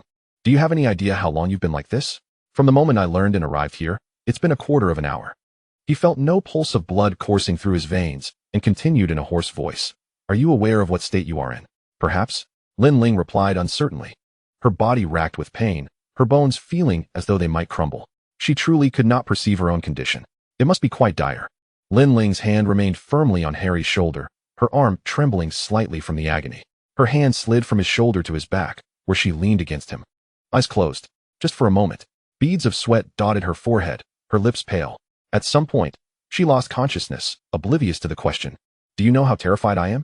When she awoke, the first sight that greeted her was the stark white ceiling. She blinked, her fingers twitching. You're awake? Dumbledore inquired in a solemn tone, a hint of barely perceptible tremor betraying his deep sense of guilt. Good morning, Professor, Lin Ling replied with a smile. Her head could barely turn. And Harry? Not far away, he lay asleep on the adjacent bed. A flicker of warmth ignited within her. It felt as if she had been reborn. Professor, I believe Barty was killed by Bellatrix, but I cannot fathom why she would come here alone, nor her intentions. Lin Ling continued. I sensed something was amiss and managed to ambush Bellatrix. Her curse is elusive and can only be countered with a specific healing spell. Only Professor Snape possesses such knowledge. I wonder if she will seek him out. In fact, Voldemort had always harbored suspicions about Snape, which is why he did not seek him before his resurrection. Chapter 68. Trust. Moreover, Bellatrix's wand. Lin Ling gestured towards the wizarding robe hanging on the rack. Very well, Dumbledore said, his inquiry persisting. How do you feel now? Quite well, Lin Ling blinked, exuding vitality. Dumbledore lowered his voice. Yesterday Severus informed me that Bellatrix and Voldemort sought him out. They only know that this spell is difficult to heal, unaware that only Severus can counter it. Severus healed Bellatrix, and Voldemort has since regained trust in him. A day prior, in a shadowed corner of England void of light, a bloodied woman knelt upon the ground. Her hair matted with blood, droplets trailing from her forehead. Master, I realize my mistake. I truly did not anticipate that little girl to be so incompetent. All excuses. A high-pitched voice echoed, sharp and piercing, revealing the owner's ire. It is all my fault. Bellatrix's breath grew feeble. Master, please save me. I am truly dying. No matter how deranged one might be, the specter of death instills fear, and Bellatrix was no exception, nor was Voldemort. Go find Severus. Go. The woman staggered to her feet, cradling her master, struggling to reach Spinner's End. The use of apparition had nearly exhausted her, and she collapsed at the threshold of Snape's home, still clutching Voldemort, unwilling to show any disrespect. A knock resounded at the door, and Snape, adjusting his outer robe, opened it to find the disheveled forms of Bellatrix and Voldemort. Snape's eyes narrowed. Bellatrix had not anticipated her arrival. Quickly, save me, Severus. Bellatrix cried in agony. This is our master. She supported Voldemort, who was now embodied in the form of an infant. Snape's expression was one of doubt, but he swiftly took Voldemort into his arms. Come in. He raised his hand to cleanse the blood from outside, ushering Bellatrix within. Voldemort was settled into a place of honor, and Snape examined Bellatrix's injuries before retrieving his wand. Heal swiftly, heal swiftly, heal swiftly, he intoned, then fetched a vial of his rarest potion, administering it to Bellatrix. At last, she felt revitalized, though her left arm retained a slight weakness. Snape discerned her hesitation and cast a sidelong glance at Bellatrix. Your right arm is grievously wounded. It may take years to fully heal. Use your left hand for the wand. Bellatrix lowered her head to conceal her discontent, yet grateful for her life's recovery. She could not voice her grievances. Voldemort inhaled deeply, lamenting his own uselessness, having been bested by a mere girl. My master, Bellatrix said, slightly bowing. She encountered a little girl while attending to matters in Godric's Hollow. Beaten by a little girl? Snape's lips pressed into a thin line, attempting to maintain a stoic facade. You emerged from Azkaban and have become so weak? Bellatrix stifled a retch of blood in her throat, unable to express the anguish of admitting her inferiority to a mere girl. I was capable of escaping on my own merit to serve our master and do anything. She inclined her head slightly. During her time in Azkaban, she had seen Peter, who informed her that a fragment of their master's soul resided within another. After failing to seize the sorcerer's stone in his first year, he was forced to continue searching for a vessel. Bellatrix ordered Peter to transform into his animagus form and visit her cell, using the distraction of the Dementors to escape. She knew she must assist in her master's resurrection.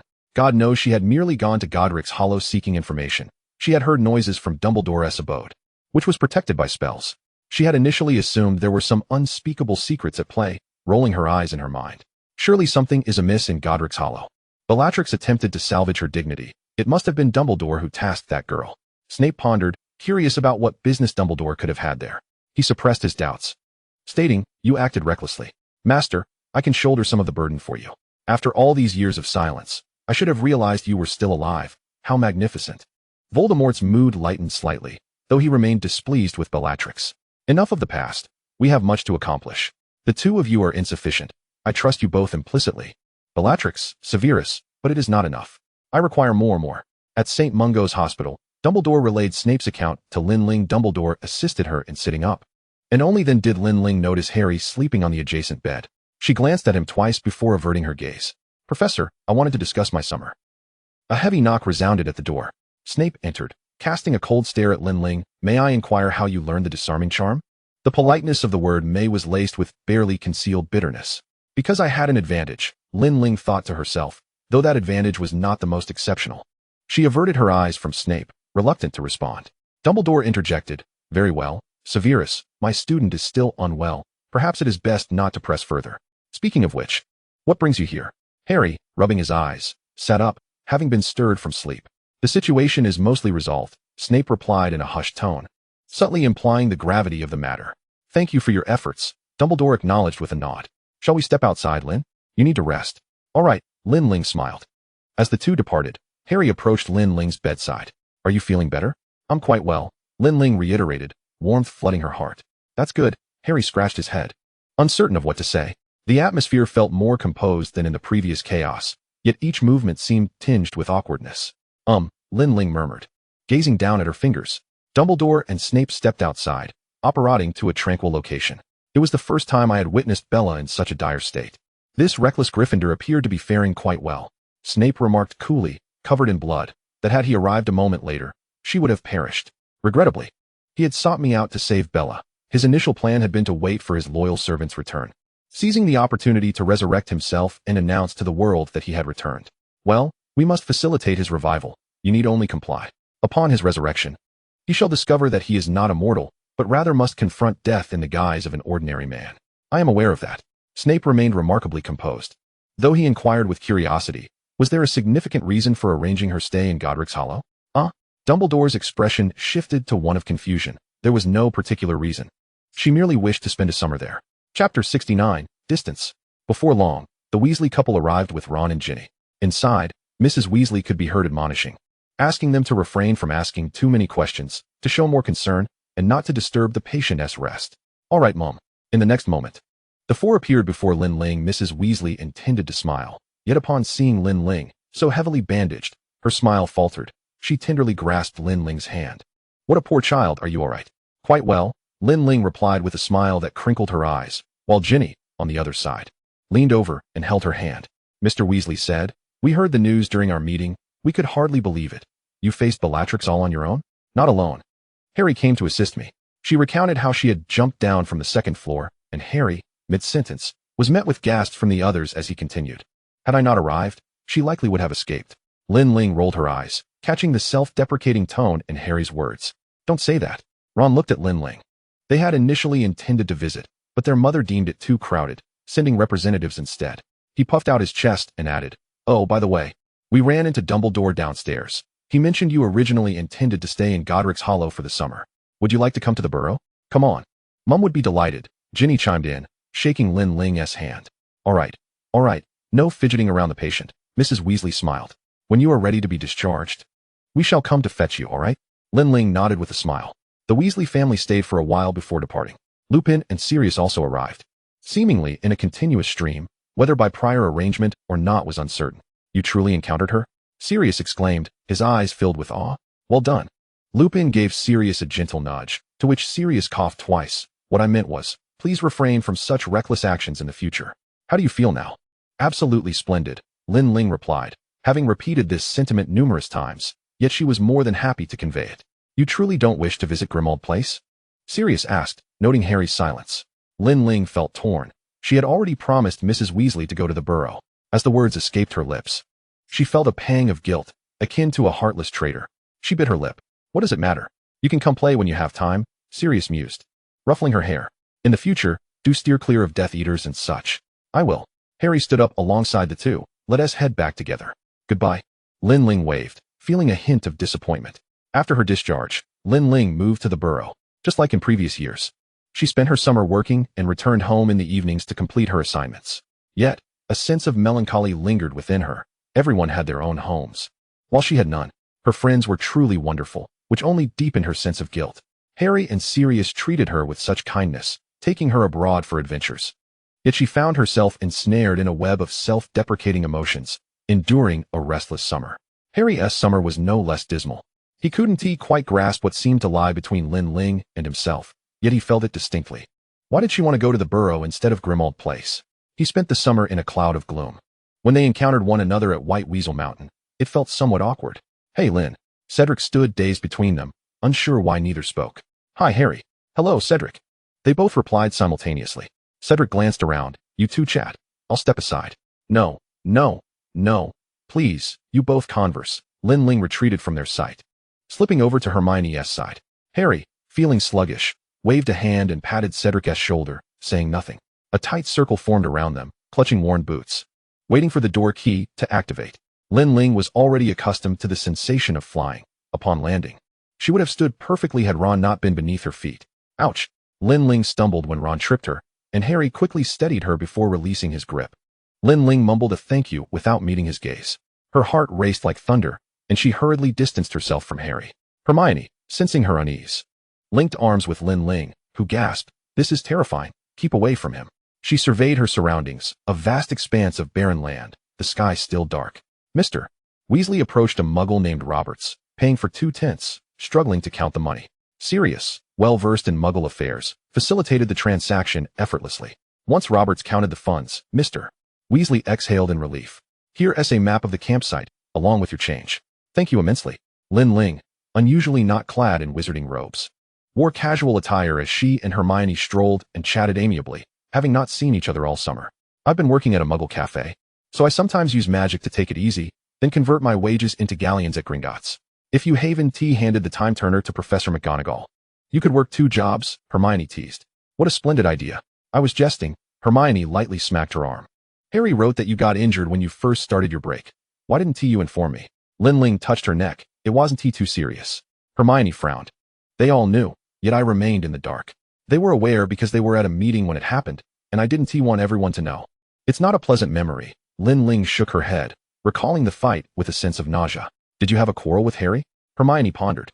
Lin Ling quickly shook her head. "Why would I argue with him? We're quite all right." "You're reluctant to go to Grimmauld Place and want to stand with him?" Hermione stroked her hair. "Everyone can see it." "I'm hungry." Lin Ling tugged at her sleeve. "Let us go help Mr. Weasley with the water." All right, but honestly, I don't want to see you both sad." After assisting the adults, the group dashed off to play. Ron insisted on taking them to see the Bulgarian tent, whispering excitedly, "Krum." "What?" Hermione asked, puzzled. "The seeker for Bulgaria, Victor Krum." Ron exclaimed joyfully. Lin Ling shook her head inwardly. "Silly boy. Revel in your excitement while you can. Let us see if you can stay cheerful later." Chapter 70, the Quidditch World Cup.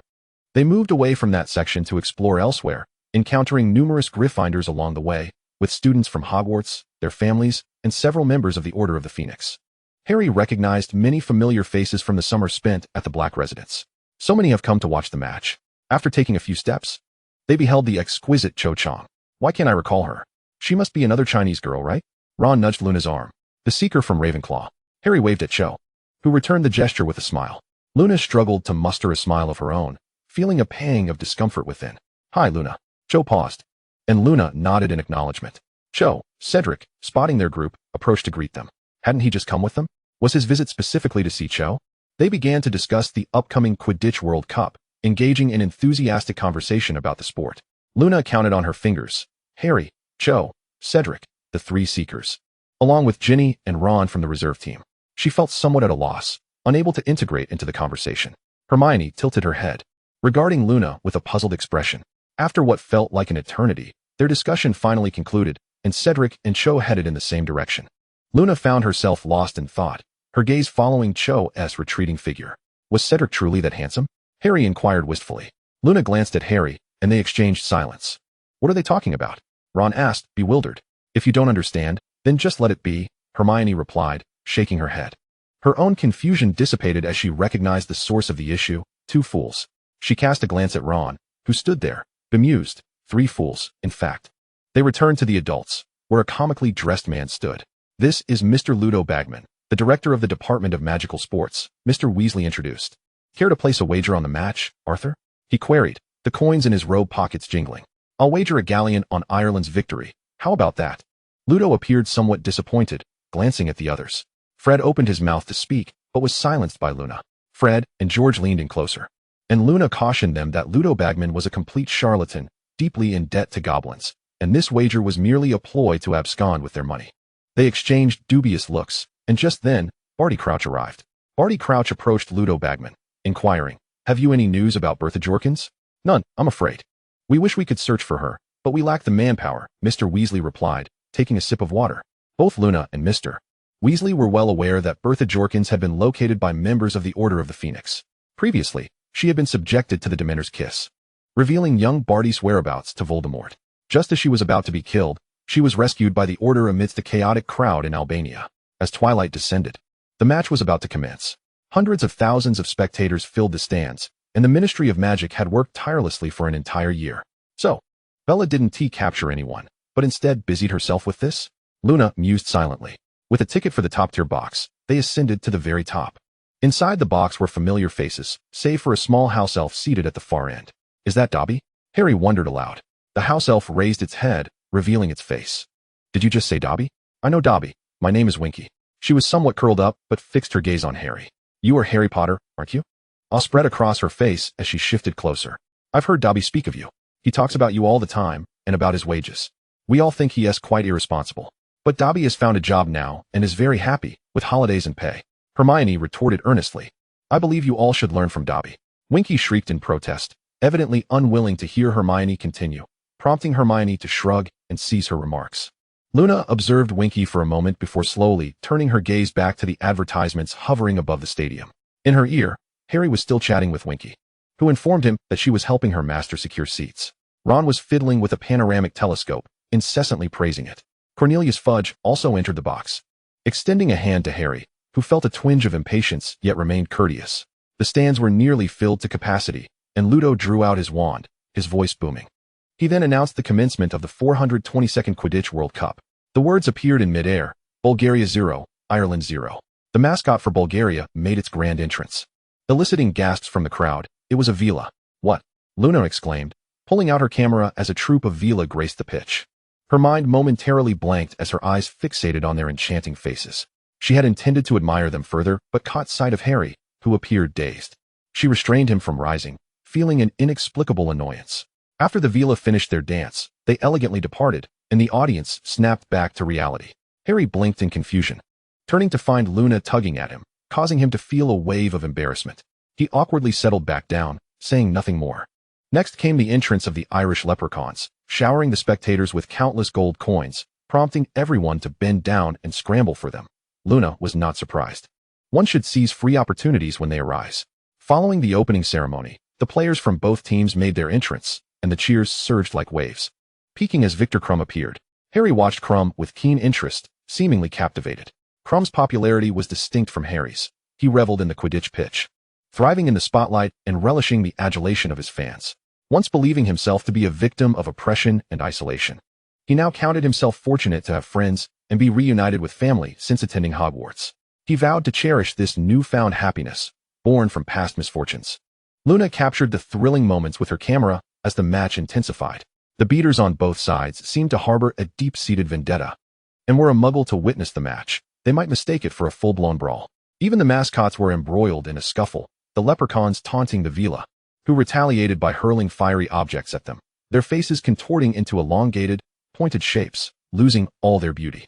As the match reached a fever pitch, Crumb realized his team could not catch up in points and ultimately decided to seize the golden snitch. Final score, 160-170, with Ireland victorious. It was not until the night deepened that the fervent discussion subsided, and everyone retreated to their tents to rest. Chapter 71, Order. Hermione, Ginny, and Luna returned to their adjacent tent. Having been overly excited throughout the evening, they were now utterly drained, while Luna lounged on her bed, lost in thought. Suddenly, a tremendous noise erupted outside, sounding both distant and alarmingly close. Luna sprang up, rousing Hermione and Ginny from their stupor. The two were still disoriented, but outside had descended into silence, only to be followed by a cacophony of frantic shouts. She gripped her wand tightly, peering outside to assess the situation. Hermione and Ginny joined the others, all holding their wands at the ready. We must maintain order. You all head into the woods to hide, but do not scatter. Mr. Weasley calmly instructed as he prepared to seek them out. Members of the Order of the Phoenix had been on alert for some time, organizing to wait on the periphery. As soon as the hooded figures emerged, they surrounded the group, ensuring no muggles were captured, and the chaos in the camp was swiftly contained. Yet both sides stood poised, tension crackling in the air. Luna raised her wand, standing resolutely with the others, refusing to budge. Today is certainly not the time for battle, as the officials of the Ministry of Magic have already organized themselves. The hooded figures stood in a tense stalemate, momentarily bewildered by the swift arrival of the Ministry personnel, as if they had anticipated it. In a fleeting moment, the first among them disapparated away, prompting others to follow suit in a hurried flight. The Ministry then initiated a thorough investigation and clearance, dispatching personnel to erase the memories of muggles and to comfort and escort the remaining wizards away from the scene.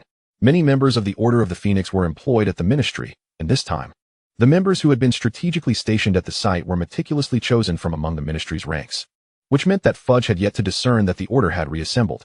Lin Ling then made her way into the woods, where a large gathering had already formed. Before Barty Crouch stood a small house elf, Winky, who was sobbing uncontrollably. Young Barty had once again failed to conjure the dark mark. What were they entangled in?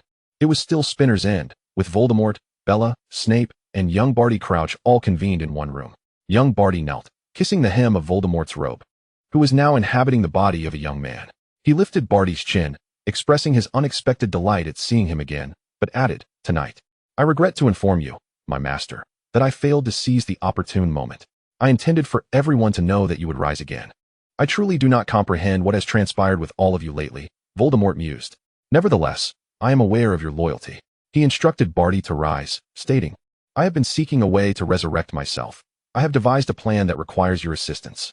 Upon returning to the tent, Harry inquired of Lin Ling about her earlier whereabouts. Lin Ling remained composed and unperturbed, revealing she had been in the presence of Death Eaters. "I anticipated a confrontation, but none occurred. That group of Death Eaters fled in fear, disapparating one after another," Bill remarked. "Death Eaters? Voldemort's minions." "Do not utter that name," Harry interjected. "Why did they suddenly appear here and do nothing before retreating? Perhaps they simply lacked the opportunity to act. Voldemort has long since lost his power. They are evading him," Lin Ling speculated. "Today, someone must have summoned the Death Eaters, yet it seems no one dared to stand in rebellion. Indeed, all things considered, today's situation is not entirely dire," Mr. Weasley concluded, shaking his head. "Off to bed with you. I shall find a way to procure a portkey so we can depart swiftly. But who could possibly sleep?" Harry tossed and turned, acutely aware of a presence in the woods, yet he could not locate it. A sharp pain pierced his forehead, and he moaned softly, his consciousness both alert and hazy. "Headache?" Lin Ling quietly inquired, still awake. Harry shook his head, realizing that in the darkness, she could not see his gesture, and replied, "I am fine." Such bravado. Lin Ling sighed. Voldemort is set to return. Harry was taken aback. He had not anticipated Lin Ling broaching such heavy topics, which seemed rather unfounded. Might there be a sign? Perhaps tonight is a portent, he mused, unable to resist sitting up and surveying their surroundings. Everyone else was asleep, having taken refuge in a single tent for safety. "You mean, if Voldemort returns, it will surely require you to confront him. Would you be afraid?" Lin Ling asked, her eyes closed, her tone as neutral as if she were inquiring about the day of the week. Were it not for the slight tremor of her lashes. "Me?" Harry questioned, perplexed. "If someone must face Voldemort, why would it be me? I am hardly formidable. Certainly not a match for him.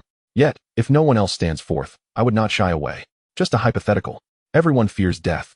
I once believed I was invulnerable. But when facing Bella, I too discovered my fear of death." She articulated calmly, their first heart-to-heart since parting for the summer. "I cannot articulate it. Everyone speaks of how I vanquished Voldemort at 1 year old, escaping death, yet I have no recollection of it. I cannot recall what it felt like. But I can say that when I saw you lying on the ground, and that madwoman above us, I too feared death." Harry revealed his innermost thoughts, his emotions a tumultuous blend. Although he had not directly confronted the Death Eaters today, he was gradually becoming aware of the dangers encroaching upon their world. Fear of death is natural, yet we must also confront it, and hold it in reverence, Lin Ling remarked, turning her gaze toward Harry. "I have been dreaming incessantly this month, in which Voldemort conspires with Bella to kill someone." She sighed, attempting to reassure Harry. "It is nothing, his plans are futile. Trust us, we shall find a way." With a serious expression, Lin Ling suddenly recalled something and asked, Did Trelawney say anything to you during the divination exam last term? Not at all, Harry replied, puzzled. Should she have said something? Perhaps not. I was merely indulging a fleeting thought. Never mind, sleep now, Lin Ling said, her mind already formulating calculations. At dawn, Mr. Weasley roused everyone, and they returned to Grimmauld Place via the portkey. The Daily Prophet merely reported a disturbance involving a suspicious crowd near the camp, offering no further elaboration. Mr. Weasley, however, honestly conveyed the events to Mrs. Weasley, causing her great concern. Chapter 72, The New Professor. Lin Ling sought out Dumbledore, and the two of them took refuge at Moody's home. Moody attempted to appear at ease while he drank alone. Shortly thereafter, Snape and young Barty materialized behind Moody. Sensing something amiss, Moody swiftly turned, casting Stupefy. Young Barty quickly incapacitated Moody, deftly binding him. Meanwhile, Snape paced the room, seemingly growing impatient. Hurry up, he urged Barty. Barty secured Moody and locked him in a trunk. Obtaining a lock of his hair and pouring out the contents of the liquor bottle, Snape produced a vial of polyjuice potion, pouring it into the bottle. Is your information reliable? Moody is to be the new defense against the dark arts professor? Barty asked, still skeptical. Indeed, I personally ensured Lupin's dismissal, Snape replied coolly.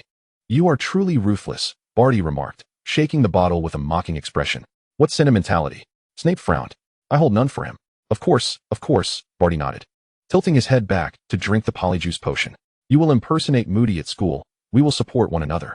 Keep Moody safe, he must not die. Or we will lose the materials for the potion. Understood, Barty said, stashing Moody away, wishing to observe his home a bit longer. Enough dilly-dallying, Snape urged impatiently. Return and report to the master. The two hurriedly departed, while Dumbledore and Lin Ling disapparated away.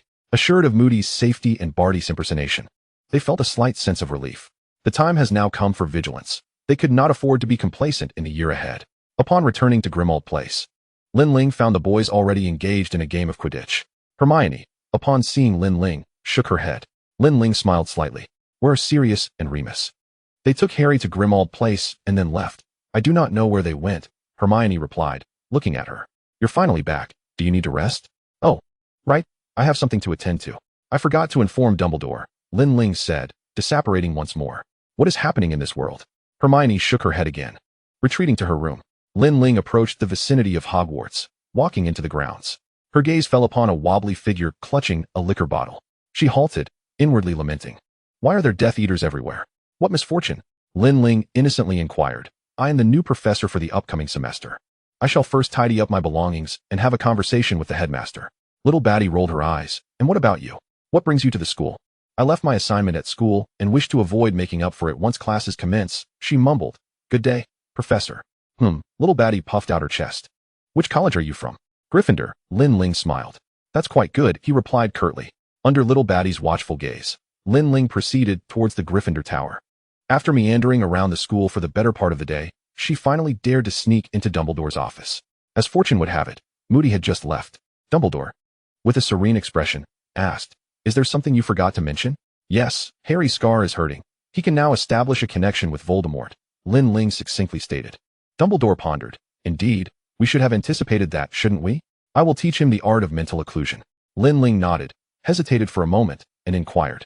When do you intend to reveal everything to Harry? What do you think? Dumbledore countered. Lin Ling paused, gazing out at the white clouds. I do not know. Then allow me to play the villain. How about after the second task of the Triwizard tournament? He will not blame you. He is quite responsible and does not shy away from challenges, which is why I find it difficult to ask him to confront death, even though he may not die. She sighed and continued. I also do not know if he will perish or if the future will change. Returning to what I initially mentioned, perhaps you know much. But worries will always accompany you, even those concerning an uncertain future. Indeed, I have come to understand that some matters are not entirely good. Lin Ling smiled. Do you think I should be candid with Harry about my circumstances? That is entirely up to you. Your choices are justified regardless of the outcome, Dumbledore reassured her. His words always instilled a sense of calm, prompting Lin Ling to smile and express her gratitude softly. A week later, Hogwarts commenced its academic year. Just before the Hogwarts Express set off, Bill remarked, I truly wish I had not graduated from Hogwarts yet. This year promises to be exceptionally interesting. Perhaps I shall return to witness part of it. What? Ron barely had the chance to inquire before Mrs. Weasley hurried them onto the train. Hermione waved to Mrs. Weasley, who leaned out of the window, thanking her for allowing them to stay over the summer. Lin Ling remained on the platform, embracing Mrs. Weasley. who then nudged her onto the train just as the doors closed. I sincerely hope you all can visit during Christmas. But I suspect you prefer to remain at Hogwarts for various reasons. Mrs. Weasley cheerfully waved goodbye, leaving them to ponder her words. What could it be? It feels as though everyone knows except us. Ron lamented as he leaned against the window while the train began to move. Just as the train set off, Mrs. Weasley and the others vanished with a pop, leaving the bewildered group in their compartment. Lin Ling, having acquired a thermos cup at some point, was now sipping water when her gaze met Hermione's, and she winked. Hermione smiled slightly, about to speak when voices from outside interrupted them. Lin Ling found herself quite fond of Malfoy's voice, as he spoke slowly, pronouncing each word distinctly, which was very accommodating for her hearing. However, this elongated manner of speaking was not as friendly to others. Did you know? My dad originally intended for me to attend Durmstrang, but my mum wouldn't allow it. Honestly, Durmstrang's approach to dark magic is far superior to Hogwarts. They genuinely study dark magic. Unlike us who learn mere defensive spells, it's quite laughable. I find defense against the dark arts fascinating, especially that Lupin fellow. Silence. Malfoy scoffed, his footsteps fading. In any case, Lupin, that werewolf, won't be returning. I wonder who the new teacher will be. The new professor should align with Malfoy's expectations if they are to teach subjects related to dark magic, Lin Ling mused. Chapter 73, The Triwizard Tournament. Neville peeked in, pushing the compartment door open, accompanied by Seamus and Dean. He scratched his head. Oh, it's you guys? I must have taken a wrong turn. Since you're here, come and sit for a while, Lin Ling said, patting the seat beside her in a conversational manner. Neville nodded and settled down. Harry and Ron, who shared a dorm with them, engaged in lively chatter about their summer apart. They discussed the World Cup. While Neville listened sadly, my grandmother didn't want to go. She's not interested, but it sounds really exciting. Look at this, Ron exclaimed, pulling down a suitcase from the luggage rack, rummaging through it until he produced a small statue of Crumb, which he had cherished all summer. Lin Ling rummaged through her bag, pouring goji berries into her thermos. We saw Crumb up close from the top compartment, Ron said excitedly. You probably won't get a chance like that again in your lifetime. Malfoy appeared at the door. The compartment door had not fully closed, and they likely hadn't heard his approach. Malfoy glanced down and noticed Ron's suitcase was open, revealing the lace-trimmed dress robes. What's this? Ron quickly shoved the robes back into the suitcase, his face burning red. None of your business. Do you wish to participate, Weasley? This involves money too. If you win, you could buy some respectable robes. What are you babbling about? You don't know? Excuse me, could you kindly leave? The air here has become quite polluted. Lin Ling waved her hand to disperse the surrounding air, rising to her feet. I'll fetch some water. She pushed Malfoy and his companions out, gently closing the compartment door behind them. When the train arrived at Hogwarts, rain was pouring heavily, and puddles were forming on the ground. Everyone crowded into the carriages, heading towards the castle.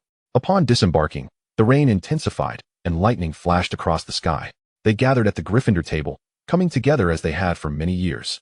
Colin happily approached Harry, while Lin Ling greeted him, mentioning that her brother would be starting school soon and hoped to be sorted into Gryffindor. Is it common for families to be sorted into the same house? Harry asked curiously, as his family were all Gryffindors, and the Weasley family shared the same fate. Not necessarily. Parvati's twin sister is in Ravenclaw, Hermione replied, always the one with the most knowledge. Quiet down, please, Dumbledore announced, informing everyone that this year there would be no Quidditch matches, prompting heavy sighs and murmurs from each table. However, Dumbledore piqued their curiosity. We are about to embark on an exhilarating competition. After a lengthy pause, Dumbledore finally revealed, beginning in October and continuing throughout the entire academic year, the Triwizard Tournament. Some who were aware of the competition immediately cheered, while most exchanged bewildered glances, including Harry, Ron, and Hermione. The Triwizard Tournament, co-hosted by Hogwarts, Beauxbatons, and Durmstrang, serves as a means for wizards from different countries to forge friendships. This competition had not been reinstated for centuries, but this year, it would take place at Hogwarts, with the school as the organizer. Each school would select a champion to represent them in 3 tasks, and the victor would earn glory for their school as well as a reward of 1,000 galleons for themselves, Dumbledore proclaimed. Below, every student erupted in cheers, their faces radiating fervor, and a cacophony of chatter filled the air. The Weasley twins were particularly animated, having already resolved to sign up for participation. Truth be told, if there were no age restrictions, whom would the Goblet of Fire select between Fred and George? Lin Ling pondered this intriguing question. However, for the sake of student safety, we have imposed a requirement for participation that limits eligibility to those aged 17 and above. This announcement proved to be a roller coaster of emotions, stirring the students' spirits and eliciting sighs from the crowd, with Fred and George vociferously declaring it unfair. With this stipulation in place, it effectively disqualified 90% of the students, leaving primarily the slightly older 6th years and the soon-to-graduate 7th years eligible for selection. We'll be 17 by next April. It's truly unjust. Fred sulked. 1,000 galleons, Ron murmured, lost in thought. To be honest, if she were not aware of the other significant purpose of this tournament, she too would yearn to participate. 1,000 galleons would secure a lifetime of financial stability. Lin Ling reflected again. Her soul was certainly older than 17. Could she not participate? A compelling question. Hermione nudged the daydreaming Ron, Lin Ling, and Harry, astonished that they all seemed to be yearning for something so perilous. Please, this competition could be deadly. She pouted, struggling to comprehend their thoughts. You're not old enough. Stop dreaming. I reckon a drop or two of age potion would suffice, George mused. As long as we can deceive the judges, Dumbledore, doesn't he decide who can compete, right? Lin Ling turned her gaze towards Cedric at the Hufflepuff table. He too was excitedly discussing with his classmates. This academic year, apart from Harry, her greatest concern was Cedric. She had even approached Dumbledore, inquiring whether they could tamper with the goblet to prevent Cedric's selection. Yet, Dumbledore had merely remarked that Cedric possessed the capability to qualify, representing Hufflepuff's honor of centuries, as well as Hogwarts. Perhaps we must consider alternative measures to safeguard him, but we cannot strip him of his right to compete. Regardless of the students' fervent discussions below, scheming ways to enter the contest, Dumbledore continued his address. Now, I shall announce another matter. This year's defense against the dark arts professor. Let us welcome Professor Moody. Dumbledore cheerfully proclaimed. The doors swung open, accompanied by thunder and lightning, as a limping man entered, his face marred by terrifying, deep scars, remnants of dark magic that could not be erased. The students were momentarily taken aback by this professor, and only a handful applauded to welcome him. It was Lin Ling who clapped awkwardly, and upon realizing she was the only one, she ceased her applause. Dumbledore chuckled lightly. All right, let us commence our feast. Do enjoy your meal, for today's weather leaves much to be desired. With a snap of his fingers, the temperature in the hall rose instantly. As the school year began, Dumbledore had announced the Triwizard tournament, yet at that time, the students from Durmstrang and Beauxbatons had not yet arrived, and soon the fervor surrounding the announcement waned. On Thursday, they were greeted by Little Barty in defense against the dark arts class, who mimicked Moody's gruff demeanor, declaring that textbooks were unnecessary. The students cheerfully complied, with Harry evidently rekindling some interest. Since Lupin's departure, he had lost his enthusiasm for the subject. Technically, I shouldn't be teaching you about the dark arts until the 6th year, but Dumbledore believes you are brave enough. Does anyone know which spells incur the most severe penalties under wizarding law? Ron timidly raised his hand. My dad mentioned one. The Dementor's Curse? Indeed. Your father certainly abhors it. The Dementor's Curse has caused the Ministry no small amount of trouble. Moody produced a glass jar containing 3 large, coarse spiders crawling within. Lin Ling leaned back, while Ron recoiled, and Harry glanced between them. The Soul Extraction Curse. Moody seized a spider and shouted at it, causing it to dance. Lin Ling fixated on Moody. Neville also raised his hand, unusually proactive in class. There's another one, the Cruciatus Curse. Ron looked at Neville, recalling their visit to St. Mungo's during the summer when they encountered Neville and learned about his parents' plight. And the last one, Miss Granger? The Killing Curse. Yes, precisely, the Killing Curse. A flash of green light flickered before Lin Ling. The wisps of hair on her forehead stirred as though recalling the day Bellatrix had unleashed it. Though the curse had not struck her then, and now it was not aimed at her either. Little Barty's gaze shifted from her wand resting on the table to her, flashing a grin. Lin Ling slowly relaxed her furrowed brow and offered a cool smile in return. To my knowledge, there is only one person who has survived the Killing Curse, and he is sitting right here in this classroom. All eyes turned to Harry, who clenched his fists beneath the table, wondering if his parents had met a similar fate, without wounds, without traces. Lin Ling contemplated whether Bellatrix had remembered her wand during that battle. She felt an unsettling certainty that little Barty had recognized her, his gaze lingering on her with an eerie intensity. Noticing Lin Ling lost in thought, Harry quietly reassured her. It's all right, it's all in the past. Lin Ling lowered her head and gently patted Harry's arm through the fabric. After class, the group gathered, and no one spoke. In truth, the mood had soured for everyone once they left the classroom. Neville stood dazed, and Moody called him over, instructing him to visit his office. Lin Ling did not wish for a Death Eater to comfort or manipulate Neville, so she interjected, Neville, Professor Sprout mentioned she wanted to see us. Do you remember? Oh. Neville let out a short sound, quickly fleeing from Moody and positioning himself behind Lin Ling. Moody, in reality, was Barty Crouch Jr., squinting at her with one eye, while the other magical eye widened, fixated on her. Well then, we shall have to discuss this another time. Sprout had indeed not summoned Neville, but they enjoyed a pleasant conversation. Neville exhibited a natural talent in herbology. Harry had intended to follow Ron to retrieve their divination materials, but stayed behind. Observing Professor Sprout and Neville in the greenhouse alongside Lin Ling, "Shall we go?" Lin Ling inquired, puzzled. "Back to the common room?" Harry nodded absent-mindedly. Feeling that Lin Ling was exceptionally kind to everyone. He had previously believed she cared solely for him, but he noticed her kindness extended to Ron and Neville as well. When Hogsmeade weekend arrived, Hermione and Lin Ling strolled arm in arm. "They even sell flower seeds here. I would love to cultivate some flowers." Lin Ling leaned in to examine the array of flower varieties, discovering many obscure names she did not recognize. "What is this?" Lin Ling pointed at a plant known as Lily of the Valley, and Hermione, unfamiliar with the Chinese name, could only shake her head. The shopkeeper approached, informing them that this flower symbolizes nobility and is associated with following one's heart. "Do you have any favorite flowers? Would you like to purchase some meaningful ones to nurture?" Lin Ling nodded, continuing to peruse, when she spotted a flower she recognized. She pointed at the basket of seeds through the glass window. "This is the Lily of the Valley. Isn't it?" Hermione looked over, affirming, "Yes." In Chinese, its pronunciation is the same as the character in my name. Lin Ling explained to Hermione, uttering Lily of the Valley in Chinese. Harry and Ron, noticing their conversation with the shopkeeper, moved closer to listen. "Lily of the Valley," Lin Ling mused, recalling the prophecy Dumbledore had shared with her, leading to a newfound curiosity about the flower. The language of this flower symbolizes the return of happiness. "It is said that those who receive Lily of the Valley will be blessed by the goddess of fortune," the shopkeeper remarked with a smile. "All right, I shall take this one. I wish to purchase several packets of seeds for planting." Lin Ling expressed her interest, finding the flower's meaning delightful. The shopkeeper, beaming with joy, accompanied Lin Ling to the checkout. Harry turned his head, gazing at Lin Ling's retreating figure. After purchasing the flowers, Lin Ling mysteriously whisked Hermione away, forbidding Ron and Harry from following. As they dined in the hall, Lin Ling bit on her straw, fixated on the planting guide in her hands, pondering how she ended up buying so many items simply because of the shopkeeper's 2 sentences. She reflected on the pots, soil, planting tools, and magical nutrients. "Hurry up.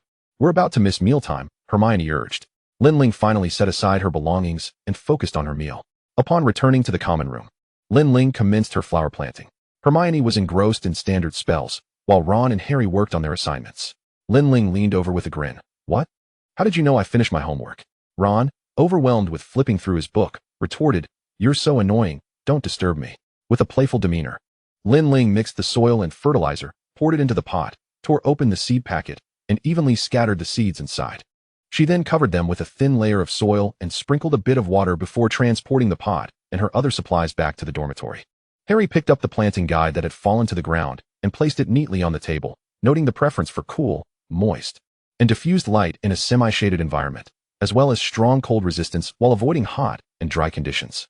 He flipped through a couple of pages just as Lin Ling returned and settled beside him. She took the guide and said, "Let me study this. The shopkeeper mentioned that I was cultivating out of season, which means I need to nurture them with magic." "Ah, magic is indeed quite useful," she said joyfully, shaking her head. The following morning, they attended herbology class in the greenhouse, where Lin Ling sought Professor Sprout's guidance on cultivating Lily of the Valley, and they engaged in a delightful conversation. Chapter 75, Little Barty.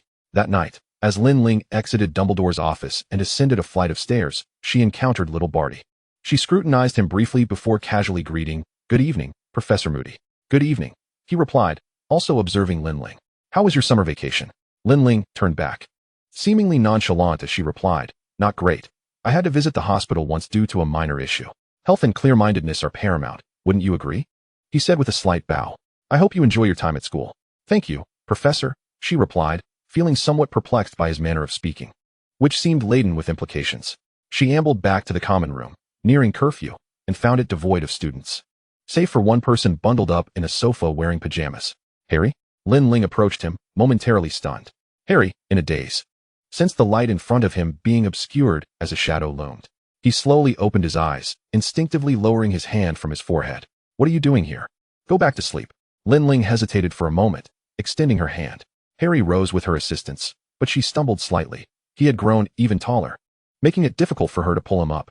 Harry disliked causing others worry but yearned for care, a conflicting sentiment that rendered him speechless. He shook his head gently, and Lin Ling sighed with relief, recalling her chat with Little Barty, from which she could still feel a lingering aura of danger. She dismissed thoughts of Little Barty and asked Harry, "Is your scar hurting?" "Just a little. If something's bothering you, Don't keep it to yourself. Feel free to speak up. Your friends, family, and elders are always willing to listen and comfort you. We are your steadfast support. Lin Ling intended to pat Harry's shoulder, but refrained. Noticing Harry's silence, she said, "Good night."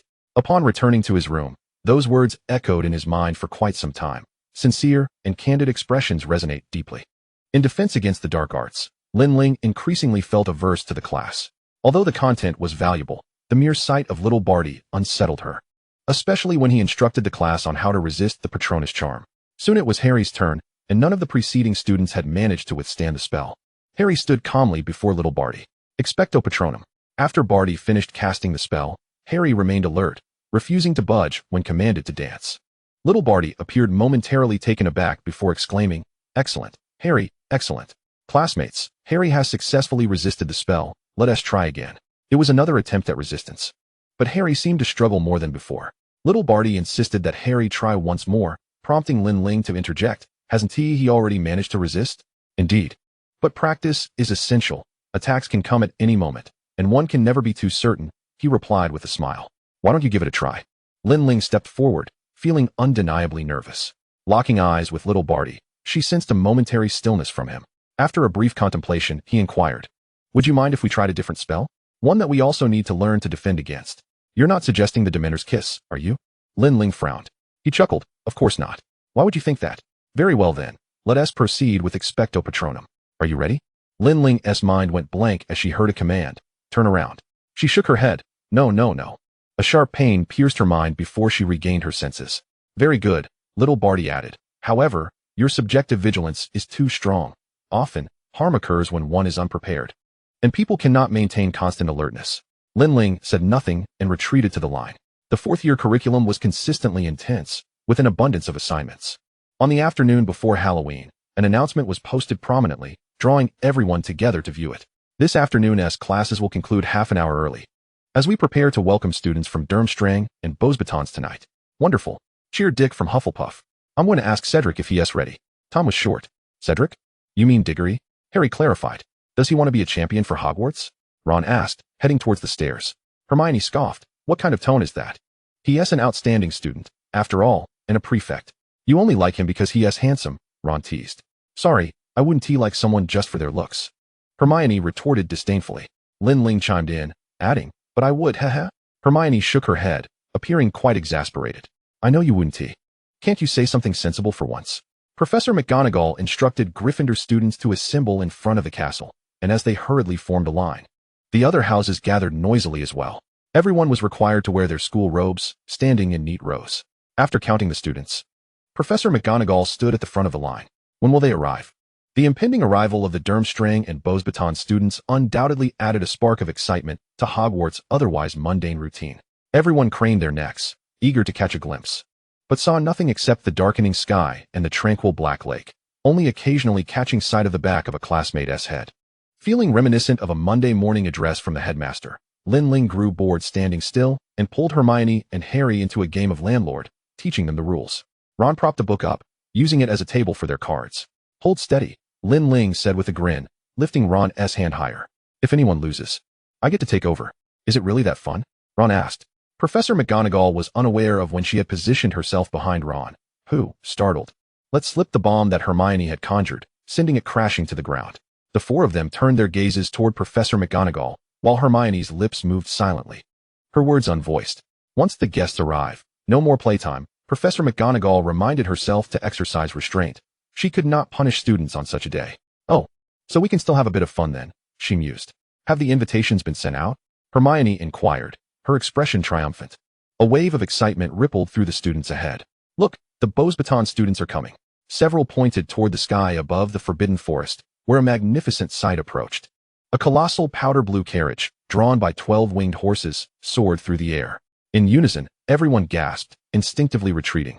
The carriage landed with a thud, sending dirt flying. Fortunately, they had kept their distance, avoiding any awkwardness despite the limited visibility.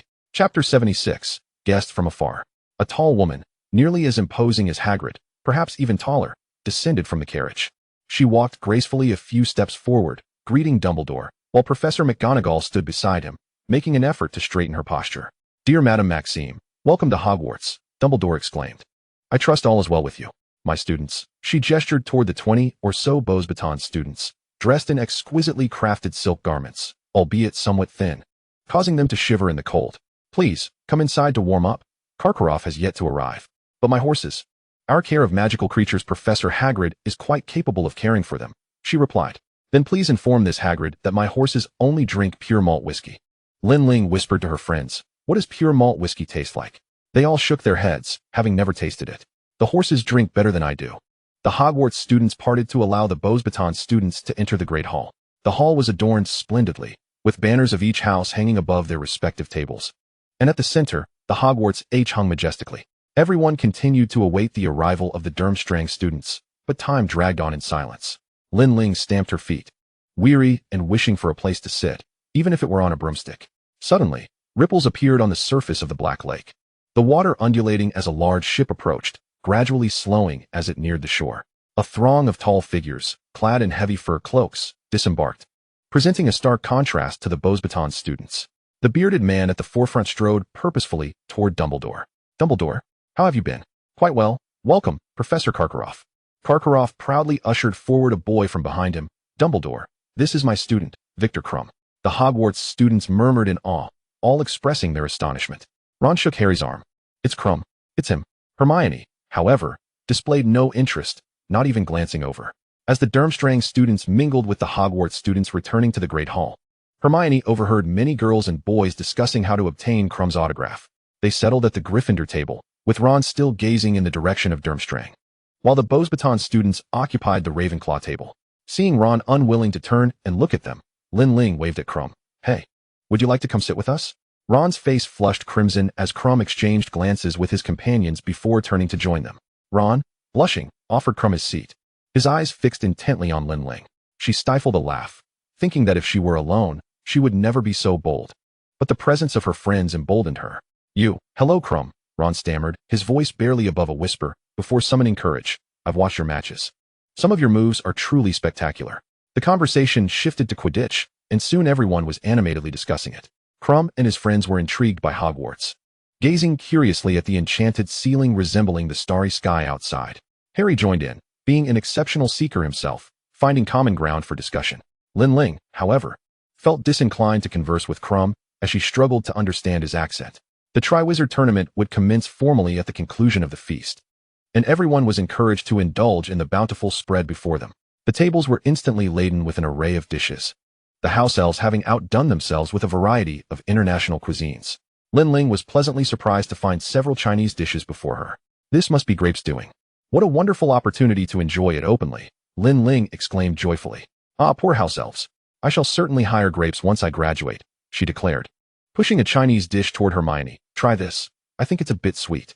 I find it quite agreeable, Hermione replied, as they reveled in conversation with Krum. A voice interrupted. Excuse me, are you still eating this fish soup? The Beauxbatons girl, with her lustrous silver hair and striking blue eyes, was stunning. Ron's face turned crimson once more, leaving him at a loss for words. Lin Ling whispered, what fish soup? Is it this one? Yes, that one. Harry leaned closer, murmuring to her before lifting the bowl. Go ahead, you can take it. What is this? The girl inquired, her gaze lingering on the unique Chinese dish at the Gryffindor table, her eyes sparkling.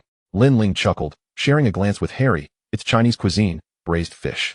Would you like to share some with your friends? If possible, thank you. Once the girl departed, Ron finally exhaled. She must be a flirt. Hermione interjected bluntly. I've never seen anyone stare at her like an idiot. Who says that? Everyone over there is looking at her. Ron redirected his gaze back to the long table. Hogwarts doesn't have girls like that. Hogwarts girls are wonderful, Harry countered without hesitation. A few are quite exceptional.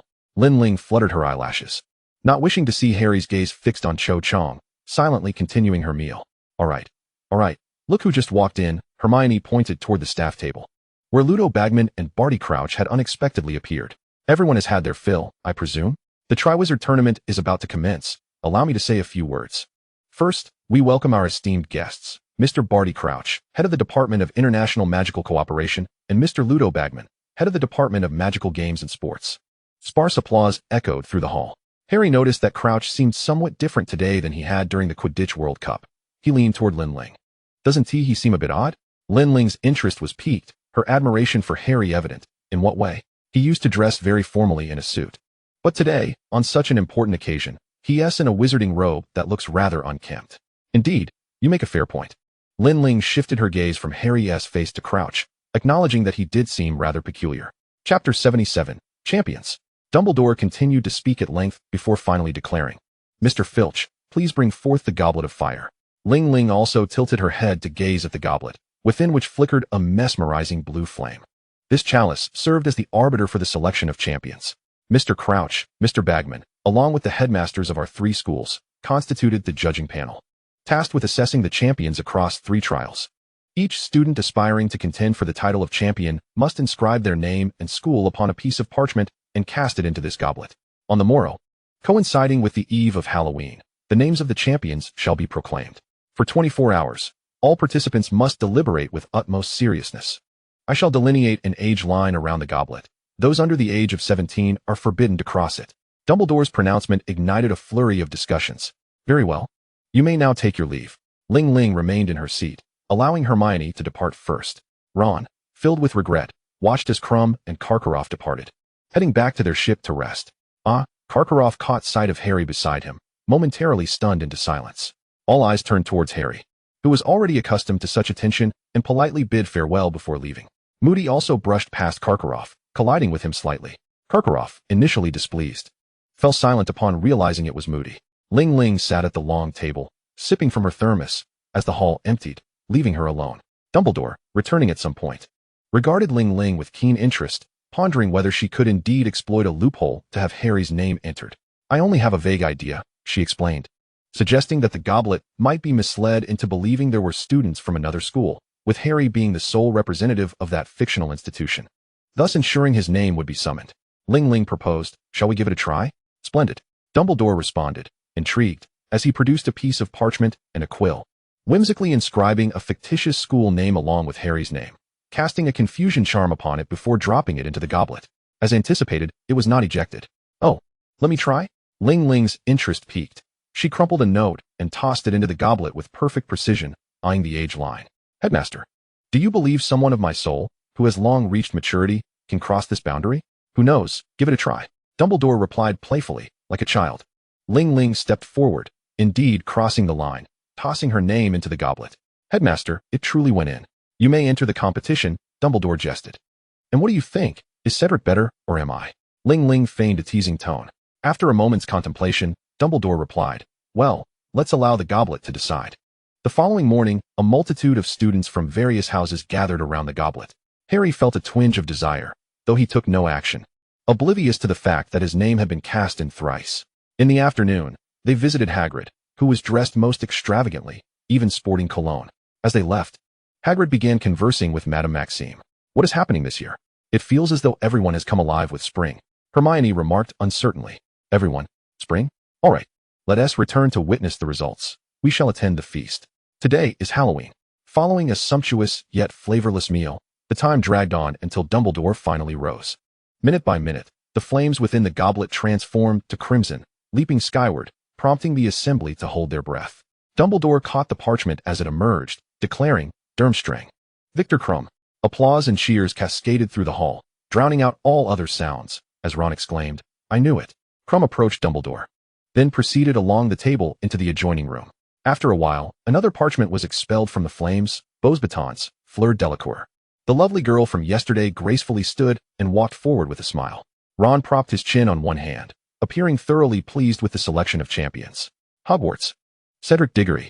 Dumbledore caught the parchment, paused momentarily, then fixed his gaze upon Cedric. "My boy, you are the champion for Hogwarts." Cedric, oblivious to the deeper implications in Dumbledore's eyes, politely bowed, a radiant smile adorning his face.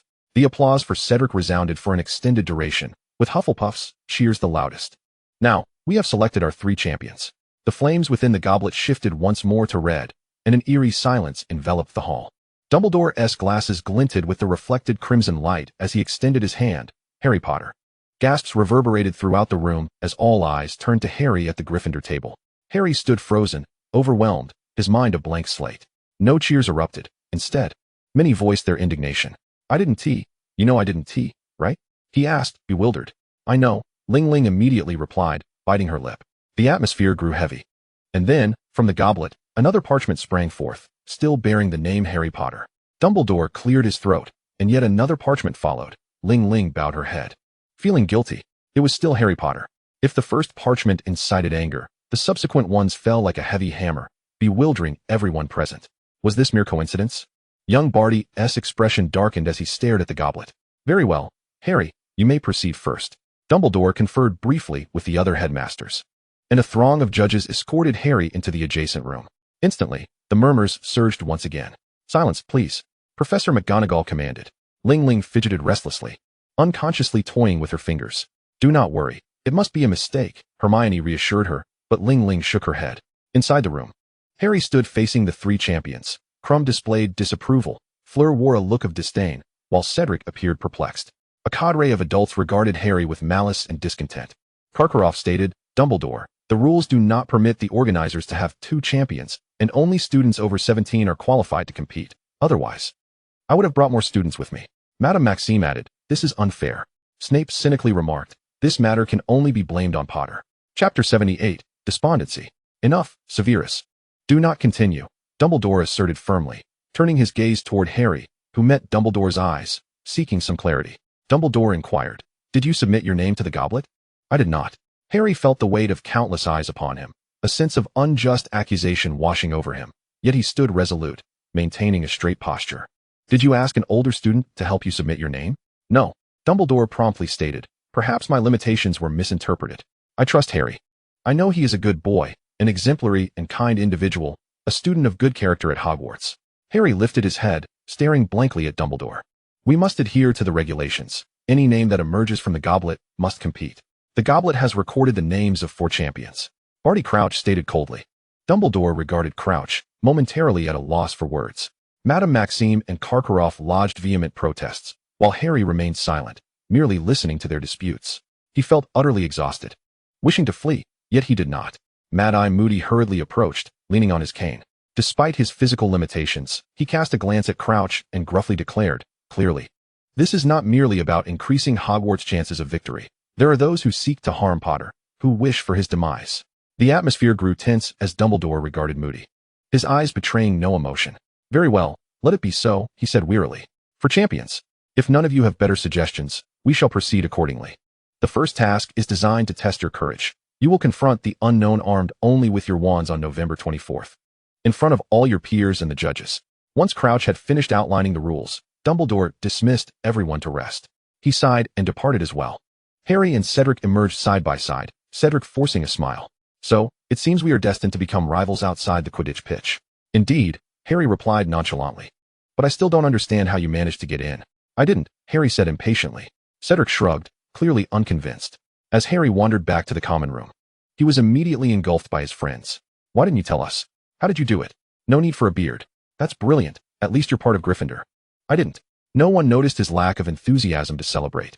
The room was alive with cheers, and his words fell on deaf ears. The common room was bustling, the atmosphere electric. Suddenly, he felt a hand grip his wrist.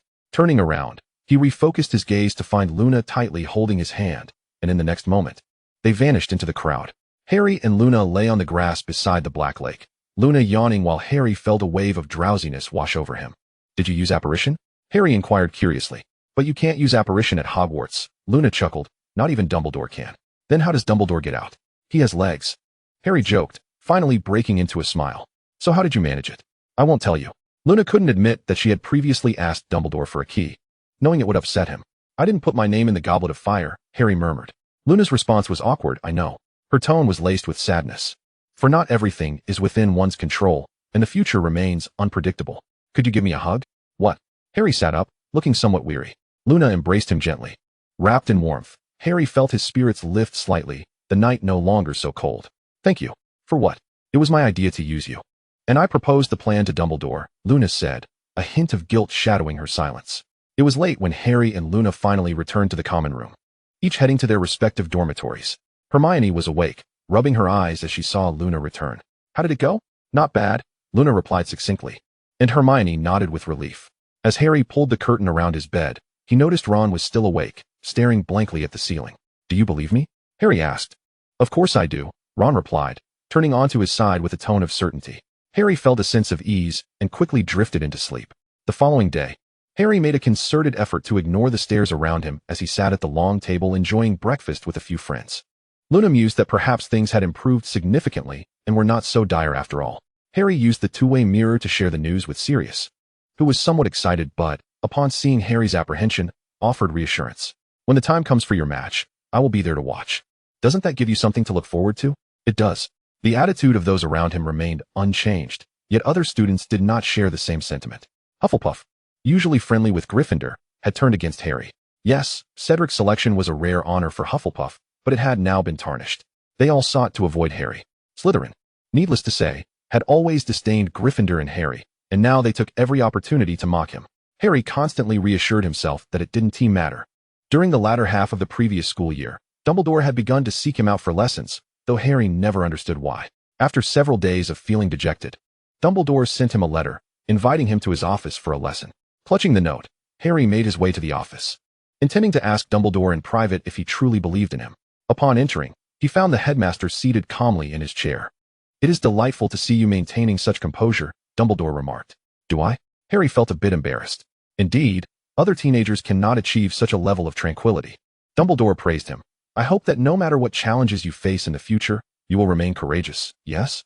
"Yes," Harry nodded. It was late into the night when Harry finally emerged from the headmaster's office, his steps buoyant, the gloom of recent days completely lifted. Even as many donned special badges supporting Cedric Diggory, the true champion of Hogwarts was being ridiculed. "Potter, you stink," Malfoy taunted, standing defiantly before Harry. His wand was gripped tightly by Malfoy, and as Luna shook Harry's hand, he took a deep breath and turned to walk away. Chapter 79, The Fire Dragon. During potions class, Harry was abruptly summoned for a photo shoot, with Colin acting as the messenger. "What is the photo for?" Harry wondered. "It seems there are reporters who want to feature it in the Daily Prophet."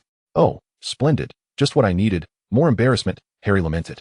Reluctantly, he stood outside the door, tapping lightly. All the expected guests had arrived, and Harry entered, finding a corner to stand in. Krum stood in another corner, silent, while Fleur and Cedric chatted animatedly. Fleur beaming with happiness. "What are you doing standing there? Everyone is here, come over." A woman with large, wavy hair beckoned, her red-painted nails catching the light. Harry felt a shiver run down his spine as she fixed her eager gaze on him.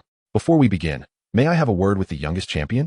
There was no room for refusal. Rita seized Harry and pulled him into another room. He quickly broke away, glaring at her.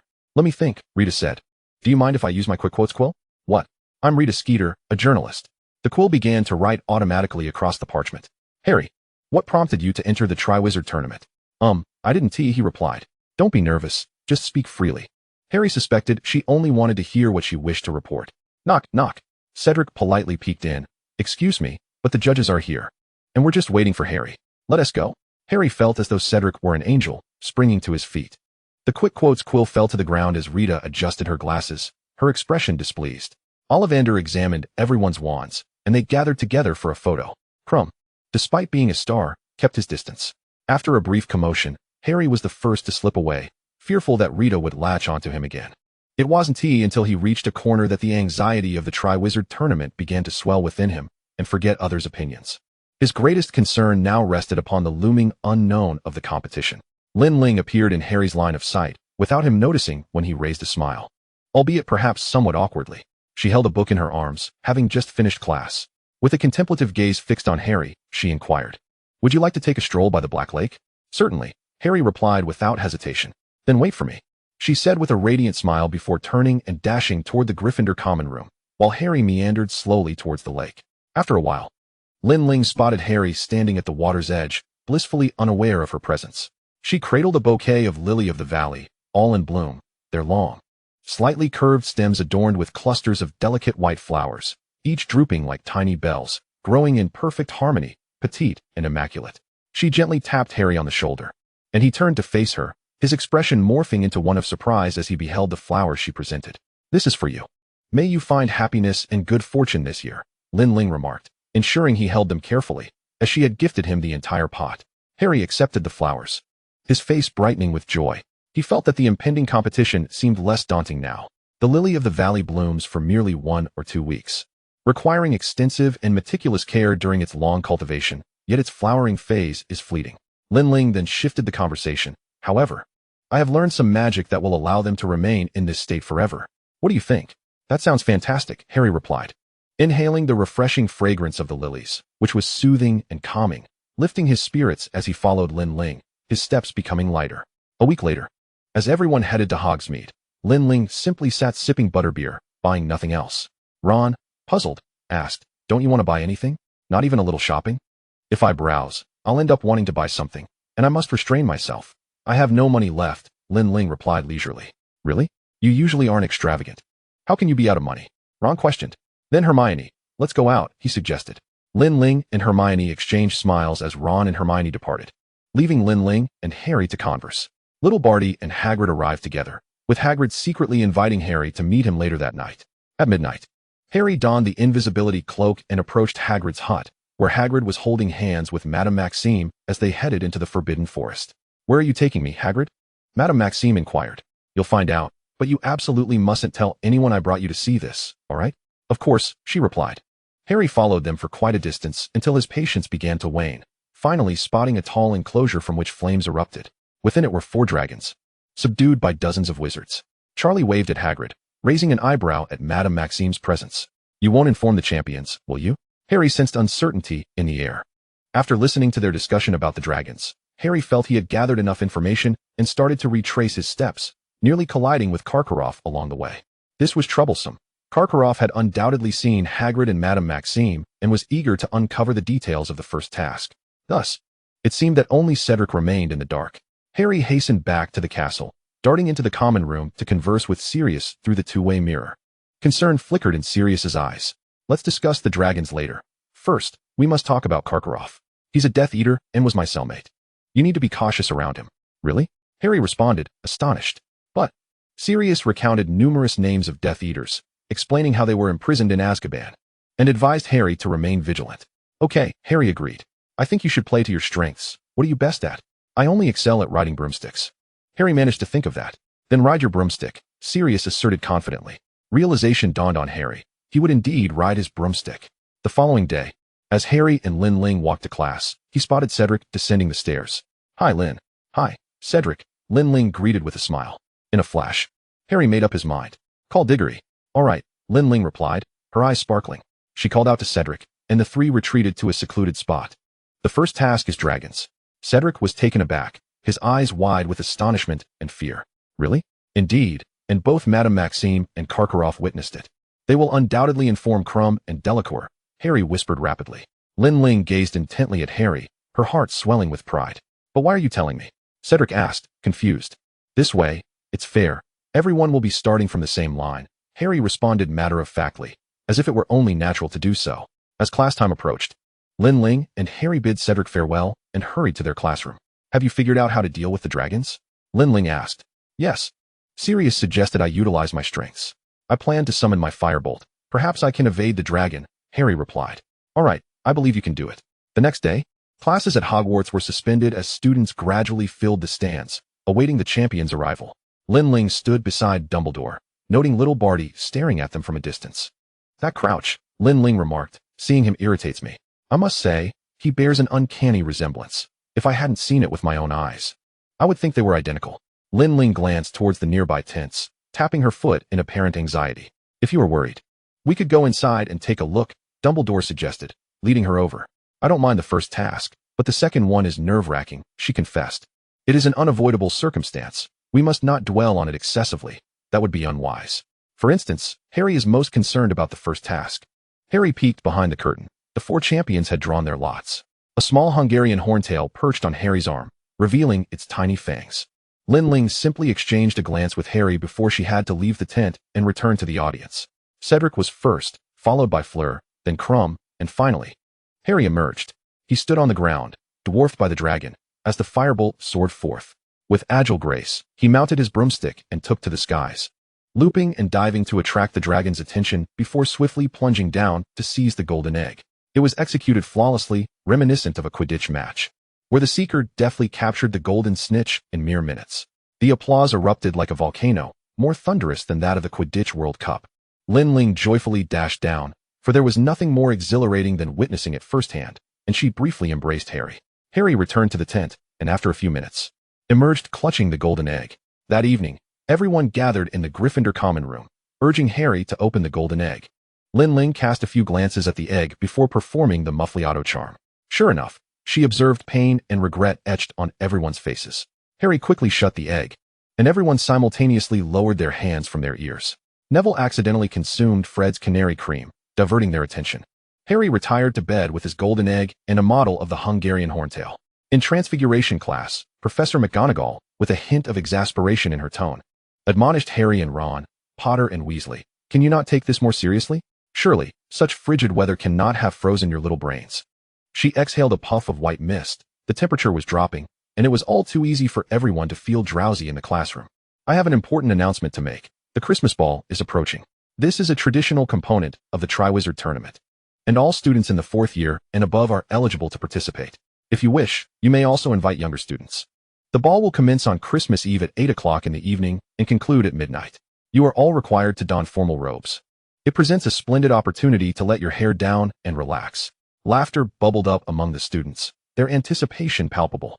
After class, Professor McGonagall informed Harry that, as a champion, he was obliged to dance and to invite a partner.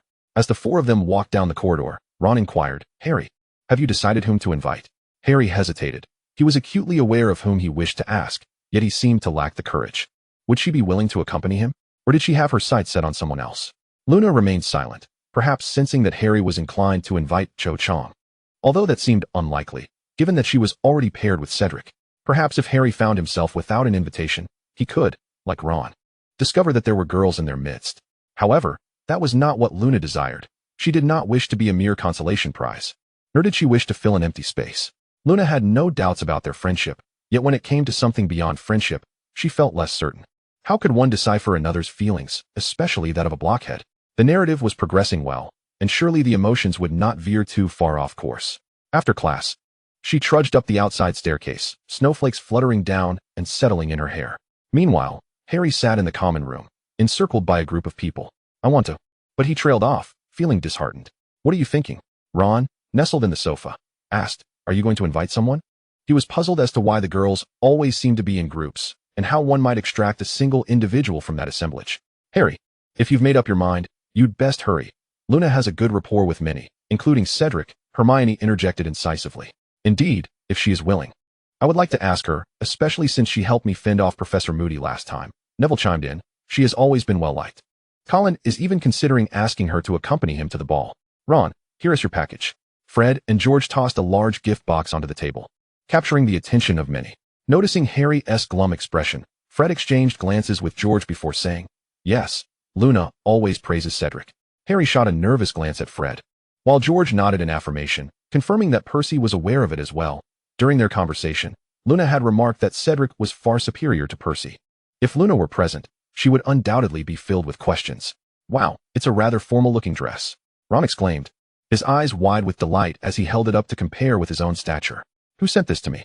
He was relieved not to have to wear the peculiar dress his mother had prepared. "It was Luna who sent it," Hermione replied calmly. "Well, I think going to the ball with her would be delightful. She is quite lovely," Ron said, grinning. Suddenly, Harry sprang to his feet and dashed out of the common room. Hermione chuckled softly, realizing that he merely wanted to express gratitude for the Weasley family's hospitality. Chapter 81, The Invitation.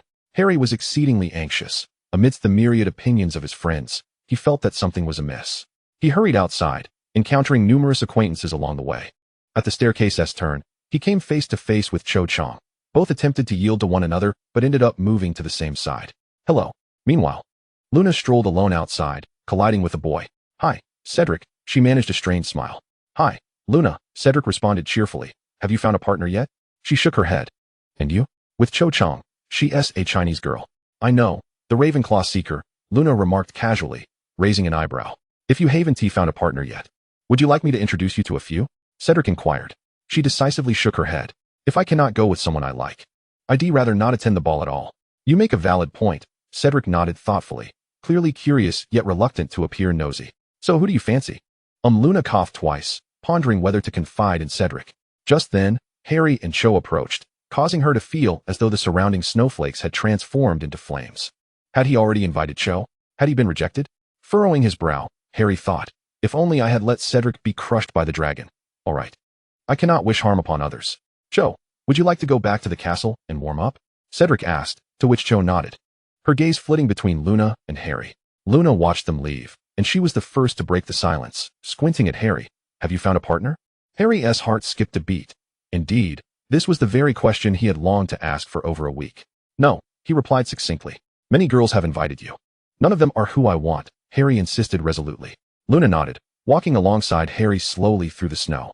Fred invited Angelina. They seemed to hit it off right away. Harry noted. That's wonderful, Luna thought, contemplating whether settling for second best might suffice, considering it was merely a dance.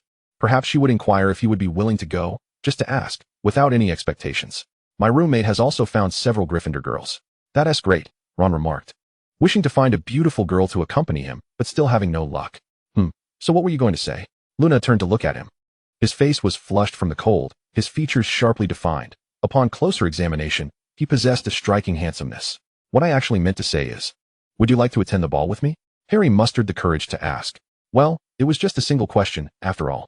Luna, hearing this anticipated inquiry, paused momentarily. She was eager to echo Lin Ling's whimsical musings. Are you inviting me alone, or do you have other girls in mind? I knew it. They wouldn't let me be their second choice.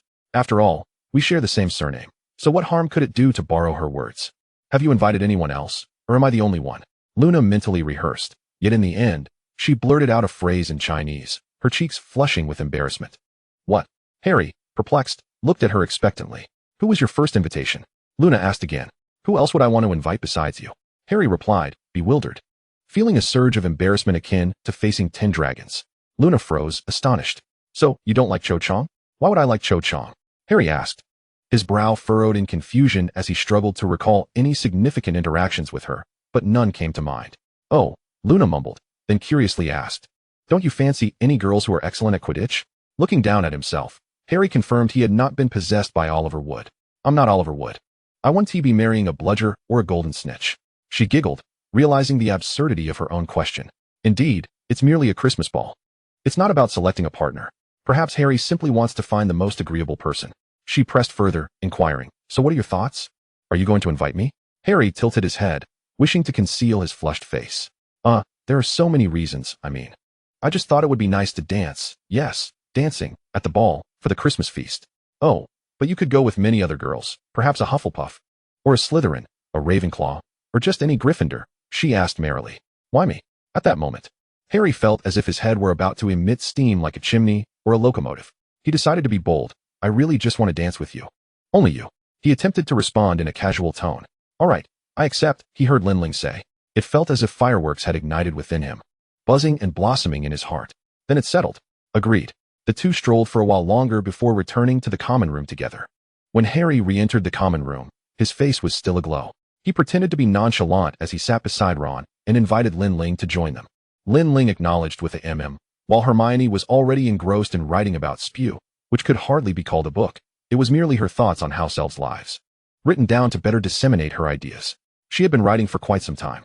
Lin Ling noticed that the dress box had been opened. Yet Ron did not appear pleased. Rather, he sat there with a vacant expression. He glanced around, heaving a heavy sigh. What is wrong with him? Lin Ling asked Ginny. Turning her head, Ginny shook her head. He just rushed to invite Fleur Delacour to the ball in front of everyone. She hesitated before adding, unable to suppress a laugh. I don't know why I did that, Ron exclaimed, still shaken, recalling how he had just spoken to Diggory. Lin Ling suddenly realized, we just ran into Cedric earlier.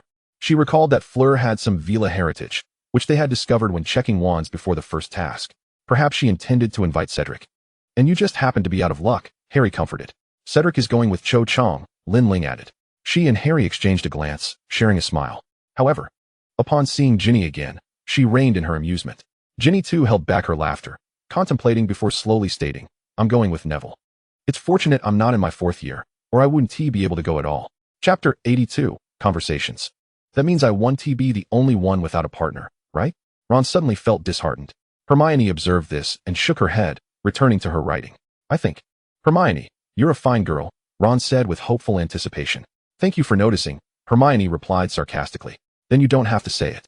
I already have a partner, Hermione interrupted him with a cold laugh, gathering her things and heading back to the dormitory. Both Ginny and Lin Ling wore teasing expressions, well aware that Hermione had shared the news with them the moment she agreed. Ron, puzzled, felt uncertain, though he didn't believe it. Yet the expressions of the girls left him feeling oddly convinced. a strange emotion swelling within him, different from earlier, yet he couldn't quite articulate it. In the following days, he was markedly different, paying peculiar attention to Hermione, though he remained oblivious to it. Lin Ling and Ginny returned to their dormitory. And after washing up, they squeezed onto Hermione's bed, the three of them huddled together in conversation. Lin Ling hesitated before addressing Ginny. I'm not sure when it began, but I felt something unusual for Harry. Of course, I previously insisted it was merely a platonic fondness, which was rather foolish. Yes, it's no surprise to have feelings for him, Ginny sighed, shaking her head. So, are you two a couple now? Not exactly, Lin Ling replied.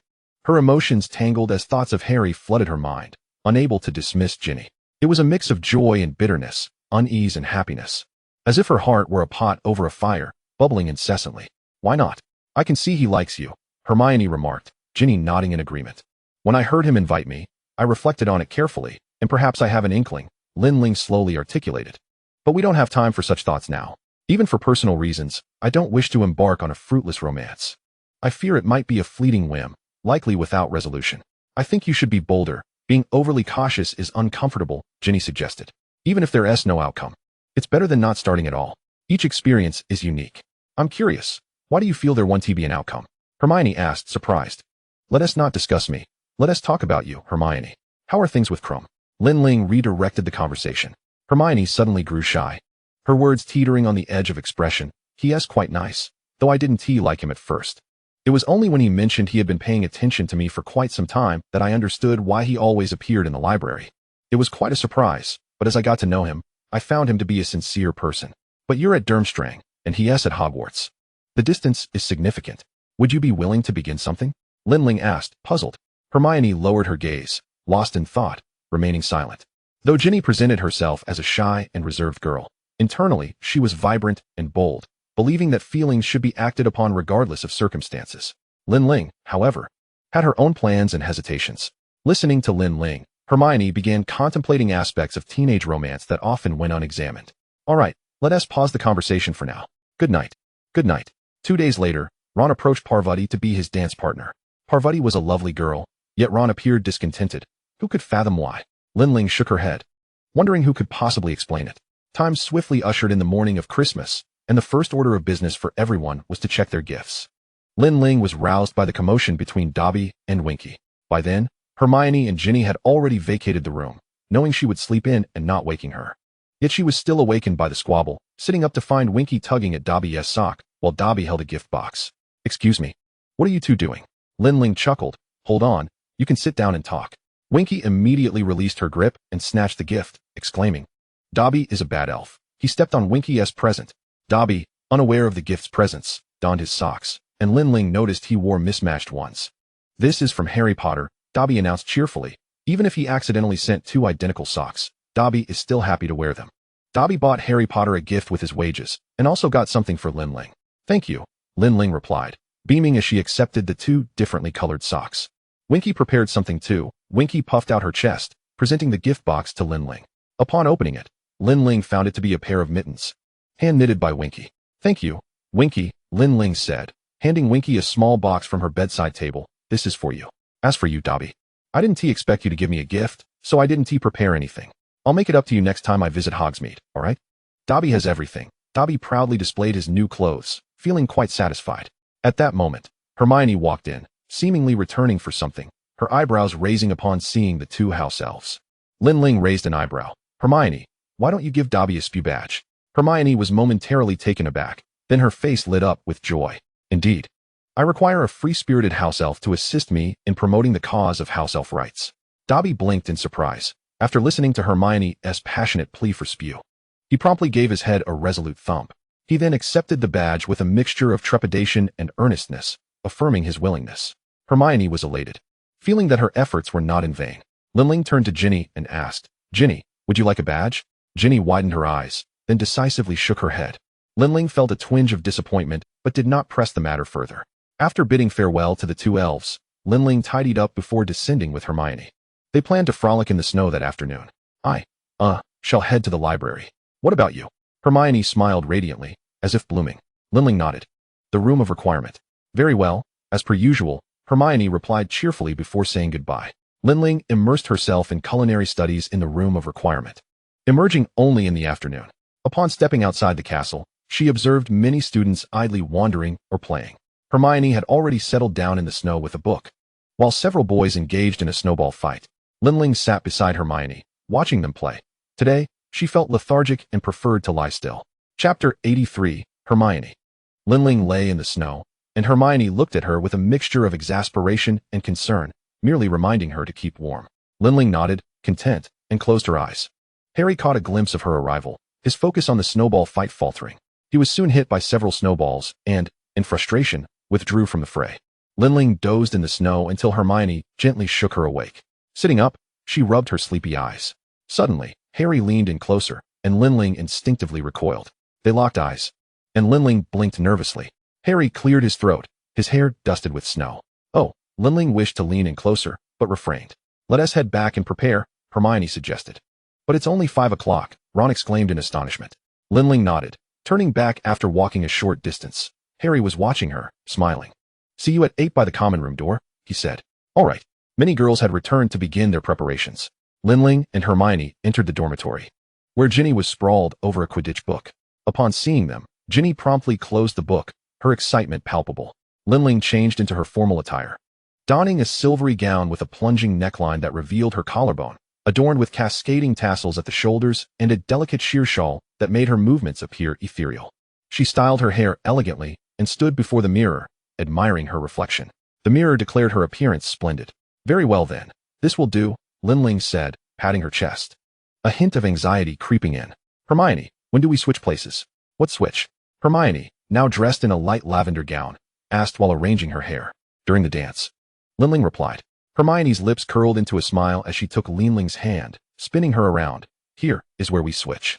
The silvery skirt swirled gracefully around them. Hermione, you truly are an exceptional girl. Hermione was taken aback by the sudden compliment. I know. You ought to find someone with good taste to date, Lin Ling remarked, spinning Hermione around again, her heart sighing with admiration. Indeed, I shall, Hermione chuckled. Ginny, observing their affectionate banter, couldn't help but rub her shoulders. You too. It's getting late. We should head out. Lin Ling nodded, and the three exited the dormitory together.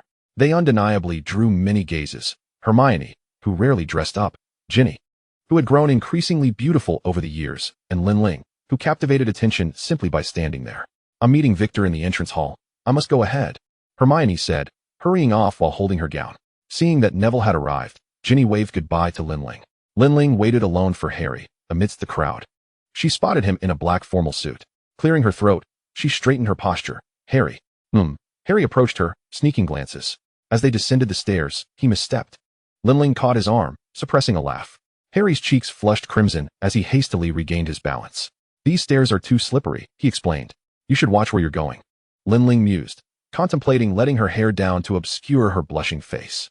Upon arriving in the entrance hall, they stood aside, awaiting instructions. Professor McGonagall approached them, saying, Very well. Potter, Lin, please wait here until the other students are seated before entering. Harry was intently focused on Lin Ling, and due to the crowd, they stood uncomfortably close.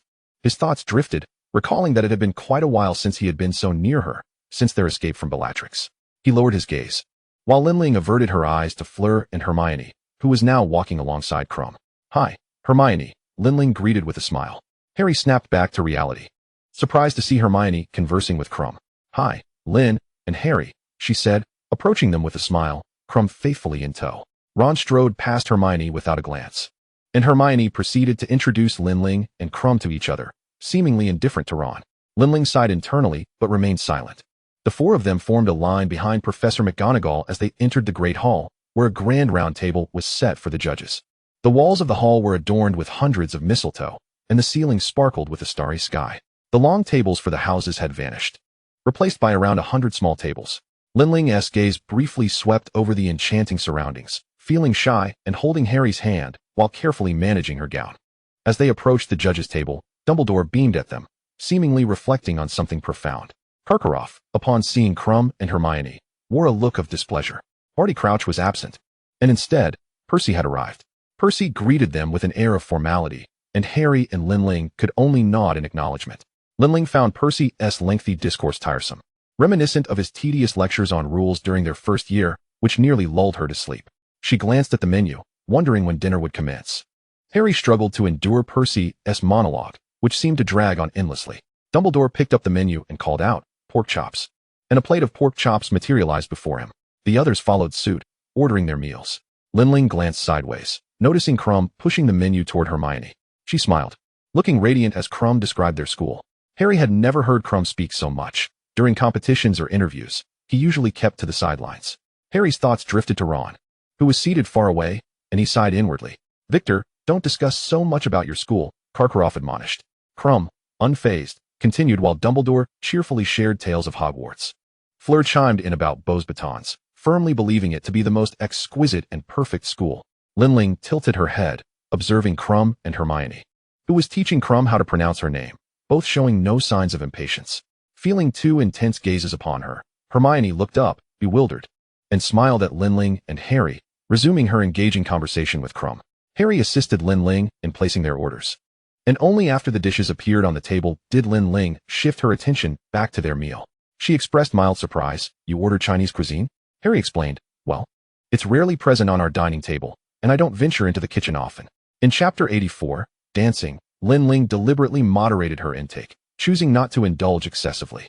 Once everyone had finished their meal, Dumbledore waved his hand, clearing the plates and the dining table, replacing them with an assortment of musical instruments.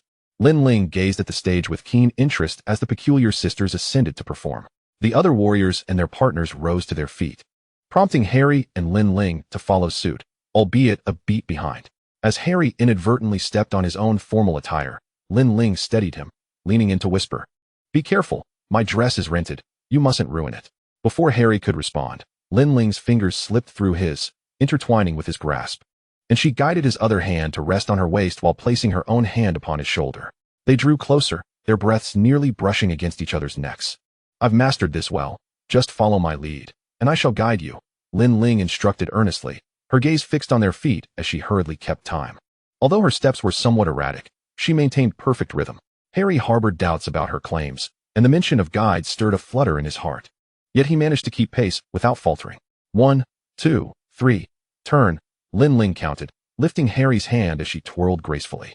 Harry, amused, admired Lin Ling's charming demeanor, allowing his own movements to become more carefree, oblivious to the specifics of their dance. He raised his hand, prompting Lin Ling to spin once more. "You misremember. We turn later," Lin Ling countered, while Harry blinked innocently. "Perhaps it is your memory that falters."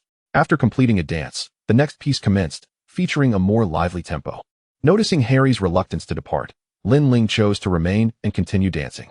Once the opening dance concluded, the warriors faded into the background as everyone immersed themselves in their own worlds. Harry and Lin Ling danced freely, neither particularly skilled, merely taking a few steps and spinning around. Harry particularly enjoyed spinning her, but Lin Ling grew dizzy, eventually shaking her head and retreating from the stage. She settled beside Ron, who appeared sullen and alone, his partner nowhere in sight. Hermione soon approached, her cheeks flushed. "Hello," Harry greeted, but Ron remained silent. "Victor is fetching drinks. It's rather warm," Hermione mentioned, clasping Lin Ling's hand. Lin Ling looked up at Hermione, noticing how different she appeared, as though she had shed a heavy burden. "What's this? He didn't ask you to call him Vicky?" Ron asked sarcastically. Hermione, puzzled, glanced at Ron, who was evidently envious. Lin Ling and Harry exchanged glances, neither willing to break the tension. "He's from Durmstrang. This is treasonous behavior," Ron scoffed. "Come now. Who was it that was so infatuated with him back then? He merely wished to be near you to inquire about Harry's situation, didn't he? He never mentioned Harry at all. Then it must be that he wants your help in uncovering the secret of the golden egg. Enough. Everyone knows I want Harry to win.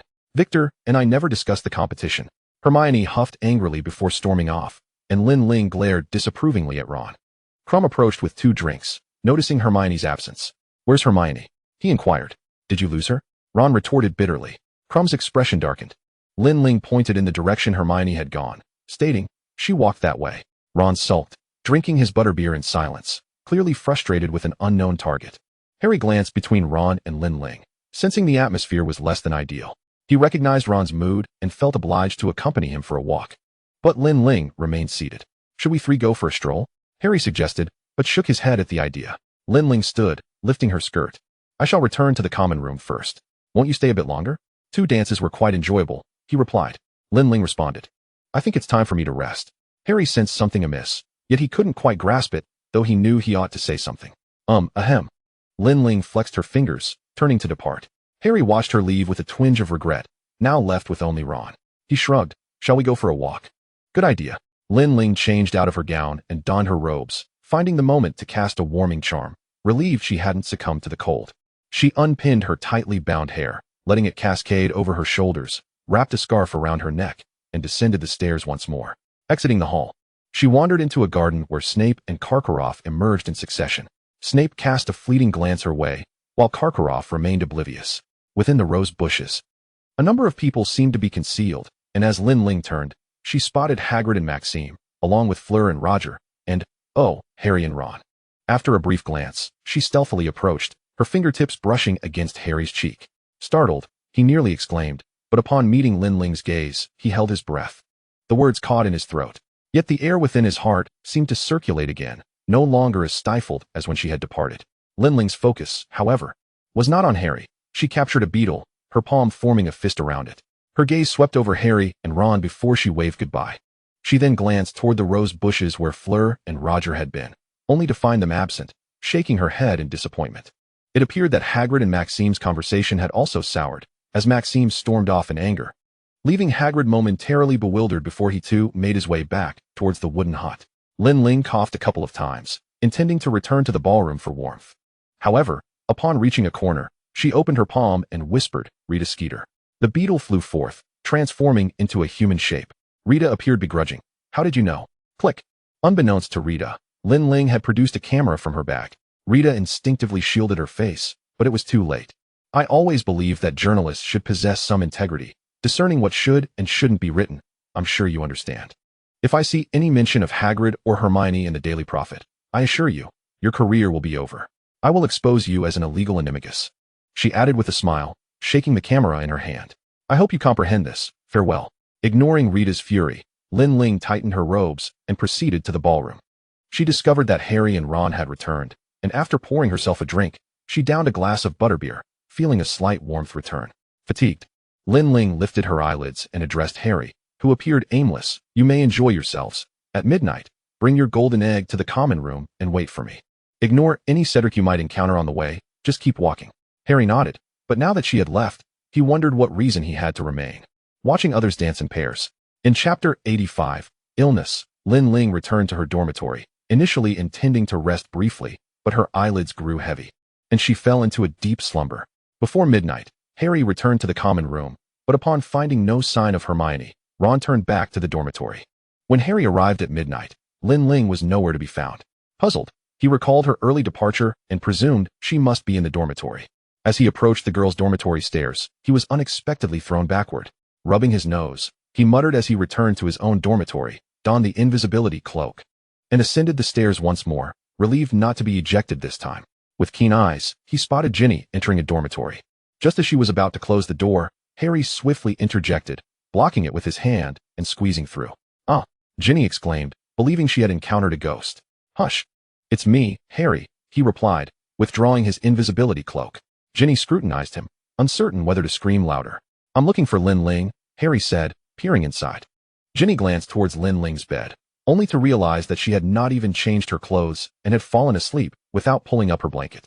"She must be utterly exhausted," Ginny remarked.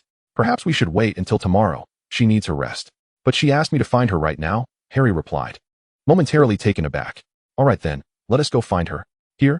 Ginny did not dwell on the thought further, and instead roused Lin Ling. Lin Ling stirred groggily, a thin sheen of cold sweat covering her. She sat up, gazing at Harry with a dazed expression, gradually regaining her focus. "Ah, yes. What was it that I needed you for?" She closed her eyes, as if on the brink of slipping back into slumber. I suppose a shower would be in order." "What?" Harry asked, astonished. Ginny hesitated, pausing her movements, clearly reluctant to hear more. It was Lin Ling's voice that was too loud for her liking. "Yes, that's it. I initially intended to take you to the prefect's bathroom, but alas, I lack the necessary authorization. Any bathtub will suffice, I suppose." Lin Ling stood, her steps somewhat unsteady. "What? A bathtub?" Just as Ginny remained in a state of uncertainty, Hermione returned, her brow furrowed. I haven't gone the wrong way, have I?" "No," Ginny replied curtly, their gazes shifting to Harry and Lin Ling. Lin Ling squinted, beads of sweat glistening on her forehead. "What are you waiting for? Just hold on to your golden egg and open it underwater." It was at that moment Harry understood what he needed to do. Grasping the golden egg, he cast it a hasty glance and made his way to the bathroom. It was only when the sound of running water emerged from the bathroom that Hermione and Ginny turned their attention back to Lin Ling, who had returned to her bed, pulling the blanket over herself. After a considerable amount of time, Harry emerged, drenched in his wet clothes. Hermione cast a quick, drying charm on him, prompting Harry to sneeze. "You should really head to the hospital wing, Harry," Hermione advised, shaking her head as she noticed Lin Ling had not uttered a word. Approaching Lin Ling's bedside, she discovered her face was alarmingly flushed. "We really need to take her to the hospital wing." "She's burning up," Hermione asserted decisively. "Help me lift her." Ginny hurried over, and the two of them struggled to move the unconscious girl. "I'll take over," Harry said, discarding the golden egg. He crouched down, and Ginny carefully transferred Lin Ling onto his back, watching as Harry carried her away. As Harry bore Lin Ling on his back, he trudged toward the hospital wing. "Horcrux," came a faint murmur from the girl on his back. "What?" Harry paused, momentarily confused, as Lin Ling's voice faded into incoherence. Perhaps it was in a different language. He speculated. "If you can still hear me, could you repeat that in English?" He wondered aloud, but she merely exhaled softly, offering no further words. "Why are you so troubled? Have you not noticed that your smile has become increasingly scarce?" Harry mused to himself. Then, an altogether different voice intruded, and Harry instantly recognized it as that of the professor he despised the most. He instinctively held his breath, hesitating to move any further. The voice was soft, yet Harry heard it distinctly. Why did he have to hear it so clearly? Frustration bubbled within him. "Severus, you. I do not wish to listen to any more of your grand schemes." Snape's icy voice cut through. "Do not be like this, Severus," Dumbledore implored, his tone tinged with exasperation. Harry contemplated interrupting their clandestine conversation, perhaps turning back to avoid eavesdropping, but for reasons beyond his comprehension, he remained rooted in place. "You mentioned that destroying the Horcrux would enable us to kill him, yet you never stated that Potter is one of the Horcruxes as well. What do you mean by that?" Snape's anger flared. "You're using me, using him, manipulating so many others. Does the Order of the Phoenix know that your plan for the third task was to have Potter meet his end?" Dumbledore felt a swirl of conflicting emotions as he sensed the presence of two individuals nearby, likely Harry and Lin Ling. However, Snape, consumed by his fury, remained oblivious. Dumbledore had not intended for Harry to bear this psychological burden so early, but given the circumstances, he had no choice but to clarify. "Yes. A fragment of Voldemort's soul resides within him. Voldemort must kill him for the Dark Lord to be truly defeated." Harry's mind buzzed with a cacophony of thoughts, rendering him oblivious to his physical form, cut off from all sounds, as if the world had fallen silent. It was only when the person on his back shifted slightly that he jolted awake from his reverie. He was unaware of when Snape and Dumbledore had departed, but he continued his heavy-footed march toward the hospital wing. Madame Pomfrey had been asleep, but was roused by the sound of knocking. "Oh, why is it that you're burning up at this hour?" she mumbled, squinting. "Come, let us get her onto a bed." Harry sank into a chair, his gaze unfocused, his stomach roiling as if his insides were being tossed about, and he leaned over, retching for a moment, desperately trying to process what he had just overheard. The term Horcrux echoed in his mind, a word he had encountered in Lin Ling's books. He stared at her, pondering if she, too, understood what a Horcrux was. If she knew he was destined for death, perhaps she was as oblivious as Snape had just been. In a moment of clarity, he realized two unsettling truths. One, that Snape actually cared about his life, and two, that he was indeed fated to die.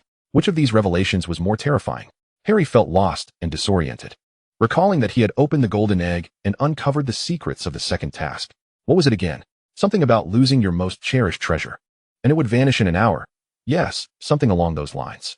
Harry busied himself with thoughts to drown out his fear of death. He rose to his feet as Madame Pomfrey administered a potion to Lin Ling. "She'll be fine by morning," she assured before rubbing her eyes and retreating to another room to sleep. Chapter 86. Equanimity. Lin Ling awoke, finding herself in her former life-s apartment. Sitting up, she noticed the books on the bedside table had been opened. Grasping one, she saw it was titled Harry Potter. She froze, flipping through its pages, which rearranged themselves before her eyes. The text read, "Harry Potter bravely faces death, perishing alongside Voldemort." As she turned the page, she read, "In 1994, in a graveyard, Harry Potter engaged in a death struggle with Voldemort. Ultimately, Harry Potter fell in battle, while Voldemort was vanquished by Dumbledore, reduced to ashes." Instinctively, she hurled the book away and stepped outside, only to find the scenery shifting again. The wooden floor extended before her, leading to a dark, endless road where her hand could not discern its path. Listening intently, she heard weeping and wailing, sorrowful and agonizing cries. Summoning her courage, she advanced. Spotting Harry kneeling on the ground, she trembled as she poked him. He lay stiffly, blood soaking his body, droplets pattering to the ground from his fingertips. She wanted to scream, yet no sound escaped her lips. The darkness on either side rapidly rewound, her head pounding with pain, and suddenly she bolted upright. The day had dawned, sunlight streaming through the window onto the bed, the green vines quivering gently in the breeze. Lin Ling noticed Harry dozing at the bedside, and she shook her head to clear her thoughts before nudging him awake. In a daze, she recalled that she had arranged to meet Harry in the common room the previous day, but what had transpired after that? Perhaps it was in the dormitory. And then everything became a blur. Let us head back to the dormitory, she murmured hoarsely. Harry's eyes were shadowed by dark circles beneath them, and she gasped. Are you all right? Lin Ling hesitated before inquiring, as she swung her legs off the bed and draped her outer robe over her shoulders. Harry, momentarily taken aback, nodded in agreement. Well, I should be the one asking you. How are you feeling? Quite well, Lin Ling replied. Not a thing wrong. Harry placed his palm against her forehead, confirming that she indeed did not have a fever. He summoned Madame Pomfrey, who, after her examination, handed Lin Ling 2 vials of potion, instructing her to consume them before meals, before allowing them to leave. Did you figure out the golden egg situation yesterday? Lin Ling fastened the buttons of her robe, her concern evident. I did, but regardless, I must survive until the 3rd task, right? Harry replied nonchalantly, a hint of resignation in his tone. Oh, Lin Ling gazed at Harry in surprise. You can't be so daunted by the 2nd task, can you? Have you devised a plan? I can't remain underwater for an hour. Of course, they can't either, Lin Ling pondered. Well, you might as well search for a solution. After all, there's still a considerable time until February 24th. It doesn't matter if I fail. There will always be someone to push me forward, urging me to undertake this or that, only to meet my demise, Harry lamented, immediately regretting his words. He had projected his emotions onto others. But upon seeing Lin Ling's reaction, he realized she was all too aware of these matters. A pang of bitterness struck him. She truly knew so much. And it was no wonder she wished to keep him in the dark. Why not wait a little longer? Lin Ling froze, turning to Harry with a vacant expression. Her gaze averted from his eyes. She typically relished making eye contact, but in moments of guilt, she would not dare. Harry forced a dry laugh, the unspoken awkwardness lingering between them. Well, I suppose I should take my leave. Lin Ling, her mind in disarray, was uncertain of what to do next. Blood rushed to her head, and instinctively she did not want Harry to leave alone, gripping his wrist tightly. Don't go, she implored, Swallowtail. How could I possibly live without you? Harry steadied himself, yet found it difficult to regain composure as he sank onto the stairs. Students hurried past them, weaving around the two. Harry relinquished his strength, allowing her to tug him along. Could you take me to a quiet place? Harry inquired. Lin Ling nodded, and they dashed outside the castle, stepping onto the grass. Passing the Ollery, Hedwig took flight after them, flapping her wings, landing on Harry's shoulder. Lin Ling then used apparition to whisk them away. When they arrived at Godric's Hollow, Lin Ling felt a slight sense of clarity. She remained still and silent, while Harry, filled with curiosity, strolled along the street and teased her. You aren't regretting bringing me out now, are you? I fear I am. Lin Ling sighed. It was rather impulsive. What else could one do? Report to Dumbledore and await his stamp of approval? Harry remarked indifferently, every cell in his body yearning for freedom, craving the sensation of truly living rather than existing as a marionette on the brink of oblivion. That isn't necessary, Lin Ling replied, somewhat absent-mindedly. Let us just take a walk. They arrived before the statue of the Potter family, witnessing the image of Lily gazing lovingly at Harry. They visited the graves of the Potters, laying down a bouquet of lilies. They approached the remnants of the Potter home, where a wooden sign bore the wizard's tributes and blessings. A smile broke across his face, the first genuine relief he'd felt that day. Perhaps I might have a future here? A string in Harry's mind snapped, and he withdrew his smile. This place could still be a home. Lin Ling continually reminded herself that he would not perish, repeating it to herself several times. Then she spoke. In the future, you could hire someone to restore and renovate this place, settle here, and occasionally invite a few friends over. If any wizards come to pay their respects to Lily and James, they'd be delighted to find little Potter and his family living here in happiness. That sounds wonderful, Harry replied with a smile. Snowflakes began to drift from the sky, landing on Harry's glasses and cheeks, melting into a dampness. Lin Ling gently enveloped Harry in her arms, patting his back, and it was then that Harry realized he was weeping. Why are you crying? It's all right, don't cry. She soothed for a moment before gently pushing him away. Once you've finished crying, shall we return home? We're going back already? Harry rubbed his eyes in disbelief. Moments later, the two found themselves seated in a Muggle restaurant, calmly enjoying their meal. The decor was exceedingly cozy, emitting warmth as soon as they entered. Given that it was Christmas time, A large tree adorned with colorful ornaments stood in one corner. Soft, warm light illuminated the wooden tables, adorned with a bouquet of fresh flowers. They chose a table by the window, through which they could see thick snow covering the ground. Street lamps casting a gentle glow as pedestrians strolled by at a leisurely pace. "Merry Christmas," they exchanged. Chapter 87, Dreams. They dined peacefully, while Hedwig soared outside, reveling in her newfound surroundings. Only as dusk fell did she finally return to Hogwarts, the castle illuminating with lights against the tranquil night. Standing quietly, as if awaiting their return. "When can we visit Hogsmeade?" Harry asked, rubbing his hands together in anticipation. "Before June 24th. Will we be able to go several times?" "I'm not sure," Lin Ling replied, "but what if we went now?" Her eyes widened as she looked at Harry. Harry pondered for a moment. "Perhaps tomorrow. I'm rather tired today." "All right then, 8 o'clock tomorrow morning in the common room," Lin Ling confirmed. Harry returned to his dormitory. Lying on his bed, while the bed next to him rustled as Ron seemed to be turning over, evidently still awake. After some time, Ron asked, "I haven't seen you all day." "I went on a date," Harry replied nonchalantly. "You didn't come back last night either." "Merlin's beard, you too." Ron pulled back the curtain, frowning, not quite believing Harry and Lin Ling were being so open, especially as Harry appeared different than usual. Thank goodness, Ron finally thought. He was not so oblivious anymore. Harry nodded slowly. Though lying down, Ron could not see his gesture. "I'll tell you about it later. For now, we ought to sleep, right?" Yes, Ron replied, settling back down. After a moment of contemplation, he remained troubled by one question, though he could not quite grasp it. "What do you think about Ron and Hermione?" Yet Harry had already drifted into slumber, finding himself at the entrance of Godric's Hollow in his dreams. The night was dark, the streetlights dim, and the path ahead appeared daunting. After walking for a while, he spotted a large house illuminated from within, in the shadows cast by the light. Harry saw a man and a woman seated at a table, dining. He blinked and pushed open the door, revealing a middle-aged man with glasses and disheveled hair, spearing a piece of beef with a fork and feeding it to a middle-aged woman with red hair and green eyes, who opened her mouth happily to receive it. The two savored their dinner, their eyes only for one another. Harry involuntarily smiled as he approached. The woman, her face lighting up with surprise, waved at him. "Harry, did you have fun with your classmates today? Coming home so late, you're covered in snow. Come here, let me brush it off you." She gently brushed the snowflakes from his clothes, inviting him to sit. The man smiled warmly, exuding kindness and affection. "Well, it's clear you must have had a great time to be out so late. You must have been reluctant to return. Just in time for dinner, though?" He obediently sat down, with a torrent of questions swirling in his mind, and the bittersweet memories of over a decade yearning to be shared with them. Yet, he quietly finished the meal, a rarity indeed. Standing beside the counter, he gazed at them, Lily and James washing the dishes together, their laughter echoing warmly in the kitchen. After their chore, they settled on the sofa, with Harry nestled between them. James's arm draped over Harry, embracing Lily, the three of them huddled together, engrossed in the television. "This Muggle television show is quite amusing," James said with a grin, his legs comfortably crossed.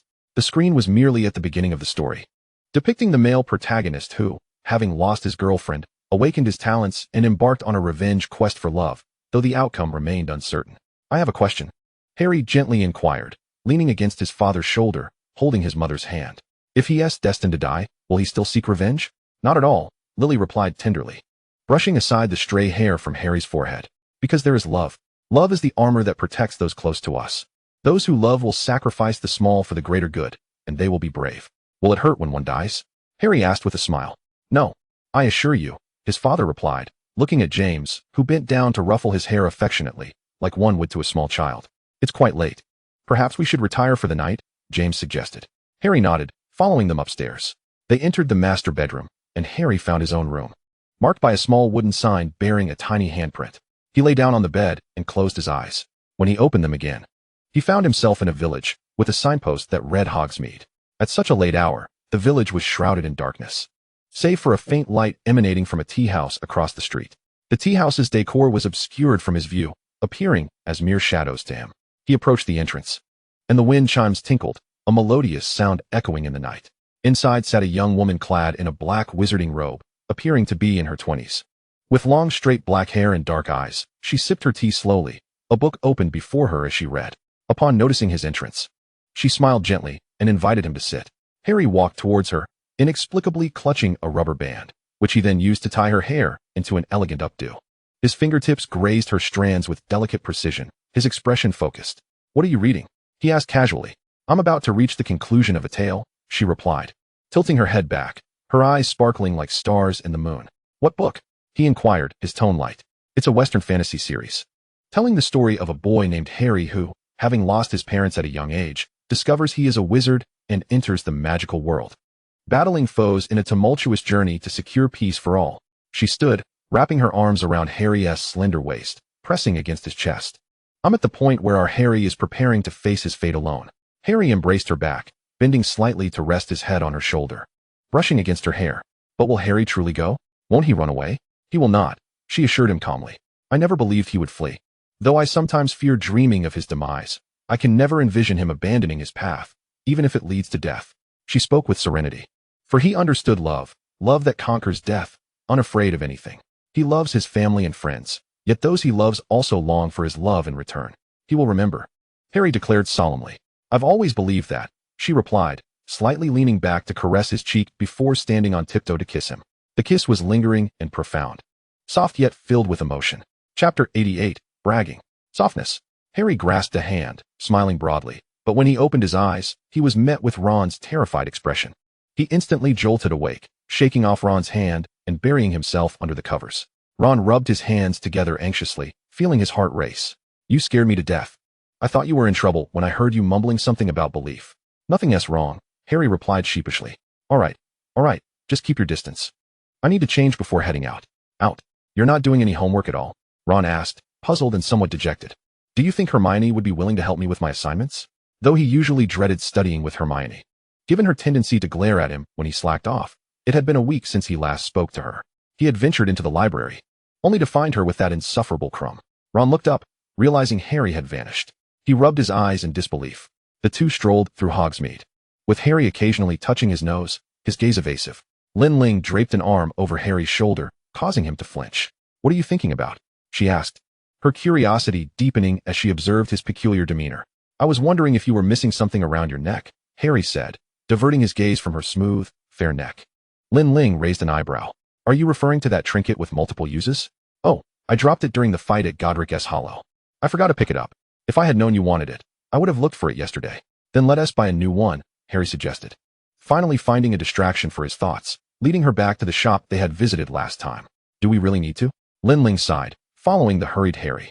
The shopkeeper yawned, surprised to see customers during the Christmas season. He lounged in his chair, relaxed. Feel free to browse. I'd like to know about the item that can tell the time, illuminate light, and signal when objects are too far apart. It can be a small trinket or something you can wear. Oh, that one. I don't make those anymore, he replied after pondering. Then, standing up, he added, but we could look at something else, like couple rings that can sense distance and whether the other is in danger. Would that work? Sure, Harry answered without hesitation. No. Lin Ling objected. We aren't a couple. Harry froze, his expression turning crestfallen. I'm on the brink of death, and you can't even indulge me a little? What if you don't die? She prodded, poking him firmly in the shoulder. Noticing the shopkeeper's inquisitive gaze, Lin Ling quickly tousled Harry's hair, concealing his lightning scar. Does that mean the ring can last longer? Lin Ling asked the shopkeeper, turning her head. Can this ring tell the time once worn? Indeed, he nodded readily. All right. A simple band will suffice. We'll take a pair, Lin Ling said with resignation. Harry's eyes brightened as the two leaned over the counter, watching the shopkeeper engrave their names on the rings. Lin Ling handed him the ring inscribed with Harry Potter, and he took it with delight. After wandering around and enjoying a nice meal, they returned to Hogwarts before sunset at Harry's insistence. Lin Ling, bewildered and somewhat shaken, sat writing her homework, her left hand pressing down on parchment while her left middle finger adorned with the ring. Ron gaped. That ring looks quite lovely. Thank you, Lin Ling said, writing down a word. But do you know that wearing it on your left middle finger usually signifies engagement? Ron laid down his quill, regarding Lin Ling with a curious expression. Lin Ling shook her head. I just wear it on whichever hand feels right. See. She pressed twice, and the time appeared on the ring. Quite impressive. Ron leaned forward to take a look before sitting back down. He turned to Harry beside him, who was tousling his hair, wearing the same ring in the same position. Ron hurriedly gathered his books, declaring, I'm off to the library to study. The two watched him depart. Hermione, entering with a towering stack of books, brushed past Ron and sat in his former spot, her tone casual. Where's he going? The library. Studying. Oh, wish him luck, Hermione replied, casually nodding. I just broke up with Victor. You guys have no idea. Are you wearing rings? She widened her eyes in disbelief. Uh-huh. Lin Ling surrendered to her own desires, for Ginny was right. One must indulge oneself at times. Yes, they look splendid. Don't they? Harry boasted, feeling somewhat liberated these past few days, perhaps adopting a carefree attitude since he believed he had little to lose. Hermione removed her ring and discovered that they bore her name. Rolling her eyes, she remarked, "You should be swapping them. Are you really that oblivious?" Harry suddenly realized. Quickly exchanging rings with Lin Ling, who wore a nonchalant expression, secretly pleased. They adorned themselves with rings engraved with each other's names, which magically adjusted to fit their fingers perfectly. So, they have a self-adjusting feature. Quite remarkable, Hermione praised. Lin Ling touched her nose and resumed her homework. Harry, however, turned his attention to Hermione, speaking cheerfully. "How are things with you and Victor?" Lin Ling shot Harry a glance, thinking he resembled someone high on joy, ready to burst into song at any moment. "Oh, it's going well." Hermione couldn't contain her radiant smile, her demeanor quite bashful. "He says I'm the best and most special girl he has ever met, and he really likes me." Lin Ling chuckled and shook her head, snatching Hermione's homework. Absorbed in her rosy bubble, Hermione failed to notice Lin Ling's actions, who then borrowed Hermione's assignments and encouraged her to continue. "Wasn't he there a ball the other day? We talked a lot, and it was delightful. I used to dislike famous people because of Lockhart. But Victor doesn't care about his fame. He actually prefers avoiding his fans and dislikes photos. Naturally, he talks more in front of me." Lin Ling returned the homework to the pile of books on Hermione's desk and stowed her own stationery and books back into her bag. She snapped her fingers. "But if he has too many fans, it might affect you, right? Public opinion can be quite terrifying. A single drop of spit can drown a person. I'm not a weak person, and neither is he." Chapter 89, Interlude. Harry, despite uttering a casual agreement, remained inwardly tense as he finally settled into the library. He forced himself to cram the knowledge from his books into his mind. What spell could allow him to stay underwater for an hour? Lin Ling brought a stack of books and piled them on Harry's desk. She leisurely took a seat, the books towering higher than her. "I'm dizzy from all this reading." Harry had just finished one book and closed it, stacking it on the other side. Ron was also helping Harry search through the books, although he was slow, as he kept stealing glances at Hermione and Krum at the adjacent table. Hermione was engrossed in her reading, while Krum appeared to be searching for a solution. Yet, they were both focused on their tasks, creating a harmonious atmosphere. Cedric unexpectedly appeared at the door, glancing around until he spotted Harry. Lin Ling nudged Harry, who lifted his head. Cedric approached, casting a mysterious glance around. "I suspect you're reading that book. Do you know something?" Before Cedric could finish, he noticed Harry seemed already aware. Harry nodded. "Yes, I just happened to discover it." His gaze fell on Lin Ling, who smiled sheepishly. "Well then, good luck." Cedric politely nodded and took his leave. Harry returned to his books, suddenly recalling something. "By the way, do you remember I mentioned Sirius said Karkaroff used to be a Death Eater?" Lin Ling scanned the surroundings. Ron asked, "Yeah, what is up?" "I overheard a conversation between Snape and Moody the other night while sneaking around. Moody is monitoring Karkaroff, which is normal, but he is also keeping an eye on Snape." "So, you're suggesting Snape is involved?" Ron ventured. Harry shook his head, agitated at the mere mention of Snape, who seemed to target him daily. Yet he couldn't bring himself to hate him. He wished to slam the book shut, but, aware of the library's decorum, he continued to turn the pages gently, muttering, "Forget it. After all, Snape wanted to save me back in first year." "Mate, did I just hear that from you?" Ron gasped.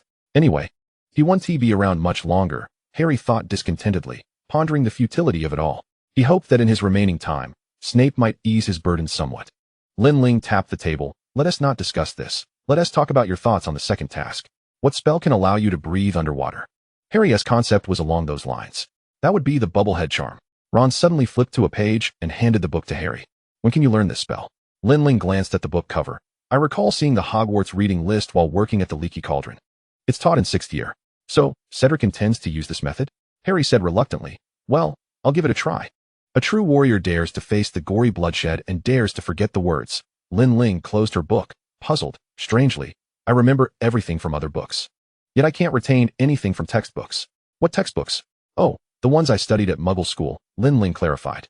Across the table, Krum was murmuring to Hermione about something, and after a while, Hermione nodded, and they both packed up their desks and left the library. Ron immediately turned to Harry. "Krum must have found a solution. We might ask Hermione." "Let us not ask Krum," Harry refused. "If you want to talk to Hermione, find another topic." "Like how many days you need to brew the shrinking solution," Lin Ling kindly advised. "Why would I want to talk to her?" Ron retorted, annoyed. "Oh, I thought you might have realized you like Hermione." Lin Ling decided to nudge Ron, lest he remain oblivious to his own feelings. "Me? Like Hermione? What are you talking about?" Ron made a strange noise, his expression forced. He was reluctant to admit it verbally, internally resisting, yet subconsciously acknowledging it. All right, let us drop it. Harry, let us go practice spells. Harry began returning the books to the shelf, leaving the recent one behind to check it out from Madame Pants. As the three exited the library, Harry noticed Ron lost in thought and asked Lin Ling, "Do you know how Hermione has been lately? Like, what's on her mind?" Lin Ling honestly shook her head. "I don't know." Could she so readily inform Ron that Hermione quite liked him? Moreover, it wasn't he something others could divulge. But if it were me, I would choose Ron over Crumb. What do you mean by that? Harry inquired, as Ron quietly perked up his ears. From my entirely objective and emotionless perspective, Lin Ling added several prefixes before stating that Ron is nearby, having spent considerable time together and not being separated by international borders. Their future work locations will not be distant, and their families are well acquainted. In contrast, with Crumb, we are utterly unaware of the whereabouts of Durmstrang, nor do we know anything about his family, even if they were to be together. Their time would only be fleeting, perhaps 6 months at most, after which they would face a long-distance relationship. If they endure that, where would they settle down afterward? Harry lowered his head in contemplation. What is there to think about? He is already halfway to the grave. What future does he have? Isn't it reasonable? Can't you analyze from personal charm? Don't I possess any qualities that surpass his? Ron expressed his dissatisfaction. Lin Ling scratched her head. Oh, well then. Ron eagerly awaited her continued analysis, but 1 minute passed, then 2, then 3. I am no longer speaking with you. Ron flung his backpack over his shoulder, preparing to leave with a heavy heart. Lin Ling seized his backpack, pulling him back. Don't be like that. I was just joking. She smiled brightly to retain Ron. Your virtue is that you are quite adorable. Ron's struggles intensified, prompting Lin Ling to speak earnestly. You are very loyal. Is that a compliment? Ron questioned. You are loyal to your friends, and you possess the courage for self-reflection, consistently growing. You stand up for your friends, unafraid of authority, Lin Ling said sincerely. Thank you. But could you possibly refrain from viewing it solely from a friend's perspective? Ron lamented. But I have never interacted with you outside of a friendship. Lin Ling exclaimed in surprise. The three of them chatted as they entered the common room. Outside the common room, in front of the fat lady's portrait, Hermione was deep in thought. Password, dear? The fat lady asked, but Hermione, lost in contemplation of Lin Ling's words, remained motionless. Chapter 90. The Treasure.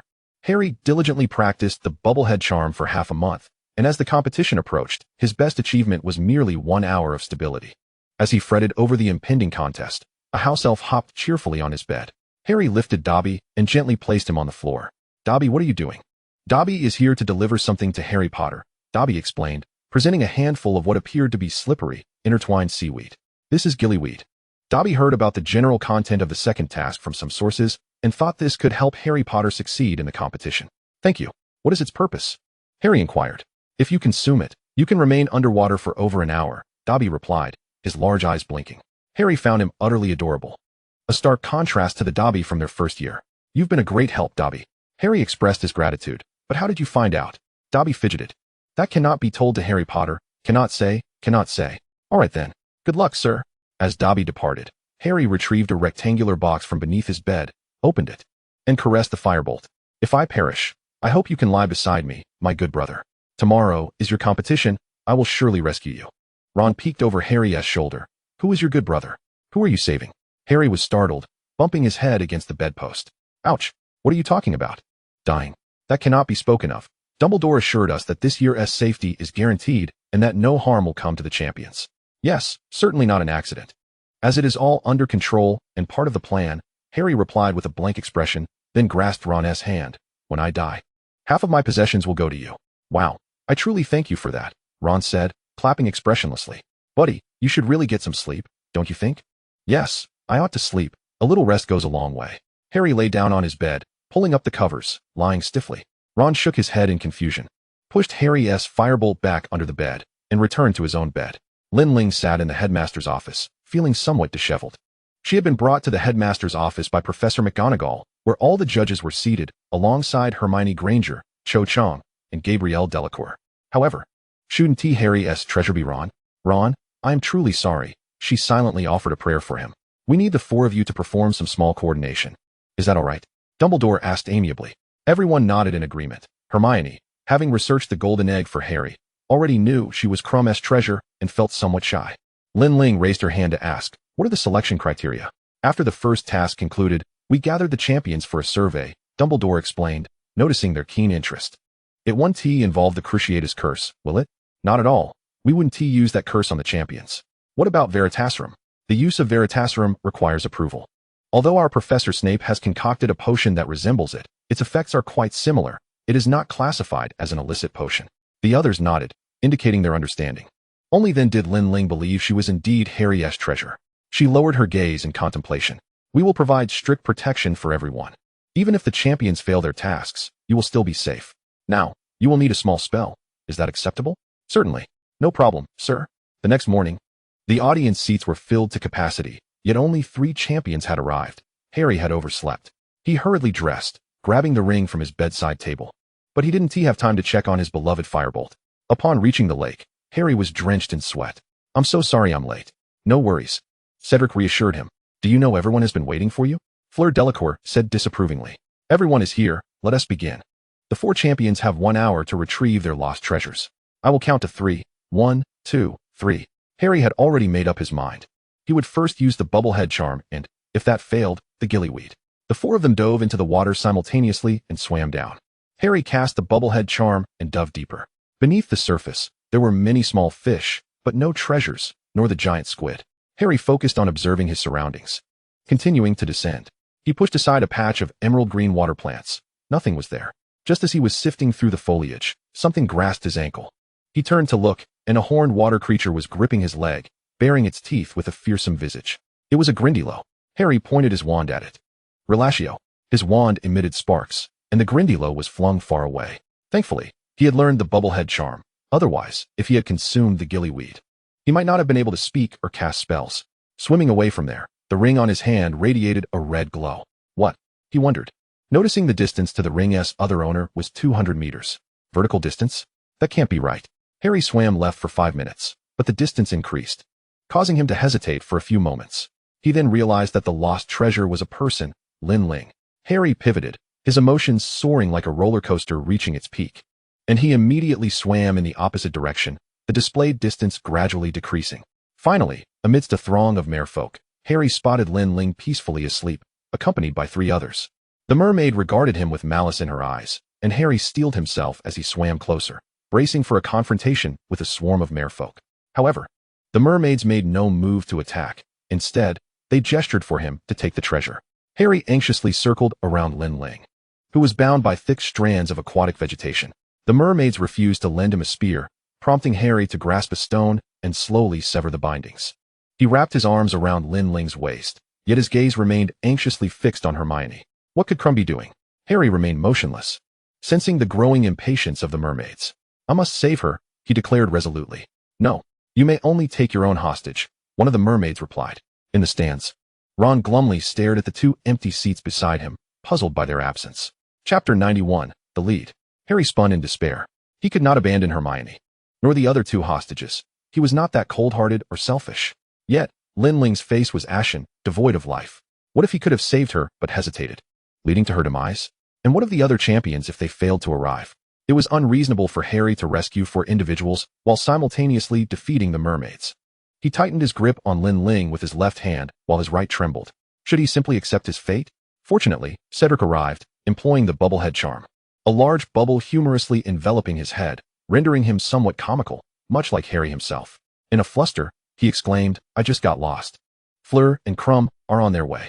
Cedric deftly cut through the water plants with a knife, encircling Cho with his arms. After a brief nod of acknowledgement, Cedric swiftly swam upwards. Harry felt a surge of urgency as he moved his wrist, calculating the dwindling time. Only a few minutes remained. He had to return with Lin Ling within 2 minutes at most, or they would surely be disqualified. The outcome of the competition was of little consequence. But would she be safe? He pondered helplessly. The mermaids retreated slightly, and Harry detected a shark's head approaching. The indistinct form of a human body. Krum was making his way toward Hermione. Harry sighed in relief. Krum swam directly to Hermione. But the shark's formidable teeth posed a challenge in severing the bindings without harming her. Harry handed the stone to Krum, who hastily freed Hermione. Hurry, Harry silently urged. Krum glanced back at him. Aren't you coming? Upon receiving Harry's shake of the head, he took Hermione away. Once again, Harry checked the time, just under 9 minutes remaining. All petrified, Harry cast a spell, and the mermaid's eyes widened in fear. They were utterly bewildered by the magic and soon scattered. If only he had acted sooner. He could have saved them all. Grasping the small girl's hand, he attempted to swim upwards with both hostages. but carrying two unconscious bodies underwater proved exceedingly strenuous. Harry longed to sigh, but such was life.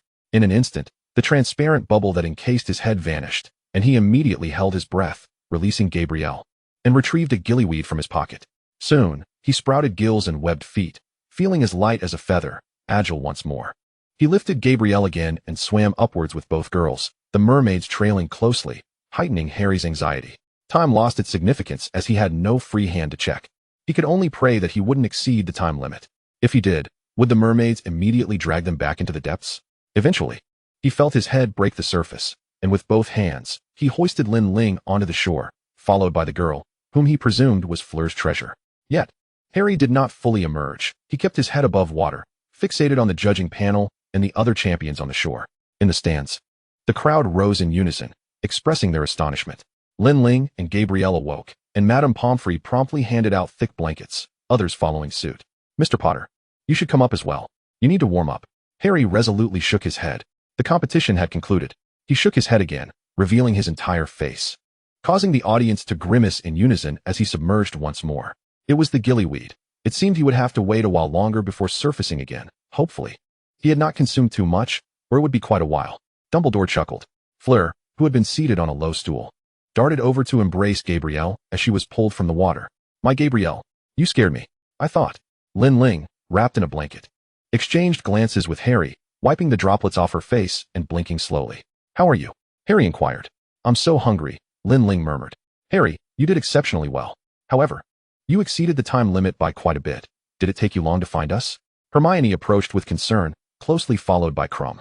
"No, he was the first to arrive. I found Cho when Harry had already been waiting for a while," Cedric explained with admiration, acknowledging Harry's selflessness in prioritizing the safety of others over his own escape.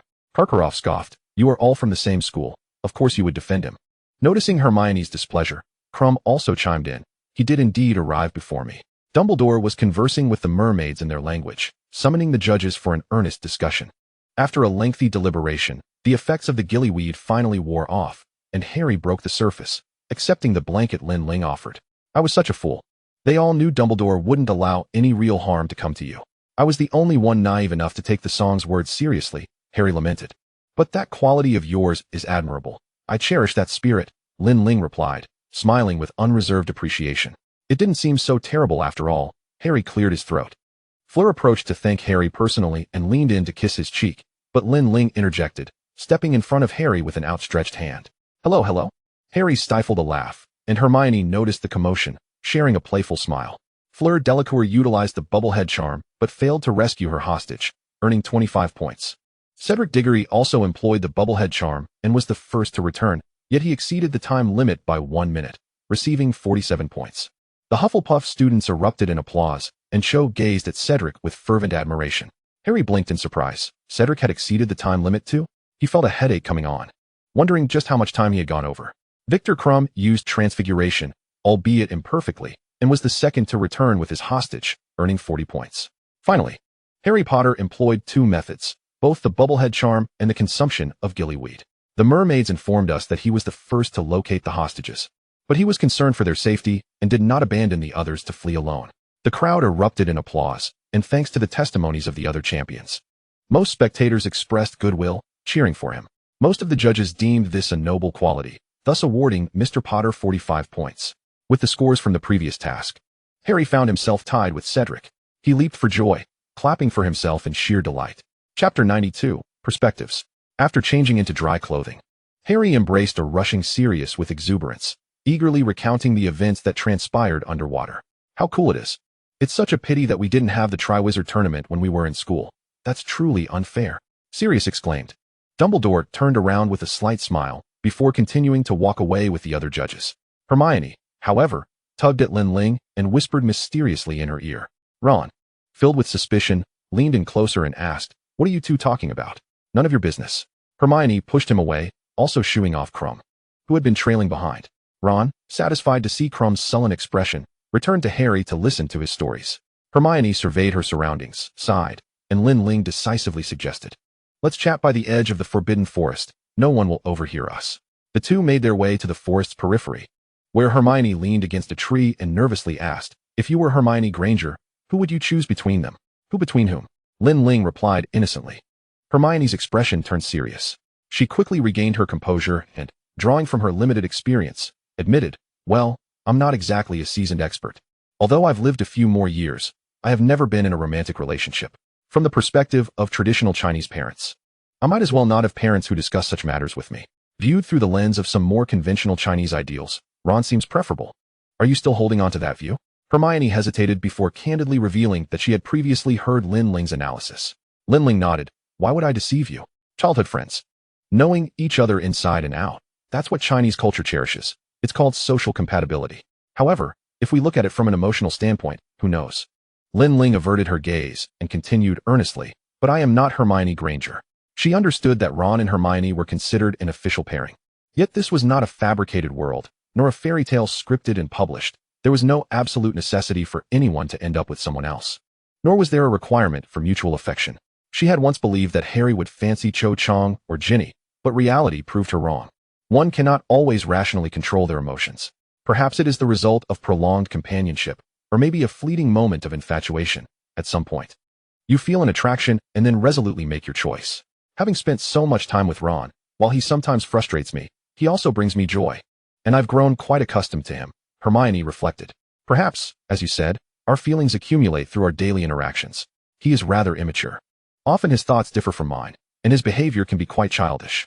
However, he genuinely shows progress, Hermione reminisced, recalling instances like Spew, where he has gradually come to accept her views and even gifts for Dobby. Though he is drawn to pretty girls, he is slowly becoming aware of his inner self. Lin Ling listened intently, nodding her head. But Victor. Hermione bit her lip. I enjoy being with him. He is quiet, and yes, he is the type who listens. After rescuing me, he invited me to Bulgaria to see where he lives, claiming he has never felt this way about any other girl. Hermione inhaled deeply. I talked to him about Spew. You know, he listened seriously and even accepted a badge, signing his name. Lin, I feel strange. How can it be that both of us have feelings for someone? Hermione expressed her disbelief. Lin Ling chuckled softly. Isn't that quite normal? You merely need to take time to reflect on which feelings should revert to friendship and which should advance further. For you, is Harry more like Victor or more like Ron? Lin Ling shook her head with a smile. Everyone is unique. No one can represent another, and our thoughts differ. So they cannot symbolize anything. She elaborated, I like Harry. He is kind, loving, brave, exceptional, selfless, and resilient. He is also very caring. And I feel quite secure when I'm with him. His childhood was far from happy, yet he still faces life head on. I relate to him. As my life has also been challenging. Hermione smirked when Lin Ling mentioned his caring nature, as if to say, are you serious? Love truly blinds one. Hermione listened quietly. Lin Ling then mischievously added, and it's that feeling, you know? A feeling. She gestured dramatically, mimicking a volcanic eruption, as if it burst forth in an explosion. If I had to say, Harry resembles Crumb more, at least to me. Lin Ling exhaled. Initially, I thought of him as a fleeting flower, elusive and unreal. I worried that his affections might not be profound. I am not one to gamble, so when faced with him, I would hold back and hesitate. To you, Crumb is an unexpected presence, unreal. One never knows if he might suddenly shift his affections to someone else after returning, Lin Ling inquired. Hermione nodded. Perhaps I should allow us more time, without rushing to a conclusion. Hermione resolved, recognizing that June 24th was still far off, and she ought to savor the present moments. Ginny is right. One should indulge oneself. Lin Ling, pulling at the grass beneath her, had already pulled quite a handful, leaving patches bald. But I still stand by my view. I will indulge when I have the means to do so. Shall we head back? All right, Lin Ling replied, brushing off her behind and standing up. Hermione restored the grass to its original state. Ron and Harry, who had been huddled together, quickly separated upon their return, each sitting at opposite ends, as if to convey that they had no secrets to share. Hermione smiled without pressing further. Instead, it was Harry and Ron who could not contain their curiosity. Under Ron's urging gaze, Harry asked, what did you talk about just now? Just discussing Victor, Hermione said absently. Oh, that name doesn't please Ron, she noted as he grumbled. We also talked about relationships. Hermione glanced at Lin Ling, who smiled back. Harry sat up straight and, unexpectedly, headed directly back to the dormitory. Hermione had thought he would be eager to listen, perhaps even inquire about the details of their conversation. Lin Ling shook her head in resignation, wondering if Harry was consumed with thoughts of his own mortality. She understood that Harry was frightened, but he must confront this hurdle. Undoubtedly, he would not shy away, that much Lin Ling was certain. Chapter 93, Confessions. Ron observed Harry's departing figure, shaking his head as he said to them. Harry has been acting particularly strange lately. He often isolates himself in his bed, and whenever any of us pass by, he gets anxious. I went to wake him up once, and he was all skittish. Lin Ling couldn't fathom what Harry was up to. Perhaps he had his own reasons. Harry had become increasingly sunny, even radiating a certain warmth. He could smile at Snape without a hint of tension, which made Snape feel uneasy, prompting him to steer clear of Harry in class. "Hello, Cedric." "Hello, Victor," Harry greeted cheerfully. Malfoy frowned.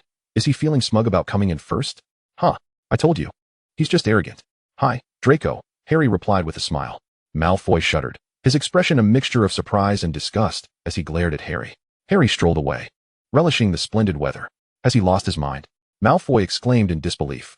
Hermione, Ron, and Lin Ling watched Harry leave with the same expression of astonishment. Over the months, they transitioned from shock to numbness, and finally to acceptance. It was as if Harry were oblivious to his transformation, living an ordinary campus life with his 3 meals a day. He's gone mad before he even completes the 3rd task. So what? The goblet of fire won't disqualify him. Ron reasoned. True enough. Is it due to an overwhelming amount of homework? No, he is surprisingly diligent when it comes to assignments. Glancing at the Daily Prophet, Hermione noted that Rita Skeeter had registered as an animagus and paid a fine. Hermione raised an eyebrow, astonished that she was indeed an animagus. Lin Ling leaned in, incredulous. Momentarily speechless. Could she truly stoop to such depths? Would she forsake a lifetime of feasts for a single meal? A beetle, you say? Ron frowned, flipping through the newspaper. It sounded rather revolting, and wasn't that yesterday's issue? An animagus? Quite splendid. Harry ambled past them, weaving through to take a seat in the middle. Hey, Granger. Have you seen today's paper? It seems rather intriguing. Malfoy tossed the paper aside, sidestepping them as he departed. Hermione took hold of the Wizarding Weekly, which described Miss Granger as an unremarkable yet ambitious individual with an affinity for renowned wizards. She let out a derisive laugh before continuing. Harry Potter alone cannot satisfy her appetite. It makes me want to retch. Ever since Victor Crumb arrived at Hogwarts, Hermione had been toying with the affections of 2 individuals. Crumb was utterly smitten, claiming he had never felt this way about any other girl. Hermione folded the newspaper and cast it aside. Ron muttered, I knew we shouldn't provoke Rita Skeeter. She has painted you as that sort of harlot. Hermione looked at him in disbelief, then smirked mockingly. A harlot? She chuckled, shaking her head. It's a pity Rita Skeeter can only publish 1 issue of nonsense. She was previously an illegal animagus, and now that she is registered, her reputation will plummet. Everyone will speculate on the dubious methods she employed to gather her stories, and henceforth, they will avoid her animagus form. Her career is likely heading for a downer. Lin Ling nodded in agreement. What a pitiful fool, Hermione remarked, lowering her gaze. It seems that when Victor mentioned I had a beetle on my head, he was referring to Rita Skeeter. So her reports were indeed accurate? Hermione shot him a sidelong glance, tacitly confirming. Well then, Ron murmured. In potions class, Lin Ling was grinding ingredients with her eyes closed, her head bobbing as she threatened to doze off over her desk. Unbeknownst to her, she was mashing the incorrect potion components, seizing the opportunity while she was drowsy. Harry stealthily swapped her bowl for the correct scarab ingredients. As Snape passed by, he would typically have remarked sarcastically about Harry's helpfulness. Failure to complete class assignments independently could cost Gryffindor 10 points. Yet now he silently circumvented Harry, wishing to avoid any interaction. Suddenly, the door to potions class burst open, and Karkaroff stormed in, disregarding the room full of students, focusing solely on Snape. Can you feel it? It's becoming increasingly evident. Snape internally scoffed. Could he not perceive the intensifying heat of the Dark Mark? Ridiculous. When the time comes for Voldemort's resurrection, he would have a part to play as well. I understand. But please wait until later to discuss this, he urged, exasperated. There are so many people here. Could you not be a bit more discreet? If you get caught by little Barty Crouch, there will be no escaping. Snape thought impatiently. I can't take it anymore. Karkaroff paced anxiously. Fine, wait outside. We will finish class shortly. Snape dismissed him. As soon as class ended, Karkaroff rushed back into the classroom. The other students lingered, while Harry crouched on the floor, cleaning. Karkaroff rolled up his sleeve, revealing the dark mark to Snape. Snape shot a menacing glare at Harry, then lowered Karkaroff's sleeve.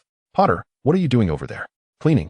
Harry replied innocently, shouldering his bag and bolting for the door. Snape called after him, to the office. You know which office to go to. Harry paused, gripping the doorframe, casting a long glance back at him. Which office? Could you not be so cryptic when no one else is around? He muttered to himself as he ascended to Dumbledore's office. Dumbledore sat in his office, offering Harry a cup of tea. As Harry gazed at the steaming cup, he thought to himself that he had no intention of drinking it. My boy, there are certain matters I must discuss with you, Dumbledore said softly. I regret that you had to learn some incomplete information that night without proper preparation. Harry silently lifted the teacup and took a sip. The warm liquid slid down his throat. You are aware that Voldemort is not truly dead? Yes, I've known since my first year, Harry nodded. But he hasn't made a move in 3 years, has he? Because his actions have been suppressed, Dumbledore reflected on the years gone by, feeling a pang of nostalgia. There are always those striving for peace. Harry's heart stirred. Sir, he began, and Dumbledore looked at him, hearing him inquire, what specifically must I do? Dumbledore had not anticipated this. Before he could elaborate, Harry had already agreed, requiring no further persuasion. Indeed, he knew Lin Ling had said he would not perish. And he shared that suspicion, though Harry remained oblivious to the truth. You will die? Yes, Harry feigned calmness, blinking rapidly to mask the turmoil within. Chapter 94, Preparation. Hearing the word death from another's lips shattered the mental fortitude Harry had been constructing over the past few days. He set the teacup down, fearful that Dumbledore would notice his trembling fingers. Moody is Barty Crouch Jr. I thought Barty Crouch Jr. died in Azkaban? Harry stammered, astonished. He had rather liked Moody. But suddenly he felt a chill. It was an illusion. He and his mother switched places, rescuing him. Barty Crouch must have been under his control. The previous ball and the second task, Percy had replaced Mr. Crouch, so that was how it was? Harry pieced together the fragmented information. Moody entered your name into the Goblet of Fire, forcing you to compete. I could tell you about the third task now, as the maze is already being constructed. And everyone will know when the time comes. Ahem, to return to the point, at the center of the maze is the Triwizard Cup. The first to reach it will be the victor, and I need you to be the first to find it. Do I have the capability? Harry hesitated. Believe in yourself. Dumbledore smiled. After 2 tasks, you and Cedric are in the lead. How proud I am of you both. The leading contestant will enter the maze first, Barty Jr. We'll ensure that you secure the Triwizard Cup while creating obstacles for the other champions. All right, I'll retrieve the Triwizard Cup, then what? Harry's stomach churned at the thought of revealing that he was preparing for his own death. Barty will transform it into a portkey, transporting you to your father Voldemort's grave. He needs to be resurrected, and your blood is required for that. Wait, I have to help him come back to life. Harry felt a wave of indignation. Yes, you must willingly allow him to kill you. Our members will be positioned around the grave to capture all the Death Eaters he summons. The members of the Order of the Phoenix have been preparing for this. Dumbledore laid everything bare. I understand, sir.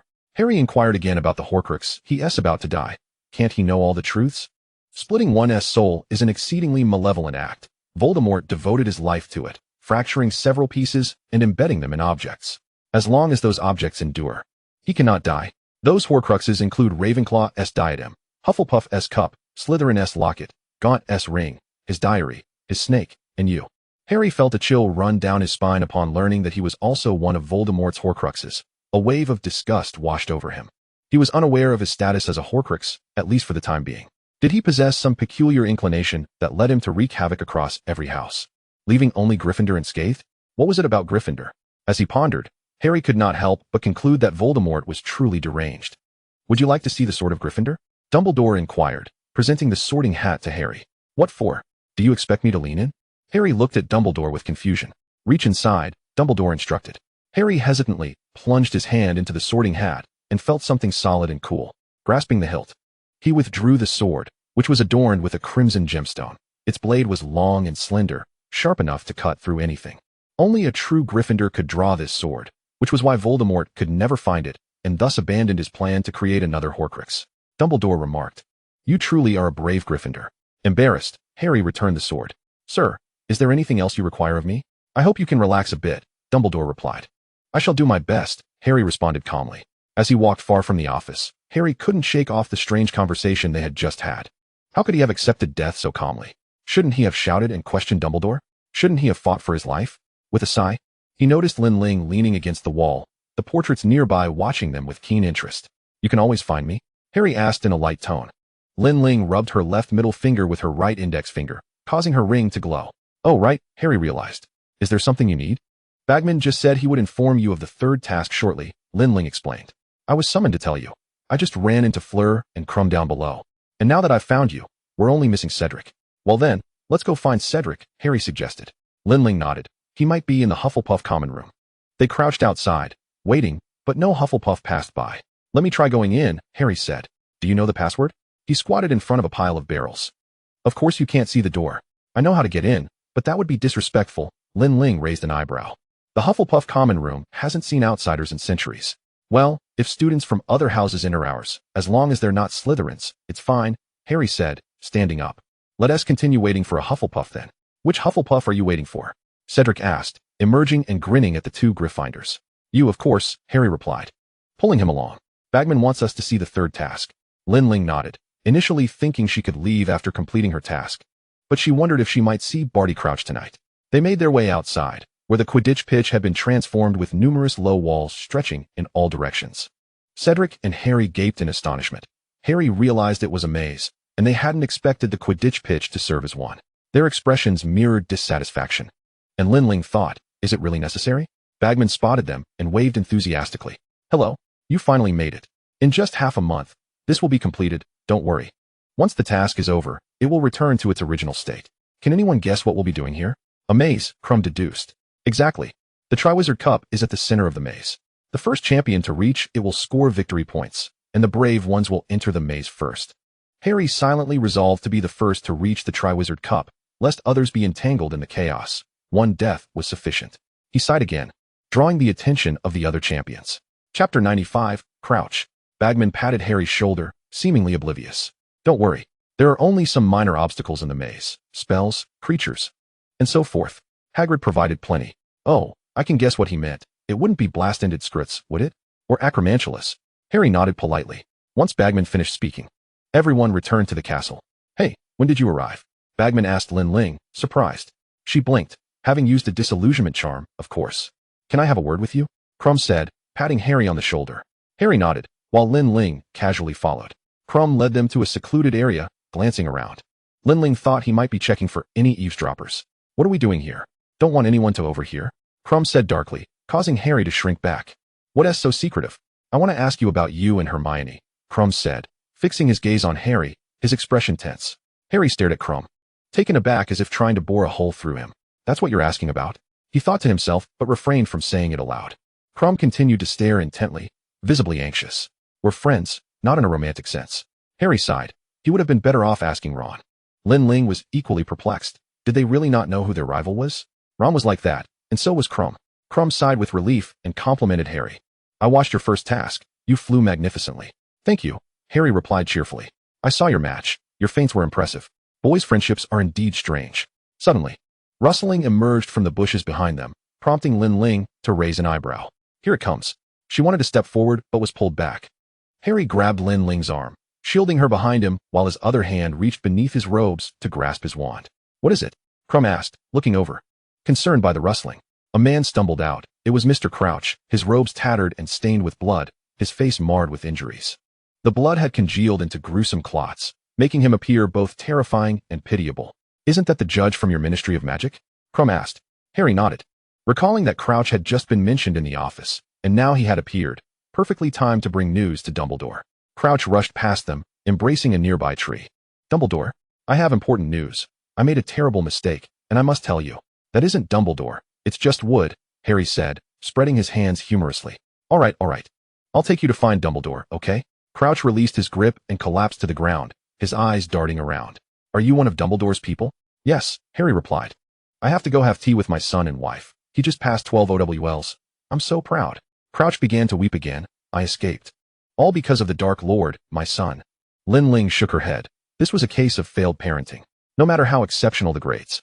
A path gone astray is still a path gone astray. Afterward, the parents even sheltered him, letting him out. Harry felt a pang of sympathy as Crouch clutched him, rendering him unable to call for Dumbledore. Why don't you go find Dumbledore? Harry asked Lin Ling. She shook her head. I can't be bothered to walk. What if little Barty comes along? You can use the Patronus charm. Harry suddenly recalled. Expecto Patronum. A stag burst forth, tilting its head in confusion as it bounded around Lin Ling. Help me call Dumbledore, Harry instructed. The stag, albeit reluctantly, approached the castle. Krum huddled to one side, observing Crouch's descent into madness, while Harry fixated on Crouch, and Lin Ling surveyed the surrounding dark woods. Professor Moody approached them, leaning on his cane, wand in hand.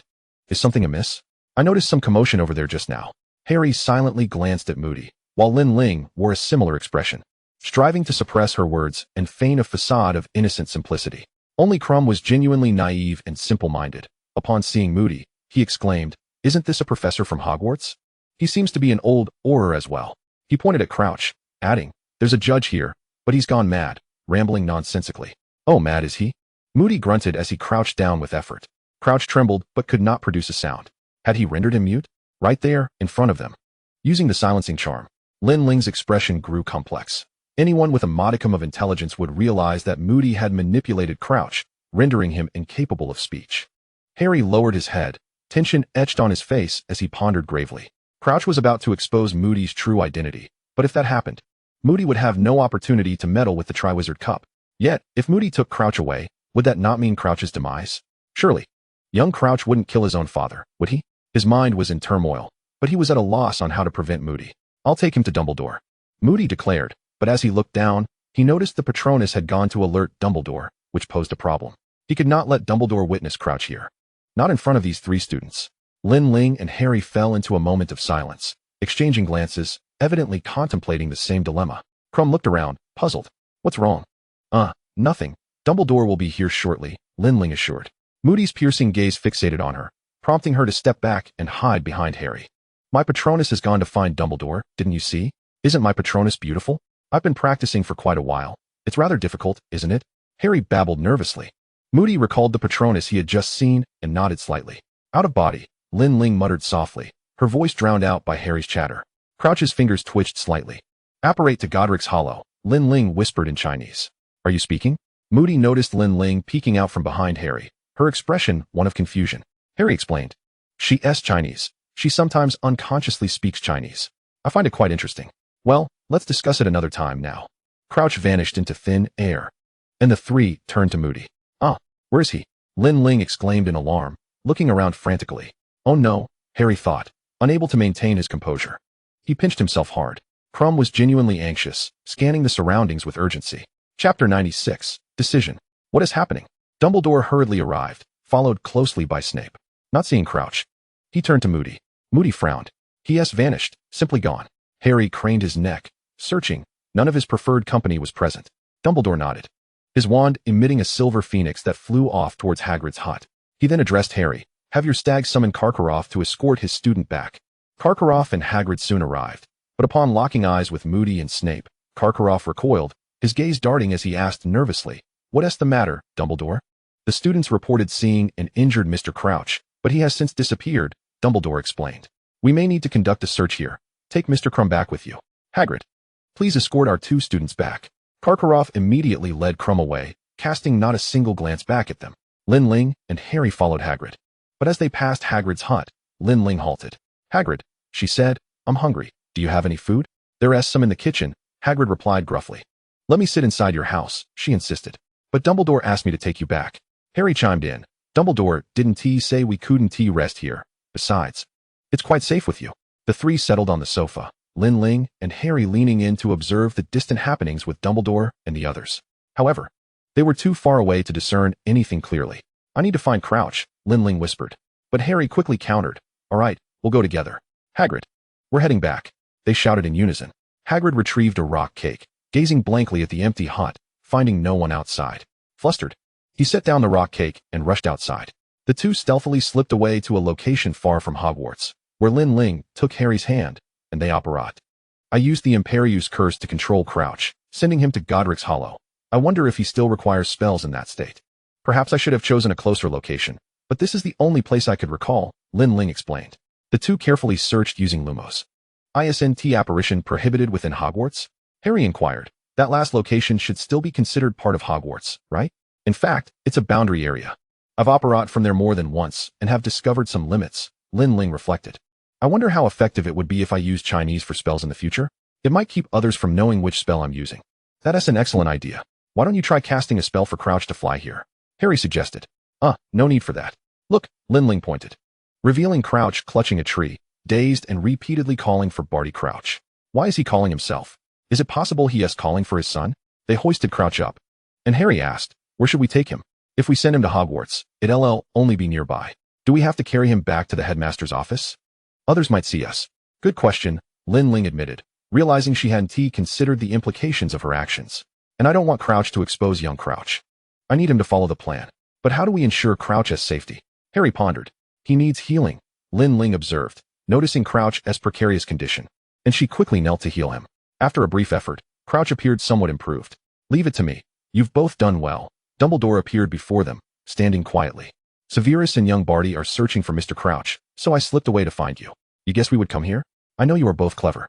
And I possess a little cleverness myself, Dumbledore replied playfully. Let us return to the school by the fireplace. He turned, and Harry and Lin Ling supported the unconscious Crouch. Following in his wake, Dumbledore, relying on his memory, arrived at a house. It was the Dumbledore residence. Lin Ling glanced at the adjacent house of the Bashir family, brushing her nose. It needs some repairs, but it's all right, she noted. Dumbledore busied himself at the fireplace while Harry observed the surroundings, noticing a portrait of a girl. Who is this? He inquired with curiosity. Ariana Dumbledore, Lin Ling responded. Dumbledore turned, smiling in a manner that was difficult to describe. All right, let us proceed. They returned to the headmaster's office, where Dumbledore roused Barty Crouch. He appeared somewhat disoriented, having been under the Imperius curse for too long, requiring a moment to regain his senses. Will you stay to hear about this matter? Harry and Luna nodded, awaiting the awakening of Barty Crouch's consciousness. Harry twisted his ring to check the time. It was already 1 o'clock, yet he felt no fatigue. The ring was indeed remarkable. Dumbledore smiled, his eyes glinting with significance. Thank you, Harry replied, feeling somewhat bashful. Luna cleared her throat, announcing, Mr. Crouch has awakened. Crouch's gaze shifted from confusion to clarity and then to excitement, mingled with remorse. Dumbledore, I must tell you unequivocally that the individual at the school is not Alastor Moody, but rather my son, Barty Crouch. I am aware. Dumbledore replied calmly. What? I mean, I have known, Dumbledore added. Please continue. He is aiding the Dark Lord. He is plotting something, Crouch exclaimed, though uncertainty clouded his thoughts. Do you truly not grasp the situation? Dumbledore inquired. I only know he is interfering during the Triwizard tournament. Very well, I understand. Barty, you will likely require a period of convalescence. You cannot return home, nor can you appear at the ministry, for your son intends to silence you, Dumbledore gently reminded him. Tears streamed down Barty's face, a cascade of sorrow. I will arrange for you to stay at the Black family residence for a while. I wonder if Sirius will mind. Dumbledore suggested, alluding to the past misjudgment, which was the consequence of Barty's failure to pursue further interrogation. Crouch hung his head, his complexion ashen. Everything had gone awry, his life. The lives of his wife and son were all in disarray. At this moment, the priority was to deal with that ungrateful child. I have other arrangements. Barty, Dumbledore interjected. You need only reside at the Black House until the final task concludes. Is that agreeable? It is, Barty nodded, contemplating where else he could possibly go. Ironically, he was being hunted by his own son. Chapter 97, Memories. Dumbledore rose, stating, Very well, Barty, let us ensure your accommodation is arranged. Children, you ought to return to your dormitories. There are classes tomorrow. He escorted Crouch away, presumably to the Black residence. Harry gestured towards a nearby stone basin, inquiring, What is this? An intricately carved stone basin rested upon a shelf. It is a vessel for storing memories. Dumbledore placed his thoughts within it for better organization. As Harry's fingertips grazed the surface of the silvery liquid, he was drawn inside, with Luna following suit. They found themselves in a lofty chamber filled with wizards, all appearing solemn and composed. Dumbledore occupied the central position, exuding an air of authority. Harry waved his hand, only to find that none acknowledged him. Is this how one observes memories? He pondered, intrigued. In the center of the room stood a chair bound by chains, with all eyes, including Dumbledore's, directed toward a distant door. The door creaked open, and 2 Dementors escorted a figure who was shackled to the chair. The captive was Karkaroff, appearing quite youthful and panicked. Crouch presided over the proceedings, awaiting judgment. Moody sat to the side, casting a disdainful glare at Karkaroff. In a desperate bid to avoid punishment, Karkaroff offered to divulge information, naming several individuals, all of whom had already been apprehended. Snape is one, he shouted. Dumbledore shook his head. I have secured Snape's release. As I previously mentioned, he was once aligned with the darkness, but he has since renounced it. Harry felt a twinge of regret. Is that true? Indeed, and he is a double agent. Luna added. The scene shifted, and the trial continued with Bellatrix and young Barty. Bella sat with an air of arrogance, as if upon a throne. Madwoman, Harry thought. Young Barty appeared much more anxious, nervously glancing at his father. Crouch, with an impartial demeanor and a hint of disgust, pronounced, You are being judged by the Magical Law Enforcement Committee for your heinous crimes. Father, please. He cried, I did not. I truly did not. Mother. The woman beside Crouch trembled, burying her face in her hands. You have kidnapped Aurors, employed the Cruciatus Curse, and served the Dark Lord. I now call upon the jury to vote. Those who believe they should be sentenced to a lifetime in Azkaban, please raise your hands. The jury of wizards unanimously lifted their hands. The Dark Lord will return. He will come to rescue us. We are his loyal followers, Bella shouted defiantly, following the Dementors as they led her away. Luna felt a swell of compassion and revulsion, her expression a complex tapestry of sorrow. How tragic, she thought, unsure of how to articulate her feelings. Harry nodded gently. The memory shifted once more, the scene revolving back to the office where Dumbledore sat. Have you finished watching? Luna had scarcely pondered this when a young girl entered the office, specifically, a version of herself from years past. Ah, don't look, Luna exclaimed, covering Harry's eyes, who squirmed in protest. Though he could not see, he could hear the conversation. Where shall I begin? I am merely an ordinary person, devoid of any significant accomplishments. Headmaster, when did you first learn of my existence? How can I forcibly remove Harry from the pensive? If someone told you they knew of future events, would you not wish to know? Luna's voice resonated. She bore a look of despair, while Harry's hand rested on her wrist. The two of them locked in a moment of tension. I simply wish to convey that I have come to assist the Order of the Phoenix. I know Voldemort's secrets, and I am aware of when he will return. Calmly, can we have a rational discussion? The prophecy delivered by Sybil foretold that one would reverse time, coming from afar to alter the tale's conclusion. As the bluebells bloomed, sunshine poured in. Luna felt Harry's palm grow clammy with sweat, and a wave of despair washed over her. Harry, I believe we ought to return to the office, Dumbledore suggested gently. Harry turned, and Luna released her hold, directing her gaze elsewhere. Dumbledore led them back to the office, and Harry heard himself speaking.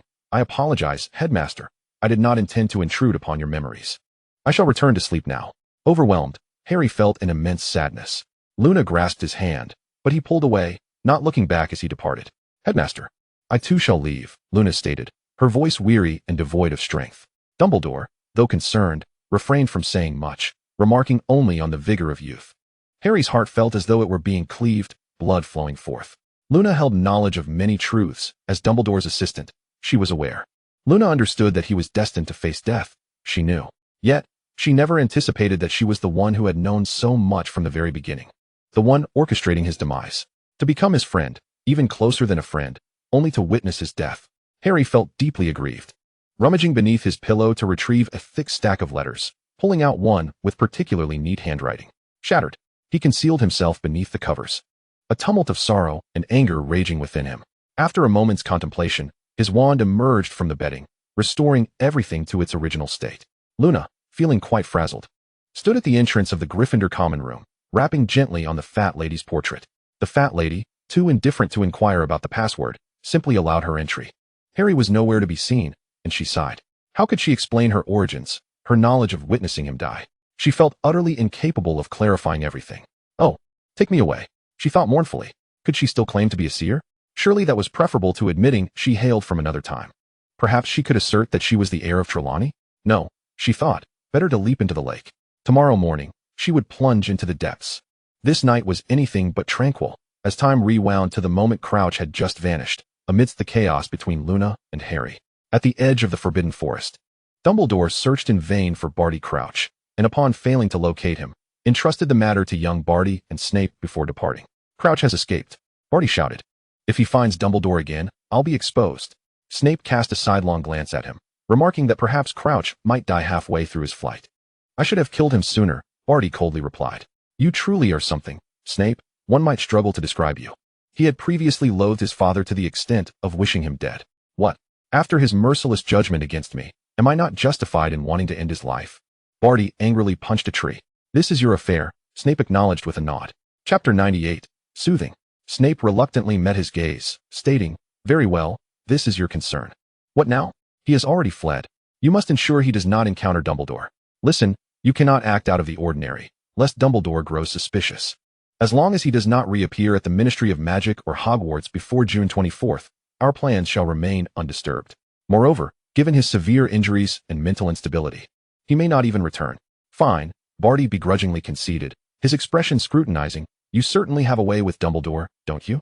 How did you manage to have him vouch for you back then? Snape furrowed his brow, stating that it was none of your concern. I'm not at ease. Nor is Bella. The Master has restored his trust in me. Ultimately, I do not require your or Bella's faith, Snape replied coolly. I have certainly explained everything to him. Without me, Bella would not even be able to stand here. If the Master fully trusts you, then why did he allow me to remain concealed at Hogwarts? Barty countered. Dumbledore knows I have always despised that Potter, preventing me from too much interaction with him. Only Moody, whom Dumbledore trusts, can act freely within Hogwarts. Snape elucidated. The master considered this as well. Do you not comprehend? Barty eyed Snape with suspicion before inquiring about Karkaroff. Has he sought you out? He mentioned feeling the dark mark intensifying and seemed quite alarmed. Snape refrained from mentioning Karkaroff's near flight from fear. Uffed, Barty scoffed. I'm off to check his house for any signs, or perhaps look around the ministry. Very well, I shall report to the master on your behalf. No, don't say anything behind my back. I will go and seek forgiveness myself tomorrow, Barty said, visibly agitated, his teeth clenched. Suit yourself, Snape replied indifferently, turning away. Harry sought Hermione, asking for her assistance in practicing spells. Hermione closed her book, exclaiming, How curious, you actually came to find me all by yourself? Where's Lin? Harry's face paled at the mention, and Hermione frowned. Harry impatiently retorted, Don't ask about her. Will you help me or not? If not, I'll leave. What kind of talk is that? How could I possibly refuse to assist you? Hermione set her book aside and called Ron over, stating they needed an empty room. Shall we go to the room of requirement? I'd prefer not to. The room of requirement was the place Lin had taken them before. Then we'll have to make Ron play the role of the one being attacked. Fine, let us go. Upon seeing the two, Ron's first reaction was to ask, Where's Lin? Not here. Oh, come on. Must I always be with her? Harry snapped back, irritated. Ron shot him a pointed glance that clearly conveyed, What else? He said, All right, but I never said you had to be with her. Hermione, right? Hermione nodded. Though I haven't seen her, she wasn't around last night either. I've grown accustomed to her staying out late. Well, she hasn't shown up this morning either, Harry noted, glancing at his clothes. Let us hurry, shall we? No rush. First figure out what you want to practice. We need to be well prepared. Speaking of which, what is the third task? Hermione inquired. Harry finally realized, having gone through so much from yesterday to today, he had forgotten to inform Hermione and Ron. It's a maze. Whoever reaches the Triwizard Cup first will be the victor, he explained. I need to practice some offensive and defensive spells. Do you know the disarming charm? Hermione opened a spell book, to which Harry nodded. I learned some spells from Sirius and Remus, and Dumbledore taught me for a while, but I want to learn more. I need more. I know there is a directional charm that can make a wand always point north. Hermione flipped through the book, stating, That should be helpful in the maze. Hermione decided they would compile a list today and start practicing tomorrow. Half a month's time. I wonder if that will suffice. That should be enough. I just need to be the first to grab the Triwizard Cup. Harry's words left them momentarily stunned. I didn't realize you craved victory so much. She found it rather odd, as Harry had never shown such a desire to come first in anything apart from Quidditch. Of course, that's 1,000 galleons. Ron pulled out a piece of parchment, handing it to Hermione, who began listing numerous spells as Ron and Harry occasionally contributed a few. Harry thought they were nearly done. But the next morning, Hermione's list had expanded considerably. Harry and Ron observed the unfamiliar handwriting on the page, and Hermione quietly stated, It's Lin, she added some. Aside from the supplementary spells, Harry's gaze fell on the disarming charm, which had been circled. Let us practice, Harry said, averting his eyes, addressing Hermione and Ron. He pondered for a moment before asking, Where is she? I didn't pay much attention. She's probably reviewing, Hermione replied. Indeed, reviewing. You all should be studying as well. Exams are approaching, Harry recalled, realizing he didn't need to take exams as he was a champion. Hermione shook her head, asking, What does that have to do with anything? Ron nodded in agreement, adding that learning these spells would also benefit you in becoming an Auror later. Didn't you decide to become an Auror like Moody? Ahem, let us practice. Harry, unwilling to dwell on those memories, awkwardly shifted the topic. On the table of the Order of the Phoenix meeting, a map was spread out, densely marked with names and positions. It was evident that this was a meticulously prepared setup. At present, the meeting had yet to commence, with only Dumbledore and Lin Ling in the conference room. Previously, we sent Lupin and Tonks to investigate the cemetery, leading to the creation of this map. We have arranged many things, Dumbledore stated. Lin Ling scanned the map, spotting the names of Sirius, Moody, Mr. Weasley, Lupin, and many others, and promptly inquired of Dumbledore, Sir, what about me? Her name was absent from the list. You understand? I cannot bear to pretend to be unaware from the audience seats, she earnestly expressed. Are you not afraid of death? Dumbledore asked. She nodded, fearfully. Her gaze locked onto the red name in the center, Harry Potter. What about this place? She pointed to a location. Dumbledore hesitated, stating, I think it is unwise to involve a child. But I am not a child, Lin Ling gently countered. Chapter 99, The Triwizard Cup. On the morning of the competition, the Great Hall was abuzz with excitement among the Gryffindor and Hufflepuff students. Ron sat across from Hermione and Lin Ling. Noticing Ron was alone, Hermione asked him, Where's Harry? Why are you by yourself? I don't know. I haven't seen him since early this morning. I thought he had already come to the hall, Ron replied, his eyes scanning the Great Hall for Harry. Malfoy, with his sharp ears, mocked, Is he afraid? I knew it. Shut up, you. Who's afraid? Harry dashed back to the Great Hall, breathless, unsure of when someone had emerged from behind him. Where have you been, mate? Ron inquired, giving him a friendly pat. The Olery, Harry explained. I was delivering some letters. Why deliver letters? Hermione asked, bewildered. Professor McGonagall approached, stating, Potter. The families of the champions are allowed to visit the school today to watch the match. Your family is outside. All right, Professor, Harry replied. Making his way to the entrance hall, he pondered slowly, contemplating the numerous people he wished to meet, hoping Dumbledore would be generous enough to allow him ample time with them today. Harry. Sirius enveloped him in a warm embrace, prompting Harry to smile. Remus, he greeted. Hugging Lupin as well. I knew it was you. And not just us, came the voice of Mrs. Weasley and Bill Weasley standing nearby. Mrs. Weasley cheerfully remarked. Several parents, long absent from the school, began reminiscing about their own school days. Harry quietly observed the portraits. Sir Cadogan was practicing his morning exercises, causing a commotion among the other paintings. Harry, you seem a bit down, Remus noted gently, perceiving Harry's subdued mood. I suppose I'm a little nervous, Harry chuckled, his eyes flickering. What brings you all here? Oh, Lupin intended to respond but glanced around, noticing the families of other champions present. Cedric stood with his parents, while Fleur curiously gazed at Bill. Krum and his family were conversing in Bulgarian. What about your friends? Harry explained. They have an exam this morning, the last one. That's good. Then we can go out for a stroll. When they returned to the Great Hall for lunch, Ron was taken aback. Mom, what are you doing here? To watch Harry in the final. How did your exam go? Not too bad. I forgot a few names and made up the rest, he replied. Hermione and Ginny approached. Mrs. Weasley's expression slightly cool, and Hermione stood awkwardly. Krum, with his family, made his way over, seemingly deliberately steering towards them. Hermione felt a bit shy upon seeing Krum's family. Hi, these are my parents. He introduced them in Bulgarian, his parents' expression stiff. Hermione exchanged polite greetings with them. And due to the language barrier, Krum soon led them away. Mrs. Weasley kept her head down, conversing with Ginny. Harry asked Mrs. Weasley. You don't believe what the Daily Prophet says, do you? Rita Skeeter is just making things up. Hermione is not my girlfriend. Mrs. Weasley lifted her smile, becoming more cordial towards Hermione.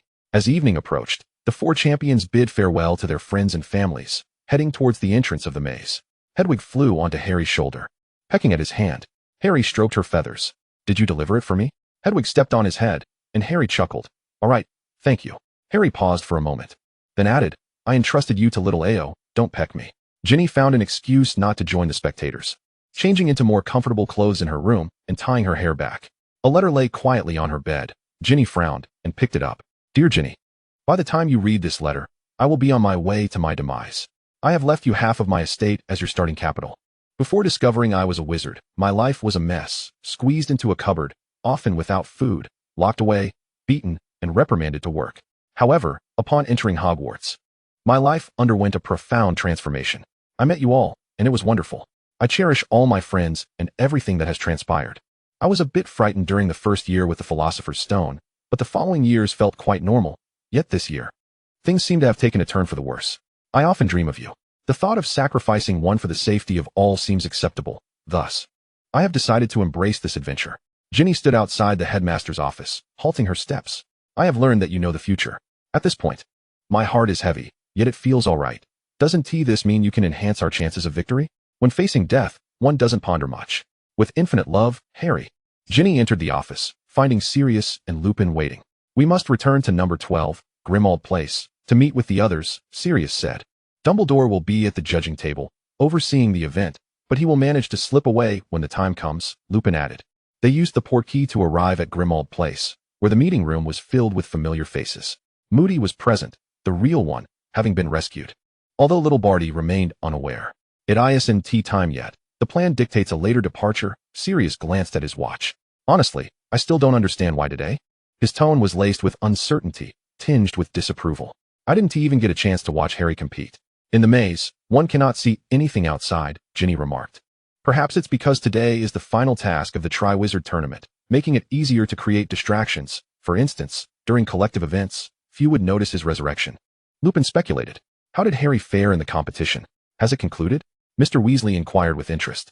My wife attended today's match, but unfortunately, I had prior commitments. Ginny remained silent, pursing her lips. How much longer must we wait? That depends on Snape. Ginny knew they were awaiting news from him. Anxiously, they awaited, with Ginny occasionally pacing. Finally, Snape burst into the meeting room, clutching his arm, his expression grim. Ready, I felt the dark mark summons," he announced before vanishing with a snap of his fingers. Everyone sprang to their feet, operating to their designated locations as per the plan. Chapter 100, The Maze. Harry and Cedric were the first to enter the maze, choosing different paths at the fork. "Guide me," Harry instructed as his wand twirled, indicating that to reach the maze's center, they must head northwest. Harry furrowed his brow. The maze felt desolate, devoid of dangers. Not a trace of any creaturesse fur in sight. 2 whistles echoed in succession, confirming that all 4 champions had entered the maze. Cautiously, Harry quickened his pace, soon spotting a Dementor advancing towards him. Expecto Patronum. Harry envisioned the silver stag, but it did not appear. He bit his lip, momentarily lost in thought. His current joy felt insufficient. "No, you're a boggart." Realizing the Dementor's lack of movement, he finally comprehended it was merely a boggart. During private practice, Harry had faced a boggart again. Lupin had said his greatest fear was fear itself. How absurd. Only a wisp of gray smoke remained as Harry raised his wand, remaining alert and vigilant. Suddenly, a piercing scream shattered the silence. It was a girl's voice. Harry crouched low, advancing carefully. Fleur lay on the ground, a dark figure hastily fleeing the scene. Crumb? The figure did not appear to be Cedric nor Crumb. The individual sprinted away, and Harry reached Fleur's side, casting a red flame with his wand to mark her location. It appears to be Little Crouch, assisting him in clearing the creatures from the path, while also assaulting other warriors. Harry continued to direct his wand forward, his heart consumed with anxiety. Fleur seemed to be in dire straits, but what about the other 2? Thud, thud, thud. Harry sprinted forward with all his might, when suddenly he heard Cedric's voice from an adjacent path, abruptly halting his movement. "What are you doing, Crumb?" Harry decisively navigated to the fork in the road, veering into their path. "Cruciatus. Stupefy." Harry immediately cast the spell, and Crumb collapsed to the ground, motionless, his eyes rolling back and his face convulsing. Cedric's body also trembled. The Cruciatus curse was interrupted, and Cedric regained a semblance of composure as he approached from behind, intending to strike at him. It was hard to believe he could be such a person. After a moment of silence, Harry spoke. "Let's inquire after the competition. It's likely he was under control." "Under control?" Cedric queried, confused. "Never mind, I was just saying that." Harry shook his head, dismissing it as he had no evidence to substantiate his claim. Cedric raised his wand, marking Crumb's position. They stood in silence for a moment before Cedric finally suggested, "Let us keep moving." Harry acquiesced, his mind racing with thoughts of how to secure the Triwizard Cup for himself alone. They parted ways once more, and after a while, Harry encountered a sphinx. Its immense claws and long yellow tail paired with a woman's head. "I have a riddle for you," it declared. "Answer correctly, and I shall allow you to traverse the quickest route. Answer incorrectly, and I shall attack you. Should you choose not to respond, you may depart on your own." Harry contemplated. The worst outcome would be taking a longer route, and with time pressing, it was best to pursue this path. "Very well, ask away." The Sphinx posed a riddle, and Harry answered correctly, dashing forward. "Point me." He commanded his wand, directing it to the right as he raced along the path, which widened ahead, revealing a glimmer of light. However, Cedric was swifter. Harry hesitated, contemplating whether to cast a Stupefy on Cedric. A colossal beast charged towards them alongside Cedric. "Cedric, to your left," Harry shouted, ignoring everything else as he aimed his wand at the monstrous creature. Stupefy. The enormous spider was repelled, but only paused for a brief moment before redirecting its focus towards Harry, scuttling rapidly, sending chills down his spine. The spider lunged at Harry, its pincers piercing his leg, causing him to tumble to the ground. "Disarm," Harry cried, a far more effective spell than the previous one, as 2 of the spider's legs shattered. "Stupefy." They both shouted simultaneously, proving more effective than a single incantation, and the spider fell to the side, motionless. "Harry, are you all right?" Cedric inquired. Harry shook his head, struggling to rise. Blood streamed from his right leg, and he limped forward. Cedric did not advance, even though the trophy was merely an arm's length away. "You take it." Cedric managed to utter, his desire for the trophy evident, yet he still insisted. "All right, then I shall take it," Harry replied without hesitation, despite feeling that the trophy was not rightfully his. The pain in Harry's leg was excruciating as he slowly approached the trophy. Cedric stepped back, and Harry smiled, saying, "Though you arrived first, I shall not be courteous. It is yours. You aided me in the first task, and just saved me again," Cedric remarked. "I had assistance in several tasks as well." Harry leaned against the edge of the podium, his right hand trembling slightly. A mere touch would transport him away. "I'm leaving now. You hurry back." "Leaving? If you take the trophy, doesn't that end the competition? We should return together. I'll wait for you," Cedric replied innocently. Harry shook his head, and under Cedric's astonished and alarmed gaze, he vanished alongside the trophy within the labyrinth. "Harry? Harry!" Cedric called out. but the place was eerily silent and desolate. In a panic, Cedric shot off red sparks, and the judges quickly arrived. Cedric shouted to Dumbledore. He vanished. He disappeared upon touching the Triwizard Cup. Is there some additional challenge? Dumbledore calmly directed. Send Mr. Diggory back. I will search for Alastair. Why look for Moody? Bagman asked incredulously. Shouldn't we be finding the champions? Where's Potter? The Minister of Magic, Fudge, took over Barty Crouch's role as judge, his confusion growing, and his demeanor becoming increasingly tense. Where has Mr. Potter gone? What about Karkaroff? Madame Maxime inquired. Forget him. Dumbledore had already vanished, leaving the judges with no choice but to return Cedric. Cedric sat on a stool inside the tent, growing increasingly perplexed. Krum lay unconscious, and Fleur had regained consciousness, slumped dejectedly against the back of her chair. Madame Pomfrey, what has happened to Krum? Cedric suddenly asked. He has been hit with the Imperieuse curse, Madame Pomfrey replied. Visibly distressed, busily tending to various vials and muttering to herself, why would a champion be subjected to the Imperieuse curse? Who cast it? No, that is not right. Chapter 101, Resurrection. Why did Harry know Krum was under the Imperieuse curse while in the maze? Why did he appear unfazed upon being transported after claiming the Triwizard Cup? Why did he so readily approach the trophy? Was he truly that eager for it? According to his usual demeanor, this was not like him. In the second task, he did not leave first to ensure the safety of the hostages. Yet now he decisively sought the Triwizard Cup. The more Cedric pondered, the more confused he became. Yet it felt as though something was on the verge of revelation. Did he have to claim the Triwizard Cup? What did he know? Cedric sat in distress, utterly unaware of the peril he had narrowly escaped. I was attacked by a man. I couldn't see who it was, but it should not have been Krum, Fleur said, rubbing her head slowly. Cedric's bewilderment only deepened. Harry, surrounded by darkness, resolutely cast the Triwizard Cup to the ground, holding only his wand. He found himself in a graveyard, and it appeared that the plan was unfolding smoothly. It had a somewhat sinister feel, yet Harry felt no fear. He inhaled deeply and walked forward. Two figures, one tall and one short, approached him step by step, the shorter figure cradling something. Was it a baby? The scar on Harry's forehead throbbed painfully, as if searing him. He pressed his hand against it, engulfed in pain. Stupefied, Harry was struck down, lying still as he was dragged away. The man bore a resemblance to Moody, but he wielded his wand with a cold demeanor. The effects of the polyjuice potion wore off, revealing a stranger. A visage Harry had seen in Dumbledore's memories, the younger Barty Crouch Jr., albeit appearing older now. Surprised, Potter? I am not Moody. You've been spending the entire year with a Death Eater. Do you know who I am? Harry, unwilling to speak, feigned silence. The woman, cloaked and wearing a cruelly excited expression, was unmistakably Bellatrix. She ignited a spell, muttering, "This new one is utterly useless," as she dragged Harry towards a gravestone, tossing him to the ground and binding him with ropes. Harry turned his head to gaze at the gravestone, illuminated by the flickering light, revealing the inscription, Tom Riddle. Who is that? Such an unpleasant name. Bella unwrapped the package, revealing a large serpent coiling menacingly around Harry. A memory flickered in his mind. Dumbledore had once mentioned that Voldemort's snake was also a Horcrux. Did he have the opportunity to eliminate it before his own demise? Yet, surely Dumbledore would have arranged for someone else to do the deed. Harry wrestled with his thoughts. It would be prudent to seize the moment, better to take one down with him, and perhaps Bella as well. Bella shoved a massive cauldron filled with water, her intentions unclear, as she pondered what Snape might be up to. Voldemort, residing once more in the body of a child, coldly commanded, "Attend to your own tasks." Almost ready, master. Bella's voice twisted into an unsettling timbre, betraying her excitement. Flames ignited beneath the cauldron, causing the water to bubble violently, steam wafting into the air. Harry observed their frantic activity with indifference, his wand cast aside, a distance separating him from it. "Master, the water is boiling now." Bella slightly opened a corner of the package, exposing a patch of crimson flesh, a visage reminiscent of a serpent. It reminded Harry of Quirrell's ghastly face during his first year. An overwhelming wave of nausea surged within him, yet he stifled the urge to retch, grappling with a profound sense of disgust and reluctance. Bella's expression gleamed with satisfaction as she deposited the flesh into the cauldron.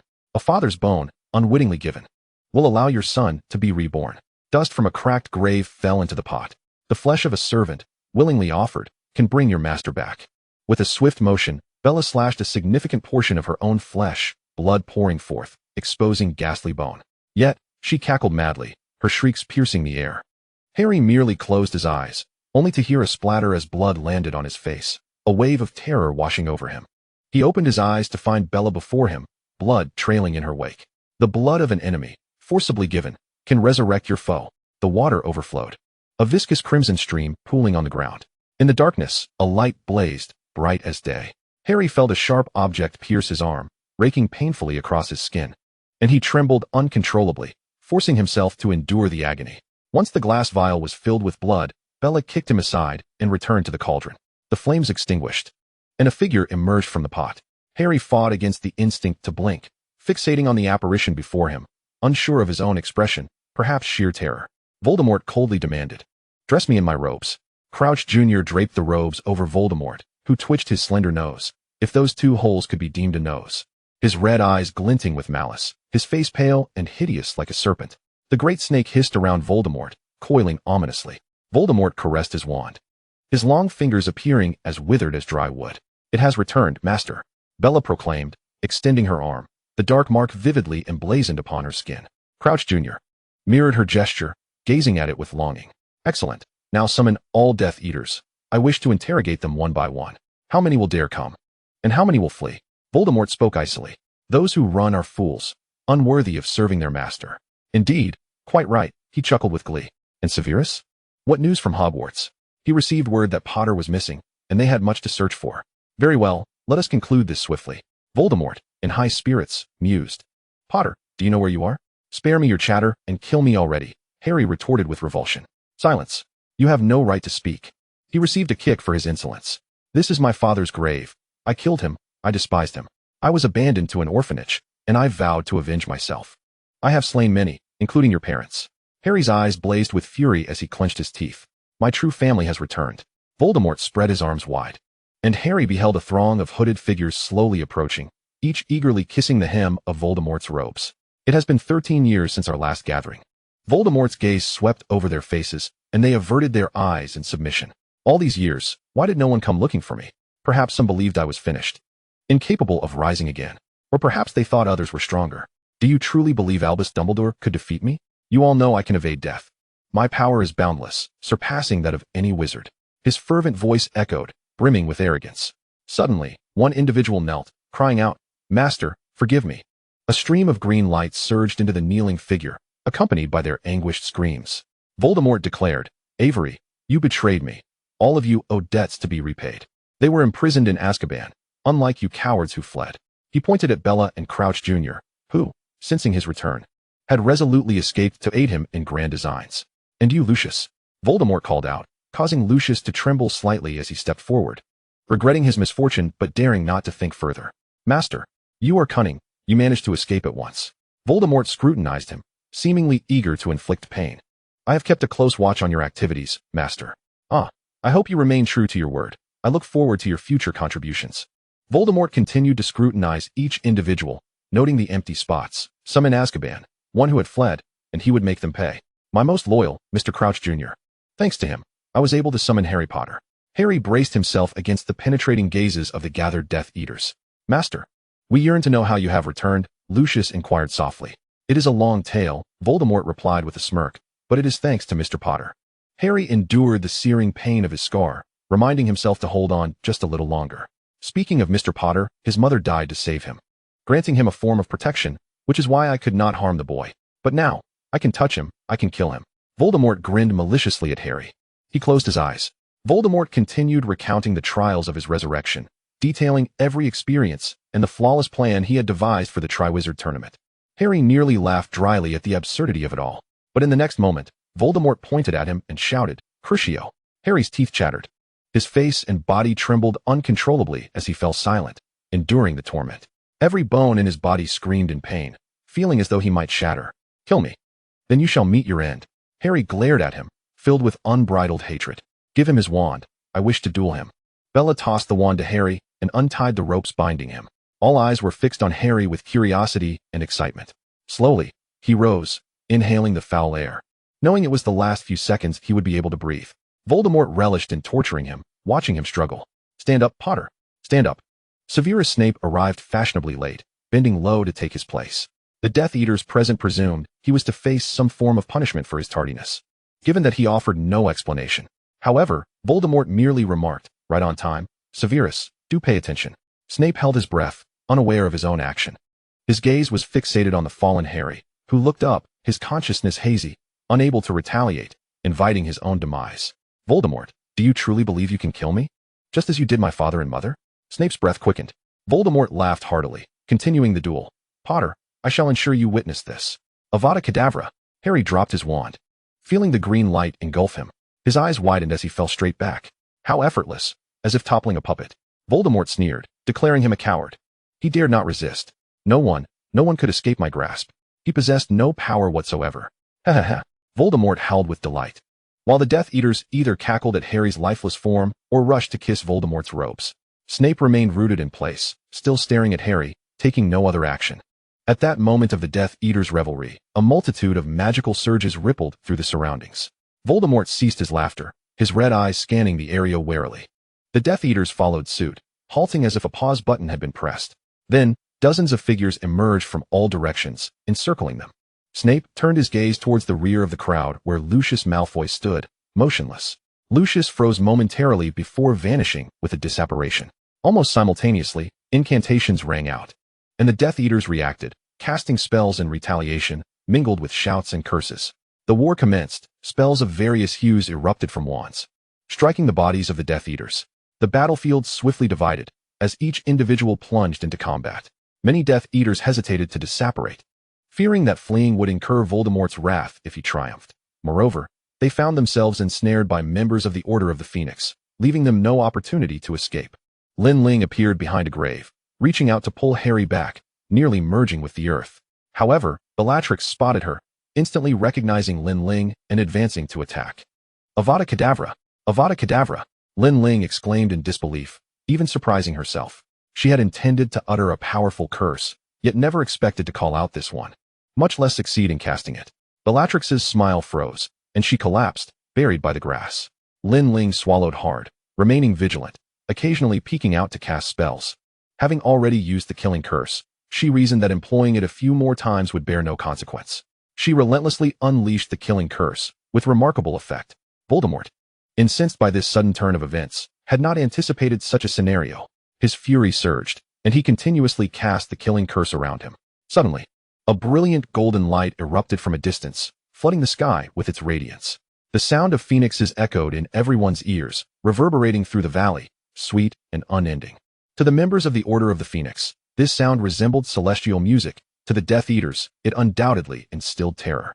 The Death Eaters either covered their ears or trembled in fear. Chapter 103, Death. A resplendent phoenix spiraled through the air, its vibrant tail feathers cascading flames upon the ground. The flames coalesced, swirling around, and Dumbledore emerged slowly from the fire, standing before Voldemort. Voldemort instinctively recoiled, feeling at a disadvantage, yet quickly stepped forward. The once tumultuous surroundings fell silent as Dumbledore appeared, and all ceased their attacks in unison. The dead and wounded lay scattered among the Death Eaters, while the members of the Order fared slightly better. Lin Ling held her breath, watching them, her heart pounding. Tom, it has been a long time, Dumbledore said calmly. Voldemort raised his wand, sending a green light flying, but Dumbledore turned, his robes billowing slightly, and positioned himself behind Voldemort. Dumbledore raised his wand, causing objects from all directions to soar towards him, sculptures, a crucifix, an array of items. The sound of crashing waves surged, coalescing into a massive water sphere. Voldemort's pupils dilated, and he conjured a round shield to defend himself. The shield trembled slightly before shattering. Dumbledore, you wouldn't want to kill me, would you? You disdain such cruel acts. Do you not? There are more ways to die than just one, Tom. Nothing is more terrifying than death. Death is merely another great adventure, Dumbledore said coolly, advancing step by step as Voldemort retreated. Several Death Eaters attempted to disapparate, only to be thwarted by Moody, who confined them in place. A green light shot forth, and Dumbledore waved his hand, creating a cross to block the killing curse. Voldemort conjured another silver shield, and with a flick of his wand, flames ensnared the silver shield. In an instant, the flames surged violently, rushing towards him. Dumbledore took a step back, revealing a water shield. Just as he defended himself, a large serpent slithered forward. Poised to strike, Fawkes swooped down, emitting flames that scorched Nagini, who writhed and coiled on the ground, momentarily incapacitated. A slightly tattered hat fell from Fawkes's back. It was the Sorting Hat. The Sorting Hat landed upon Tom Riddle's grave. At that moment, Harry began to awaken, still dazed, murmuring, "I'm not dead." The Sorting Hat fell beside him, drawing his attention back to the battlefield. He stared blankly at the chaotic scene, uncertain if he was dreaming. It was then that Nagini noticed the two and lunged at them, hissing menacingly. Petrificus totalis. Nagini was merely pushed back a short distance. Kill it, Lin Ling shouted. Kill. Harry recalled retrieving the sword from the sorting hat. He immediately understood, reaching into the hat and drawing forth Godric Gryffindor's sword. With no time to grasp the situation, he decisively grasped the sword and swung it, severing Nagini midair, reducing the serpent to ashes. What was that sound? A Death Eater quivered, inquiring. From the distant lake, a disturbance arose, shaking the ground and making it difficult to stand. A colossal water sphere surged from the lake, hurtling towards Voldemort, engulfing him entirely, along with the flames. At that moment, dozens more figures appeared. It was the Ministry of Magic, including Cornelius Fudge, who looked on in panic at Voldemort trapped in the watery prison. Trembling as he asked, "What is this?" Voldemort screamed in agony within the water prison, sending chills down everyone's spines. "Impossible. I will not die." "How can I die?" Voldemort bellowed, but his words were abruptly cut off. The water prison shattered, splashing water onto the ground. Voldemort's body ignited in a fierce blaze, flames dancing wildly, a sight to behold. Finally, Voldemort collapsed to the ground, his eyes wide open, lifeless. Dumbledore's gaze swept towards Fudge, who took a step back. Dumbledore bent down to examine, then announced, "Voldemort is dead. Arrest them," Fudge shouted, pointing at the group of Death Eaters, as the Ministry of Magic personnel surged forward. Capturing the Death Eaters. With audacity, some ventured to behold the corpse of Voldemort, and gradually, a circle of people gathered around him. "He is truly dead, indeed. How hideous," remarked Sirius Black. "So this is what he looks like." Lin Ling held her breath as she squeezed in for a closer look, fixating on Voldemort's face, which still bore the remnants of terror and defiance. A collective silence enveloped the crowd for a brief moment before it erupted into jubilant cheers. She felt as though she were floating, as if walking on clouds, soft and ethereal. "Is this real?" Lin Ling peered in once more. "He is truly dead. Everyone is alive. Only Voldemort lies lifeless." Lin Ling lifted her gaze towards Dumbledore, who displayed no excessive emotion, yet his silver hair rustled gently in the breeze. His expression, one of serene composure. A bittersweet happiness welled within her, akin to syrup bubbling as it reaches a boil. How splendid it is, no war, no sacrifices. Could there be anything more beautiful than this? Tonks leaped into Lupin's arms, and he spun her around. Fawkes soared above, singing not a dirge, but a melody of joy. Overwhelmed with excitement, Lin Ling stepped back from the throng, taking several steps until she felt a sense of grounding. Even as her heart threatened to sprout wings and take flight, she turned to Harry, who was cleaning his glasses with his shirt, feeling a searing gaze upon him. Harry looked up. He was engulfed in a swirl of emotions, joy, disbelief, confusion. The exhilaration of survival mingled with the sweetness of newfound freedom. Harry opened his arms and embraced Lin Ling, who blinked in surprise, feeling the tightness of his grip, struggling for breath. Harry inhaled deeply, savoring the fresh air. The taste of a soul reborn, pure and unshackled. Lin Ling closed her eyes, wiping away her warm tears. Sirius was wiping the blood from his arm when he noticed Harry and Lin Ling entwined, furrowing his brow. "Harry, what are you doing here? Aren't you supposed to be at the tournament?" Harry, dirty and disheveled, refrained from explaining, not wishing to alarm Sirius. It was a long story for another time. Dumbledore stood there, composed, engaged in conversation with Minister Fudge, soon raising his voice with a commanding spell. "Everyone, please proceed to St. Mungo's Hospital for examinations. I will coordinate the apprehension of the Death Eaters with Minister Fudge." Fudge, standing timidly beside him, nodded in acquiescence. "Harry, how are you feeling?" Dumbledore inquired. Harry beamed, a sense of ease washing over him. The scar no longer pained him. "Still need to go to the hospital. The Triwizard Cup." "Oh, right." Harry darted away to retrieve the Triwizard Cup, presenting it to Dumbledore. "Harry, you are the champion." Chapter 104, The Awkwardness. The war had ended. Yet the complexities of post-war recovery far surpassed the tumult of battle. Lin Ling and Harry found themselves seated in the courtroom, a curious privilege bestowed upon those who had witnessed and participated in the conflict. Barty Crouch sat at the front, appearing weary and drained. Each Death Eater was brought forth for judgment, with personnel documenting the proceedings. When little Barty Crouch was summoned, Mr. Crouch could no longer contain himself, breaking down in tears. He was led from the courtroom, muttering incessantly, "It was my fault, my fault." Little Crouch wore a mask of indifference, but ultimately averted his gaze. Following the trials, the majority of the Death Eaters were sentenced to life imprisonment in Azkaban. Only Lucius Malfoy escaped punishment for his lack of direct involvement in the battle. Yet he was implicated by his associates. After charmingly offering up a portion of his wealth, he evaded retribution. Severus Snape remained unscathed, thanks to Dumbledore's intervention. It was not until the end of the term, just before the final feast, that Harry and Lin Ling returned. Upon entering the Great Hall, they undoubtedly drew every eye. Not a single student failed to glance their way. Cedric nodded and smiled at Harry, while Krum and Fleur approached, chattering excitedly. Krum confessed he had been under the Imperius curse, but had already apologized to Cedric, insisting he abhorred dark magic and would never commit such an act. Fleur expressed her admiration, declaring him a deserving champion. "Thank you," Harry replied with a smile. After a brief exchange, he settled down. Lin Ling had already leaned against Hermione's shoulder, who held a newspaper prominently featuring Harry on the front page. It detailed his triumph in the Triwizard Tournament and his role in vanquishing Voldemort, albeit with some inaccuracies. No wonder they were all staring at me. It seems the news of Voldemort's demise has spread, Harry thought as he took the paper. Hermione's expression held a hint of disapproval. "Harry, couldn't you have informed us beforehand? Even if we couldn't have helped." Harry quickly refuted, "No, I honestly didn't know much. I thought I was going to die. I didn't truly understand Dumbledore's plan." Ron nodded, seemingly in agreement. Then, he produced a letter. "Yeah, I believe you, because we all received this." As he opened the letter, Harry's pupils dilated, reaching for it. But Ron dodged, causing the paper to flutter open. Ron read aloud with dramatic flair. "Dear Ron, by the time you read this letter, I will have perished on the cold ground." Hermione lowered her gaze, her eyes flickering as she struggled to suppress a laugh.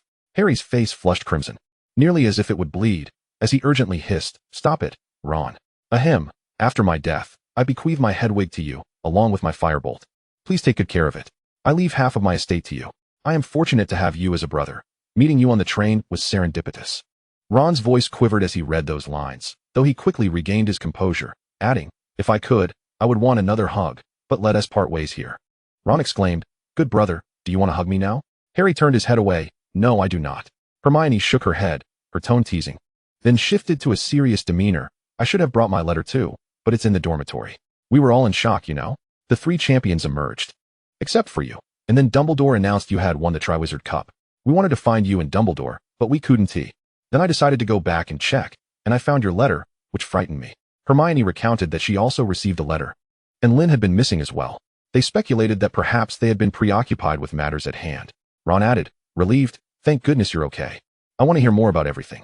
After the feast, let us go out and talk." Harry nodded. Across the Slytherin table, Draco Malfoy appeared discontented, devoid of his companions Goyle and Crabbe. The Slytherin students bore a somewhat sullen demeanor, though some looked slightly better. "Many dark wizards have been apprehended these past few days," Lin Ling remarked. "That is splendid news," Ron replied, grimacing.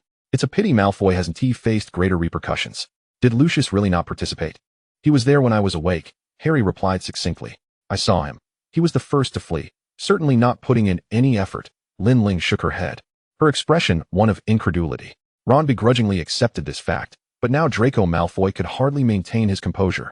As food appeared on the table, they began to indulge in the feast laid before them. After dinner, Dumbledore delivered a few remarks, which perhaps everyone had heard to some extent. "I must admit that on the night of the Triwizard Tournament's final, Voldemort indeed resurrected. However, he and his minions received their just desserts. And through the collaboration of the Order of the Phoenix and the Ministry of Magic, Voldemort ultimately met his demise. This achievement was not without the collective effort of all, and we extend our heartfelt gratitude to Dumbledore." He glanced at Lin Ling, their gazes locking, and Lin Ling waved her hands frantically. "Lin, what are you doing?" Harry asked with amusement. "Well then, let us especially thank Harry Potter, whose contributions in the war against Voldemort were indispensable and marked by great courage. At the same time, let us congratulate him on winning the Triwizard Tournament. The championship belongs to Harry Potter and to every member of Hogwarts." Streamers soared into the air, cascading down to the floor. Everyone erupted into applause, with Gryffindor being the most enthusiastic, while Slytherin half-heartedly raised their hands in a mock show of support. Now, as the feast concluded, it was time to bid farewell to our friends from Durmstrang and Beauxbatons. "Farewell, dear friends from afar." The guests began to depart, exchanging farewells with their distant companions. Krum took Hermione's hand, leaning down to speak with her as they said their goodbyes. Ron tilted his head, pouting as he watched them, while Harry waited for Ron to muster the courage to move, a teasing expression on his face. Lin Ling waited for Hermione and Krum to finish their conversation before they could leave together. Noting Harry's amused demeanor, Ron teased, "So, Harry, have you decided who will inherit your other half?" Harry's expression stiffened as he looked down at his feet. Lin Ling chuckled softly, remaining mysteriously silent. Chapter 105, Tranquility. The next day, they boarded the Hogwarts Express, but instead of heading home, they disembarked at King's Cross Station and walked back to Grimmauld Place. At Ron and Hermione's insistence, Harry reluctantly led them back to the Black family estate, which Lin Ling had not wished to visit. The outside world is no longer dangerous. Godric's Hollow is quite lovely. Either we sever ties, or you come home with me, Harry added, realizing his words could be misinterpreted and awkwardly clarified, to spend the summer with me. That only added to the misunderstanding. Ron wore a teasing expression, while Hermione shook her head with a smile. The group settled onto the sofa, and Harry recounted in detail his realization of his impending death. You knew so early and never mentioned it. Not even a hint. Hermione exclaimed, astonished. Goodness, Harry. You are. Lin Ling grasped Harry's hand, noticing the calluses that made his grip comfortable. Then, when I saw the Triwizard Cup, I encountered Cedric again. He was being pursued by a massive spider. Ron made a face as if he had just eaten a slug. After we teamed up to vanquish the spider, he insisted I take the Triwizard Cup, which I was more than willing to accept. Upon taking the cup, I was transported to Voldemort's father's graveyard. Subsequently, he resurrected and demanded my wand to duel. What was he thinking? Did he have some twisted sense of humor? Ron furrowed his brow in confusion. Lin Ling concurred. Yet it was precisely Voldemort's malevolence that allowed him to recognize their connection. Regrettably, he died without understanding why Dumbledore had discovered the secret of his Horcruxes so swiftly. Nor did he know that Harry was also one of them. I succumbed to his Avada Kedavra and did not resist. Harry omitted the torment of the Cruciatus curse to spare his friend's worries. I thought I was dying, but I did not. I returned to Godric's Hollow. Lin Ling gazed at Harry with curiosity as he continued. Everything was a blinding white, but I knew I was in Godric's Hollow, where I saw my parents. The green light enveloped him, and he found himself standing before his home, bewildered. Had he not died? Was this heaven? Would his parents be there? Tentatively, Harry stepped forward. But the house was empty, desolate. What was he supposed to do? Wear a golden crown and begin to enjoy the afterlife? Would anyone speak to him? After lingering inside for a while, Harry decided to venture outside. He stepped out onto the street, where the light grew ever brighter. Harry! Two voices called from behind. One male, one female. Turning around, he saw his parents standing side by side, and his face lit up with a smile as he yearned to run to them. You must move forward, mustn't you? Lily asked gently. Only then did Harry notice the endless darkness behind them, as they stood at the threshold between light and shadow. Mom, where are we? Harry queried anxiously. At the beginning, the place of a fresh start. James pointed toward the light. They spoke in unison. Go on. Harry turned back, tentatively taking 2 steps forward, glancing back at his parents, who continued to watch him. Yet he had no intention of retreating. His breath was shallow. Will you stay with me? Always. Forever. With that, Harry's tale came to an end, and a poignant silence enveloped the group. Hermione wiped her tears, leaning against Lin Ling, who handed her a tissue, her own eyes glistening. If only I had parents like that, Lin Ling remarked, her voice tinged with melancholy. You will be a wonderful mother one day, Harry reassured her. Yo, yo, yo, yo. Ron, munching on snacks, squinted his eyes. Just eat, Lin Ling retorted. A mix of embarrassment and annoyance. Here you go. Ron tossed a box of Bertie Bott's every flavor beans to Hermione, who caught it and eagerly opened it to eat. Harry meticulously recounted Voldemort's Horcruxes and the details of the final battle, particularly Dumbledore's impressive fighting style. Speaking of Horcruxes, I accompanied Dumbledore to destroy them, Lin Ling chimed in, sharing where the Horcruxes were hidden and the process of their destruction. Dumbledore is so remarkable. He seems to know everything, Ron exclaimed in surprise, while Harry raised an eyebrow at Lin Ling, who shook her head, signaling him to refrain from revealing her knowledge of future events. After all, it is Dumbledore. It is not surprising, Hermione agreed. The only person Voldemort truly feared was Dumbledore. Did Dumbledore ever fear anyone? Or is there anyone who could defeat him? Ron inquired curiously. Hermione immediately refuted, impossible. If you pay attention while eating chocolate frogs, you would know that Dumbledore even defeated Grindelwald, who was also a dark wizard and caused chaos worldwide. Yet Dumbledore triumphed over him. Upon hearing that name, Lin Ling quietly shook her head, wondering if she would ever see them stand together again in her lifetime. Grindelwald? Who is stronger, Grindelwald or Voldemort? Harry asked. Hermione pondered for a moment. I believe it would be Grindelwald. His power at the time was immense, and he likely had more followers than Voldemort. However, Voldemort has more than one life. If he hides his Horcruxes well, killing him would be quite a challenge. Lin Ling interjected. Still, Dumbledore is the most formidable, they concluded. Sirius re-entered, removing his outer robe and tossing it onto a chair. What are you all discussing? Dumbledore? Bigfoot? You're finally back. Is everything resolved? Yes, it is resolved. I can finally return. Since that day, I have scarcely had a moment's sleep, either in the hospital or at the ministry. He ascended the stairs, only to rush back down moments later, holding a piece of parchment. His face a mix of confusion and alarm. What is this, Harry? Harry buried his face in his hands, exasperated as he slumped into the crevice of the sofa. Let me forget about those damned letters.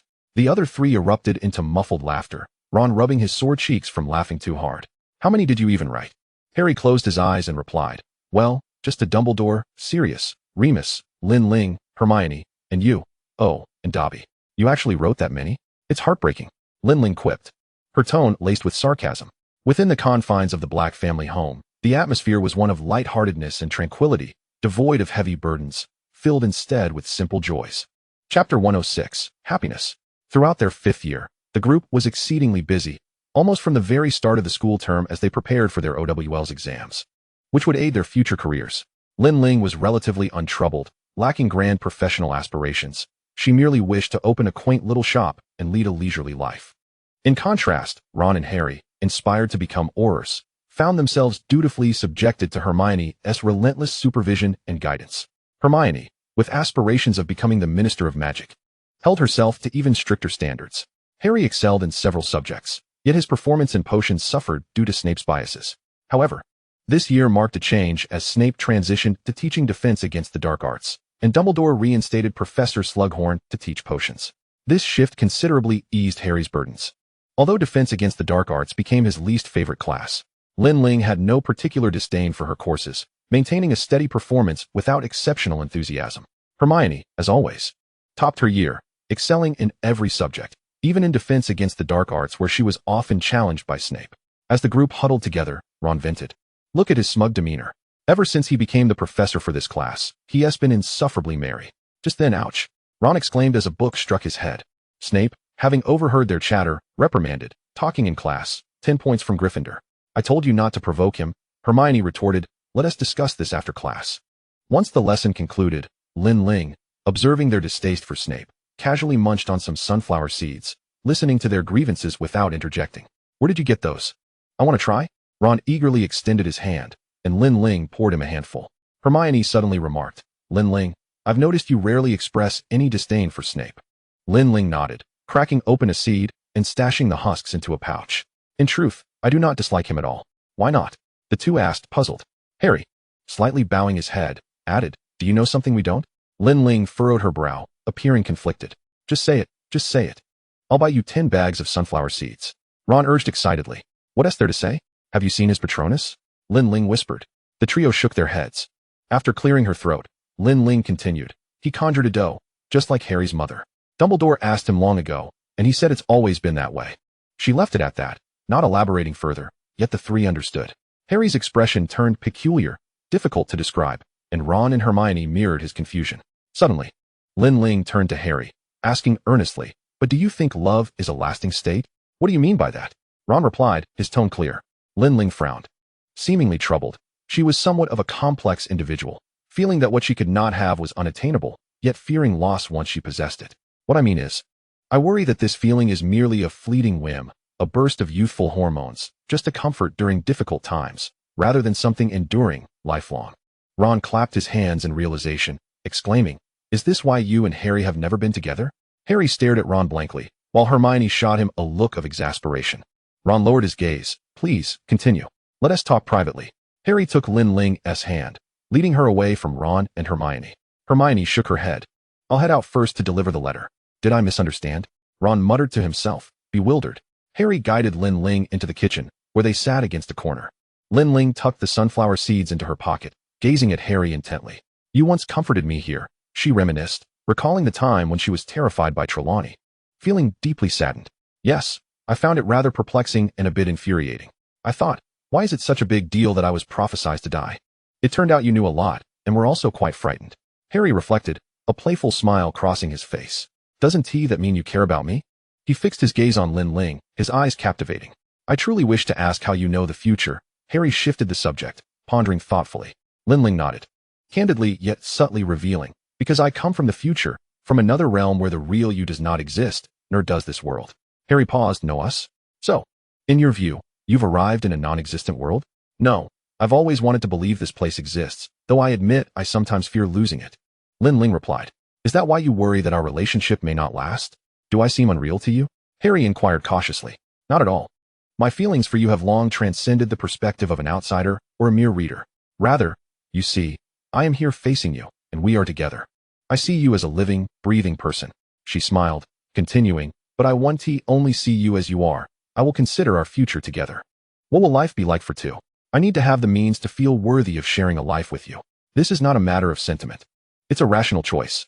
I can touch you, kiss you, but I hope for us to walk this path together. Harry felt the vigorous beat of his heart, resolutely nodding. I am willing, are you? If you are ready, you will hear my answer. I am willing. He pressed his forehead against hers, his left hand caressing her cheek. Behind her ear, down her neck, the gentle friction of his ring causing her to tingle. She instinctively recoiled, feeling the warmth of his breath. How prepared are you for the future? Harry asked, his voice husky. Are you ready to kiss? Lin Ling swallowed hard, imperceptibly nodding. A warm, soft sensation descended. Their lips moistened, slightly parting as their tongues entwined skillfully. The world around them faded as they entangled, breath mingling.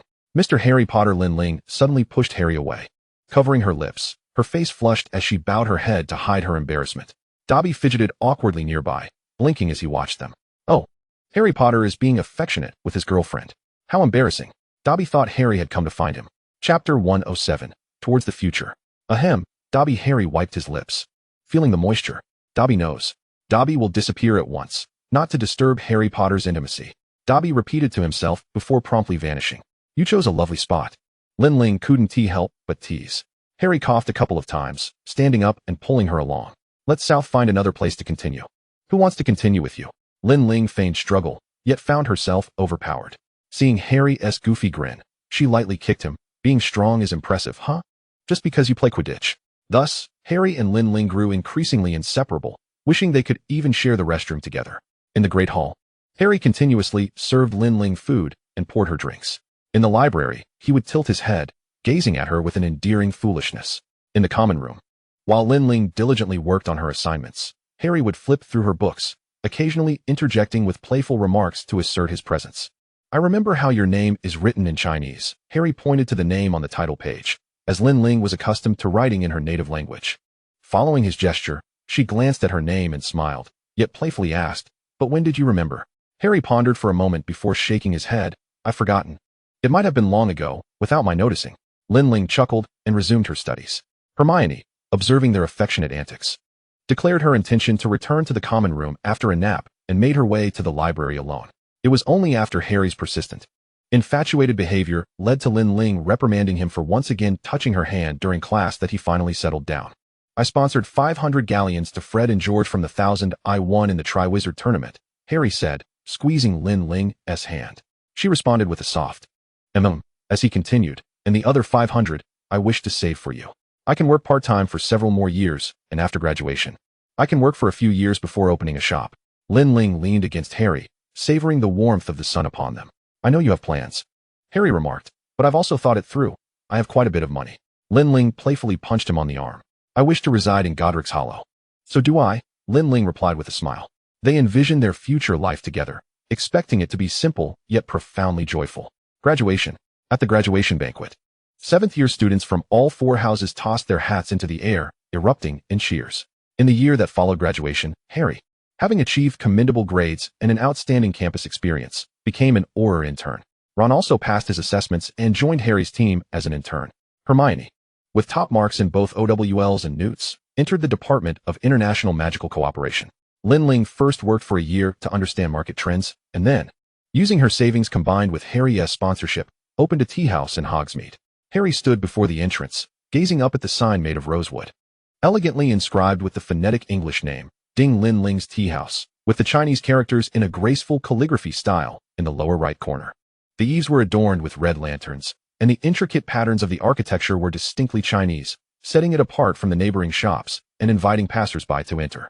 2 pots of lily of the valley graced the entrance, wafting a delicate fragrance in the breeze. As Harry pushed open the wooden door, a bell chimed, and Lin Ling emerged from the kitchen. Oh, a busy bee, she exclaimed with a smile. The shop opens tomorrow, but I can let you sample the menu today. Sounds great. Let's see if there's anything that needs improvement, Harry replied, surveying the interior decor and layout. The space featured rocky landscapes, wisteria, and bamboo.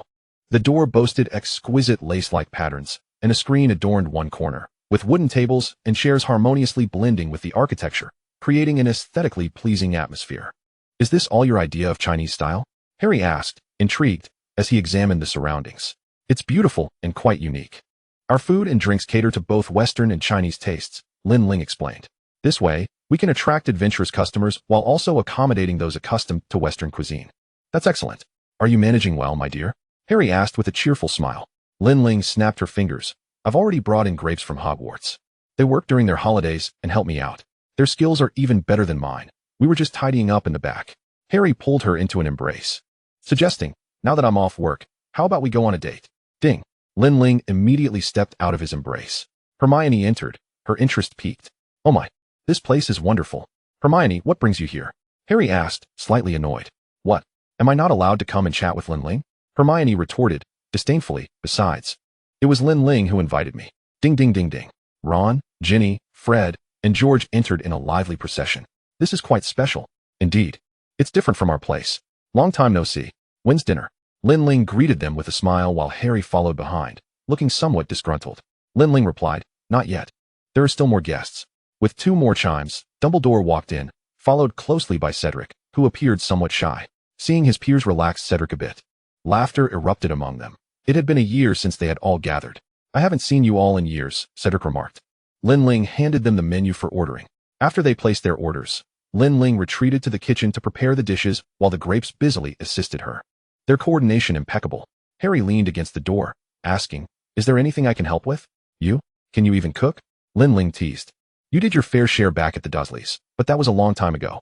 I think you might need some practice. Then would you grant me the opportunity to train? Harry inquired as he stepped inside. Lin Ling paused, curious, what do you mean? Marry me, and let us build a family together, a complete and happy family. Harry knelt on one knee, producing a small box containing a diamond ring. Would you exchange your plain band for this one? From your middle finger to your ring finger. Lin Ling laughed and cried at the same time, playfully scolding him. Why propose in the kitchen? Do you have a thing for kitchens or something? Chapter 108. Home. Unbeknownst to them, a crowd had gathered outside the kitchen, eagerly watching. Oh, my wedding. When's the ceremony? Harry lowered his head, feeling somewhat embarrassed, unable to ignore the teasing voices and amused gazes. Lin Ling cleared her throat. Everyone out, please. The kitchen is off limits. Once they reached the dining table, Fred and George continued with their playful glances, while Dumbledore raised his glass, exclaiming, youth is a wonderful thing. Dining with Dumbledore felt neither uncomfortable nor strange. Instead, he shared many amusing anecdotes from his youth, and Fred and George recounted their various mischievous exploits from school. Dumbledore pondered. It seems the school's management needs to be reinforced, especially for Gryffindor. That's no concern. Even the youngest among us, Ginny, has graduated. So we won't be punished. Lin Ling inquired. Ginny, have you found a job? Almost. I'm in discussions with a team for a contract. Actually, I considered becoming a Quidditch player as well, Harry chimed in. However, inspired by Barty Crouch Jr., Ron and I decided to become Aurors. This revelation elicited surprise from everyone. Are you joking? They exclaimed. But who could have guessed that the Moody we had was a fake? Many of us students were quite fond of him. We owe him our gratitude. Otherwise, would we have 2 such exceptional Aurors? Dumbledore chuckled. Lin Ling, did you always aspire to be a business owner? Did you never consider joining the Ministry of Magic? What purpose would that serve? To work for someone else? I yearn to be my own boss. Once my business flourishes, I shall hire an employee to grant myself a respite. Lin Ling rose, lifting her goblet, and expressed her heartfelt gratitude to Professor Dumbledore for his unwavering trust from the very beginning, as well as to her friends for their companionship and support, and to Magic for bringing them all together. 2 years later, Harry held Lin Ling's hand as they stood before their new home, which had once belonged to James and Lily Potter. After meticulous renovations and refurbishments, it now belonged to them. She turned her head away, discreetly wiping away tears. Harry wrapped his arms around her and chuckled. Why are you crying? Shouldn't you be smiling instead? Reflecting on the past, he admitted, a few years ago, I could never have imagined my parents rushing into marriage at a young age, only to find themselves embroiled in arguments and ultimately growing apart. We are not like them. I have confidence. So do I, Lin Ling replied, standing on her tiptoes to plant a kiss on Harry's cheek. The wedding of Mr. Potter and Miss Lin Ling invited nearly all their friends from school, as well as members of the Order of the Phoenix and Mr. Potter's colleagues. You handle the guests from your office, the Order, and the Weasley family, while I will manage the invitations for Hogwarts, Lin Ling assigned tasks. As Harry took the invitation and quill, there are not many people in my office either. Bigfoot wanted to officiate the ceremony, but I did not expect Dumbledore to be willing to come and outshine him. Lin Ling laughed, her hands never idle. By the way, should we invite Fleur and Crumb? No need. Just Fleur and Bill will suffice. As for Crumb, I saw him with Hermione on the street yesterday. I'll ask Hermione tomorrow at work. You're still going to socialize at work? Is it really that relaxed? Lin Ling teased. It's been quite all right lately. Not much to do, Harry replied. I'll take the afternoon off tomorrow. Let us go shopping for some items. Okay, then I'll leave Grape alone in the shop. The next morning, Mr. Potter dressed impeccably, exuding vitality. In the Ministry of Magic's elevator, a staff member recognized Harry. Mr. Potter, good morning. What? How did you know I was getting married? Harry handed over the invitation. Feel free to drop by if you have time. Upon reaching his office, he greeted everyone with a smile as they exchanged pleasantries. Mr. Potter, here's a document for you. What? How did you know I was getting married? Here. Lin Ling handed him a glass of water. What? How did you know I was getting married? A playful knock on the back of his head from Lin Ling silenced him. Stop fussing. Let us go. Sirius orchestrated the lowering of the tent, while Remus prepared the refreshments. Mrs. Weasley enthusiastically decorated the venue, assigning her sons various tasks. George, why are you turning the red carpet into flowers? It looks beautiful. It does not. Change it back immediately. Luna sprinkled gold dust on each bouquet, enhancing the vibrancy of the roses. Fred, Percy, and Ginny were tasked with welcoming the guests. I'm so nervous, Harry said, smoothing the edges of his attire. The reflection in the mirror appeared somewhat unfamiliar. His hair was neatly styled, his youthful appearance replaced by a more mature charm. He stood up and asked, How do I look? Incredibly handsome. Mate, you are the star of the day? Ron declared, surveying him. All right, take a deep breath. Let us go. Harry awkwardly made his way to the tent where Lin Ling awaited. She turned, adorned in a flowing white gown, radiating beauty and purity. Harry's mind blanked. His heart raced. Are you ready? He stammered. Lin Ling and Hermione burst into laughter. You're acting as though you don't know me, She linked her arm with Harry's, her grip strong and reassuring, confident that he was the one she would walk alongside. Without a doubt, decades of companionship would cultivate profound feelings and trust.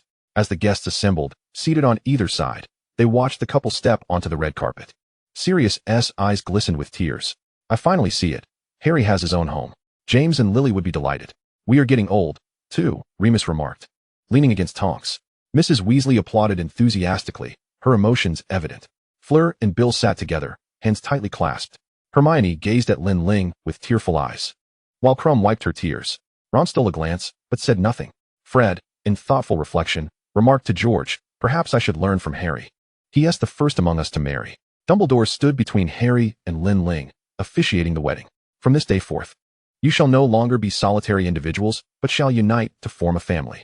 Now, please grasp your wands. Do you pledge to become partners, supporting one another? I do. They replied in unison. Their wands emitted a spectacular array of colors, intertwining and bursting into fireworks above. Kiss her, kiss her. Harry stepped forward, embracing Lin Ling as they shared a kiss in front of all their guests. Oh, I have a bouquet of Lily of the Valley, symbolizing happiness, which I wish to present to each guest. With a flick of her wand, a bouquet appeared before everyone. Now, let us dance to our heart's content. Harry led Lin Ling down, and she returned to the tent to change into a more comfortable dress, then joined him to toast the guests. What are you thinking about? Lin Ling inquired, gently tracing her fingertip along his palm. I'm contemplating when we can return home to sleep, Harry whispered mischievously in her ear. Lin Ling playfully kicked him, laughing as she scolded. You are so unrefined. How can this be unrefined? It's a perfectly legitimate thought, he retorted, playfully embracing her. However, as several guests arrived, Harry had to release her. They both adopted serious expressions and engaged in polite conversation. In the stillness of the night, they found solace in one another's company, cherishing their time alone, reveling in joyous celebration. I have a month of honeymoon leave. Have you thought about how we shall spend it? Harry asked gently as he styled Lin Ling's hair. Not really. I thought wizards didn't have honeymoon leave, she replied, tilting her head. You just told me about the leave. How could I possibly have thought of it so quickly? Harry conjured 2 tickets. Then let us follow my plan. Shall we?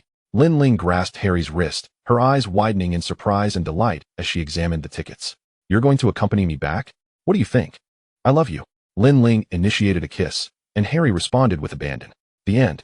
Epilogue 1. The Northern Warrior and the Southern Rose. Victor Crumb was a renowned star. Having achieved fame and fortune at the tender age of 18, participating in international competitions, and basking in the adoration of thousands. However, unlike many famous individuals, he did not revel in such accolades. Rather, he perceived them as chains and constraints. His reticent demeanor, combined with his brooding appearance, rendered him unapproachable, often leading to unfavorable first impressions. At 18, he traveled by boat with his classmates to the distant Hogwarts. In this unfamiliar land, he seemed to discover his treasure at first glance. This treasure, though cloaked in dust, needed no polishing for him to recognize its brilliance. Hermione Granger was a remarkably intelligent girl, brimming with courage and a passion for reading, possessing a wealth of knowledge. To others, she may not have appeared particularly attractive. Perhaps she seemed a tad bookish or overly proud, yet these traits collectively attested to her being an extraordinary young lady. However, Hermione's initial impression of Krum was far from favorable. In fact, it was rather poor. Those around her idolized the football star, with many boys and girls enamored by him. Hermione did not comprehend, for she had realized in her second year that one must not merely regard a person by their fame and appearance. Clearly, others failed to understand this. Hermione shook her head, expressing her regret for them. Hermione Granger cherished the written word, spending the vast majority of her time at school within the library's hallowed walls, always clutching a hefty tome, which she referred to as mere trifles for her leisure. The library, a sanctuary of tranquility, allowed everyone to immerse themselves in their own worlds without disturbing one another, making it Hermione's favored retreat, where she could clear her mind and unravel perplexing matters. Yet, that Victor Krum, did he also share a love for reading? Recently, she had noticed his presence more frequently, always seated at his desk, quietly engrossed in an unknown book. Only during her fleeting moments before departing after an afternoon spent there would she cast a casual glance at Krum. However, in those brief exchanges of sight, Hermione discerned that Krum was not truly absorbed in his reading. He often seemed lost in thought, pondering something unknown. Occasionally, their gazes would inadvertently meet, and Krum would swiftly avert his eyes. Quite the peculiar individual indeed. Initially, Hermione did not pay him much mind, but as time passed, Krum's admirers began to decipher his whereabouts, surrounding him with support scarves and posters, flooding into the library, nearly obliterating its serene atmosphere. Hermione was infuriated. These individuals had no genuine love for literature. Why disrupt the sanctity of this place? It was an utter waste. Resolutely, she decided that from then on, she would steer clear of Victor Krum to avoid the chaos he attracted to the library. Even if he was a star athlete, a warrior in the Triwizard tournament, Hermione would not spare him a glance if she harbored no fondness for him. The common room, though noisy, also served as a refuge. Professor McGonagall suddenly broached the topic of the Yule Ball, a tradition of the Triwizard tournament. Finding a dance partner? Dancing together? Such opportunities were rare during school days. But would anyone extend an invitation to her? Adolescent boys typically gravitated towards the most striking and vivacious girls, those exuding charisma, while Hermione possessed a beautiful soul. It was challenging for anyone to see through her unassuming exterior to perceive her vibrant inner self. Some were superficial, while others were merely gilded on the outside, yet hollow within. However, when one encounters a person as resplendent as a rainbow, everyone else fades into insignificance. Would you accompany me to the ball? Victor Krum cautiously approached her, posing this question. To Hermione, it seemed a rather nonsensical inquiry, being their first exchange. The astute young witch quickly grasped the significance of Krum's actions over the past few days, their encounters in the library, their fleeting moments by the Black Lake. Sensitive and quick-witted, she effortlessly sensed the sincerity and fervor emanating from the boy before her, even if buried beneath his clumsy words and imperfect English. He managed to muster those simple phrases. In a moment of impulsiveness, Hermione Granger replied, "Sure." As anticipated, the boy across from her radiated exuberance, his awkwardness evident as he clumsily escorted her back to the castle. They encountered many individuals along the way, yet in Krum's eyes, there was only Hermione. They exchanged names and engaged in brief conversation until they reached the entrance of the Gryffindor common room, where Krum's expression turned wistful. For some reason, Hermione felt a twinge of disappointment as well. As she chatted with her friends, she observed Harry's anxious attempts to invite his crush, unable to suppress a smile. Her thoughts swiftly returned to Victor Krum, who had approached her with such sincerity and caution. It made her feel cherished and valued, not as a last resort, but as a primary choice, a reflection of his deepest desires. In a side note, the Northern Warrior and the Southern Rose. "Oh, Hermione, you're a girl too," her friend added, "a good girl." Hermione was taken aback, a wave of grievance surging within her. Disregarding her image, she retorted angrily, "Yes. It took you 3 years to realize I'm a good girl, but others don't need 3 years." She found it difficult to articulate this sense of injustice and had to admit that perhaps she was not as remarkable as she believed. She was not beautiful. Her demeanor was not delicate, and even her closest friends did not regard her as a girl. The moment Victor Krum learned of the ball, he thought of that bushy-haired, brown-haired witch. Yet the only issue was that he had never spoken to her. Krum practiced in private for a long time, fantasizing about how he would approach her when the time came. He repeated the phrase over and over, hoping for a more perfect pronunciation. Why on earth did he not have any friends who spoke English? No one to teach him. Following Durmstrang's customs, He contemplated placing one hand behind his back and the other over his heart, bending slightly, but wondered if that was too exaggerated. Observing how things were done at Hogwarts, it seemed unnecessary. All right, let us keep it simple to avoid her disdain. Would he need a bit of courage? No, he would need a great deal. He was a warrior. After all, was he lacking in bravery? Would you be my dance partner? He mustered his utmost courage to ask. Time dragged on painfully slow, each second a torment. Finally, he heard her affirm his request. Krum was surrounded by many girls eager for his attention, beautiful and vivacious. Yet he had never encountered anyone like her. She was not conventionally pretty, but her smile was endearing, watching her converse animatedly with her friends. She appeared to be imparting profound wisdom. How irritating. Who are those red-haired and dark-haired individuals? Oh, the dark-haired one is Harry Potter. How bothersome. Why is he so close to her? When she sat quietly, absorbed in her reading, the sunlight served as her backdrop, making everyone else mere accessories to her presence. The first day after the promise, he was elated. The second day after the promise, he was elated. Why is the ball not here yet? He waited and waited until finally, Krum arrived at Christmas Day. He waited some more, and though it was barely past 6 o'clock, he could no longer contain himself and dashed down from Durmstrang's grand ship, dressed in the most exquisite and lavish attire he had ever worn to meet her. In the foyer, he waited and waited until he finally caught sight of her in a pale blue gown. Had she transformed somehow? She seemed more beautiful than usual. Yet whether it was her former self or her present, he adored her all the same. The small foyer was crowded, yet amidst the throngs of people, he could only see her. He took her hand, reverently placing a gentle kiss upon it. At the dining table, Krum shared numerous stories about himself with Hermione, discussing his homeland, his school, and his hobbies. This was undoubtedly the result of much rehearsal. He usually wouldn't have so much to say and could easily go an entire day without uttering a word. However, in order to converse with her, to help her learn more about him, and to avoid any sense of boredom or awkwardness, Krum had meticulously prepared a plethora of topics. Despite receiving a warning from Professor Karkaroff, he paid it no heed. Hermione had long anticipated the ball, hoping to present a beautiful image to Krum. She spent several hours perfecting her hair, ensuring it was smooth and orderly. Her Chinese friend remarked, "Hermione, you are truly a wonderful girl." She beamed in response. "I certainly know. One ought to seek a partner with discerning taste." For some inexplicable reason, Hermione found herself recalling Victor Krum. As she descended the staircase amidst the bustling crowd, she felt his gaze lingering upon her, a gaze imbued with admiration and affection. Throughout the entire evening, she was enveloped in elation, wholly absorbed in the presence of the young man before her, her eyes unable to accommodate anyone else.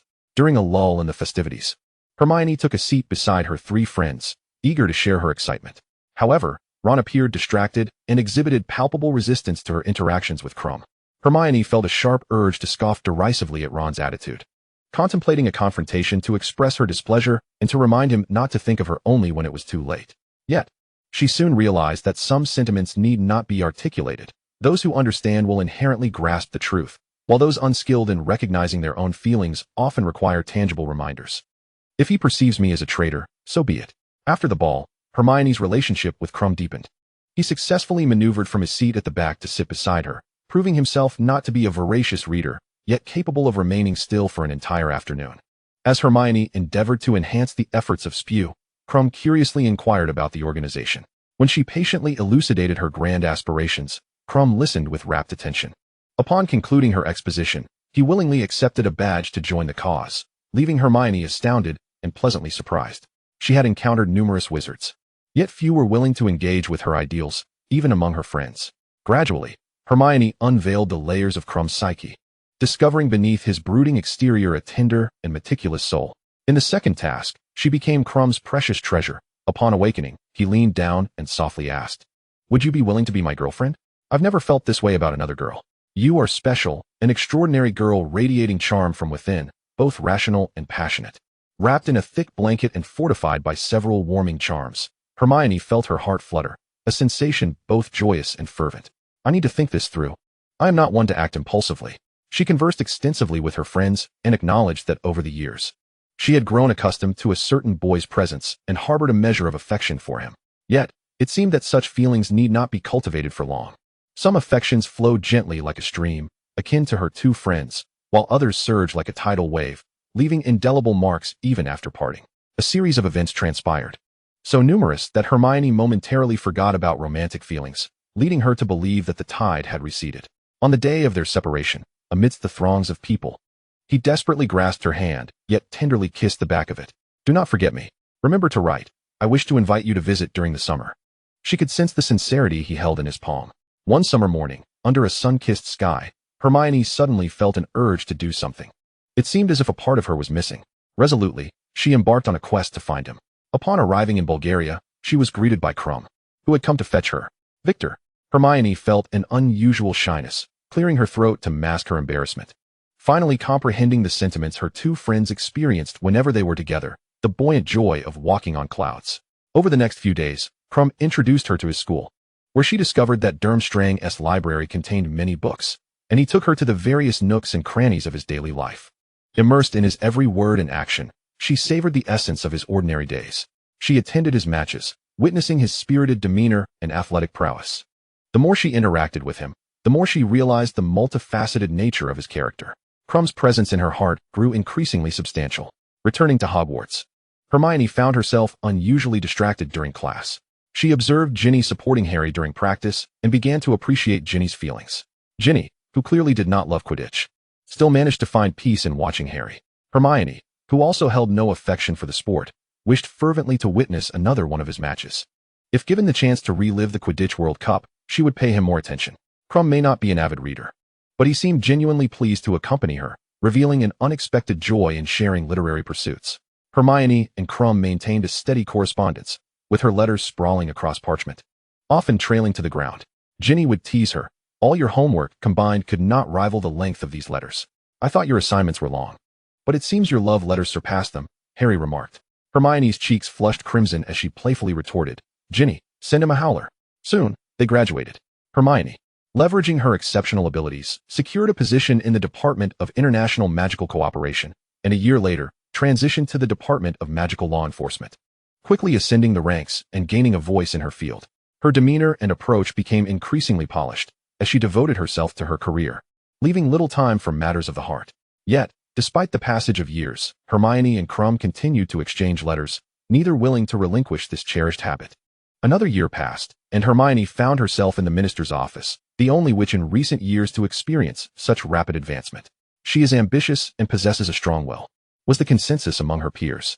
Indeed, she had always been an exceptional young woman, truly remarkable. Later, she witnessed a friend's kitchen proposal, if one could call it a ceremony. Upon returning to her small abode, she discovered a letter from afar. Dear Hermione, please forgive me. By the time you receive this letter, I will already be in England. I have set aside some work and taken leave to see you and spend time together. I am delighted by your remarkable accomplishments, yet I confess I fear we cannot advance further. Thus, I wish to take the initiative and ask for a chance. How utterly sentimental, Hermione chuckled, shaking her head. After disapparating from the ministry, she strolled leisurely down the street. Excuse me, may I accompany you for a while? A tall, familiar figure approached, his English significantly improved, none other than Victor Krum. Of course, I would be delighted, Hermione replied with a gentle smile. Seated in a cafe, Krum appeared as youthful as in their earlier days, still brimming with passion. He stammered, You have matured immensely, becoming quite elegant. Hermione tucked a loose strand of hair behind her ear, sitting up straighter, her voice involuntarily carrying a hint of joy, Yet you seem to have changed little at all. A wedding invitation arrived from her friend, and as Hermione gazed at the bride seated in a chair, her heart softened. How are things between you and Krum? The bride inquired with a playful smile. Hermione feigned deep thought, though the answer had long been clear in her heart. Oh, he is still in my internship phase. As Hermione and Krum sat in the audience, watching Harry and Ginny share an impassioned kiss, she clasped Krum's hand. The fervent emotions of blessing her friends brought tears to her eyes, which he gently wiped away. That night, as they walked along a dimly lit path, the streetlights casting elongated shadows, Hermione reflected on her years of contemplation. I have made my decision, and whether you are willing or not, I must share this with you. From the very first day I met you, I felt a fondness for you. From the moment I introduced you to my parents, I made it clear that I had chosen you. Hermione recalled that fateful day during the third task when Krum brought his parents along. Although she could not comprehend their conversation as it was in Bulgarian, despite the distance that separated us, meeting only once or twice a year, I felt connected through our written words, resonating on the same frequency. I yearn to share in your joys and your sorrows. When the time comes, 2 years hence, when I am no longer at the prime age for Quidditch, I shall retire from the national team and settle in England. Will you wait for me? Just as I was once cautious, there exists a familiar sincerity and fervor, a tenderness and reverence. You have always been the vibrant rose in my heart, a treasure I shall cherish forever. Who does not appreciate a love that is both open and enduring? Who does not yearn to be respected, valued, and cared for? I am acutely aware of my willingness. At long last, under the moonlight, she accepted his confession, their breaths intertwining, merging into one. Hermione Granger appeared to be somewhat different. Did she not? Her assistant adjusted his glasses, observing her with caution. Hermione cast a glance at her assistant, raising an eyebrow. What is it? Nothing. It must be an illusion, he replied hastily. Well, there's no need to work today. Hermione closed her notebook and extinguished the lights with her wand. Huh. The assistant stammered, I'm giving you a 3-day leave. Furthermore, if you are available, please attend my wedding in 3 days. Hermione stated calmly, startling her assistant. Minister, really? She inquired, eyebrows furrowed. Is there any doubt? Those around me are already having children. Is my marriage truly so surprising? In 3 days. I shall take a few days off, and you along with a few other staff members must work diligently.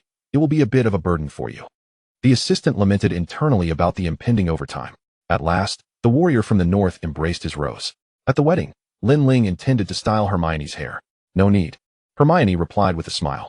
She no longer had to perfect her hair like she did for the ball. She need not suppress her true self.